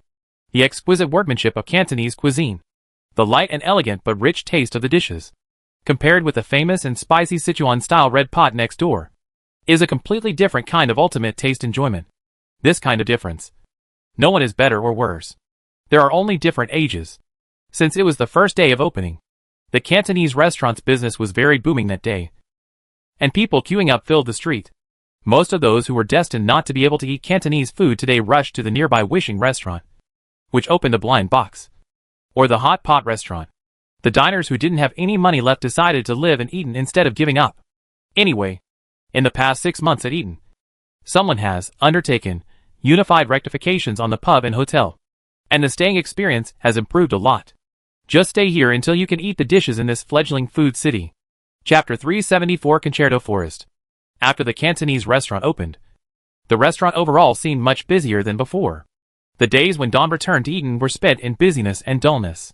She usually cooks and receives customers at the Wishing restaurant, uses cooking power, teaching to further strengthen Amy and Aisha, allowing them to deepen their understanding of each Cantonese dish, teaches Ling how to prepare various wines, and guides her to brew draft beer, of other liquors.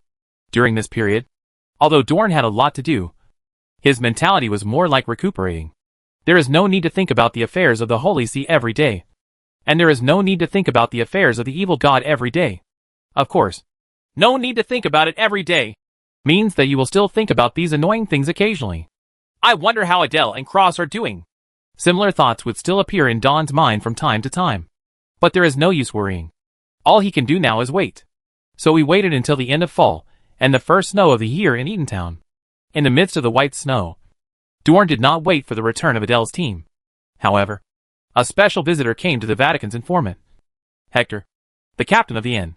Hector came all the way to Eton, mainly to deliver a message to Dorn.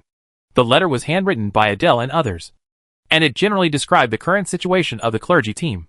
In summary, Adele and others have not encountered any difficulties so far, and several bishops from the Holy See have already arrived at the Storm Islands. However, it is still a little difficult and tricky to deal with the evil god statue inside the collapsed cave. It is estimated that it will take a lot of time before the statue is officially disposed of. Adele and others will stay near the stormy sea. It seems that Adele and the others sent me the letter to inform me that they are safe. After Dawn read the letter, he put it away, and his inner worries about the clergy were dispelled. Afterwards, he left Captain Hector to eat some of the specialties at Eton. It seems that what we have to do next is still waiting. However, none of the things that should be waited for have waited. Adele and the others did not send any more letters. The Holy See did not take the initiative to contact Dawn. Even Mr. Alfonso, Crick's teacher, had no response to his research on the jackalope material. These things don't seem to be anything to worry about, especially the Holy See. Since they are not in a hurry, then I must not be in a hurry either. The Buddhist system is over. Dawn thought so.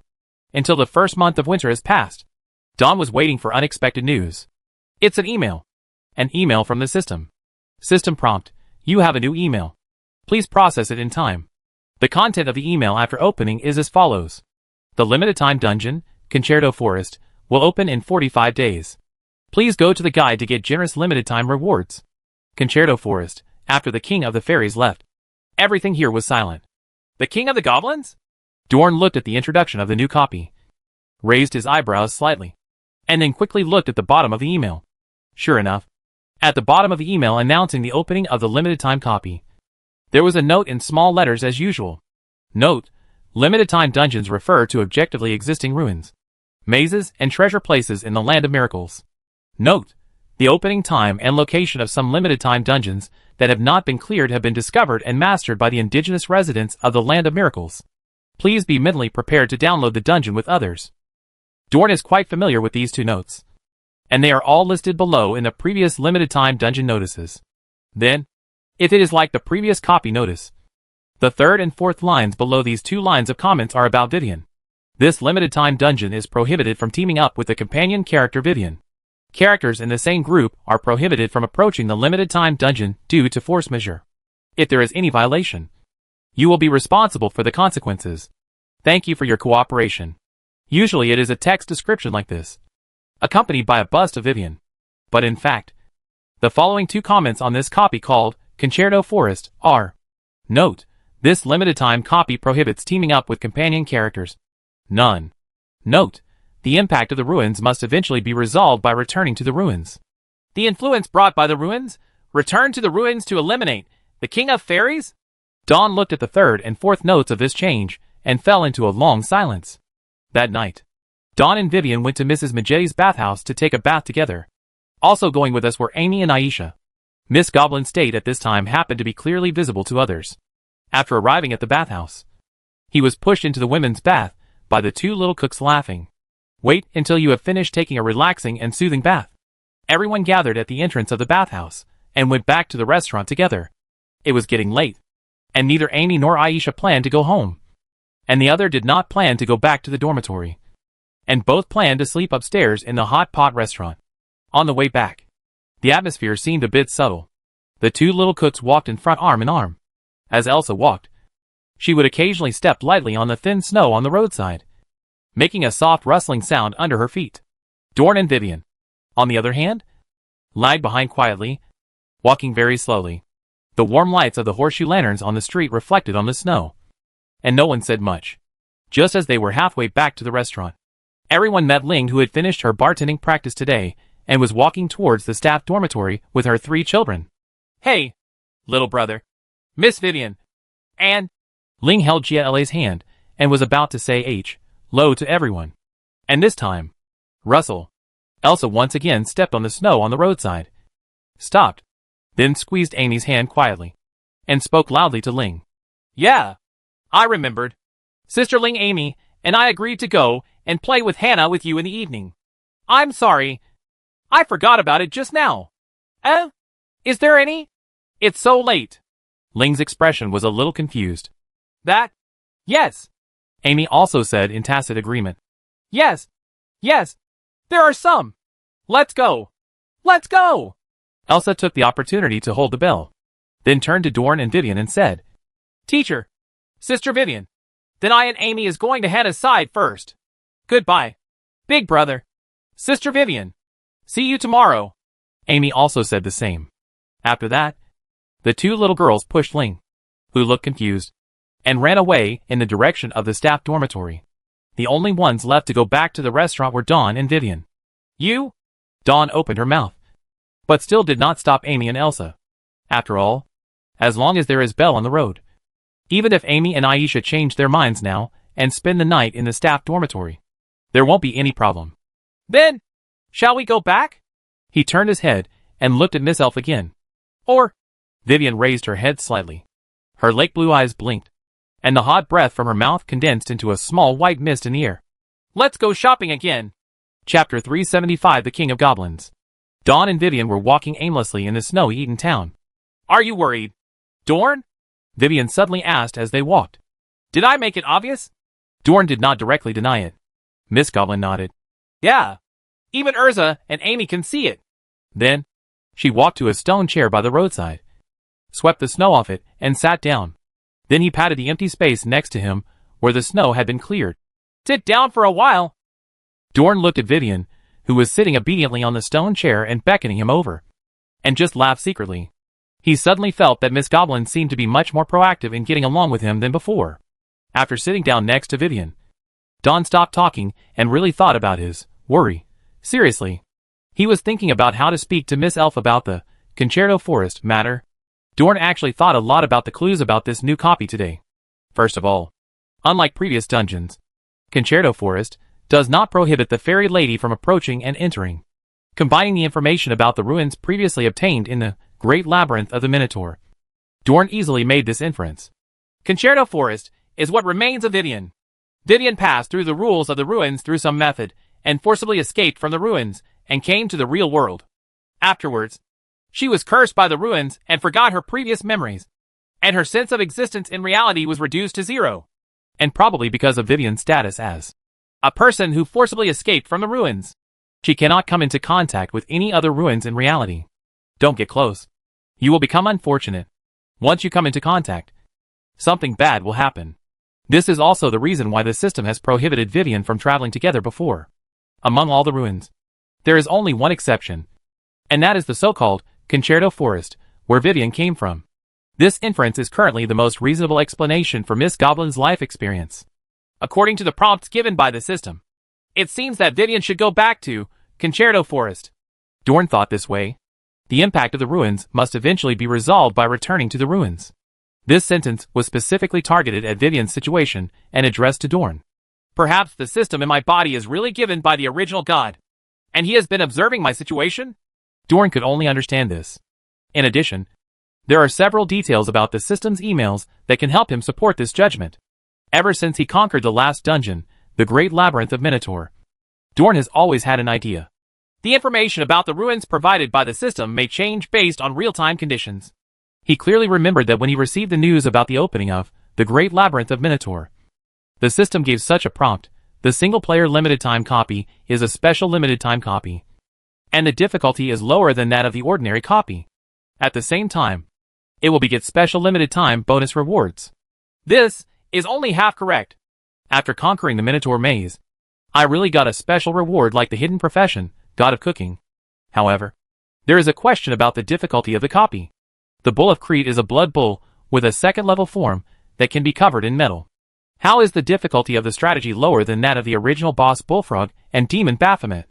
If you insist on saying it, unless the gap on the head of the Cretan bull, which was made by the Minotaur warriors of all generations, is also calculated into the evaluation coefficient of this difficulty. If one considers that the bull's second-order form has obvious flaws, the difficulty of conquering it is really not as difficult as conquering Bullfrog and Boffin. After all, except for the thick blood and the extremely hard body of the Cretan bull, there seems to be no other outstanding features worth mentioning. Especially its attack methods are really poor compared to boss Bullfrog and Baphomet. So, if the fragmentation marks on the bull's head are also taken into account in the difficulty coefficient of conquering it, then it is actually not very strong, and the difficulty of the dungeon is really not too high. To put it bluntly, if Dorn at that time found a crack on the bull's head, he was fully capable of killing 2 of its lives. So, there is a high possibility that the ruins information released to me by the system, although a bit obscure, is all real-time and latest information, considering that the person behind the system is probably the original creator. Sexy goddess, posting tasks online. Oh, no. The gender of the original god is actually unknown at present. It may be a male god, or it may be that he does not even have a gender. Who knows? Also, the words in the current copy's introduction are also very thought-provoking. After the King of the Fairies left, everything here was silent. The King of Fairies who left the ruins. Could it be Vivian? Speaking of which, Dawn has always called Vivian Miss Goblin and Miss Goblin in his heart. This was an imaginary name given to her by the store manager Gonzalez before he first met her at the Wishing Restaurant. If Vivian is really the Queen of Fairies in some ruins, then this really sounds like a prophecy. Dorn was sitting on a stone chair silently reviewing the many conjectures he had about Concerto Forest during the day. The fairy lady put her legs together and looked at him quietly and obediently. After a while, Dorn came back to his senses. Ah, sorry, Vivian. I was distracted. It's okay. Miss Goblin shook her head slightly, indicating that she didn't care, and then asked, "What are you thinking about?" Dawn was speechless. I was thinking about...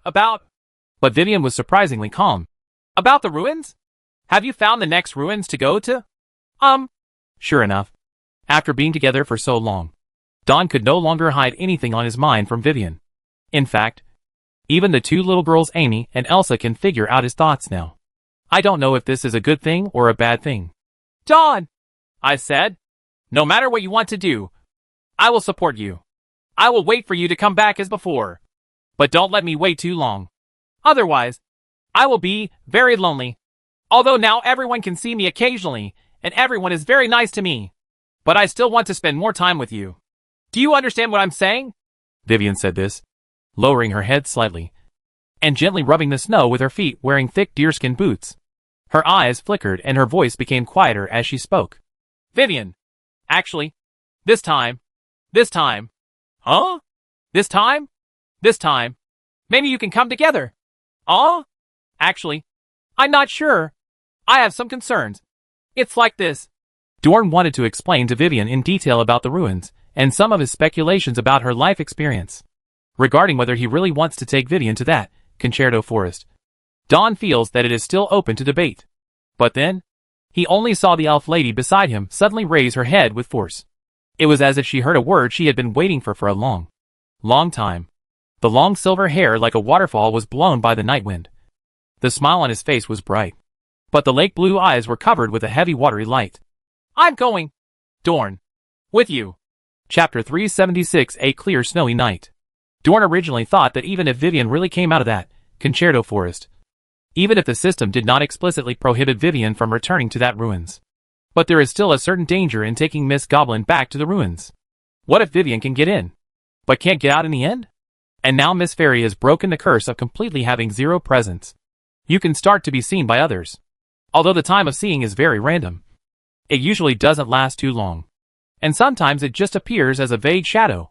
But at least I can be seen by others. And I can socialize with the residents of the town normally. Even if the facts are true, as the notes given by the system say. The impact of the ruins must eventually be resolved by returning to the ruins. Even if Vivian's current state of existence is intermittent, it is already the upper limit of the effect that can be achieved by making others believe that Vivian exists.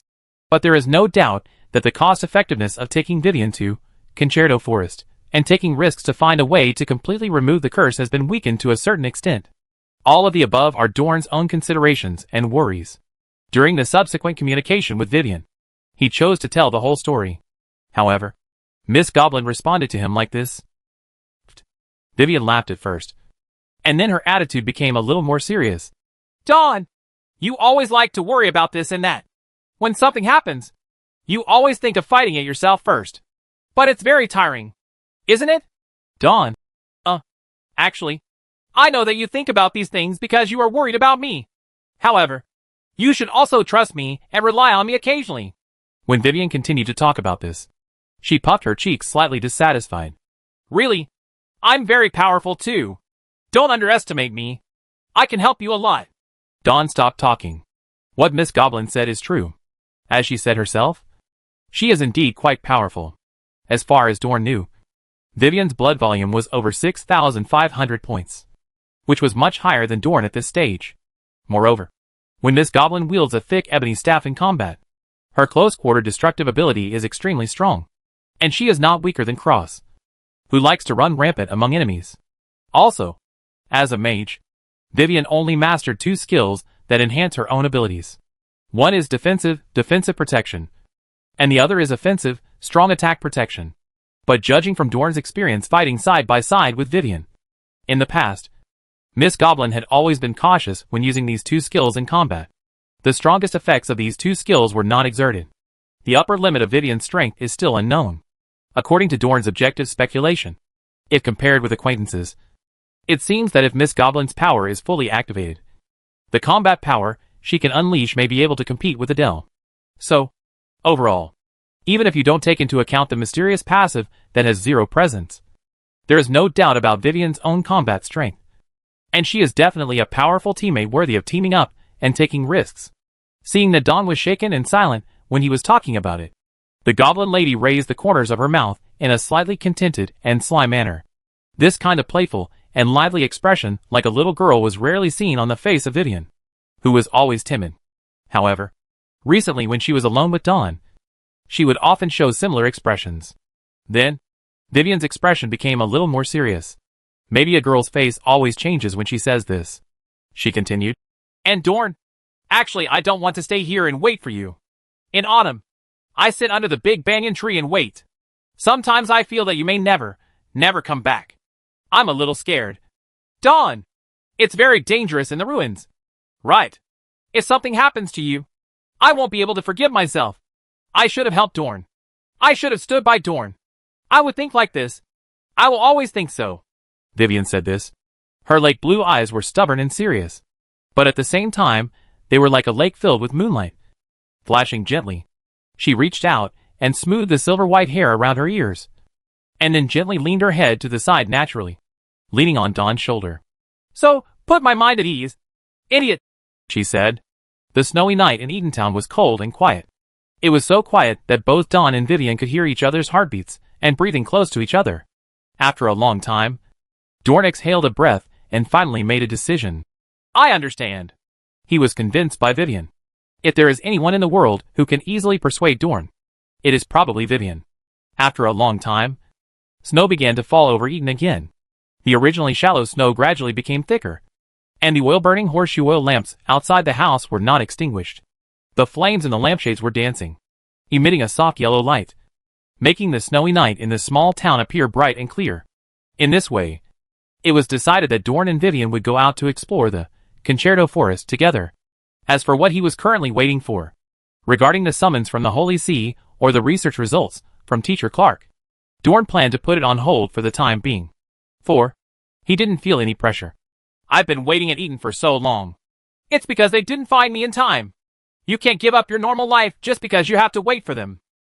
So at noon the next day, Dorn and Vivian packed their things and prepared to officially embark on the journey. Anyway, with Alice's bedtime reading. Here, it is actually very convenient to prepare before going out. Whether it's something you must bring or something you don't need to bring, you can just throw it into the story world without having to worry about organizing it, because the dragon lady in the book will help organize it. Everyone in the restaurant was not surprised that the chef was traveling again. And there was no big surprise. Don is not too worried about the restaurant's management problems after he leaves. As usual, the store manager and others will take care of it. The only thing worth worrying about seems to be the new belle that joins the restaurant. This female thief, who has washed her hands in a golden basin, currently plans her career as a winemaker and bartender. During the front-end time, Dorn had turned on the cooking power as much as possible and demonstrated to Ling the brewing process of other wines and the mixing methods of various cocktails. To be honest, Ling's mastery is actually quite good. But now that Don has left, there seems to be no one in Eden who is highly accomplished in brewing and bartending. During Don's absence, Ling could only rely on personal insights to improve her skills during her winemaking and bartending practice. Okay, little brother. Please stop being a mother-in-law. I've been studying so seriously recently. There won't be any problem even if you're not here. If I keep talking, it will get dark. Before leaving, Dorn deliberately grabbed the bell and gave some nagging instructions, but was finally interrupted like this. Then I hope you will remember what you were saying now, and let me see your progress when I come back. Dorn could only wrap up the topic helplessly. Finally, under the watchful eyes of everyone in the restaurant, Don and Vivian drove away in a carriage and embarked on a new journey. Chapter 377. You have the ability to open the door. There are still 10 days until Concerto Forest opens. Dorn drove the carriage to a vast white snowfield. This place is no longer the territory of the Dona Empire. According to the map attached to the email, the new copy, Concerto Forest, is located outside the borders of the Dona Empire, in a country called Sh. Lei. The kingdom of Sh. Lei is not far from the empire of Dona. If a small country wants to survive beside a huge empire, there is only one way throughout the ages to surrender. The Sh. Lei country is one of several small affiliated countries of the Dona Empire, and it pays tribute of gold to the Dona Empire every year. It was politically, economically, and militarily dependent on and restricted by the Dona Empire. To tell you exactly how limited it is, when entering the kingdom of Sh. Lei, the elf lady sitting next to Dorn introduced her like this. More than 10 years ago, the old king of the Sh. Lei kingdom wanted to make his eldest son the new king. He wrote an official letter and submitted it to the current emperor Dona. But after discussion, Dona did not agree. King Sh. Lei made his eldest son king. Finally, Emperor Dona issued an order to appoint the nephew of the old king Sh. Lei as the next new king. So the current king Sh. Lei is the nephew of the previous old king. There is a saying that the long travel time and rich travel experience have made Vivian extremely knowledgeable. It is almost half an encyclopedia of the scenery of this miraculous place. In addition, Vivian also introduced, the Sh. Lei country is not large, and there is only one large city in total. Sh. Lei City. Around the royal city of Sh. Lei City, villages and towns of various sizes were built radially. It is a typical small country with few people and a city-state style country. The destination of Don and Vivian's trip is a small village called Leica near the border of Sh. Lei country. Leica village. It was already past 5 o'clock in the afternoon when Don and Vivian arrived. The opening point of Concerto Forest this time is located on a snow-capped mountain that can be seen with the naked eye in Leica village. Tonight, Dorn planned to spend the night in this village. After entering the village, probably because of the heavy snow, there were almost no active villagers in this kind of weather, except for the hunters who hunt in winter. It is estimated that no one will go out. The villagers in these small villages have nothing to do. They can only hold on to the food and charcoal they earned in the first 3 seasons and huddle in dilapidated cabins. Dawn and Vivian got off the carriage and took a brief stroll around Lake Village. There are no service facilities in this small village. In other words, there is no tavern where foreigners can stay overnight. Normally, if an outsider comes to spend the night in this remote place, they will basically choose to spend a handful of coppers to sleep in a villager's home. Either use hay to make a floor in a villager's home, or you can spend one night in a big bed with the owner of the house, or even the host and hostess of the house. These situations are all possible. But here in Dorn, there is no such problem. All I can say is, Alice's bedtime reading. Eternal God. During this period of more than a month, if there were no taverns or hotels to stay in, Dorn would usually take Vivian to spend the night in the story world. Sometimes, when the night is too cold, Dorn will even pull the carriage into the book. Only one book, Alice's bedtime reading, was left to keep vigil in the wilderness. Anyway, Dragon Lady is now aware of Vivian's existence, and Dorn also has a way to leave the story world on her own. So there is no need to worry about Miss Goblin being trapped in the book and unable to get out. And to be honest, there are castles and ancient castles in the story world. The feeling of staying overnight is much better than the hotels and pubs along the way. Even if Dawn is willing, it is not impossible to take a nice hot bath in the story world. It seems that Alice will have to trouble Alice to take care of us again tonight, Vivian said after walking around the village. It's okay. Besides, doesn't that guy really like you? Even Black Alice won't speak harshly to you. Gee, the difference in treatment between the two of us and her place is really quite big. Dawn shrugged. What, poisonous tongue? Vivian tilted her head in confusion. The two of them were walking and talking like this, passing by an inconspicuous cabin. Outside the cabin, they rarely saw a living person moving around. It was a stooped old woman, wrapped in several single clothes and a tattered cotton-padded jacket, who was knocking hard on the door of the cabin. While knocking, he shouted in a voice louder than his peers, "Open the door! Open the door! Despicable foreigner! Shameless thief! You are capable of stealing! You are capable of opening the door!" Dorn and Vivian, who were passing by, couldn't help but stopped and wanted to see what they were doing. At this time, the old woman also noticed the strange man and woman. The clothes they wore were thick and warm, and they behaved as if they came from a big city. You? Outsiders? The old woman was obviously a little nervous after seeing the stranger. Dorn waved his hand towards the other party in a friendly manner. Old lady, please don't worry. Although we are foreigners, we are not despicable. When Miss Goblin heard the other party's address of you, she judged that she could be seen clearly at this moment. So she moved closer. Well, old lady, we are not bad people. The old woman looked at Dawn, then at Vivian, and finally her eyes fell on the latter. This lady's voice sounds soft, and she looks petite and well-behaved. In line with what she said. He certainly doesn't look like a bad person. How could such a pretty little girl be a bad person? Seeing that the old woman had lowered her guard slightly, Dorn continued to speak. Old lady, what are you doing in such a cold weather? I just heard you say there was a thief. He wanted to try to get closer to this old woman, who looked like a local from Lake Village. After all, the snow-capped mountains where Concerto Forest starts this time are very close to Lake Village. You might be able to get some valuable information from the local residents. Yes, there is a thief. That despicable foreigner. I'm not talking about you. I'm talking about that thief. Hiding here. The old woman remembered her original intention of being outside in the cold weather. After explaining a few words, she continued to knock on the door. You have the ability to steal things, and you have the ability to open the door. The wooden door, which didn't look very strong, made a banging sound when she slapped it. Excuse me. Dorn looked at each other and then scratched his cheek with his index finger. Old lady, what has been stolen from you? Me? The old woman stopped again and turned around. My pot, my big black pot that has been with me for more than 10 years, was stolen away by this crazy thief. Dawn? Dorn slowly typed a question mark. The old woman's answer somewhat confused him. What kind of thief would steal a pot? How crazy does this have to be? Chapter 378, The Secret of Immortality. Dawn really couldn't understand why a thief would steal the pot. But if you think about it carefully, the female thief who washes her hands in a golden basin also stole a large bag of kitchen utensils when they first met. But what Ling stole was silver tableware after all. Old lady, can you tell us what's going on? Vivian asked carefully. The old woman who originally looked angry turned around and looked at Miss Goblin's face. Her expression softened slightly. It's like this, she said.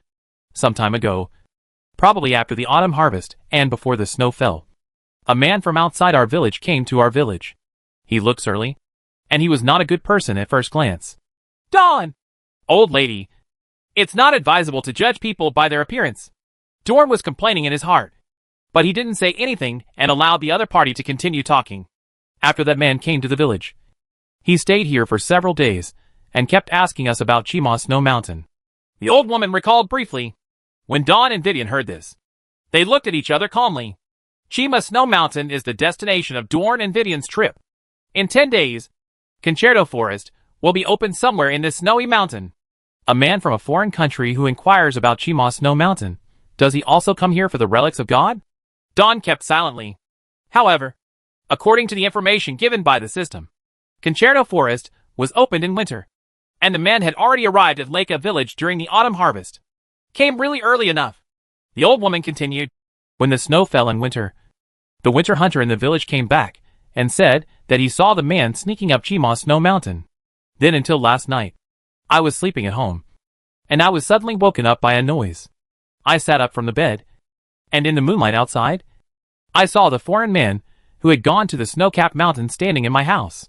He opened the jar where I kept black bread and ruined at least 2 loaves of mine. Also, when he saw me waking up, he picked up my pot and ran out of the door in a panic. Well, it sounds a bit bizarre. After listening to the old woman's story, Dawn still felt confused. So, old lady, why are you sure that the foreign man is hiding in this room? Old woman, this house belongs to old bachelor Hudson. The old bachelor got sick and died in the summer, and the house has been empty since then. When the foreign man came to our village, he would occasionally come in and out of this empty house. This morning, the house was suddenly locked from the inside again. The thief must be hiding inside. Not only did he steal my bread, but he also stole the pot that has been with me for more than 10 years. Old lady, I must do it today. Get an explanation from this nasty thief. What the old woman said was well-founded and conclusive. After saying that, she was ready to continue taking pictures of the locked wooden door. At this time, the fairy lady holding the ebony staff leaned forward again and spoke in her harmless tone. So, old lady, there is no owner in this house. Even if the door is broken, it doesn't matter. Right? That's right. The old woman nodded, then looked at Dorn, and stood slightly to the side. Young man, how about you help me open this door? Actually, Dawn didn't care whether he wanted to help break the goal or not. But in fact, by the time the old woman turned around to ask him, it was already too late, because Dorn clearly saw Vivian standing in front of the door making a move to wave the staff. Boom! The thick staff pulled out an afterimage in the air and violently collided with the door panel. The 2 fragile wooden doors flew towards the inside of the house, hitting the wall heavily, shaking off a large amount of flying dust and snow slag. Hey! Vivian put away the staff. Okay, the door is open. The old woman would be shocked and dumbfounded. How could this beautiful, weak little girl have so much strength? After the door of the wooden house opened, Dorn shrugged, and then he and Vivian stepped in at the same time. The old woman stood at the door angrily without moving. Please help me see if the thief is still inside, and if my pot is inside. It was obvious that Miss Goblin's dashing way of breaking into the house gave her a great sense of shock. To this, Dorn just responded casually. To be honest, he was quite interested in the thief, who came back to steal the pot after climbing Chima Snow Mountain. Maybe the other party knows some information about Concerto Forest? Old Bachelor Hudson's house was not big, and there was not much furniture in it. It can be said to be a sweeping view. In this room, Dawn and Vivian soon found the existence that they suspected to be the foreign man mentioned by the old woman. The reason is that it is suspected. It's because at this time, only the outline of a human figure is left in front of the other party. In the corner of the house, you can see a human-shaped stone statue. Or in other words, a man wrapped in khaki rocks. Before he was wrapped in rocks, he should have been alive. There were many signs of struggle on the walls and on the ground. Vivian held the ebony staff in both hands and said so. Yeah. Dawn nodded. The two of them rummaged around the hut. Dawn found a piece of white paper with poor quality and some scrawled writing on it. The color of the writing ink is weird. Vivian found a cooking pot. But the pot was generally very clean.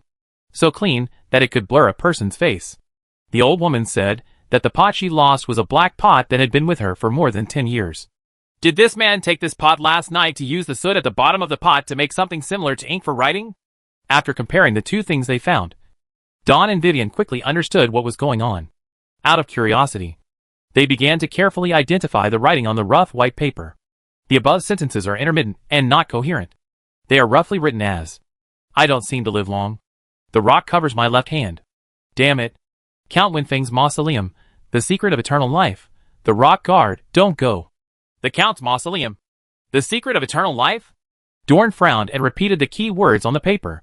Seeing these words, Dawn came back to his senses. The man who died tragically in front of me also entered Lake Village and explored Chima Snow Mountain. But his purpose seems to be different from his own. This man's original intention may not be for the relics of God.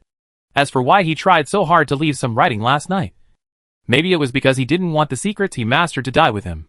There may also be a companion of this man near Lake Village. The one on the paper, don't go, which is a warning to companions. Did he do this because he went to the tomb of Winfeng? Dorn whispered to himself. So, this man may be a tomb robber. Or he may be an adventurer. Chapter 379 Ginger Tea. Dorn, maybe we should return this pot to the old woman outside the door first. Seeing Dorn's slightly solemn expression, Vivian held the frying pan and waited for a while before speaking. Yeah. Let's go out first. Dorn nodded. There wasn't much of value left in the house. As for Chima Snow Mountain, which is not far from Lake Village, apart from being the opening point of Concerto Forest, it seems to hide many secrets. Now it is necessary to ask the locals if there are any legends and anecdotes about that snow mountain. The old woman at the door is a good person to ask. And this frying pan, which had been washed clean, was the beginning of Dawn's friendship with the old woman. Dawn and Vivian walked out of the room. They saw that the old woman who was waiting by the door had retreated into the snow outside at some point. I just looked inside the door and seemed to see a very scary thing, a humanoid. The old woman's voice was trembling. It seemed that when she was outside the door just now, she caught a glimpse of the petrified body of the man in the room. The foreign man you mentioned is dead, Dorn said directly without any hesitation. Dead? How could? The old woman's stooped body trembled. At this time, the fairy lady beside her also spoke and handed out the frying pan in her hand. Old lady, this should be your pan. Mine? No, it's impossible. My pot is black. And this pot, wait a minute. This pot looks familiar. The old woman stared at the frying pan, looking left and right, and finally realized. Did that man clean my pot? I'm afraid that's the case. The man mixed the soot from your pot with snow water and the like, and left such a note. Dorn unfolded the rough note found in the wooden house. This seemed like a natural way to start the conversation about Chima Snow Mountain with this old local woman. But I can't read. The old woman glanced at the paper and just shook her head. What he wrote was that his left hand was covered with rocks. As if he were dying, Snow Mountain of Chima, Count Winfeng's tomb, the secret of eternal life, the guardian of the great stone. Dawn briefly described the contents on the paper, and also deliberately emphasized Chima Snow Mountain. That man from a foreign country seemed to have turned into such a scary look after going to the Count's cemetery on the snow-capped mountains. Old lady, is there really such a scary place in that snow-capped mountain? Vivian beside her added. Snow Mountain? There seem to be a lot of stories about that Snow Mountain. If you want to hear it, you can come and sit at the old lady's house. I don't think this is a suitable place to talk. The old woman thought about it seriously first, and then glanced at the room with the broken wooden door, obviously still a little scared. Dawn and Vivian looked at each other and nodded to each other. Given their strength, there is no need to be afraid of visiting a village woman's home. Seeing that her invitation was accepted by the pair of outstanding-looking young people in front of her, the old woman seemed quite happy. She turned around to lead the way, but before taking 2 steps, she turned back and said, Oh, by the way, before going to my house, let's go find Old Fandin first. Who is Old Fandin? We have an experienced old hunter in the village. We need to tell him what's going on here. On the way, Dawn and Vivian learned that the old woman's name was Elaine. Under the leadership of Grandma Eileen, they knocked on the door of Fan Ding. an old hunter in the village. The door was quickly opened. The hunter who opened the door had white hair and beard, but he was still energetic and had bright eyes. He also had a friendly attitude towards the two outsiders, Dorn and Vivian. Grandma Eileen briefly explained the situation of the petrified foreign man. That foreigner went to the mausoleum on the snowy mountain? Old Fonding's face became heavy after hearing this. Sorry, everyone. I have to find the boys in the village to deal with the stone body of the foreigner. The old hunter left such a sentence, put on a coat, and went out in the wind and snow. It seems that the locals in Lake Village know a lot about the snow-capped mountains. It's probably not the first time that old Fandon has dealt with petrified corpses. Don thought this in his mind, but didn't say anything. Afterwards, Dorn and his entourage went to Granny Ellen's house. Grandma Eileen lives alone. Her husband died very young, and she has no children. So she lives alone in a small low house with uneven earthen walls on all sides. Perhaps this is why she invited Dawn and Vivian to her home. Being able to talk to people should be a very pleasant thing for an elderly person like her. After returning home, Granny Ellen first invited Dorn and the others to sit down. Then lit a fire and lit some charcoal for warmth. She also used an old but clean earthenware teapot to heat the tea for a while and put it on the small table in the room. The tea was poured out, steaming. The color was clear golden, and the smell was very familiar. This tea. Dorn looked at the tea. Ginger tea. This is a jar of ginger tea. Because of the intuition of ingredients, Dorn can be sure that there is nothing wrong with the ginger tea itself. However, in the land of miracles, although ginger is a relatively common crop and very cheap, he rarely sees the natives of this other world making tea with ginger. Even though ginger tea is indeed a good way to ward off the cold and warm up the body in winter. This is ginger tea. Miss Dolores taught us to make it with shredded ginger. The taste may not be particularly delicious, but it will make you feel warm after drinking it. People in our village drink it in winter. Grandma Eileen said this. Miss Dolores? Dawn asked. Although the main purpose of coming to Grandma Eileen's house was to get information about Chima Snow Mountain. But when chatting, you still have to catch the other person's topic as much as possible, so that communication can be natural. At this time, if you abruptly switch the topic to the snowy mountains immediately, it may make the other party think that you have ulterior motives, which is not conducive to obtaining more information in the future. When it comes to chatting, Dawn has figured it out anyway. After asking this echoing question, Dorn calmly picked up the bowl of ginger tea in front of him and took a sip. At the same time, he winked at Vivian, indicating that the tea was ready for her to drink. After taking a sip of ginger tea, a warm feeling flows from the mouth to the abdominal cavity along with the hot tea. Speaking of Miss Dolores, Granny Ellen's interest immediately rose, and her words were filled with obvious gratitude. Well, Miss Dolores is a doctor around here. She lives in the town, but she often treats rough people like us in the village. She is a kind-hearted lady and a good doctor.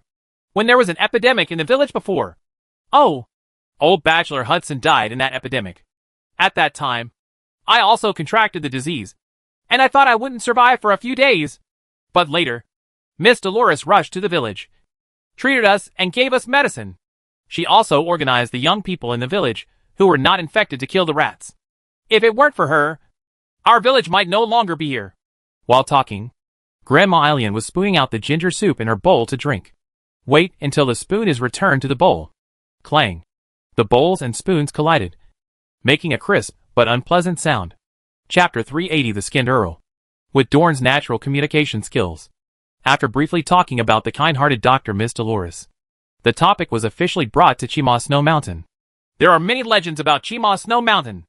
Those of us in the town surrounding the Snow Mountain generally don't go near it because we have all heard stories about that Snow Mountain. And the tomb of Earl Winfang written on the note left by the stranger is one of those legends. Regarding the snow-capped mountains, Grandma Eileen started like this. Dawn and Vivian both fell silent, listening to her continue speaking in silence. The story I've heard is this. A long time ago, the foothills of Chima Snow Mountain were still the territory of Earl Winfang. It is said that Earl Winfang was a very cruel lord. He liked the punishment of skinning very much. He cut the skin from the spine and divided it into two halves. Then he slowly separated the skin and muscles with a knife, tearing them apart like a butterfly spreading its wings. Come on! People at that time called him the Skinned Earl in private. The Earl of Skinning has ruled his territory for a long time, and used his favorite method of skinning to kill many innocent people in the territory. Until one day, a wandering wizard came to the foot of Chima Snow Mountain. He saw the bloody scene of Count Winfeng skinning innocent people.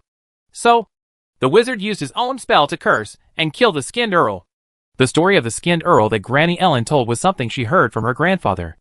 And her grandfather heard it from his grandfather's grandfather. Such oral stories have been passed down to this day. And the original version is probably no longer verifiable. Grandma Alien continued to talk. Earl Skin built his own mausoleum on the mountainside of Chima Snow Mountain before his death. It is said that his mausoleum was built on the ruins of a magical underground palace. The ruins of the underground palace? Dorn finally heard the keyword that concerned him, and repeated it in a questioning tone. Yes. Grandma Alien nodded. It is said that the skinned earl occupies a magical underground palace. The door to the underground palace will only be opened every 2 years, and it will only be open for a week at a time. People who enter the underground palace can only carry one item at a time. The treasures from the underground palace come out. Dawn touched his chin, listening to this description and the operating rules. The so-called underground palace should be the ruins of God that have not escaped. The relic of the gods on Chima Snow Mountain is naturally the Concerto Forest. Judging from this legend, it seems that the skinned earl was the first group of people to occupy Concerto Forest. Are there any legends about that underground palace? Vivian asked from the side. Grandma Alien. It seems that it was when Earl Winfeng was still alive. Starting from a certain year, the underground palace was not open when it was supposed to be opened. After that, there was no movement in the underground palace. Count Winfeng was very angry about this and skinned all the guards guarding the underground palace and executed them. After that, he even built his own mausoleum on the ruins of the underground palace. When my grandfather told me this story, he said that it was because Count Skin had done so many bad things that even the treasure trove of the underground palace was unwilling to be open to him. Stories circulated among the people often carry the simplest positive values. Good people get a lot of help when they get the right way, while bad people get little help when they get the wrong way. This kind of value is also reflected in the story of Count Winfeng. However, Don did not think so after hearing this story. What he was thinking in his heart was, if the underground palace occupied by Count Winfeng is really a relic of God, then there should be only 2 reasons why the ruins will not be open to the public on a certain day. One is that the ruins were opened by someone. The other is that there is something abnormal inside the ruins, such as important characters leave the ruins without permission. If Concerto Forest really belongs to Vivian's ruins, Don himself is more inclined to the second conjecture. However, according to the information given to me by the system, it seems that the Concerto Forest, which was silenced and no longer open in the story, will be opened again this year? Dorn mentally compared the information he had with the stories he heard from Granny Ellen, trying to deduce and recover more valuable clues. Vivian, on the other hand, took the initiative and tacitly agreed to ask all the questions he wanted to ask. There is nothing we can do about it. Miss Goblin knows Dorn too well. Vivian. So, after Earl Winfeng was cursed to death by a wandering warlock, he was buried in the mausoleum in the underground palace ruins. Right. But, mother-in-law, what is the secret of eternal life in Earl Winfeng's mausoleum? That's what the foreigner wrote on the paper. Grandma Alien shook her head. I don't know where that foreigner heard such rumors, which led to his own death. Anyway, I have never heard that there is any secret of eternal life in the tomb of the skinned earl. And if the skinned earl really had any way to live forever, he wouldn't be lying in the mausoleum. Right?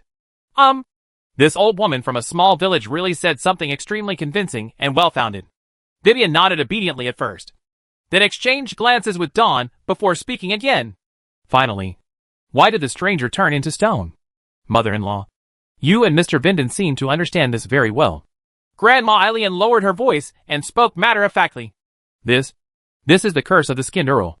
Any living person who approaches the mausoleum where he is buried will have their skin peeled off and then covered with rocks. Just like the stranger. About 6 or 7 years ago, there was a young hunter in our village who ignored the advice of the elders and insisted on hunting on the snowy mountains. He never came back. A few days later, everyone found his body at the foot of the snow-capped mountains. His body was covered with khaki stones, and those stones were like his skin, growing firmly on his body. All Granny Ellen knew about the stories and legends about Chima Snow Mountain was these, and she had already told them all to Vivian and Dorn. Finally, this enthusiastic old woman seriously warned the young couple who had just arrived. Old lady, I've told you everything I know. That kind of snow-capped mountain is really dangerous. You must not go there. Otherwise, you may end up like that foreigner. Dawn and Vivian looked at each other. Vivian. Don't worry, mother-in-law. We won't do it. When Miss Goblin said this, she seemed a little unsure. Dorn, who had not spoken for a long time, added, Well, we are different from that foreigner. Chapter 381 sounds like it's inedible. After inquiring about the information about Chima Snow Mountain from Grandma Lane, Dawn and Vivian said goodbye and left her house. It was still getting late at that time, and the snow outside was quite thick and the temperature was low. When they were saying goodbye, the enthusiastic old woman asked if she wanted to stay one night. However, Dorn found an excuse and declined politely. After all, it is much more comfortable to spend the night in the story world. After leaving Grandma Lane's house, Don reviewed the stories told by the other party in his mind. Actually, what I care about is that people who enter the Earl's tomb will be petrified. Dorn thought to himself. It is currently known that whether it was the outsider who entered the snow-capped mountains or the young hunter Elaine mentioned, even if they did go to Earl Winfeng's mausoleum, they all fell into a state of petrification and died after leaving the mausoleum. The stranger died in an uninhabited hut in Lake Village. Before his death, he stole a pot from Grandma Eileen.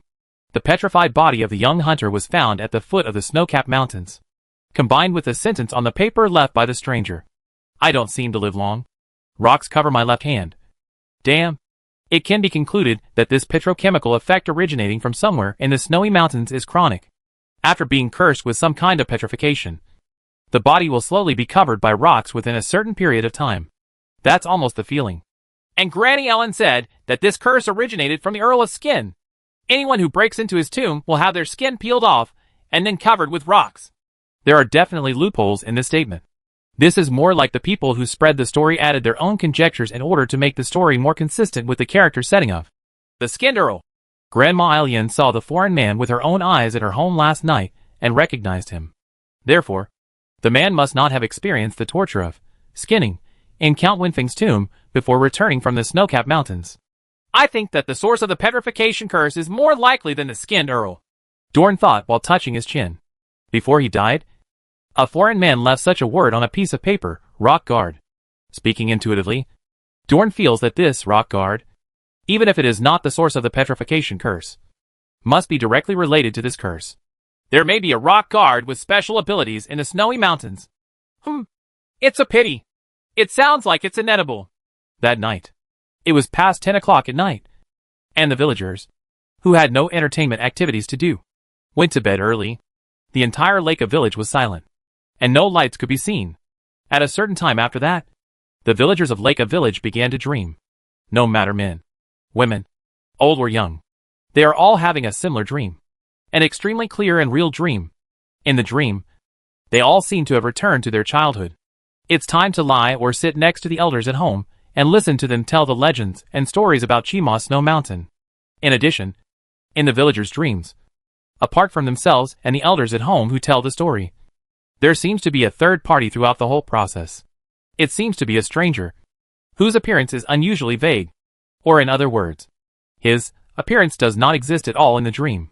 The faceless man, with no appearance, was sitting in a corner, listening carefully to the legends about Chima Snow Mountain together with the protagonists in the dream. Because it is in a dream, it is normal for such weird characters to appear. There is everything in the dream. A young farmer living alone lives in a hut on the outskirts of Lake Village. At this time, the farmer was sleeping soundly on the bed, covered with a worn-out bedding. Before he knew it, something happened around him. There is a thick and majestic black energy of nightmare gushing out from his body. These ominous black energies gathered and twisted beside the bed, and finally outlined Dorn's figure. This is one of the abilities of Dorn's Dream Walker skill, walking in dreams. Using this ability, he can transform his body into nightmare black energy, enter the dream world, and travel through the dream world. The so-called shuttle means that Dorn, who uses Dream Walker to enter dreams, can directly jump from one dream to another within a certain range. The current range is approximately within 200 meters. Moreover, the clothes and props he carries with him will also be accompanied by this ability, allowing him to travel through virtual reality in dreams. Using the skill, Dream Walker, Dorn can directly transform into a dark phantom, a nightmare in the night. Very cool. but he can only be cool at night in an area with a sufficient population. Tonight, Dorn has used the two abilities of dream weaving and walking in dreams to visit the dreams of all the villagers in Lake Village. The reason why it is now transformed from the farmer's dream is because there is no one living within 200 meters from here. There is no suitable place to dream. After coming out of the farmer's dream, Don opened the door of his house and left without worrying about waking him up. After all, as a dream traveler, it shouldn't be too easy for an ordinary person to sleep for a night. Therefore, the young farmer on the bed was still sleeping soundly and snoring loudly. After leaving the outermost house of Lake Village and walking 500 or 600 meters outside the village, you can see a pile of extinguished bonfires and an empty carriage with no horses in sight. Don boarded the carriage and took out Alice's bedtime reading from his arms. After reading the true name of the book, his outline disappeared, as if his existence was erased by an invisible eraser. And Alice's bedtime reading gently landed on the carriage. Story world. Ancient castle in the middle of the lake. In the hall of the castle, Vivian was sitting on a soft sofa, holding an ebony staff, squinting her eyes and yawning. Don't worry. You're back. Alice and the others have just gone upstairs to sleep. Noticing Dorn's return, the elf lady stood up holding her staff. Perhaps because she was sleepy, her voice was gentler than usual. You should go to bed first like Alice. You don't need to wait for me to come back. Humu. I'm not very sleepy yet. Although she said she wasn't sleepy, Vivian's voice was a little slurred when she spoke. Well, how's your investigation going? I roughly explored the dreams of the villagers. The stories about Chima Snow Mountain that most people know are similar to those told by Grandma Alien. I guess I won't get any new information from them. Dawn told the truth. Then what should we do next? Miss Goblin used her ebony staff to support herself, her body swaying slightly. Dorn reluctantly patted her head. Have a good sleep first. Tomorrow we will go to the snow-capped mountains as planned. Chapter 382 Rock Guard. The next morning, Dawn had breakfast with Alice and Vivian in the story world, and then escaped from the book alone and trekked into the snow-capped mountains area. Chima Snow Mountain. This snow-capped mountain, which is avoided by the surrounding lay people, is towering into the clouds and generally presents a relatively regular cone shape. The top of the mountain is covered with snow all year round, and when you look at it, it looks like a hanging upside-down fan. The vegetation on the snow-capped mountains shows obvious vertical distribution, and the mountains are surrounded by lakes and mountains. And the scenery is beautiful, if you don't think about the stories circulated by residents in surrounding villages and towns. Chima Snow Mountain may be an excellent tourist attraction. This snow-capped mountain covers a large area, although there is a map attached to the email for reference. When you are actually in it, it is not so easy to identify the direction and your current location. Fortunately, Dorn has the ability to fly after being demonized. In addition, there is also the visual sense bonus skill, Eagle View, coupled with the email map. It is impossible to get lost. Dorn trekked in Chima Snow Mountain for about 3 days, because Vivian did not have the ability to fly, and the demonization skill would explode after being activated. Dorn did not let Miss Goblin accompany him on his journey in the snowy mountains for a long time. However, during these 3 days of trekking, whenever he felt tired or hungry, he would return to Alice's bedtime reading, to eat or sleep when it was time. When you encounter places with beautiful scenery along the way, such as the quiet snow-capped mountains and lakeside, you will also call out the fairy lady from the book, and the two of you will take a rest while watching the scenery. Life was pretty good when I was young. 3 days later, Dorn followed the instructions on the email map and arrived at the foothills on the west side of the snowy mountain. Halfway up the mountain, here you can see an artificial building that is mostly collapsed. It seems that the predecessor of the building should be a round tower or something. It seems that the mark on the email for opening Concerto Forest is right here. The demonized Dorn flapped his bat wings in the air and slowly landed with the strong smell of burning sulfur. He circled the half-collapsed round tower several times and found the staircase leading downwards in the ruins. However, the entrance to the passage was blocked by broken walls and ruins. According to the stories circulated among the villagers, Earl Winthing built the mausoleum at the opening point of the god's relics. Therefore, this should be the Earl's cemetery. Relying on the physical advantage brought by demonization, Dorn quickly cleared away the collapsed ruins on the staircase passage. Then he returned to his human form, quickly communicated with Alice, and took out a complete set of clothes from the story world to put on. After doing these things, the mysterious symbol composed of a collection of graphics on Alice's bedtime reading flashed, and Vivian's figure was outlined.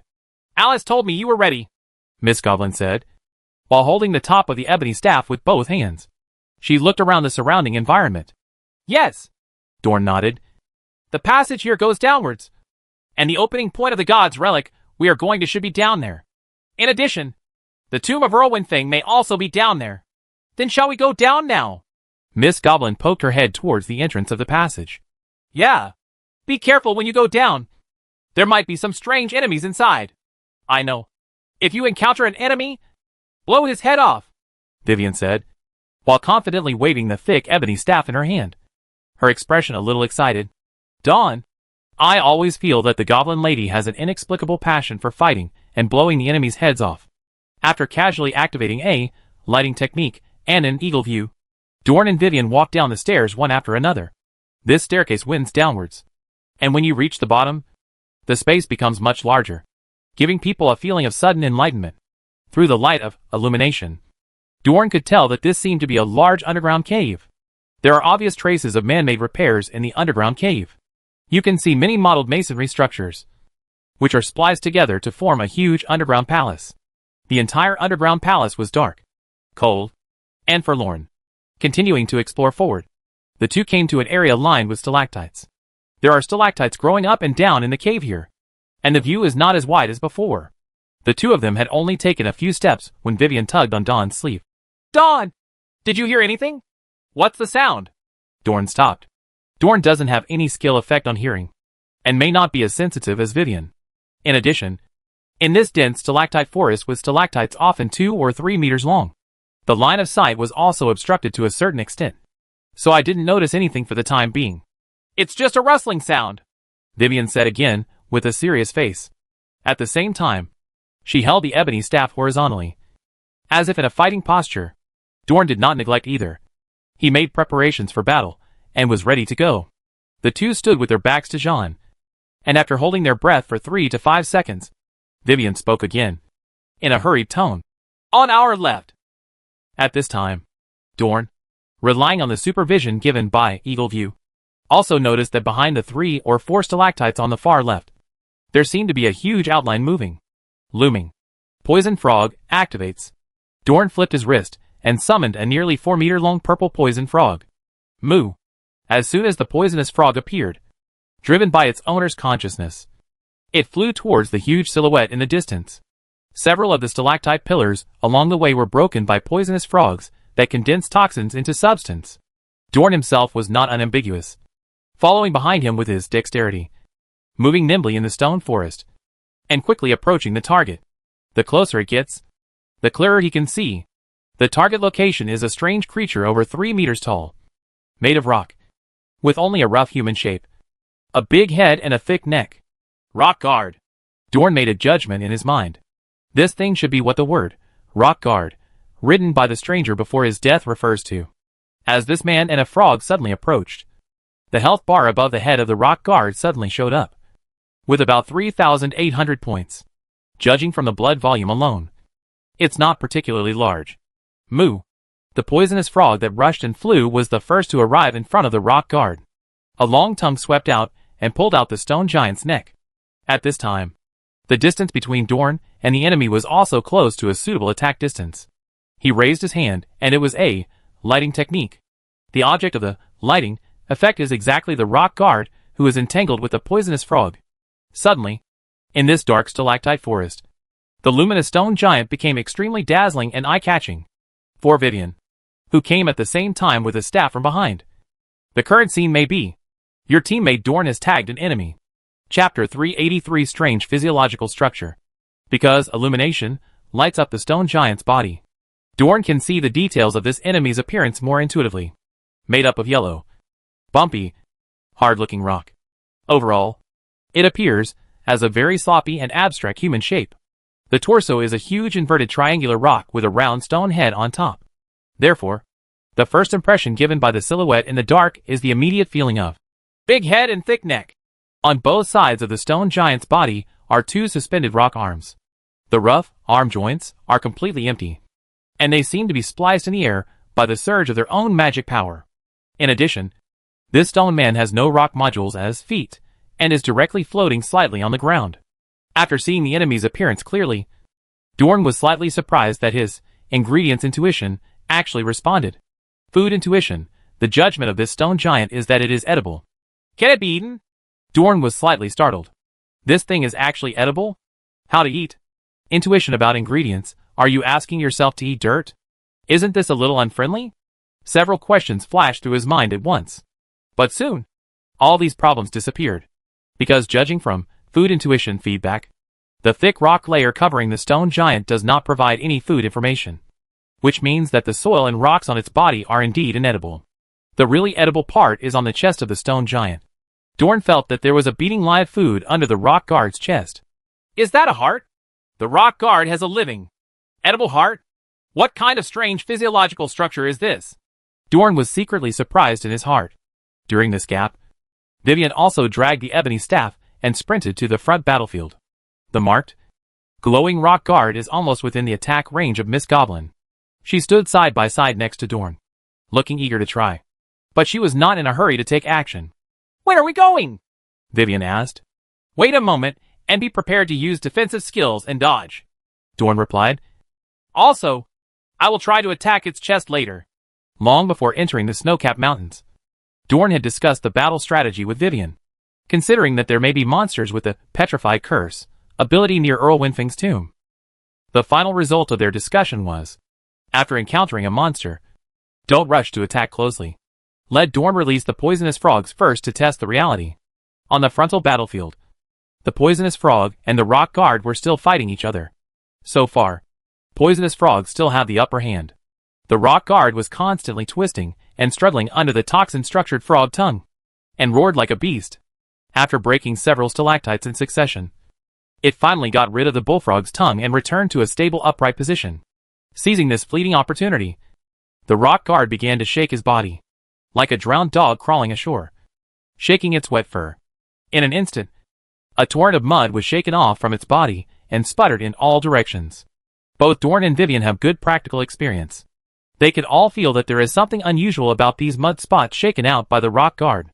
They may seem insignificant in themselves, but in fact every drop contains a sufficient surge of magic power. Very dangerous. If you get hit by these mud particles, something will definitely happen. There is even a high possibility that the young hunters and strangers who were killed earlier were stained with this magical mud and fell into a petrified state and died. Boom. Vivian, who had the skills to listen carefully to Dorn and prepare for defense, struck the bottom of the ebony staff on the ground at almost the same time as the stone giant shook its body. Defense protection activates. In front of Dorn and Vivian, a wind wall that was enough to isolate the cave space appeared. This wind wall was extremely thick and seemed to have substance. The mud spots that were shaken towards the two of them were all blocked and shot down by the wind wall. Not even a drop of it sputtered out of bounds. Dorn had previously suspected that Vivian had not tried her best in previous battles, and now it seemed that this was indeed the case. The wind wall summoned by Miss Goblin, secure protection, this time is an unknown level higher than before. Dorn and Vivian were not affected by this mud point attack. The poisonous frog that was close to the rock guard was hit by many mud particles, but it was not a living entity in itself. So the curse of petrification probably had no effect on it at all. So it was harmless. Boom. The bottom of Miss Goblin's ebony staff hit the ground again, making a dull sound. 2. Fixed protection, wind shields emerged from under her and Dorn's feet, tightly wrapping their bodies. In this way, as long as the wind shield exists, the stone giant's mud spots will not be able to fall directly on the two of them. Are you going to have sex? Vivian turned her head and asked seriously. Up, Dorn responded. After figuring out the rock guard's attack mode, he no longer planned to wait and see how it would change. A quick decision was the right way to go. Then, blow its head off, Vivian shouted loudly, then dragged the heavy ebony staff and took the lead. A dangerous dazzling red light lit up on the arc-shaped head of the staff. Dorn, on the other hand, chose to use the wind shield on his body to press forward for a long distance, and then activated the arm-foot skill. He had already tried it in a short period of time. The rock guard with a special structure seemed not to be affected by abnormal buffs such as poisoning, charm, and sleep. Dorn was unable to use the first-hand control that he was best at, and was forced to cooperate with Miss Goblin in close combat, deftly dodging the heavy punch from the rock guard. Several smooth tentacles with suction cups and serrations clung to the body of the stone giant, stark restricting the other person's movements and actions. Not to be outdone, the poisonous frog's tongue freely roamed and tied up the rough surface of the stone giant. With several slippery tentacles and a flexible tongue, the Boulder Guardian said it was difficult to resist. And just when it was struggling hard to get rid of this malicious restraint, the goblin lady had already arrived in front of it waving a thick red staff. Boom! The wooden staff hit the stone body hard, and the sound and vibration were enough to make people jump. After this violent impact, part of the body of the rock guard was smashed into a striking gap, and the gravel shattered and flew. But the ebony staff was intact. At this time, Dorn looked at the blood bar on the stone giant's head again. The strange thing is that the opponent's blood volume is still more than 3,800 points. Not a drop less. Dawn? Chapter 384. The heart is the strongest muscle. Because Vivian couldn't see the enemy's health bar, she didn't feel any surprise after knocking a large gap in the stone giant's body. I saw her flipping her wrist quickly, her petite body showing staggering explosive power. And after a successful blow, the ebony staff made a perfect arc. The extremely heavy staff was raised from bottom to top. The head of the staff glowed with a dangerous red light and hit the stone giant's chest. Perhaps the attack method that Miss Goblin prefers at this moment is to swing the big staff at the enemy's head. But with the height difference between her and the stone giant, this kind of thing would be difficult.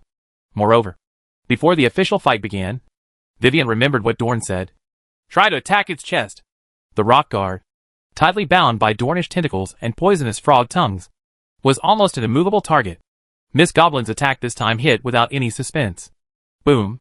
The wooden staff head, which looked fragile but was actually extremely hard, hit the stone giant's chest, creating a large crater with spider web patterns and sending out large and small earth-yellow gravel fragments. A loud noise echoed in the cave. The body of the rock guard, full of fantasy colors, trembled violently because of this attack.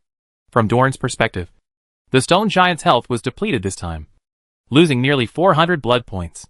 This attack works. Although I didn't immediately understand the principle behind the rock guard's decision that it wouldn't lose blood when hitting other parts, but it would lose blood when hitting its chest. However, Dawn still subconsciously shouted to Vivian, "Chest! Keep attacking that thing's chest. Keep trying to cut it down the middle." The goblin lady waved the staff neatly again. In fact, she didn't need Dorn to remind her. She could judge by the stone giant's reaction after being attacked. When hitting the chest area, the enemy seems to pain more. The way Miss Goblin swings the weighing staff is very rough, but actually very clumsy. This second attack to the chest hit the damage of the spider web pattern on the stone giant's chest impartially and accurately. Boom! The damage to the rock guard's chest intensified, and more khaki rubble was knocked and scattered in all directions. Even Dorn's arms and legs that bound the stone giant could not help but shake with the impact of this fierce blow. The enemy's HP is reduced by 600 points.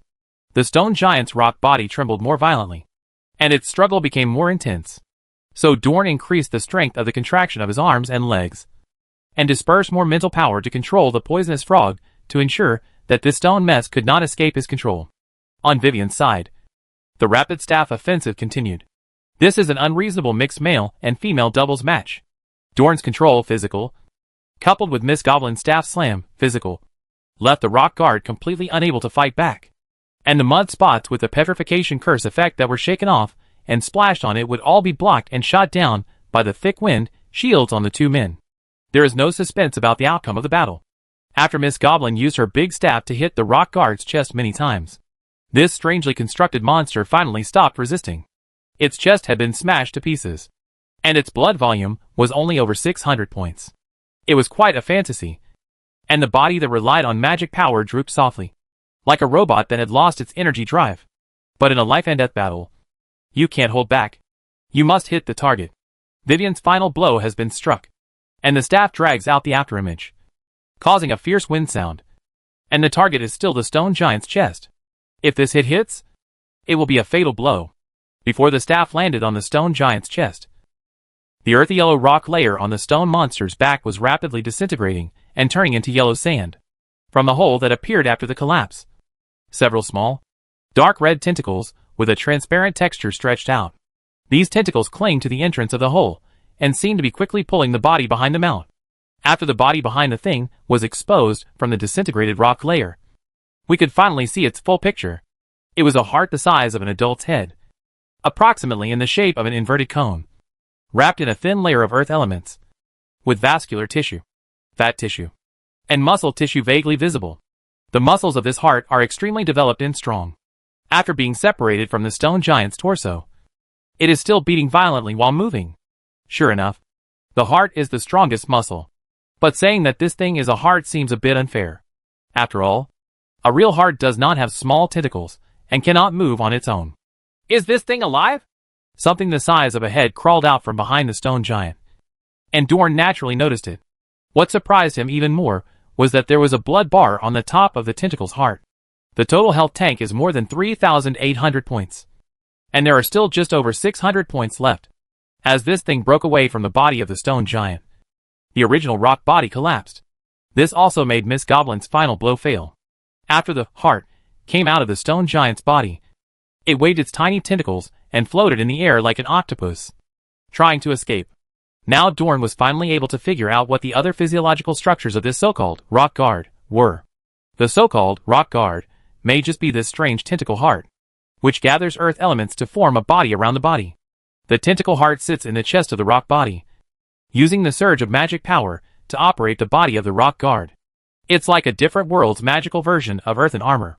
In this way, it can be explained that Vivian's attack on the lower part of the stone giant's torso did not cause any blood damage, but it was a direct hit to the chest that caused the blood loss, because the body pilot of the stone giant stays in the cabin in the chest area. In addition, Dorn's food intuition judgment probably followed this point, and directly judged that the rock body was inedible. But the physical heart hidden in the rock was edible. But, with this thing looking like this, is it really edible?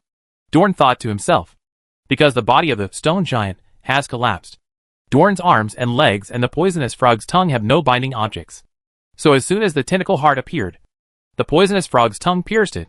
Even though the tentacle heart is capable of fighting well inside the earthen body, without the protection of the body, it seems to be very fragile. This puncture will directly clear its remaining blood volume. The heart of this strange tentacle stopped beating and turned into Dorn's experience points. Chapter 385 Liuyang Mechanism. Dorn and Vivian stared at the tentacle heart that was no longer moving on the ground for a long time. After a long time, as a small encyclopedia of things to see and do in the land of miracles, Miss Goblin spoke. Dorn, I seem to know what this thing is. Don was slightly surprised. Have you seen this thing before? No, I haven't seen it before. I heard other people talking about similar things during the trip. Vivian corrected her seriously.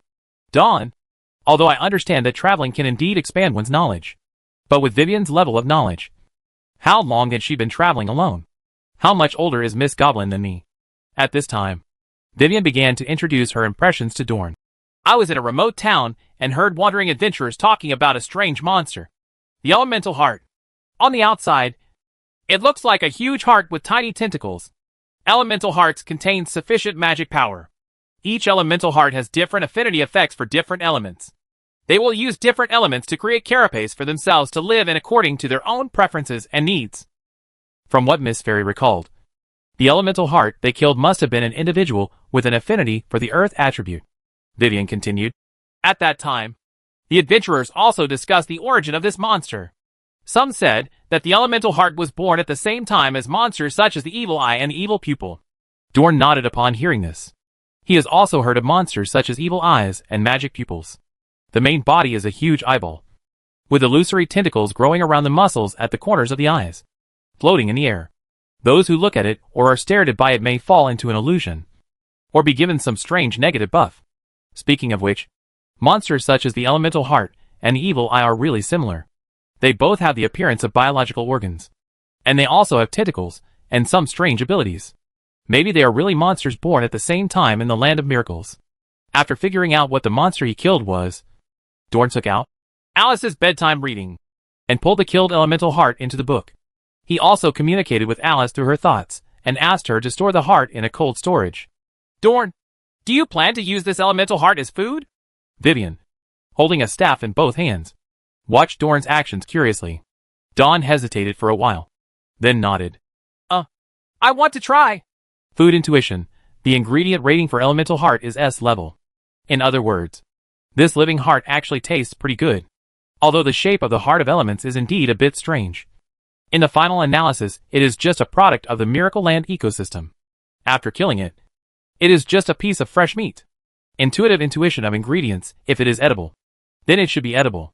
Moreover, eating different monster ingredients and obtaining attribute points and unique skills are also ways for Dorn to become stronger.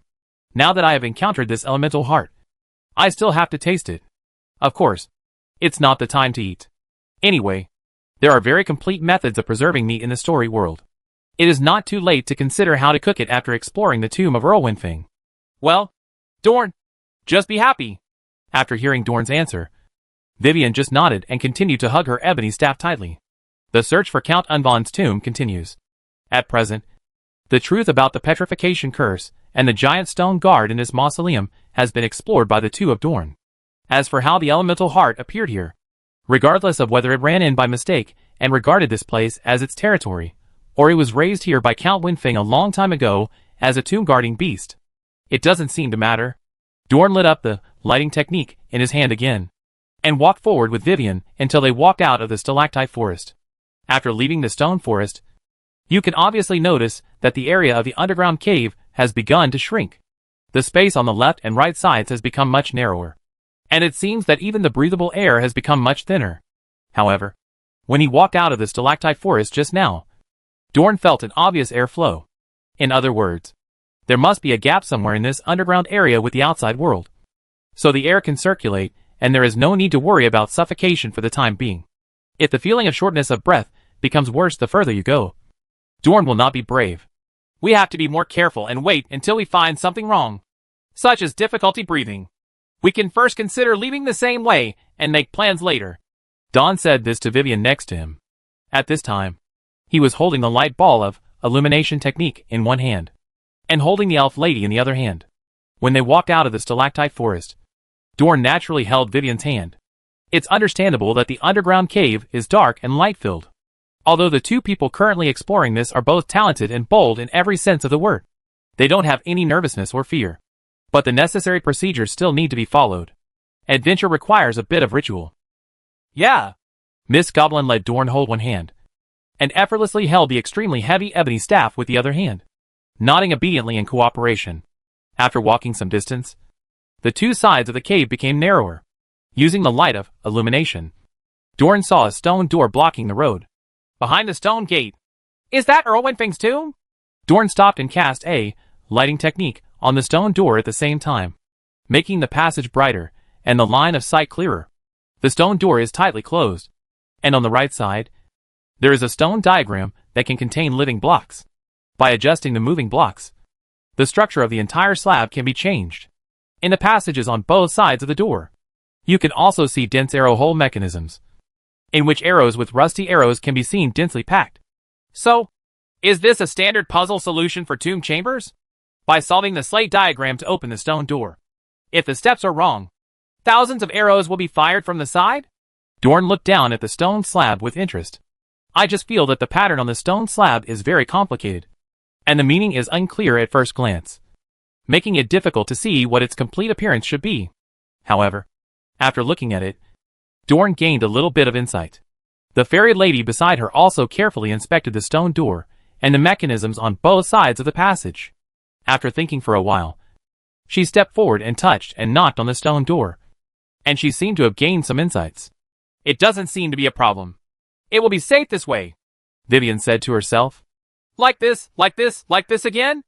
It doesn't seem right.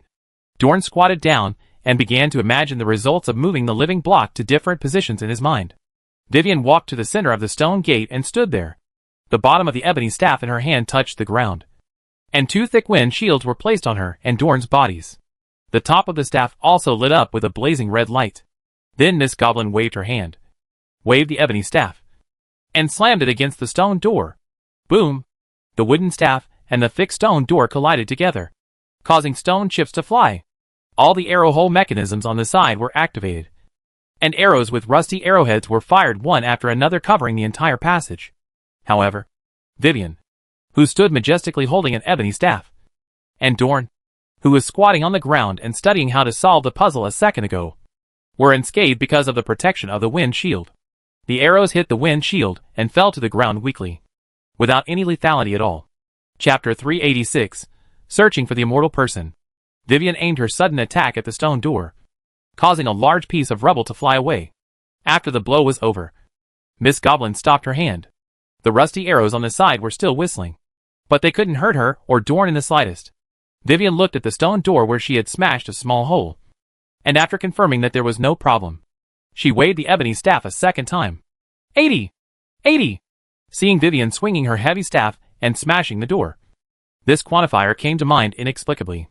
After a few fierce blows, Vivian smashed a deep hole into the stone door, and a gap appeared in front of the tightly closed two doors. Taking advantage of this gap, Miss Goblin successfully pushed open the rather heavy-looking stone door. The passage opened, and the mechanisms on both sides stopped shooting at this time. It must be that all the arrows in them were shot. Hey! Done! Vivian placed the staff against the wall, and dusted off the palms of her hands with satisfaction. Dorn beside him remained silent the entire time. After the passage was opened, he looked at Vivian, and then at the untied sliding stone slab on the ground. It was just amazing. Sometimes in the face of absolute power, outsmarting seems a bit irrelevant. Shall we go in? Vivian, who was standing near the front, turned back with a smile that clearly meant taking credit. There was even a moment when Dorn felt that if the elf lady had a tail, it would definitely be swishing like a snap. Behind the stone gate is the still narrow passage. The tomb of Count Winfeng is probably in front of us, Dorn thought to himself. When passing through the stone gate, he also opened his system and checked the map in the email again. Judging from the map, it seems that the opening point of Concerto Forest is located deep in this passage. What if the opening point of the Concerto Forest dungeon is in the tomb of the Skinned Earl? If this is the case, then the Earl is really persistent in treating the ruins. There was always an old, rotten, moldy smell in the passage. It was as if something had been decaying at the end of this passage for a long time. The further you go, the more obvious the smell becomes. That Earl must have been dead for a long time. Right. Why is there such a strong rotten smell here? Dorn was a little confused. After taking a few steps forward, the elf lady beside her tugged on Dawn's sleeve. Dawn! Look at the wall! Through the light provided by illumination, you can see rows of strange murals carved on the walls on both sides of the passage.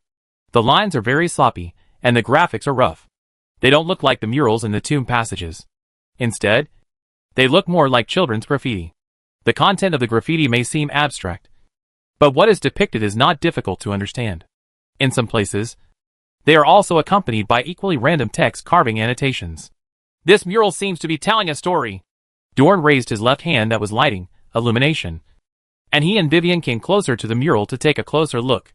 The stories recorded in the graffiti murals were not difficult to understand. After a brief reading, the two of them successfully interpreted and connected the stories of the large rows of patterns on both sides of the passage. A long time ago, or maybe not too long ago, the territory under Chima Snow Mountain is ruled by an earl named Winfeng. This lord was moody and violent. He loves skinning punishment, and even takes pleasure in peeling off the skin of living people and listening to the painful cries of the tortured. The residents of the territory lived under his brutal rule and dared not speak out. They only dared to call this cruel lord the Skinned Earl in private. Looking at the first few scrawled murals, along with some brief text annotations, the content is roughly like this. It's similar to the story Grandma Ellen told. Vivian muttered to herself when she saw this. She stretched out a hand to touch the mural in front of her. The content of the mural was: a little man wearing a tall hat stood in front of a cross holding a knife, with a simple but charming smile on his mouth. Another villain with bare breasts is tied to the torture rack, and the body is dripping with blood with scrawled but vivid strokes. Vivian's fingertips touched the paintings on the wall, only returning a rough, uneven and grainy touch. Weird. She quickly retracted her hand. It is obviously a very simple painting, and it has a very normal touch.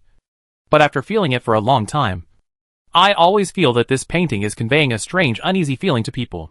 Vivian moved a little closer to Dawn and silently stretched out her hand to hold the hem of Dawn's clothes. The two of them continued to look at the next content on the mural. Earl Winfeng lived through his youth violently and happily, entering middle age. During this period of time, the gray-haired Earl suddenly lost interest in anything. Even the skinning method, which he loved to watch when he was young, seems to lack interest now. The Count was thinking about something that perhaps everyone had thought about. I have inexhaustible wealth, a group of servants, and the supreme strength in the territory. I lived the first half of my life extremely satisfactorily. But how can I extend my life longer? The Count thought so. The Earl, who has lived most of his life, wants to live longer. Or, taking it a step further, he wants to pursue eternal life. In middle age, Earl Winfeng has found a life pursuit that is completely different from that in his youth. However, is there really a way to eternal life in this world? Don frowned as he read the second part of the mural. There seems to be a lot of information in it. First of all, the content in this mural really mentions things related to eternal life. In other words, the secret of eternal life left behind by the stranger who died at the hands of the heart of the earth element before his death was not groundless. However, that skinned Earl has even built a cemetery, which means that he did not find a way to eternal life in the end. Don touched his chin and thought. In addition, there was another thing that concerned him very much. Who left these scrawled murals in the tomb passage? This casual and abstract depiction has no serious feeling at all. It does not look like the tomb owner ordered someone to carve it during his lifetime. Moreover, the occasional brief written gazes in the mural are casually worded. In the vocabulary, you can even feel the contempt, ridicule, and yin and yang of the person who carved these words towards Count Winfeng. So, someone who looked down on Count Winfeng entered the passage of the tomb and carved these graffiti-like paintings? Don guessed so. But if this is the case, what is this person trying to do? What's the point of leaving graffiti on Earl Winfeng's grave and mocking him? Chapter 387. So, what's the price? There were many questions in his mind. But these questions could not be answered by just guessing. Don held his breath and continued to browse the content of the next mural. Earl Winfeng has been searching for the way to eternal life for a long time, but to no avail. This is an area that he cannot touch with just his small worldly power. After many years of this, a wizard who wandered around the world came to the foot of Chima Snow Mountain. The wizard found the Count and offered him the secret of eternal life. However, eternal life comes at a price. The wizard said so. So, what's the price? Asked the Count. At the end of the story, the wizard and the Count made a deal. The Count gained the immortality he dreamed of for the rest of his life. So, what's the cost? The content of the mural ends abruptly here. The last painting is a scrawled stone tower. It should be the original collapsed building above the underground palace where Dorn and Vivian are currently, which is also the original complete appearance of Earl Winfeng's mausoleum. And the text marked on it ends with the last question. So, what's the price? Seeing the story on the mural end like this, Don had the urge to swear. Gone! Can this painter tell a story? After the conversation between the wizard and the Count, did he omit a large section of important plot? Also, what does this ending mean? Leave it here as an open ending, leaving readers with endless room for imagination? Don protested strongly in his heart, and then turned his head sideways, his eyes casually falling on the fourth to last mural before the end. The content of the mural is about the first time Earl Winfeng received the wandering wizard who brought the secret of eternal life. In painting, the little man wearing a tall hat sits on a high chair, looking lofty. Under the steps stood another villain, the wandering wizard, wearing a hooded robe with a bird on his shoulder. Because the mural is so abstract, the birds on the wizard's shoulders cannot be distinguished by species. But the bird the wandering wizard brought with him was probably either an owl or a crow. In short, although the painting of this wandering wizard is simple, the image in just a few strokes fits the appearance of a wizard who has mastered mysterious power. After glancing at the painting, Don looked away. There seems to be no way to get any more information from the mural. At this time, the elf lady next to her also finished reading the story on the wall. She blinked her blue eyes and said slightly doubtfully, Dorn, the story in this painting is different from the one told by Granny Ellen. It's definitely different. Well, the mural says that Count Winfeng finally gained immortality after paying a certain price. But since he is already an immortal, what about this tomb? Vivian continued to express her confusion. However, Don didn't know this question, and he was also confused. So, he just shook his head. We have to go deeper into the passage to get more information. If there is a tomb at the end here. Holding the light ball of illumination, Dorn and Vivian continued to explore into the passage. The old rotten smell seemed to be a little stronger. After walking out for a while, the field of vision became a little wider under the light. At the end of the passage was a room with stone walls. This should be Earl Winfeng's tomb. With this thought in mind, Dorn expanded the light in his illumination technique and illuminated the entire room. This does indeed look like a tomb chamber. And its structure is very simple. It was a square room with nothing around, and no burial objects could be seen. In the center of the tomb is a small, high platform with steps. And on it is a very heavy-looking sarcophagus without any carvings. After entering the tomb, Dorn opened the system's email again. The opening point of Concerto Forest is indeed right here. After comparing the map, he finally came to this conclusion. After looking around, Dorn returned his gaze to the most conspicuous sarcophagus. After collecting so much information about Winfeng's cemetery intentionally or unintentionally, he was curious about what was inside the sarcophagus. "Want to take a look?" Vivian beside her asked as if she understood what Dawn was thinking.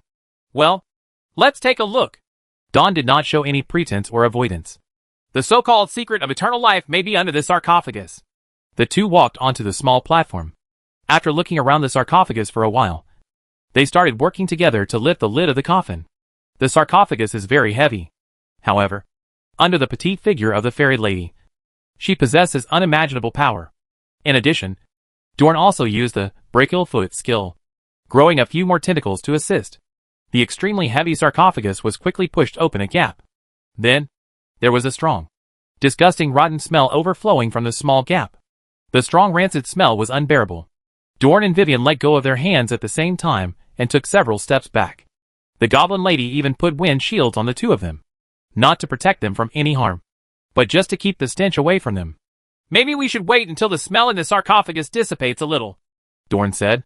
However, he stopped mid-sentence, because he heard a very strange and subtle noise coming from the sarcophagus that opened a gap. "Ho, ho!" There seemed to be a person breathing hard and weakly. This gasping sound was very depressing and disturbing. It was as if the person who made the sound had a lot of iron sand in his throat. In addition, there was the sound of rubbing. Crunch. It was like fingernails struggling to slide against smooth stones. And the sound it made was physically uncomfortable. Dawn had a surprised look on his face. And Vivian next to him had a similar expression. Obviously, Miss Goblin also heard the noise inside the sarcophagus. "Ho, ho!" Crunch. The strange noises in the coffin continued. This tiny sound sounded particularly harsh in the empty tomb. After a long silence, Dorn opened his mouth in shock and said something he couldn't believe. "Are the people in the sarcophagus still alive?" The mural he had just seen in the passage outside flashed through his mind. Especially the interrogative sentence at the end of the comment. "So, what's the cost?" "Ho, ho!" Crunch. The noise in the sarcophagus continued. Then the breathing sound like swallowing iron sand became heavier. There was a hoarse, numb, painful voice that seemed to have traveled through thousands of years of time. And it sounded hard in the silent tomb. "I want to die." The man in the sarcophagus spoke. Chapter 388 Lantern and Black Nails. "I want to die." The numb and painful voices in the sarcophagus continued. And each voice drowned out the other. Dorn and Vivian looked at each other. And then both got ready to fight. No matter what is contained in this sarcophagus, it is still very strange. If the contents of the coffin were revealed later, Dorn and Vivian's first reaction would be to beat him first. However, after waiting for a while maintaining the fighting posture, the image of the big green-haired rice dumpling popping out of the coffin did not happen. Dorn hesitated for a while, and finally decided to go back to the small platform to see the situation. At the cost of giving up all his clothes, he activated demon transformation, then vibrated the bat wings on his back, and stepped onto the high platform. "Dawn! The elf lady held the ebony staff tightly, and was about to follow her, but was stopped by Dorn, who was in a demonic state. "Protect me!" He simply said one word. Vivian hesitated for a moment, then obediently held the ebony staff tightly, guarding behind the tall humanoid demon, and did not follow the high platform. When Dorn came to the side of the sarcophagus, he didn't bother to resist the putrid smell in the sarcophagus. He derived 8 demonic arms and legs, pressed them against the lid of the sarcophagus, and tried to push the coffin open again. The sarcophagus that has been pushed out of a gap is easier to work on than it was at the beginning. After a brief effort, the demonized Dorn lifted the lid of the sarcophagus. He could finally see the whole picture. The inner walls of the sarcophagus are as smooth as marble. Lying inside was a haggard man with an almost unrecognizable human form, and his whole body exuded the stench of decay. Not a single muscle could be seen on the man's body, just a layer of shriveled skin covering the bones. Even his head with deeply sunken eye sockets and cheeks looked like a skeleton. The clothes on the man's body had long since decayed, and his limbs which were like dry wood, were firmly nailed to the bottom of the coffin with 4 long nails. No blood could be seen on his limbs that were pierced by spikes. Maybe his blood had already dried up. As for the 4 long nails, they were completely black, with no trace of rust visible on the surface. They were as smooth as new, which looked very unusual. In addition to the black nails, there is also a lantern placed on the side of the sarcophagus near the man's head.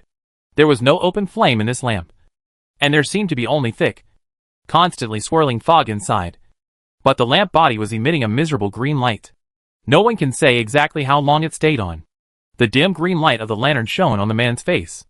The man's eyes were open, extremely cloudy, and the color of his pupils could not be seen at all, without any light that a living person should have.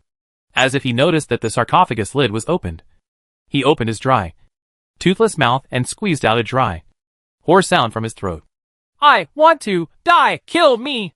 The demonized Dorn stood beside the sarcophagus, with not many human emotions visible on his ferocious face. But he knew in his heart that the man nailed in the sarcophagus might be Count Wenfeng, the immortal who paid the price. Dorn couldn't understand how the man in the sarcophagus in front of him could survive to this day, nor could he understand why he was still alive in his current physical condition. After a moment of silence, Dorn slowly spoke.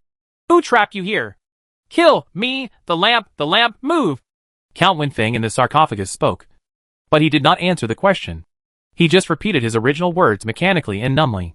After trying several times, Don felt unable to communicate with the other party. Then, his eyes fell on the lantern in the sarcophagus. One of the 2 longest arms and legs extended forward and penetrated into the sarcophagus. The front end of the tentacle rolled up the bronze handle of the lantern. The lamp is not heavy and can be lifted with a gentle tug. After Dorn lifted the lamp with his arms and legs, the lantern's shade, which originally emitted a gloomy green light, shook, and the faint light suddenly went out. When the lights go out, people go out. After the green light disappeared, Earl Wenfeng, who was firmly nailed in the sarcophagus and should have died thousands of years ago, began to decay rapidly. His skin and bones were slowly collapsing, turning into strange ash. Count Wenfeng's vitality that was originally pulled and imprisoned by the lantern began to dissipate. If he had been sealed in this sarcophagus for thousands of years in a survival state, then he could finally die now.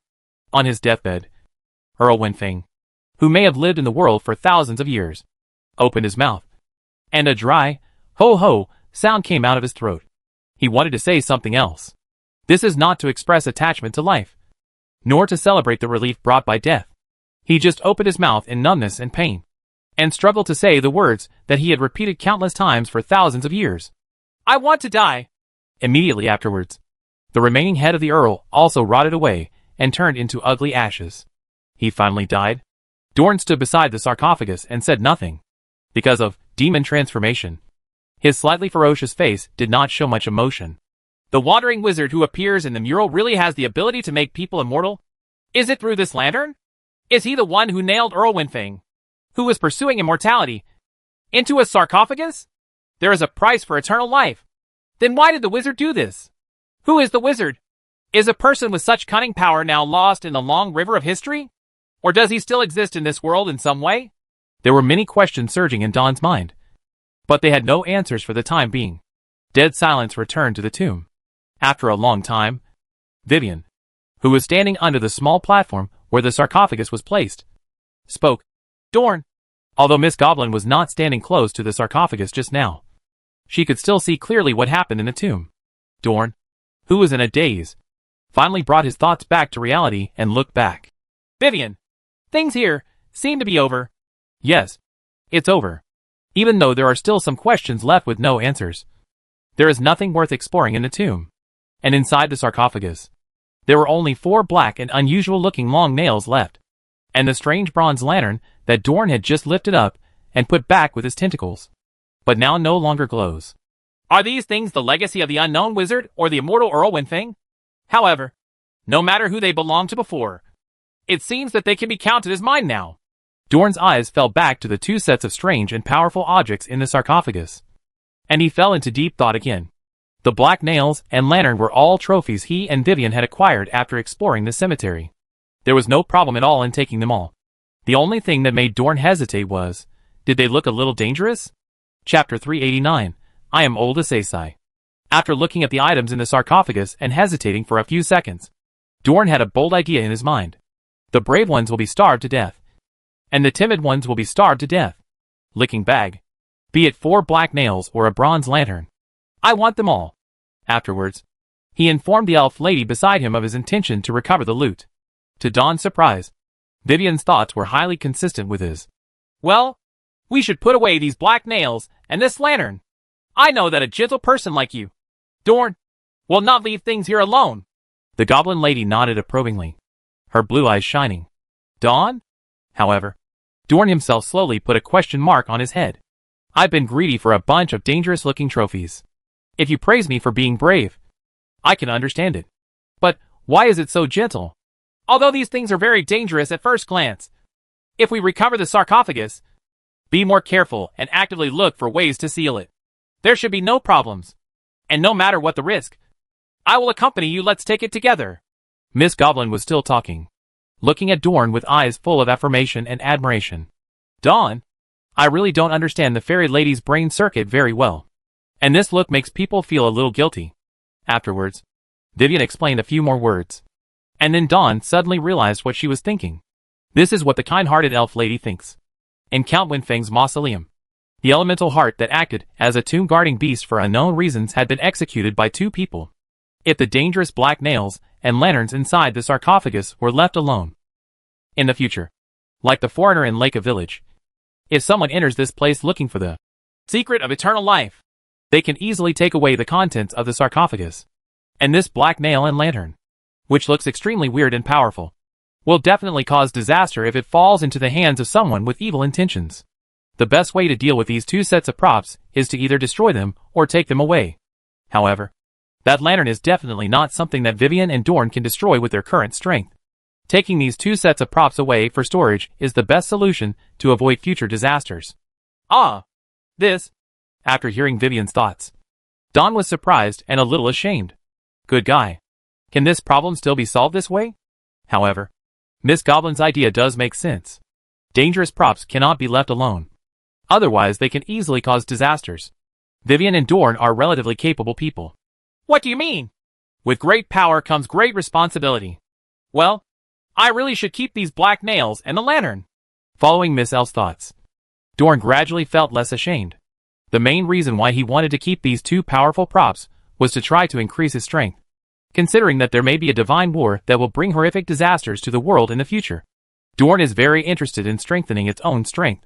It just belongs. Give it a try and turn your bicycle into a motorcycle. What drove Vivian to make such a choice was mainly her kind nature and sense of responsibility. Although the steps to solve the 2 problems are different, the final answer is the same. A question with too many solutions is a yes. All score. All score. Actually, if you think about it this way, what Vivian said is really true. I am indeed a gentle person. Dawn sighed in his heart. I am old as Isai. Now that he had made his decision, Dorn planned to put away the black spikes and the lantern. However, before considering how to contain them, perhaps an identification should be made first. With more information, you can know yourself and your enemy and reduce the probability of overturning. Gently touching Alice's bedtime reading. In his arms, Dawn took out Old Steel Hammer's appraisal gloves from the story world. After putting on this utilitarian leather glove, he was about to reach out and touch the lantern, but stopped immediately. Can the appraisal gloves really authenticate this bronze lantern? Dorn muttered slightly. So far, Old Steel Hammer's appraisal gloves has appraised 3 heavyweight weapons and props. They are, When the Time of Chaos, Rui, and Alice's bedtime reading. However, it was successfully identified that these 3 extraordinary weapons and props were mixed with a certain amount of water. The first is the Time of Carriage and Rui. These 2 magical props produced by the relics of God all have self-awareness, and they have already recognized Dorn as their master before being identified. Naturally, they will not resist the owner's identification and spying on them, and will even actively cooperate. The other is Alice's bedtime reading. Dawn has used the identification gloves to identify the true name of the book and how to enter the world in the book. However, the method of leaving and more information about the world in the book were not known through identification at the time. On the contrary, this information was learned personally from Alice, the ruler of the world in the book, after I established a relationship with her later. Dorn also asked the dragon lady about the first meeting and appraisal. The answer given by Long Yang is, when Dorn used Old Steel Hammer's appraisal gloves to identify her, she was so carried away that she forgot to be alert to the outside world.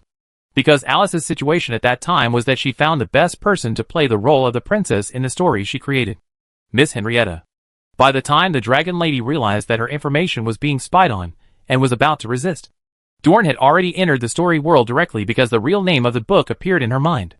Therefore, Old Steel Hammer's appraisal gloves can obtain a little information about Alice's bedtime reading. And luck is a big factor. Besides, Alice, in Dawn's eyes, no matter the black or white one, they all looked like they were not very smart. It is normal for her to have any accidents. After recalling the record of Old Steel Hammer's appraisal gloves in his mind, Dorn's confidence became even weaker. Perhaps we should try to pick the soft persimmons first. So he changed his target and planned to identify the black nail that looked much weaker than the bronze lantern first. The leather gloves touched the slender black nails, and a small surge of magic power appeared between the two. And then the frequency gradually converged. Some fragments of information were transmitted into Dorn's mind through leather gloves. The spike stained with the smell of decay can imprison all creatures whose bodies are embedded by the spikes. As long as the imprisoned creatures is lower than, it cannot break free. What's less than what? The information obtained through the identification was incomplete, which surprised Dorn. And just when he was trying to increase the magic power transmitted to the appraisal gloves, trying to pry out more complete information related to the black nails, a rotten aura suddenly swept over the dark nails. Dawn's reaction was quick. Before this aura was about to infect and destroy the appraisal gloves, he stopped his hand. Chapter 390 Pack and Take Away. Is this thing so dangerous? Dorn thought angrily. Thanks to my sharp eyesight and quick hands just now. Otherwise, Old Steel Hammer's appraisal gloves would have been directly destroyed by the rotten aura. Now Dorn didn't dare to identify the even weirder bronze lantern. The way to directly obtain complete prop information by identifying gloves is unworkable. In this case, professional matters should be left to professionals. Dorn changed his mind. Since you can't level these two props with the appraisal gloves, you can only consider entrusting others to help. Dorn had been hanging out in the land of miracles for so long, but he still made a lot of friends. Among them are also the dwarves of Kasadam, who are professional in appraising their counterparts. Developing magic technology and forging extraordinary weapons and props are almost the innate skills of this race. After the exploration of Concerto Forest is completed, don't rush back to Eden and go to Kasadam to find the steel hammer. Dorn made the plan. Coincidentally, he also kept a set of strange metals stripped from the second-order Cretan bulls in the story world. That metal has a strong shielding effect on magic. You can send them to Steel Hammer together to see if they can be made into any suitable weapons or armors. Dorn closed the open sarcophagus again, leaving the black nails and bronze lantern inside. Then, he used Alice's bedtime reading to pull the entire sealed sarcophagus into the story world. Take away. As soon as it was put in, Alice immediately communicated with Dorn through her thoughts. By Longyang. Wow! Dorn, what did you put in? It feels so dangerous. Black Dragon Lady. You? Didn't I say, don't bring strange things to me? Forget those nails. That bronze lantern is not at a level that you and I can control one person and one dragon. Of course, Sir Alice. I am not afraid. I am worried that you will burn yourself with fire. So I'm just keeping it at your place temporarily. After my affairs here are over, I will immediately find a way to deal with these two sets of props. Please, Alice.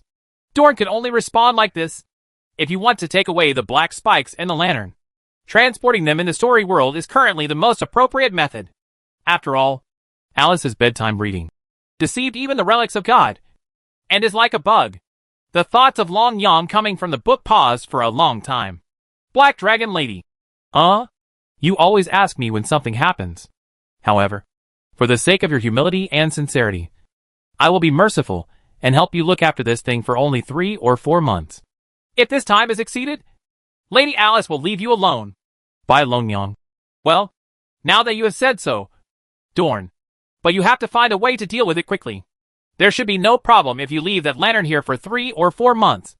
But if you leave it for a long time, I can't wow sure. After each said a word, Alice ended the communication unilaterally. Although the words of the two dragon ladies were expressed in different ways, they both had the feeling of, Okay, Since you said that, why don't I help you? This is what it feels like when a daughter grows up and transforms into a little cotton-padded jacket to pamper her old father. Don expressed his gratitude. The time and energy spent feeding and telling stories every day are really well spent. Moreover, according to Long Yang's opinion, it wouldn't be a big problem if she placed the 4 black nails there. As for the bronze lantern, it can only be stored in the book world for 4 months at most.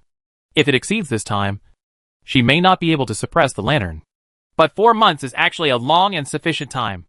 Although Alice looks silly at ordinary times, she is unexpectedly reliable at critical times. I have to reward her and thank her in the future. Don thought to himself. After collecting the loot, Dorn and Vivian no longer needed to stay in Earl Winfeng's tomb. Staying in this dark and cold place for a long time will make people feel depressed. It is necessary to go out and breathe. Anyway, there are still several days until Concerto Forest opens. At present, the road under the collapsed stone tower has been completely explored and opened. From now on, you only need to come here and wait a few hours before the ruins are opened. When we returned to the ground along the original route, it was already dark on the snow-capped mountains. Dorn, what are we going to do next? Miss Elf wrapped her body in a cotton fur cloak. The surroundings seemed gloomy and dark, with the mountain wind blowing up fine snow, combined with the environment of the collapsed stone tower. It really made people feel quite lonely. Also, it's a little cold. Dorn, who was standing upright in the snow, turned his head and smiled at her. Are you hungry? The matter in Earl Winfeng's cemetery has come to an end, and now it's time for dinner. And I happen to have the ingredients for the monsters I just killed. Elemental hearts on hand. The time is right. The place is right. And the people are almost there. There is nothing wrong with a Dornish cook wanting to cook and eat at this time. Vivian was stunned for a moment, then nodded. Well, it seems a bit. It would be better not to say it. Speaking of which, coupled with the fact that she had been exercising vigorously underground for so long just now, Miss Goblin was really a little hungry. Dorn took Vivian to find a location sheltered from the wind and snow near the collapsed stone tower. Before Concerto Forest opened, he planned to stay near the collapsed stone tower. After deciding where to camp, Don communicated with Alice in the book and asked her to move almost half of the items in the kitchen to reality. Also set back to reality along with the kitchen utensils was the head-sized heart of elements. The dead elemental heart is no longer surrounded by a thin circle of earth elements, and its overall physiological structure is completely exposed. For a monster that looks exactly like a heart, I can only say that the world is really wonderful. Dorn held the heart of elements in his hand and observed it for a while. If you don't look at the tiny tentacles that have stopped swinging, the current heart of elements is the same as the heart of an unknown giant beast. The fairy lady next to me had just lit a bonfire at this time. After hearing Dorn's soliloquy, she took over the words. I seem to have said before that some people regard the heart of elements as a monster that was created at the same time as the evil eye and the demon pupil. Well, yes, I still remember. Hey! Vivian hugged the ebony staff and sat down by the campfire. At the same time, she casually talked about what she had heard during the trip. However, the number of evil eyes and evil pupils is much greater than that of elemental hearts. So to supplement this conjecture, some people believe that evil eyes and other monsters are transformed from the body organs of great magicians or evil witches in ancient times. The elemental heart is the transformation of the heart of some dragon with abundant magic power after death. That's why the number of elemental hearts is so rare. Dorn was cleaning the elemental heart while listening to the anecdotes casually told by the goblin lady. Is it rumored to be the heart of a dragon? And it also has S-level food quality. It feels like this huge heart in my hand has become even more worth tasting. Don couldn't help but lick the corner of his mouth. What was left in my heart? The slight resistance to the strange-looking monster ingredients completely disappeared. Chapter 391 Pickled Peppers and Raw Hard Meat. Judging from the feedback from Food Intuition, the heart of elements is very similar to the heart of animals at the food level. So Don cooked it like an animal's heart. Wash the elemental heart and remove the tentacles and fat layer. Cut it into pieces first. The arteriovenous tubes in the heart are also commonly known as cardiac tubes, because it is very crispy and tough. It is an ingredient with a special taste. Dorn dissected them all and prepared them for other dishes. To cut the elemental heart into pieces, use a straight knife to cut 3/4 of the way in without cutting off. Then turn it 90 degrees. Cut 3 pieces into a piece, and cut into flowers. Modify the core piece of the flower knife. Soak it in clean water again. Remove it after soaking in blood. Squeeze out the water on the surface. And set aside. Add some salt, the light soy sauce, pepper, and cooking wine that came with it, and stir evenly. Then add starch to lock in the moisture inside the hard meat, and stir evenly again. Leave to marinate for more than 10 minutes. A whole piece of elemental heart was processed in this way. And there was a large pot full of it, all of which looked like they had been modified into flower knives. Due to Dorn's extremely exquisite knife skills, this elemental heart flesh actually looks a bit like a flower of flesh and blood with petals blooming. This knife skill lays a very solid foundation for the appearance of the dish that is about to be cooked. Moreover, by changing the knife, the area of contact between the hard meat and various seasonings is also increased, which is more conducive to the flavor. While waiting for the hard meat to marinate, Don brought fresh cucumbers and celery from the story world. During his travels, Dorn had developed a habit. Every time he passes through a city or town, he will spend some time purchasing local fresh and high-quality ingredients and specialties, and then store them in a cold storage with a suitable temperature in the story world. This not only ensures that you have enough fresh ingredients for cooking along the way, and if you're lucky, you might even find a unique ingredient supply location suitable for establishing long-term supply and demand with Wishing Restaurant.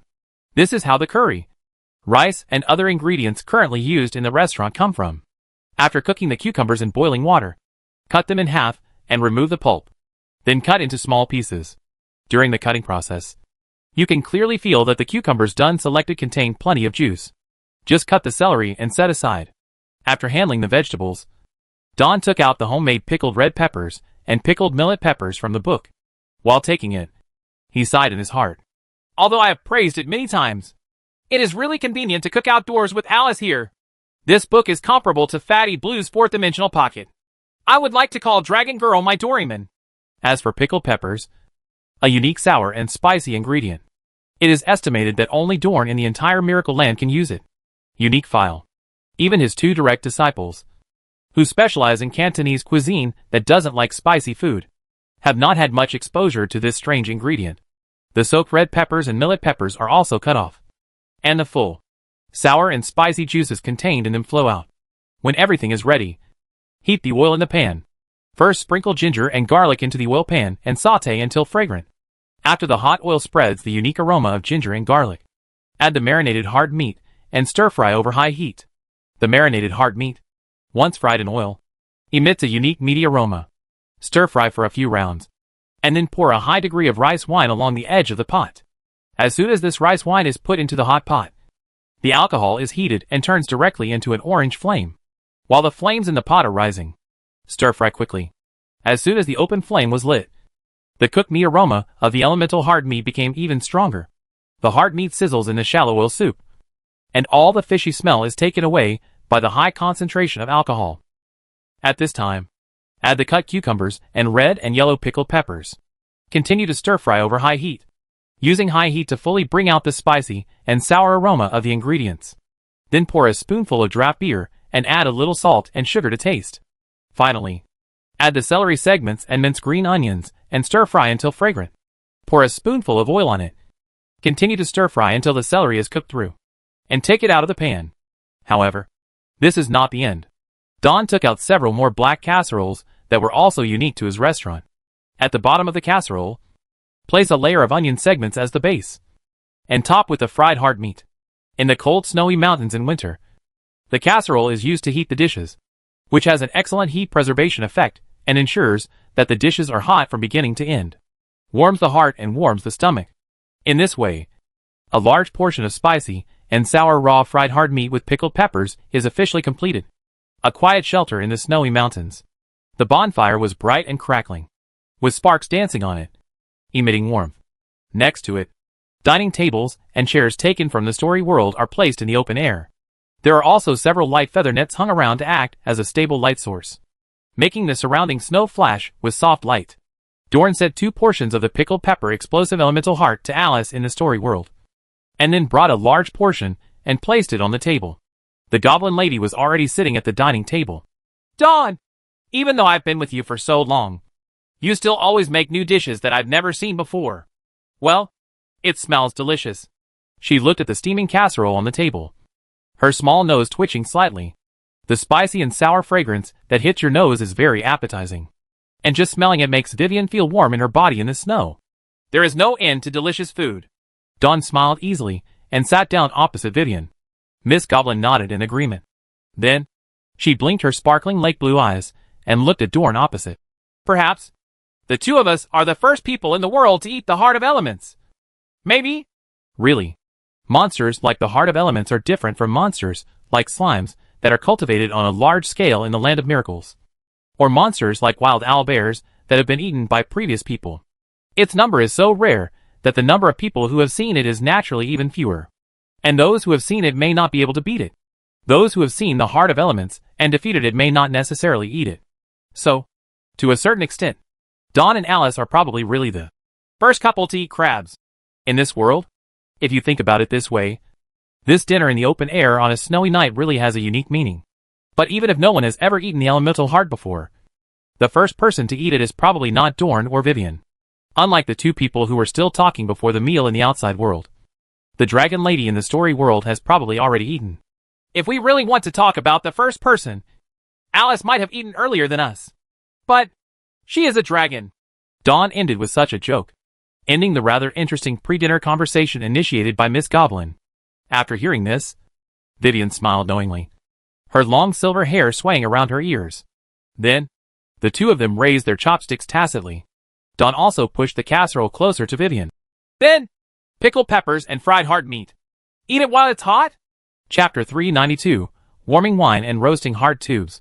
The large black casserole is filled with beautifully cooked brown hard meat, red and yellow pickled peppers, green cucumbers and celery segments.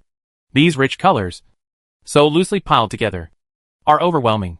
The way the hot and sour soup is plump and wrapped around all kinds of ingredients is even more outstanding. When the casserole is heated, the onions on the bottom of the pot sizzle and emit the smell of cooked onions. This combination of color and fragrance makes it hard not to be moved. Vivian picked up the chopsticks and carefully picked up a piece of meat that was full of soup and steaming hot. Entrance. The meat of the heart of elements is chewy, and its texture is a bit close to that of pig heart. But perhaps due to the excellent quality of this special ingredient itself, and the fact that Dorn used alcoholic seasonings many times to remove the fishy smell during the cooking process, the meat did not have any fishy smell at all. There is only the pure, meaty aroma unique to offal. With one bite, the crispy, tender and delicious texture of the hard meat fills your lips and teeth. The rich hot and sour soup of pickled peppers on the outside continuously stimulates the taste buds during chewing. And as the hard meat is bitten open, the strong pickled pepper smell will further penetrate into the meat. The spicy, sour and rich meat flavor is very enjoyable to chew. After chewing it carefully, the fairy lady's already sparkling lake blue eyes seem to be even brighter. It tastes much better than expected. After swallowing a piece of meat, Vivian stretched out her chopsticks to pick up cucumbers and celery. Because the cucumber has been cooked in advance, it is no longer crispy, but has a soft and ripe texture. But the juice in it is still sufficient.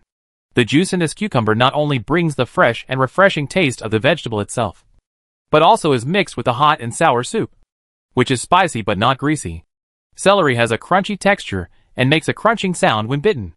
If you chew this crispy and delicious celery together with the crispy, tender and fragrant spicy and sour hard meat, it will be a different kind of tongue enjoyment. It's a bit spicy. After several chopsticks came down, Vivian started to stick out her tongue due to the spicy taste. Obviously, my family has bought a hot pot restaurant specializing in Sichuan cuisine. But Miss Fairy's ability to eat spicy food doesn't seem to have improved much. Actually, there is no need to eat in such a hurry. The casserole is always hot. If we eat slowly, we can eat it for a long time. Dorn looked at Vivian, who was eating happily, and couldn't help laughing.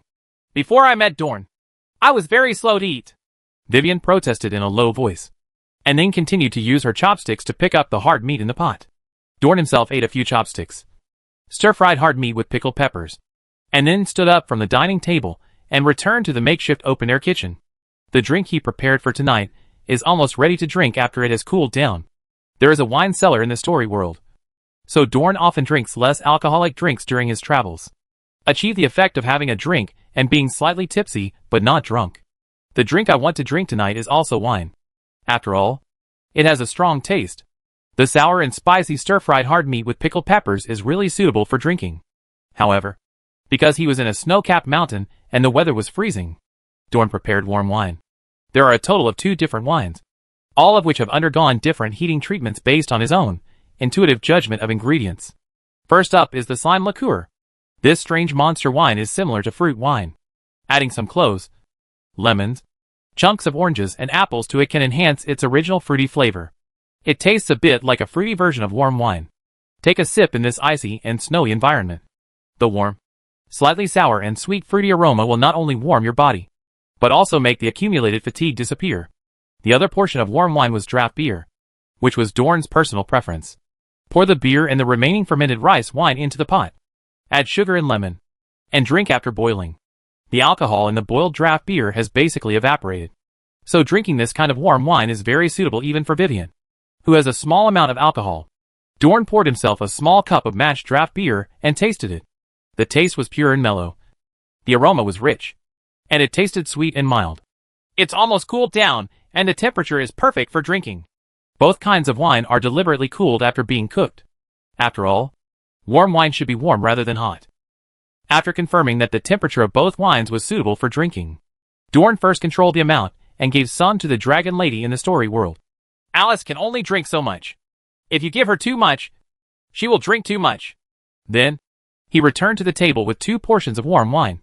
A sip of warm, sweet, soothing light wine, coupled with a sip of steaming, spicy, sour and fragrant stir-fried hard meat with pickled peppers. Double the happiness. However, the joy tonight actually goes beyond that. When he dissected the heart of elements earlier, Dorn deliberately took out its hard tube and kept it alone. If Vivian and Alice are not satisfied with raw stir-fried heart with pickled peppers and warm wine alone, that's okay, because there is a special side dish of grilled hard tube tonight. The hard tubes of this elemental heart are limited, but because it is large enough, if it is used to make roasted hard tubes, it will be enough for Dorn and the 3 of them to enjoy themselves. Use Rui directly at the table to turn it into an oven, adding strong and long-lasting charcoal. This can provide high fire and fast baking conditions. If you bake it quickly, you won't burn the crispy and tough hard tube. If the heat is properly controlled, the mouthfeel of the hard tube will show a unique crispiness. When the milky white hard tube is put on the grill, it will lose water and shrink after a while, making a sizzling sound and making small oil bubbles. Bake for another 3 to 5 seconds and remove from the fire. At this time, the freshly roasted hard tube is flowing with fine oil and the surface is partially browned. The taste is the best, due to some preparations in the early stage and the ability of fire element affinity. Duanjia didn't spend much energy making this side dish at all. Sitting on the dining chair, Vivian and I were eating pickled pepper heart and sipping warm wine, talking and laughing happily. Then the derived brachiopods are grilled on the side and served directly when cooked. Dorn, Vivian, whose fair cheeks were slightly red due to the stimulation of a small amount of alcohol, looked blankly at the new dishes brought to the table by the tentacles. Actually, I just wanted to ask, what is this? Tonight's special dish is grilled hard tube. It's delicious. Can you try it while it's hot? While telling Vivian about the delicacy of the grilled hard tube, Don picked up a hard tube, dipped it in the dry dish, and put it in his mouth. The freshly roasted hard tube is hot, crispy, and has a delicate taste. The more you chew it, the more fragrant it becomes. The sound of chewing is very pleasurable. The taste of the hard tube itself is actually relatively light. It basically tastes like the seasoning of the dry dish. But if you taste it carefully and chew it slowly, you can taste the extremely ambiguous milky aroma. This kind of primitive pleasure is worth taking 2 more sips of warm wine. In this way, the 2 of them chewed the hard tube and sipped the wine. This dinner in the snowy mountains was steaming, leisurely and full of flavor. Chapter 393 Earth Attribute Affinity. System prompt. The Predator effect is triggered, and the attack, physique, defense, and mental attributes are enhanced. System prompt. The effect of Synchronic Stomach Bag is triggered, and the skill Earth Elemental Affinity, not upgradable, is obtained. In fact, in the middle of eating this dinner made with elemental hearts, the system prompts related to Predator and Synchronic Stomach had already popped up. However, Don waited until after eating to watch. When enjoying a delicious dinner with the elf lady, you should concentrate on it. As for attributes and skills, you can watch them at any time. The Heart of Elements itself is a rare monster that contains a strong surge of magic power. In addition, The quality of the ingredients is also high, with an S grade. The stir-fried pork belly with pickled peppers and grilled hard tube made with it can both reach the SS level. Therefore, the income from this meal is not low. The first is the attribute points plundered by Predator. Attack, Constitution, and Defense have all been increased by 4 points, and Mental Strength has been increased by 7 points. It can be considered a relatively generous reward. The skill obtained by Synchronic Stomach Bag also did not disappoint Dorn. It is directly a non-upgradable Earth Elemental Affinity. According to Dorn's current understanding of the system, skills are generally divided into non-upgradable skills, which are relatively powerful or very unique skills. This wave is not a loss. Including the Fire Element Affinity given by the God of Cooking profession, I now have the ability to mobilize 2 different elements. Dorn thought in his heart and nodded with satisfaction. Isn't this one more kind of basic repair than just Wind Elemental Affinity? However, Dorn and Kish's situation is also different. Jishio is the kind of guy who is only familiar with the wind element, but has a lot of proficiency. But Dorn is a professional player with many and complex skills. He relies on the skill levels given by the system to improve his skill mastery, and has an extremely deep skill pool. Speaking of which, can the 2 abilities, Earth Element Affinity and Fire Element Affinity, be used together to achieve the effect of 1 + 1 being greater than 2? As usual, Dorn was thinking about ways to use and combine the newly acquired skills in his mind. However, if Earth Element Affinity and Fire Element Affinity are used together, except that the beggar's chicken made in the future may be extremely delicious, he can't think of anything fancy yet. In the following time, Dorn stayed within the area of the collapsed stone tower. Anyway, this food, clothing, housing and transportation can be provided in the story world. Until the day when Concerto Forest was about to open, Dorn didn't see any sign of anyone or demi-humans approaching around here. In other words, only Dorn and Vivian will enter this limited-time dungeon, and no third party will come in to disrupt the situation. A few hours before Concerto Forest is about to open, the 2 Dorns have returned to the tomb and started waiting early. Time passes minute by minute. The moment the countdown to the opening of the ruins in the email ran out. In the cold tomb chamber, on the small platform where the sarcophagus was originally placed, a teleportation array emitting blue light and composed of numerous complex magic energy circuit symbols slowly opened. Dorn was already used to the teleportation array in the ruins, and his heart was untroubled. But Miss Goblin has seen this thing for the first time. She quietly bit her lower lip with her neat upper teeth, and then tightened her grip on the ebony staff in her hand. About the ruins, about the curse of the ruins that I heard from the Tauren, and the conjecture that Vivian is likely to be from the ruins to be explored this time. Before coming, Dorn had explained it as clearly as possible to Miss Goblin. As for Dorn's words, Vivian chose to believe them unconditionally. If Dorn's guess is correct, I probably came from the place connected to this teleportation array. What would be there? At this moment, similar thoughts inevitably came to her mind. The unknown, especially the unknown that is closely related to oneself, will always arouse people's instinctive nervousness and even fear. Don't be nervous, Vivian. Dorn seemed to be aware of the emotions of his companions, and spoke in the softest tone possible. Actually, you still have a choice now. You don't have to go in with me. Miss Goblin held the ebony staff tighter, but shook her head firmly. I want to accompany you in. I came here just to be with you. Since Vivian had always been firm on her idea of going down to the ruins with her, Dorn, who had long been convinced, did not do anything to stop her. He just prayed in his heart. Vivian is very close to the Concerto Forest now, but nothing bad happened. In other words, she can really enter this ruins. So far, the information provided by the system has never been wrong. I hope it will be the same in the future. I hope that a way to lift the curse on Vivian once and for all can be found in this ruins. Considering that the system on his body is very likely to come from the original creator of the righteous God in the land of miracles, so the object of Dawn's prayers may be him by default. Then, if everything goes well in the subsequent exploration of the ruins, both himself and Vivian can gain something and return to reality. I believe that Dunn is willing to find a goddess. No, the gender of his wish is unknown for the time being, but I always feel that he is the original god of the goddess, who fulfills his wish. Dorn was just thinking, and some strange thoughts came to his mind to comfort himself and for good luck. And then suddenly he saw Vivian making a small movement next to him. Immediately afterwards, a small, soft, but slightly trembling hand quietly held his left hand. Dawn! This way I can feel more at ease. Don't let go of your hand just yet. Okay. Miss Elf made a staff with one hand and turned her face away slightly, although she and Dorn held hands quite often. But this intimate action was completely initiated and led by the timid Vivian, which seemed to be the first time. Dawn didn't say anything more, just nodded, and then gently squeezed the familiar soft touch in his hand a little tighter. If only she could feel at ease. On the small platform in the tomb, the light of the faint blue teleportation array has become slightly dimmer. Maybe it won't be long before this teleportation array will be closed. Dorn and Vivian walked onto the high platform hand in hand, and stood side by side in the center of the teleportation array. The blue light intertwined and merged, and the two figures quickly disappeared with the flickering light and shadow. Soon after, the teleportation array completely disappeared. The tomb, which had lost only the light source, returned to a mud-like darkness. Chapter 394 Concerto Forest. System prompt: enter the limited time dungeon, Concerto Forest, and the dungeon will automatically close after 5 days. You can leave the instance after surviving for 5 days. Isn't there an exit option for defeating the boss this time?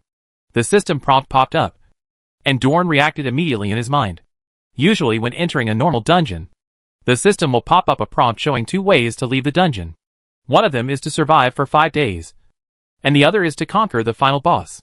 The boss here? Dorn's thoughts were a little dazed. Then, the faint blue light in front of him dissipated, and when he came to his senses, he was already standing in a dense forest. This should be the Concord Forest. When it comes to the forest landscapes in the dungeon, Dorn has seen quite a few, but this copy right now is considered the most special one. How to say? This place seems to have an inexplicable fairy tale atmosphere.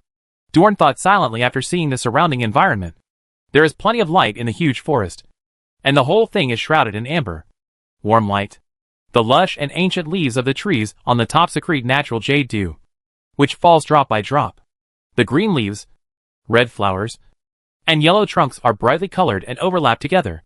There are also many light spots with colorful dreamy colors, attached to various vegetation, floating, swaying, and shining slightly.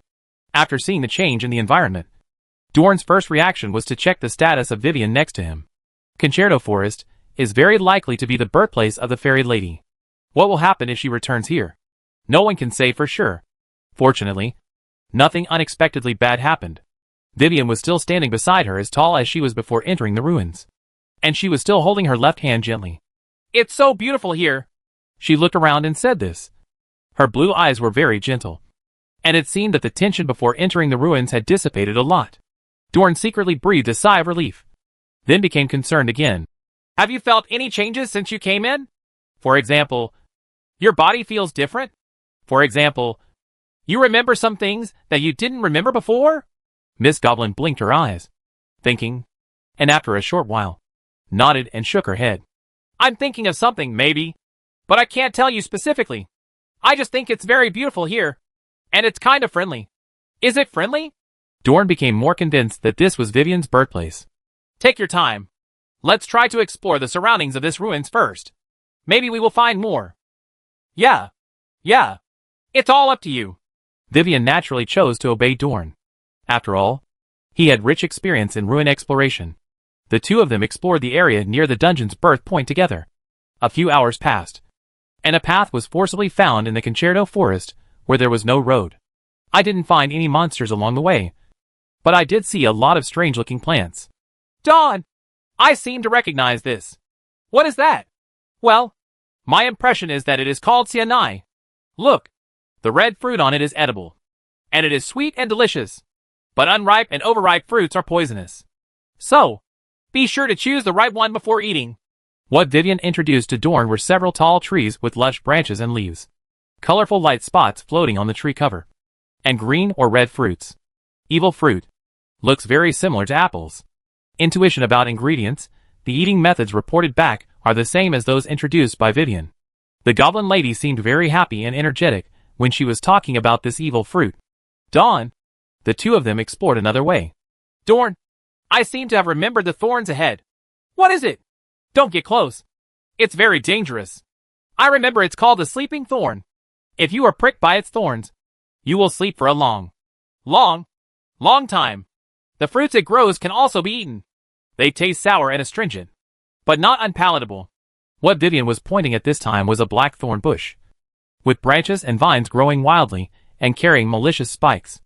Among the thorn bushes, you could also see a few bunches of ruby-colored berries, like bunches of red blueberries.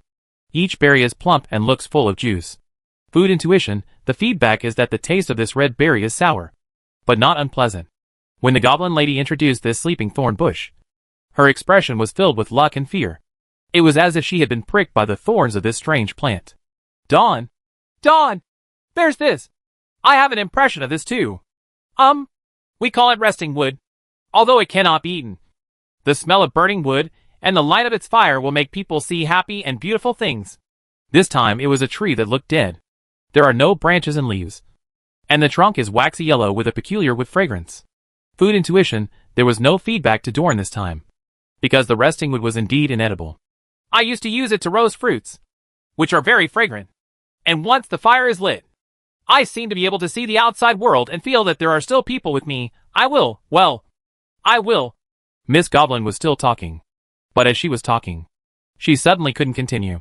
She looked up, not knowing what to start with, and not knowing why. She became teary-eyed. Dawn! I don't know. I seem to have lived here for a long time. I don't know. I seem suddenly very sad.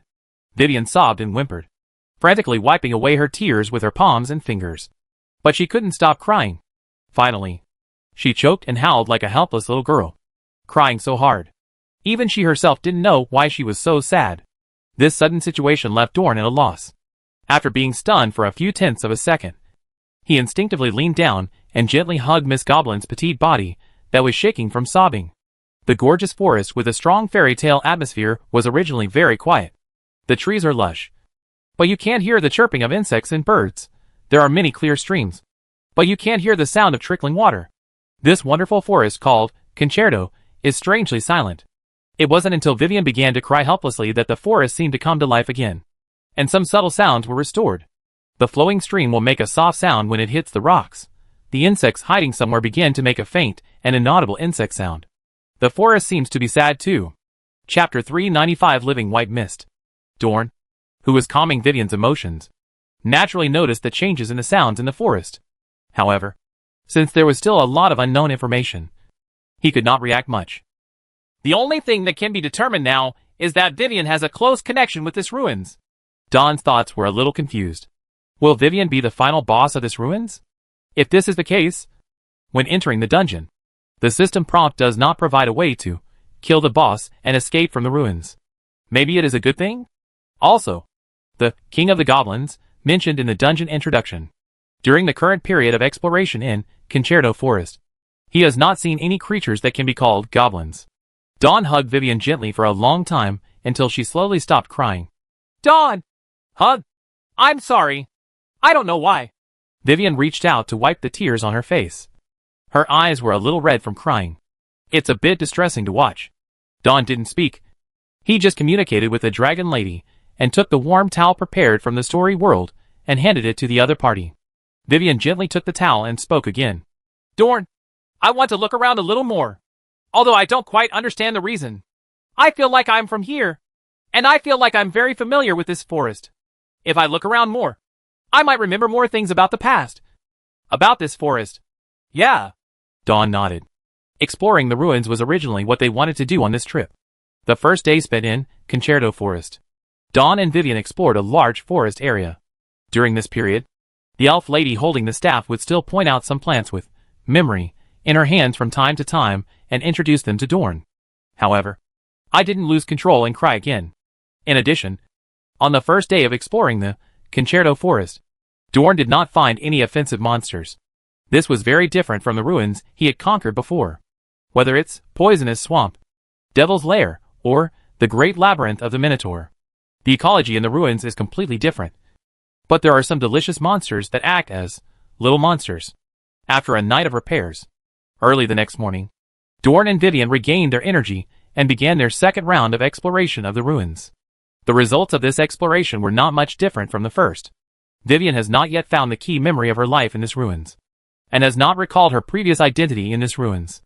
In addition, the temple in the ruins, which is usually used as a room at the end of the pass, has not been found. Dawn had a feeling, although this ruins is hinted by the system, that you do not need to defeat the boss to pass the level. But the key to Vivian's past memories, and the way to help her get rid of her zero sense of existence may be in the boss temple. That afternoon, Dorn activated demonization and slowly circled over the forest for several times. Because of the towering trees and dense vegetation, he was unable to find the location of the temple directly from above. However, he roughly clarified the scope of the ruins. The relics of gods have always existed within a certain scope. Dorn, who has many experiences entering ruins, has long known this. As an independent space, there is a faint blue light at each end of the ruins of God. This light is very similar to the light of the ruins' teleportation array and is completely impossible to see through. If you try to pass through the blue light, you will be pushed back by a huge invisible obstacle. Taking advantage of the opportunity to soar in the sky, Dorn roughly found the four ends of Concerto Forest and determined the approximate area of this ruins. In the past 2 days, he and Vivian had explored less than half of the entire forest, so there is no need to panic too much. If you keep the original speed, you can explore the entire forest. This evening, the forest has returned to a warm yellow color like amber sugar, combined with the fantastic vegetation and floating light spots. It has an ambiguous beauty. After calculating the approximate progress, it was estimated that today's exploration target was almost completed. So Dorn planned to stop the repairs with Vivian and briefly solve the dinner problem. Just when he pulled out the kitchen utensils from the story world and prepared to make a quick pot of soup and noodles, Vivian, who was holding an ebony staff and relaxing not far away, seemed to suddenly discover something. She looked excited, but tiptoed back to their temporary camp. Standing on tiptoes, she leaned into the ear of Dorn, who was preparing to feed her, and whispered softly, "Dorn! Dorn! I found a good thing!" "Hush! What good stuff?" Affected by the movements and tone of the goblin lady, Dorn also lowered his voice. "A ball of white mist!" Vivian's tone was still excited, but her voice was still very low and mysterious. "It is very vigilant and runs very fast. You will only have one chance to mark it with a marked long-range attack. If you miss it, you may not be able to find it." "Dawn?" Dawn didn't quite understand what Miss Goblin meant. It sounds like she has found a group of white mist that is very vigilant, very sensitive, and runs very fast. Is this the name of some monster? Do you still have to mark it with a marked ranged attack? "You'll know as soon as you come with me." Vivian gently pulled Dorn, and then made a gesture to indicate to move more gently, and the two of them tiptoed towards the place where she had just released the wind. "Here!" After standing quietly, Vivian raised her head and pursed her lips. The movements and expressions are a bit cute.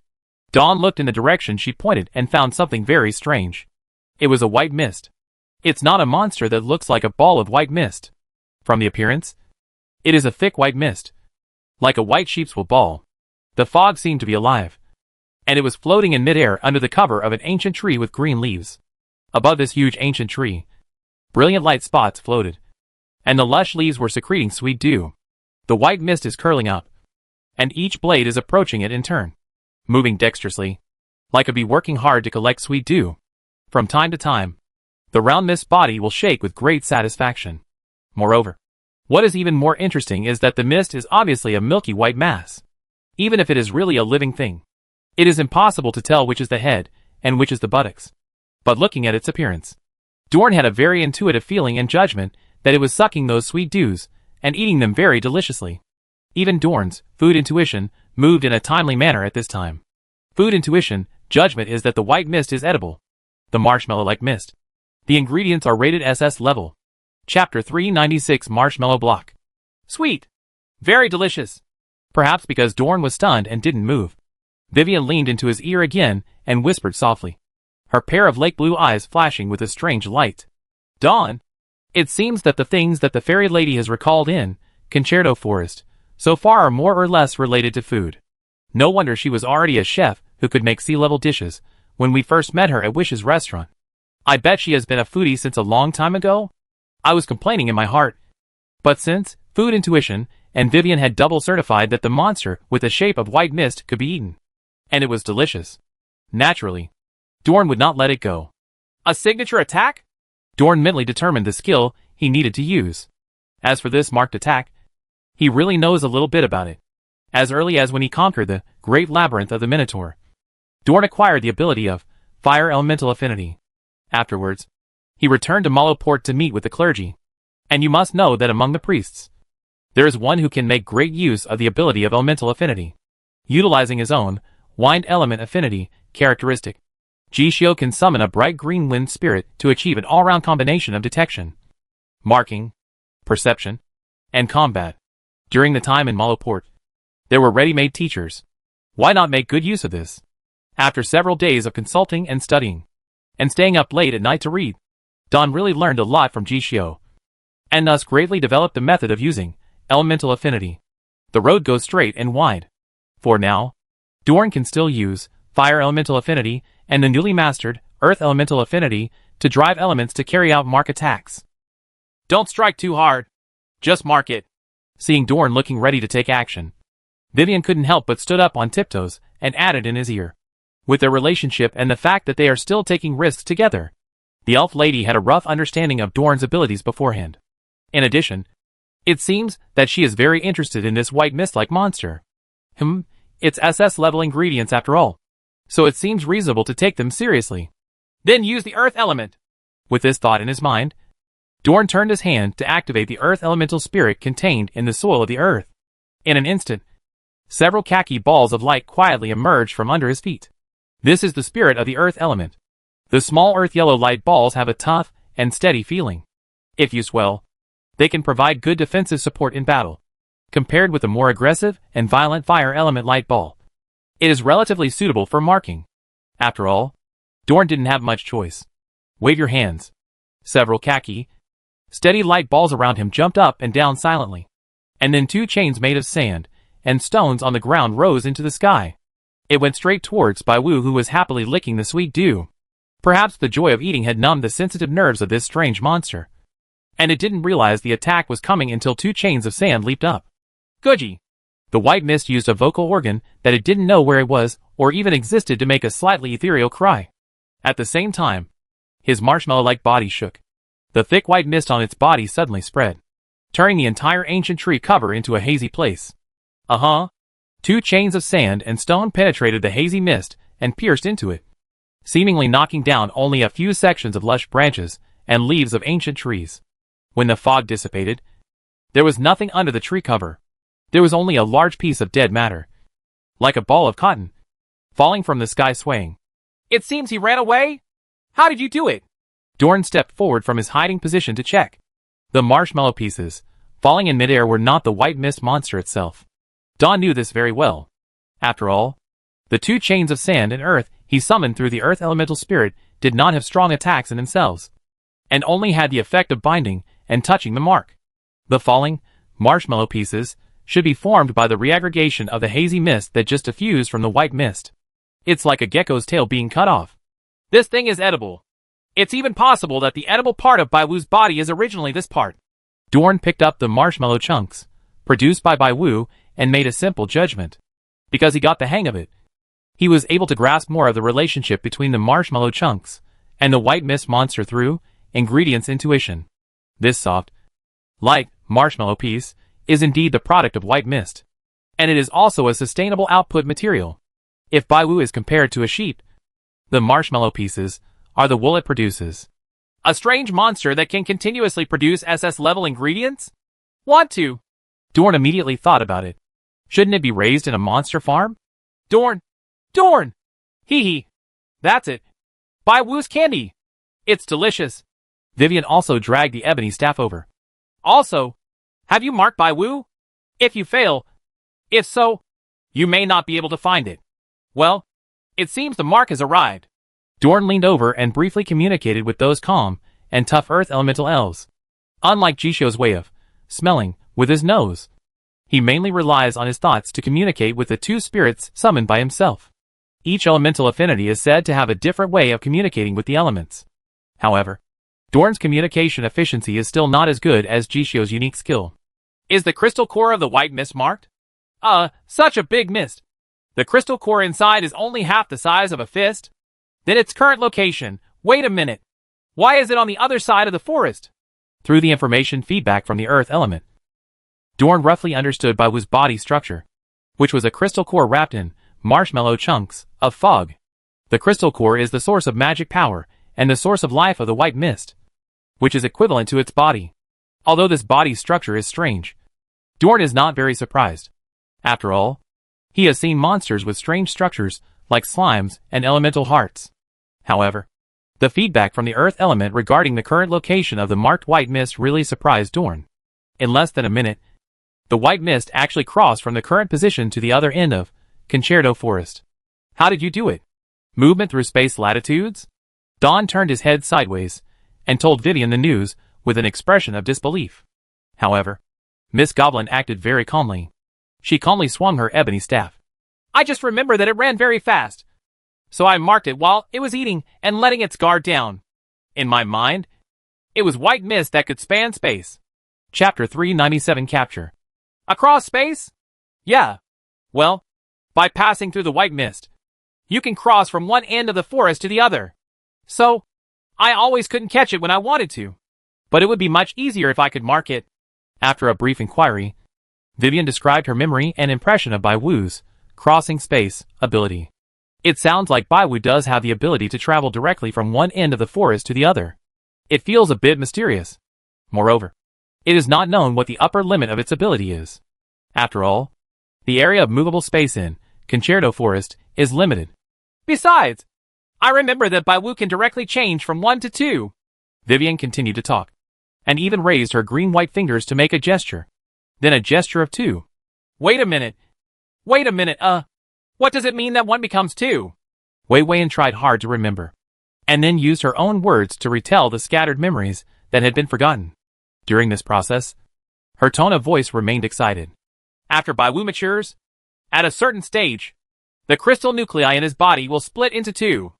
An adult Bai Wu will turn into 2 young Bai Wu with small crystal nuclei, grow up again, and split again.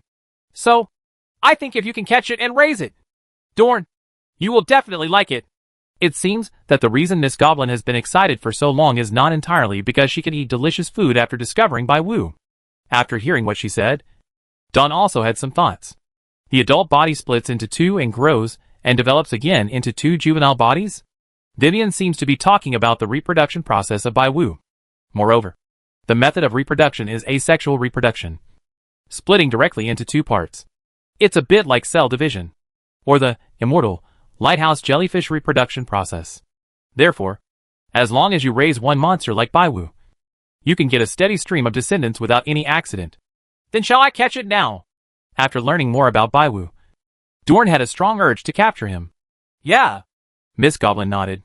She reminded Dorn that marking white mist was not just to capture this kind of monster alive. Demonization is on. Waving the bat wings on his back, driving the earth elemental elf as a guide, Dorn flew straight towards the current location of the marked white mist. Vivian stayed near the temporary camp and waited for him. After flying through most of the forest, Dorn found his target. The marked white mist was currently hiding in a dense tree crown. Maybe the terrorist attack he suffered just now while dining was still unforgettable for Bai Wu. So his round, cotton-like body was trembling. In addition, the concentration of edible marshmallow pieces in this white mist seems to have dropped a lot compared to just now. In other words, every time Bai Wu uses his ability to travel through space, there is a certain amount of consumption. As long as all the cotton balls on his body are used up, it will not be able to escape. Dorn, who was hovering in the air, made a judgment in his mind, then folded his bat wings and fell straight down. Use 5 consecutive sand and soil whips on it. The earthy yellow light balls in the sky were jumping around. Under the big tree where Bai Wu was hiding, 5 chains of sand and earth rose from the ground and swept away. Bai Wu, whose nerves were still tense, reacted quickly this time. Before the sand touched it, a hazy mist spread out to escape. The 5 chains of sand and earth were all rolled up, and only a few green leaves were pulled down. Although Bai Wu has the very magical ability to travel through space, its structure is also very strange, and the grade of its ingredients is particularly high. But in essence, they are still relatively weak monsters. There is no way for Bai Wu to lift the mark that the earth element placed on him. Dorn in midair just calmly communicated with Alice and put away the marshmallow pieces produced by Bai Wu's travel. Then, a devil's claw grabbed Alice's bedtime reading and continued to flap its wings to track Bai Mist. Run! How long can you run? Dorn was in his demonic state while flying, with the corner of his mouth curled up in a standard villain's pose, grinning ferociously with victory in hand. This cat and mouse game has gone back and forth for about 4 times. Wait until Dorn finds poor Bai Wu for the 5th time. It's bald. The high-frequency use of Space Shuttle consumes all the marshmallow chunks on its body, and even the bright crystal core in its body can be vaguely glimpsed. Guji! Seeing the demonic state of Dorn, he fell from the air and fell in front of him. The white mist was a little desperate, and he made an ethereal sound like a pleading. If it could talk, it would be crying, questioning and scolding Dorn right now. You terrifying upright creature. Why are you staring at my foggy wool? But Dorn won't care so much. He is just an emotionless cook. Seeing that the white mist no longer shuttled and escaped, it was estimated that this skill could not be used for the time being. So Dorn in the air simply threw Alice's bedtime reading at the opponent's face. It's up to you, Alice. If you want to capture and keep Bai Wu in captivity, Alice's story world is indeed the best choice. No matter how it travels, it can't travel back to reality from the book. Moreover, Alice can directly restrict its action through words. The dark red reading book was like a flexible bird, flapping its pages and flying towards the white mist. The really exhausted monster Bai Wu had no means of escape and was just trembling on the spot. As a result, the symbol composed of geometric figures on the dark red secretary's face flashed, and the already pale body outline of the white mist disappeared without a trace, as if it had been erased by a shaped eraser. I conquered the white mist. After locking this strange monster in the book, Dorn returned to the temporary camp and found Vivian. After struggling for so long, they haven't even eaten dinner yet. The two of them were a little hungry and tired after exploring all day long. So Dorn finished making the noodle soup that he hadn't had time to eat. And then the two of them and the dragon lady had a warm and full meal. After finishing the meal, Dorn was not idle. After all, this is a new harvest of food, and it is of rare SS level quality. This kind of special ingredient with no reference is always the most difficult to cook. As a chef, Dorn naturally studied how to eat white mist marshmallows. According to Vivian's experience, this cotton-like solid white mist block can be eaten directly. Dawn also took a small piece to try. The taste is sweet, refreshing and cool, and it melts in your mouth. It feels like a delicious soft candy, loose and porous, with a certain degree of elasticity and toughness.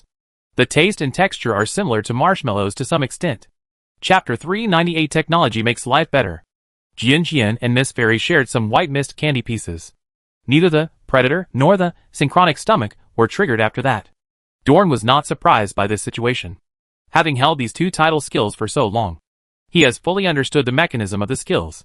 The prerequisite for triggering predator and synchronic stomach is, after eating monster dishes, the ingredients must be processed through certain cooking procedures before they can be called a dish.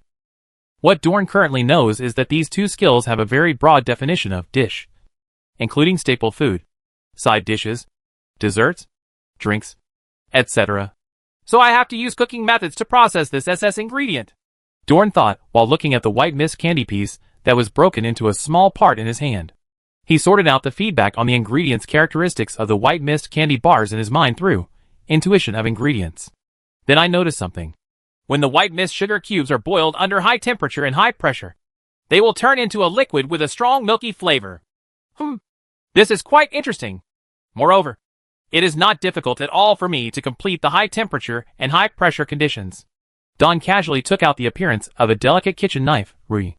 With a thought, the kitchen knife turns into a large electric pressure cooker that requires no energy to drive. Behave well.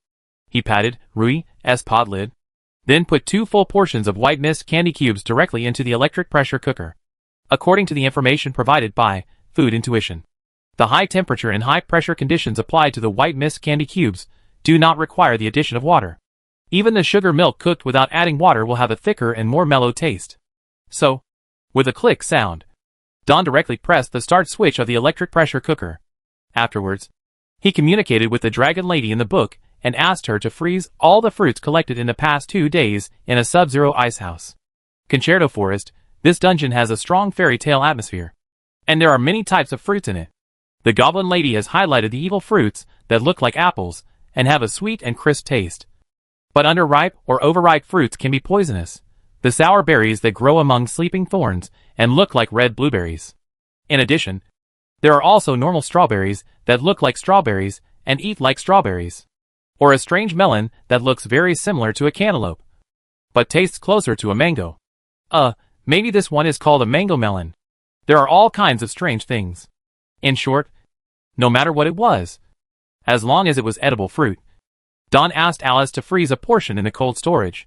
Since the white mist candy can be boiled into a cream-like liquid with a strong milky aroma, and combined with the yolks of the poisonous feather eggs I brought, it should be very suitable to make an otherworldly version of monster assorted ice cream, Dorn said.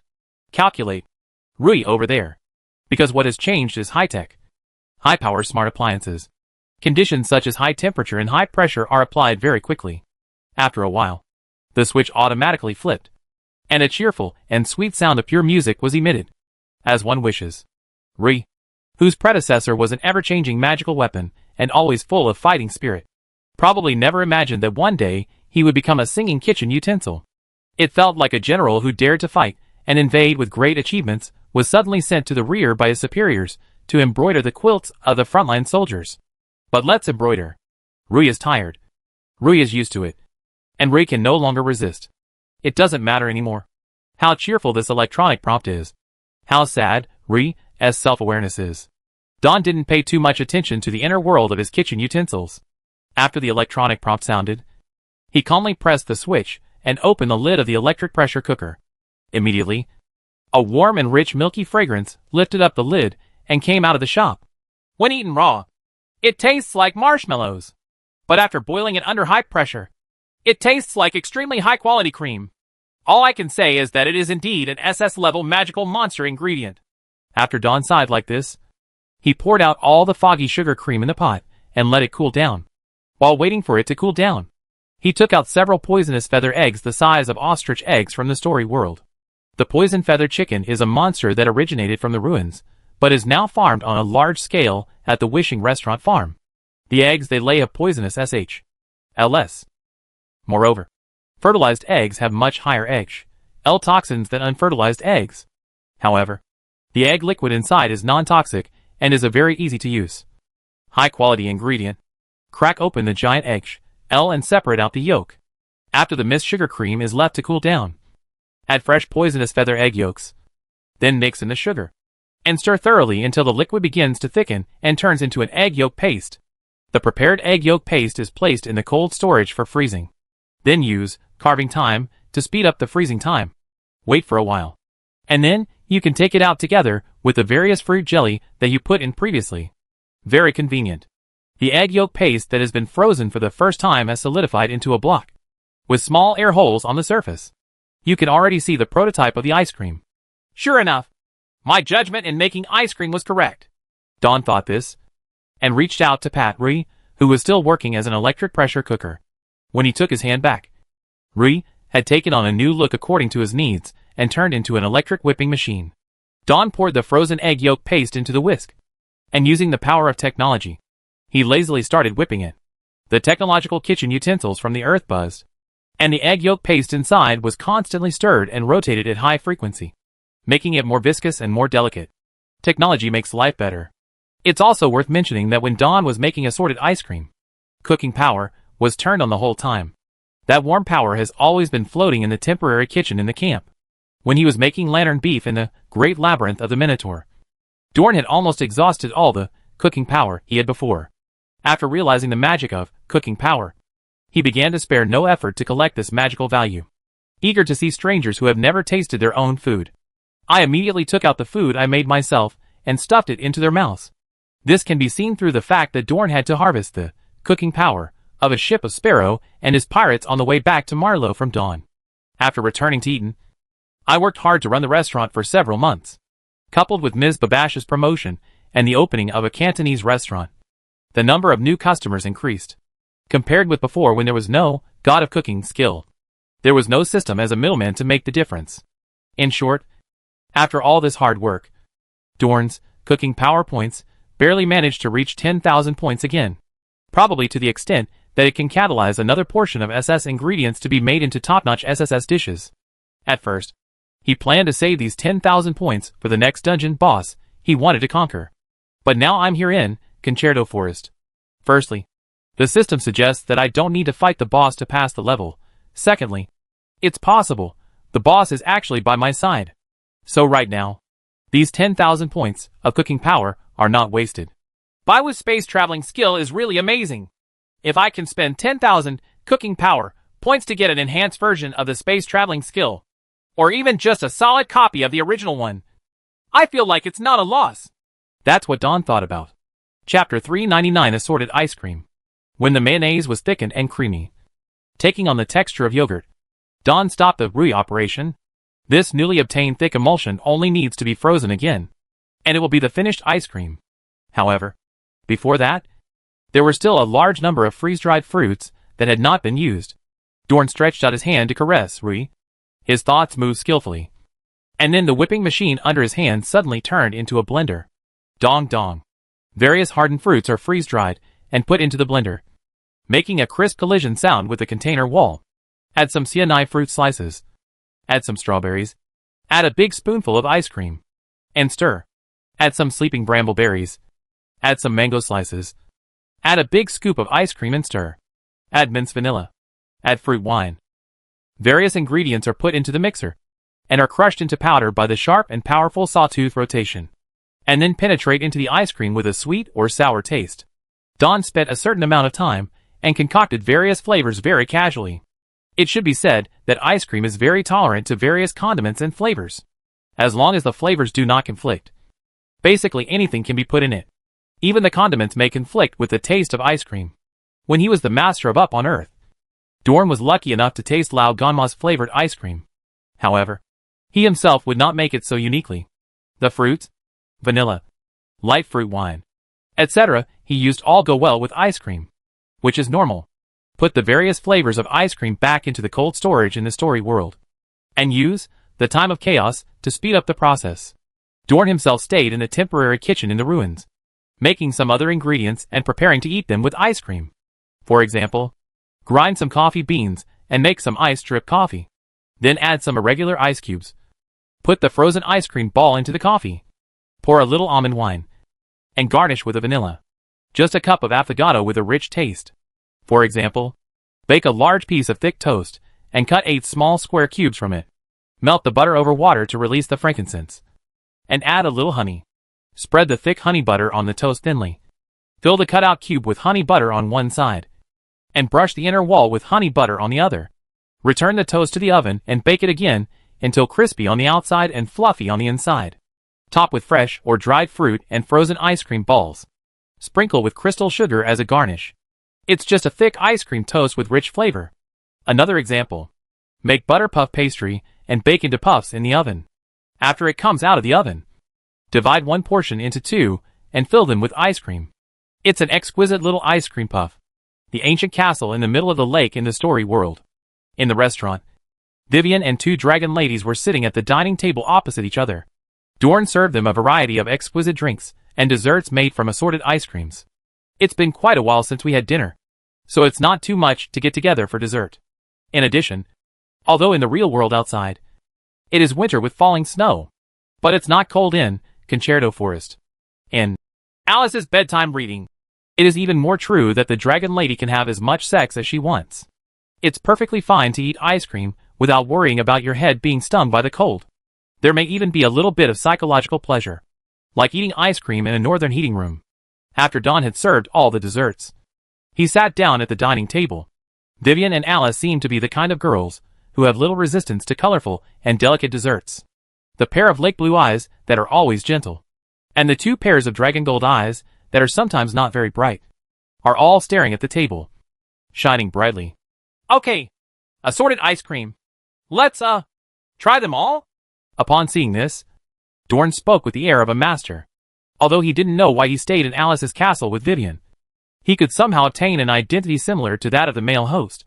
As his words fell, the girls at the table cheered quietly and picked up the tableware excitedly. Vivian brought a glass of affogato in front of her, took a small sip, then took a spoonful of ice cream, carefully stretched out her pink tongue and licked it before putting it into her mouth. The taste of cold drip coffee is very mellow, and there is no added sugar. If you drink it alone, you won't taste any sweetness. You can only taste the bitter taste of coffee, and mixed in it, a very light amaretto flavor. However, with a ball of ice cream floating in the coffee, the taste of the entire drink changes drastically. The ice cream that Dawn adds to the coffee is vanilla flavored, and its own taste is relatively light, so it doesn't overwhelm the others. Instead, it highlights the very rich milky flavor of the ice cream made with white mist sugar cubes. Therefore, the sweetness and bitterness in this cup of affogato are both positive and mellow. These two mellow tastes complement each other, and are tempered by a little alcohol. It may not be appropriate to describe the taste produced by turning decay into magic, but it is really a sublimation of taste and a wonderful tongue reaction. It's cool, bitter and sweet, but delicious. Miss Goblin nodded happily. On Alice's side, two bodies, one black and one white, were shooting left and right at a large portion of ice cream toast, and they were already enjoying themselves. The colorful ice cream balls, combined with the way the dried fruits and fresh fruit pieces were piled on the steaming toast, made Long Yan a little unbearable just looking at them, and she just wanted to eat them quickly. When you scoop this ice cream into your mouth, it tastes icy and cool. The first thing you taste is the rich and delicate milky aroma, followed by the fruity flavor that penetrates into it. If you chew it, you can also chew the granular frozen fruit pieces. As soon as you grind these jelly berries open with your teeth, the sweet or sour fruity aroma bursts out, and the toast smeared with honey and butter is still hot. The outer shell is browned and crispy, but the bread inside is still soft and porous. The whole thing exudes a light buttery frankincense, and the wee aroma of the bread itself. Fragrant toast, crispy on the outside and fluffy on the inside. If it is coated with a thick layer of ice cream, it will be the soul of a dessert like thick toast. Hot bread and cold ice cream create a temperature contrast in the mouth, and the rich ice cream, whether wrapped in the crispy bread crust or penetrated into the soft hot bread, the taste is unparalleled. Crack, click, click, click, click, click, click, click, click, click, click, click. Alice's two bodies narrowed their eyes and made happy chewing sounds as they swallowed the thick ice cream toast with great satisfaction. Because she was so absorbed in eating, she left Dawn aside for the time being, and she didn't have time to say too much about her positive taste. Only the White Dragon Lady would speak vaguely to Dorn between swallowing. It's delicious. Mommy likes it. Hattern, I love small swallowing sound, ice cream. Seeing that Vivian and Alice were both impressed by today's after-dinner dessert, Dawn just shook her head and smiled, and he grabbed a small puff for himself. After biting into the soft puff pastry, you can't wait to squeeze the milky ice cream into your mouth. The ice cream made from white mist candy cubes tastes really great. Moreover, with the blessing of 10,000 cooking power points, today's assorted ice cream is undoubtedly SSS level. Chapter 400 New Skill, Leap White Mist. After finishing the not too healthy but very delicious late-night snack, Alice and Vivian were both very satisfied. Dawn and the two of them communicated for a while in the restaurant, and then they went back to their regular rooms to rest. On the second floor of the old castle in the middle of the lake, there is a bedroom belonging to Dorn. Many of the furniture and items in it are newly purchased. These new furniture brought a little life to the originally gloomy castle room. Dawn sat down on his favorite soft plush bench and opened his system panel. Just when he was eating downstairs, a system prompt popped up about Predator and Synchronic Stomach being triggered, but he didn't pay close attention at the time. Let me see. The Predator's income is not too high. Only 3 points of mental power. Well, Baiwu is not a powerful monster after all, and its magic power is not very abundant. This attribute point income is understandable. Dawn was talking to himself as he operated. Then he set his sights on the new skills he gained by eating SSS assorted ice cream. When I just got this new skill in the restaurant, the system prompt was like this. System prompt, the effect of Synchronic Stomach Bag is triggered, and the skill, White Mist LV0, is obtained. System prompt, due to the dishes obtained with the White Mist skill, the rating has exceeded the SSS level. White Mist LV0, Leap White Mist, not upgradable, and the skill effect has been permanently enhanced. I remember that the system just reminded me that because the dishes exceeded the SSS level, the effects of the newly acquired skills were enhanced. Dorn began to study this new skill. Leap White Mist, not upgradable, summons White Mist with the ability to leap. By passing through the White Mist, you can reach any place you want to go in a short time. In addition to the introduction to the skill, there is also a line of small print comments below. The difference between the upgraded White Mist and the original White Mist is indicated.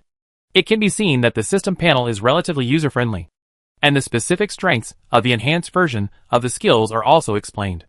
Dorn briefly studied the comments and concluded that there are roughly two effects of upgrading. First of all, the space ability of the original White Mist is shuttle. After passing through the white fog, you can choose a rough landing point within a 10-kilometer radius to land. But after the upgrade, Jump White Mist is amazing. Its jump effect has no distance limit. Baiwu, go wherever you want. However, Warp White Mist is not perfect. There are still some small shortcomings that can be ignored. For example, the farther away the landing point is, the longer it will take to travel through the white fog. In addition, the farther the distance is. For example, if the distance of a one-time jump is more than 400 or 500 kilometers, the accuracy of the landing point will be biased to a certain extent. So, if you want to land at your desired destination accurately, it's best to use this ability in stages for long-distance jumps. Dorn was reading the notes while stroking his chin and thinking. In addition to the huge gap in the distance across space, another difference between the original White Mist and the upgraded version Leap White Mist is White Mist cannot take people through, but Warp White Mist can. Whether it's a trip of 2 people, a trip of 3 people, or even a trip of 5 people, it can be done, as long as teammates do not fall behind when following the skill user through the White Mist.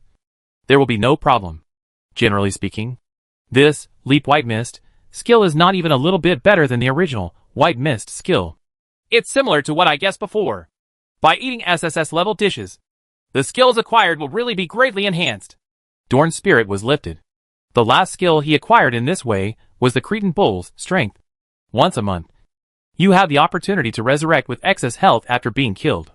Perhaps it's because the hardening skill itself is already ridiculously powerful. Therefore, the effect of increasing SSS dishes is to give an opportunity to upgrade. The White Mist obtained this time has a lot of room for improvement. Therefore, with the increase in SSS dishes, the skill effect is directly improved. These 10,000 points, cooking power, are well spent. It seems that if you encounter any SS level ingredients in the future, if you spend 10,000 cooking power points to upgrade the dish to SSS level, you will definitely make a profit. Culinary skills are awesome. Dorn was lying on the soft plush couch in the bedroom, writhing happily like a baby maggot. After a good sleep, Dorn and Vivian came out of the story world again and continued to explore Concerto Forest, looking for the temple here. This is already the 3rd day for the 2 of them to explore this ruins. During this period, Miss Goblin has recalled many lost memories from the past through the various scenery and vegetation she saw. She was now convinced that she had lived in this fairy tale forest for a long time.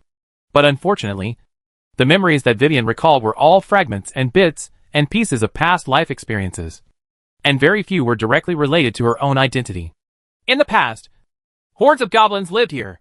Their bodies are only the size of a palm, with transparent wings. They are all beautiful girls. The fairies' bodies are only covered with fresh leaves and flowers. They will fly here, laughing and chasing the light balls floating in the air, collecting various fruits to fill their stomachs. Then I just remember that those goblins didn't like to play with me very much. And I rarely saw them. Huh? I used to be someone who was hated by everyone. Right. While taking a short rest under a huge, glowing deciduous tree, Miss L seemed to have thought of some memories related to this place. So he didn't hide anything and told Dorn everything. In the end, because in my memory I seldom played with the goblins here, I seemed a bit out of place. Vivian's tone was aggrieved. Vivian is so cute. It's impossible for her to be hated by others. Dawn just smiled at her. What he had in mind was different from Vivian. In the dungeon introduction provided by the system, the words, King of the Goblins, were mentioned. If Vivian is really the king here, then no goblin would dare to play with you. You are their superior. Apart from this relatively relaxing thought, Dorn currently has some other concerns. Still about this copy. This Concerto Forest is lush with vegetation and full of vitality. But to some extent, it feels lifeless. Animals are rarely seen in the forest. In fact, after nearly 3 days of exploration, the only living monster I saw was Baiwu, who had been trapped in the story world. In addition, there are fairies that appear in the dungeon introduction and Vivian's memories. So far, there are no traces of their activities in this forest. I don't know if I'm overthinking it, but I always feel like something is about to happen. Or has something big happened here?